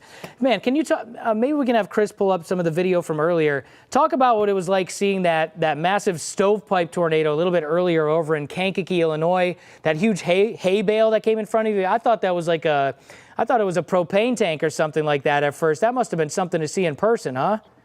Yeah, it was definitely, it caught me off guard, I won't lie, because I was watching the tornado and at the same time just getting pounded by softball hail in the rear flank downdraft. And my concern was that I was going to lose a side window. A softball was going to go through the side window and just absolutely go nuclear against my rib cage. Oh, man. So I was worried about that, and then I saw the hay bale and had to hit the brakes as it rolled in front of me. But it was definitely a very powerful tornado, but thankfully it missed most of Kankakee. Like, if it would have kept going northeast like 5 miles longer, it would have went straight through downtown.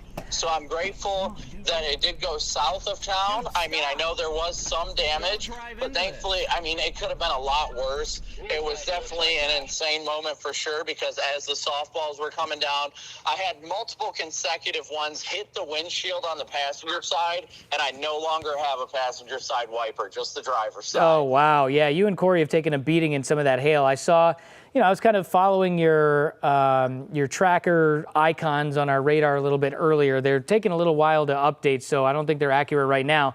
But earlier I saw when you were, in pursuit of this storm, at least briefly, it looked like you got up into the bear's cage a little bit, which is a part of the storm that storm chasers will kind of refer to sometimes, where you can get caught in some of the hail. You're up in the rotation.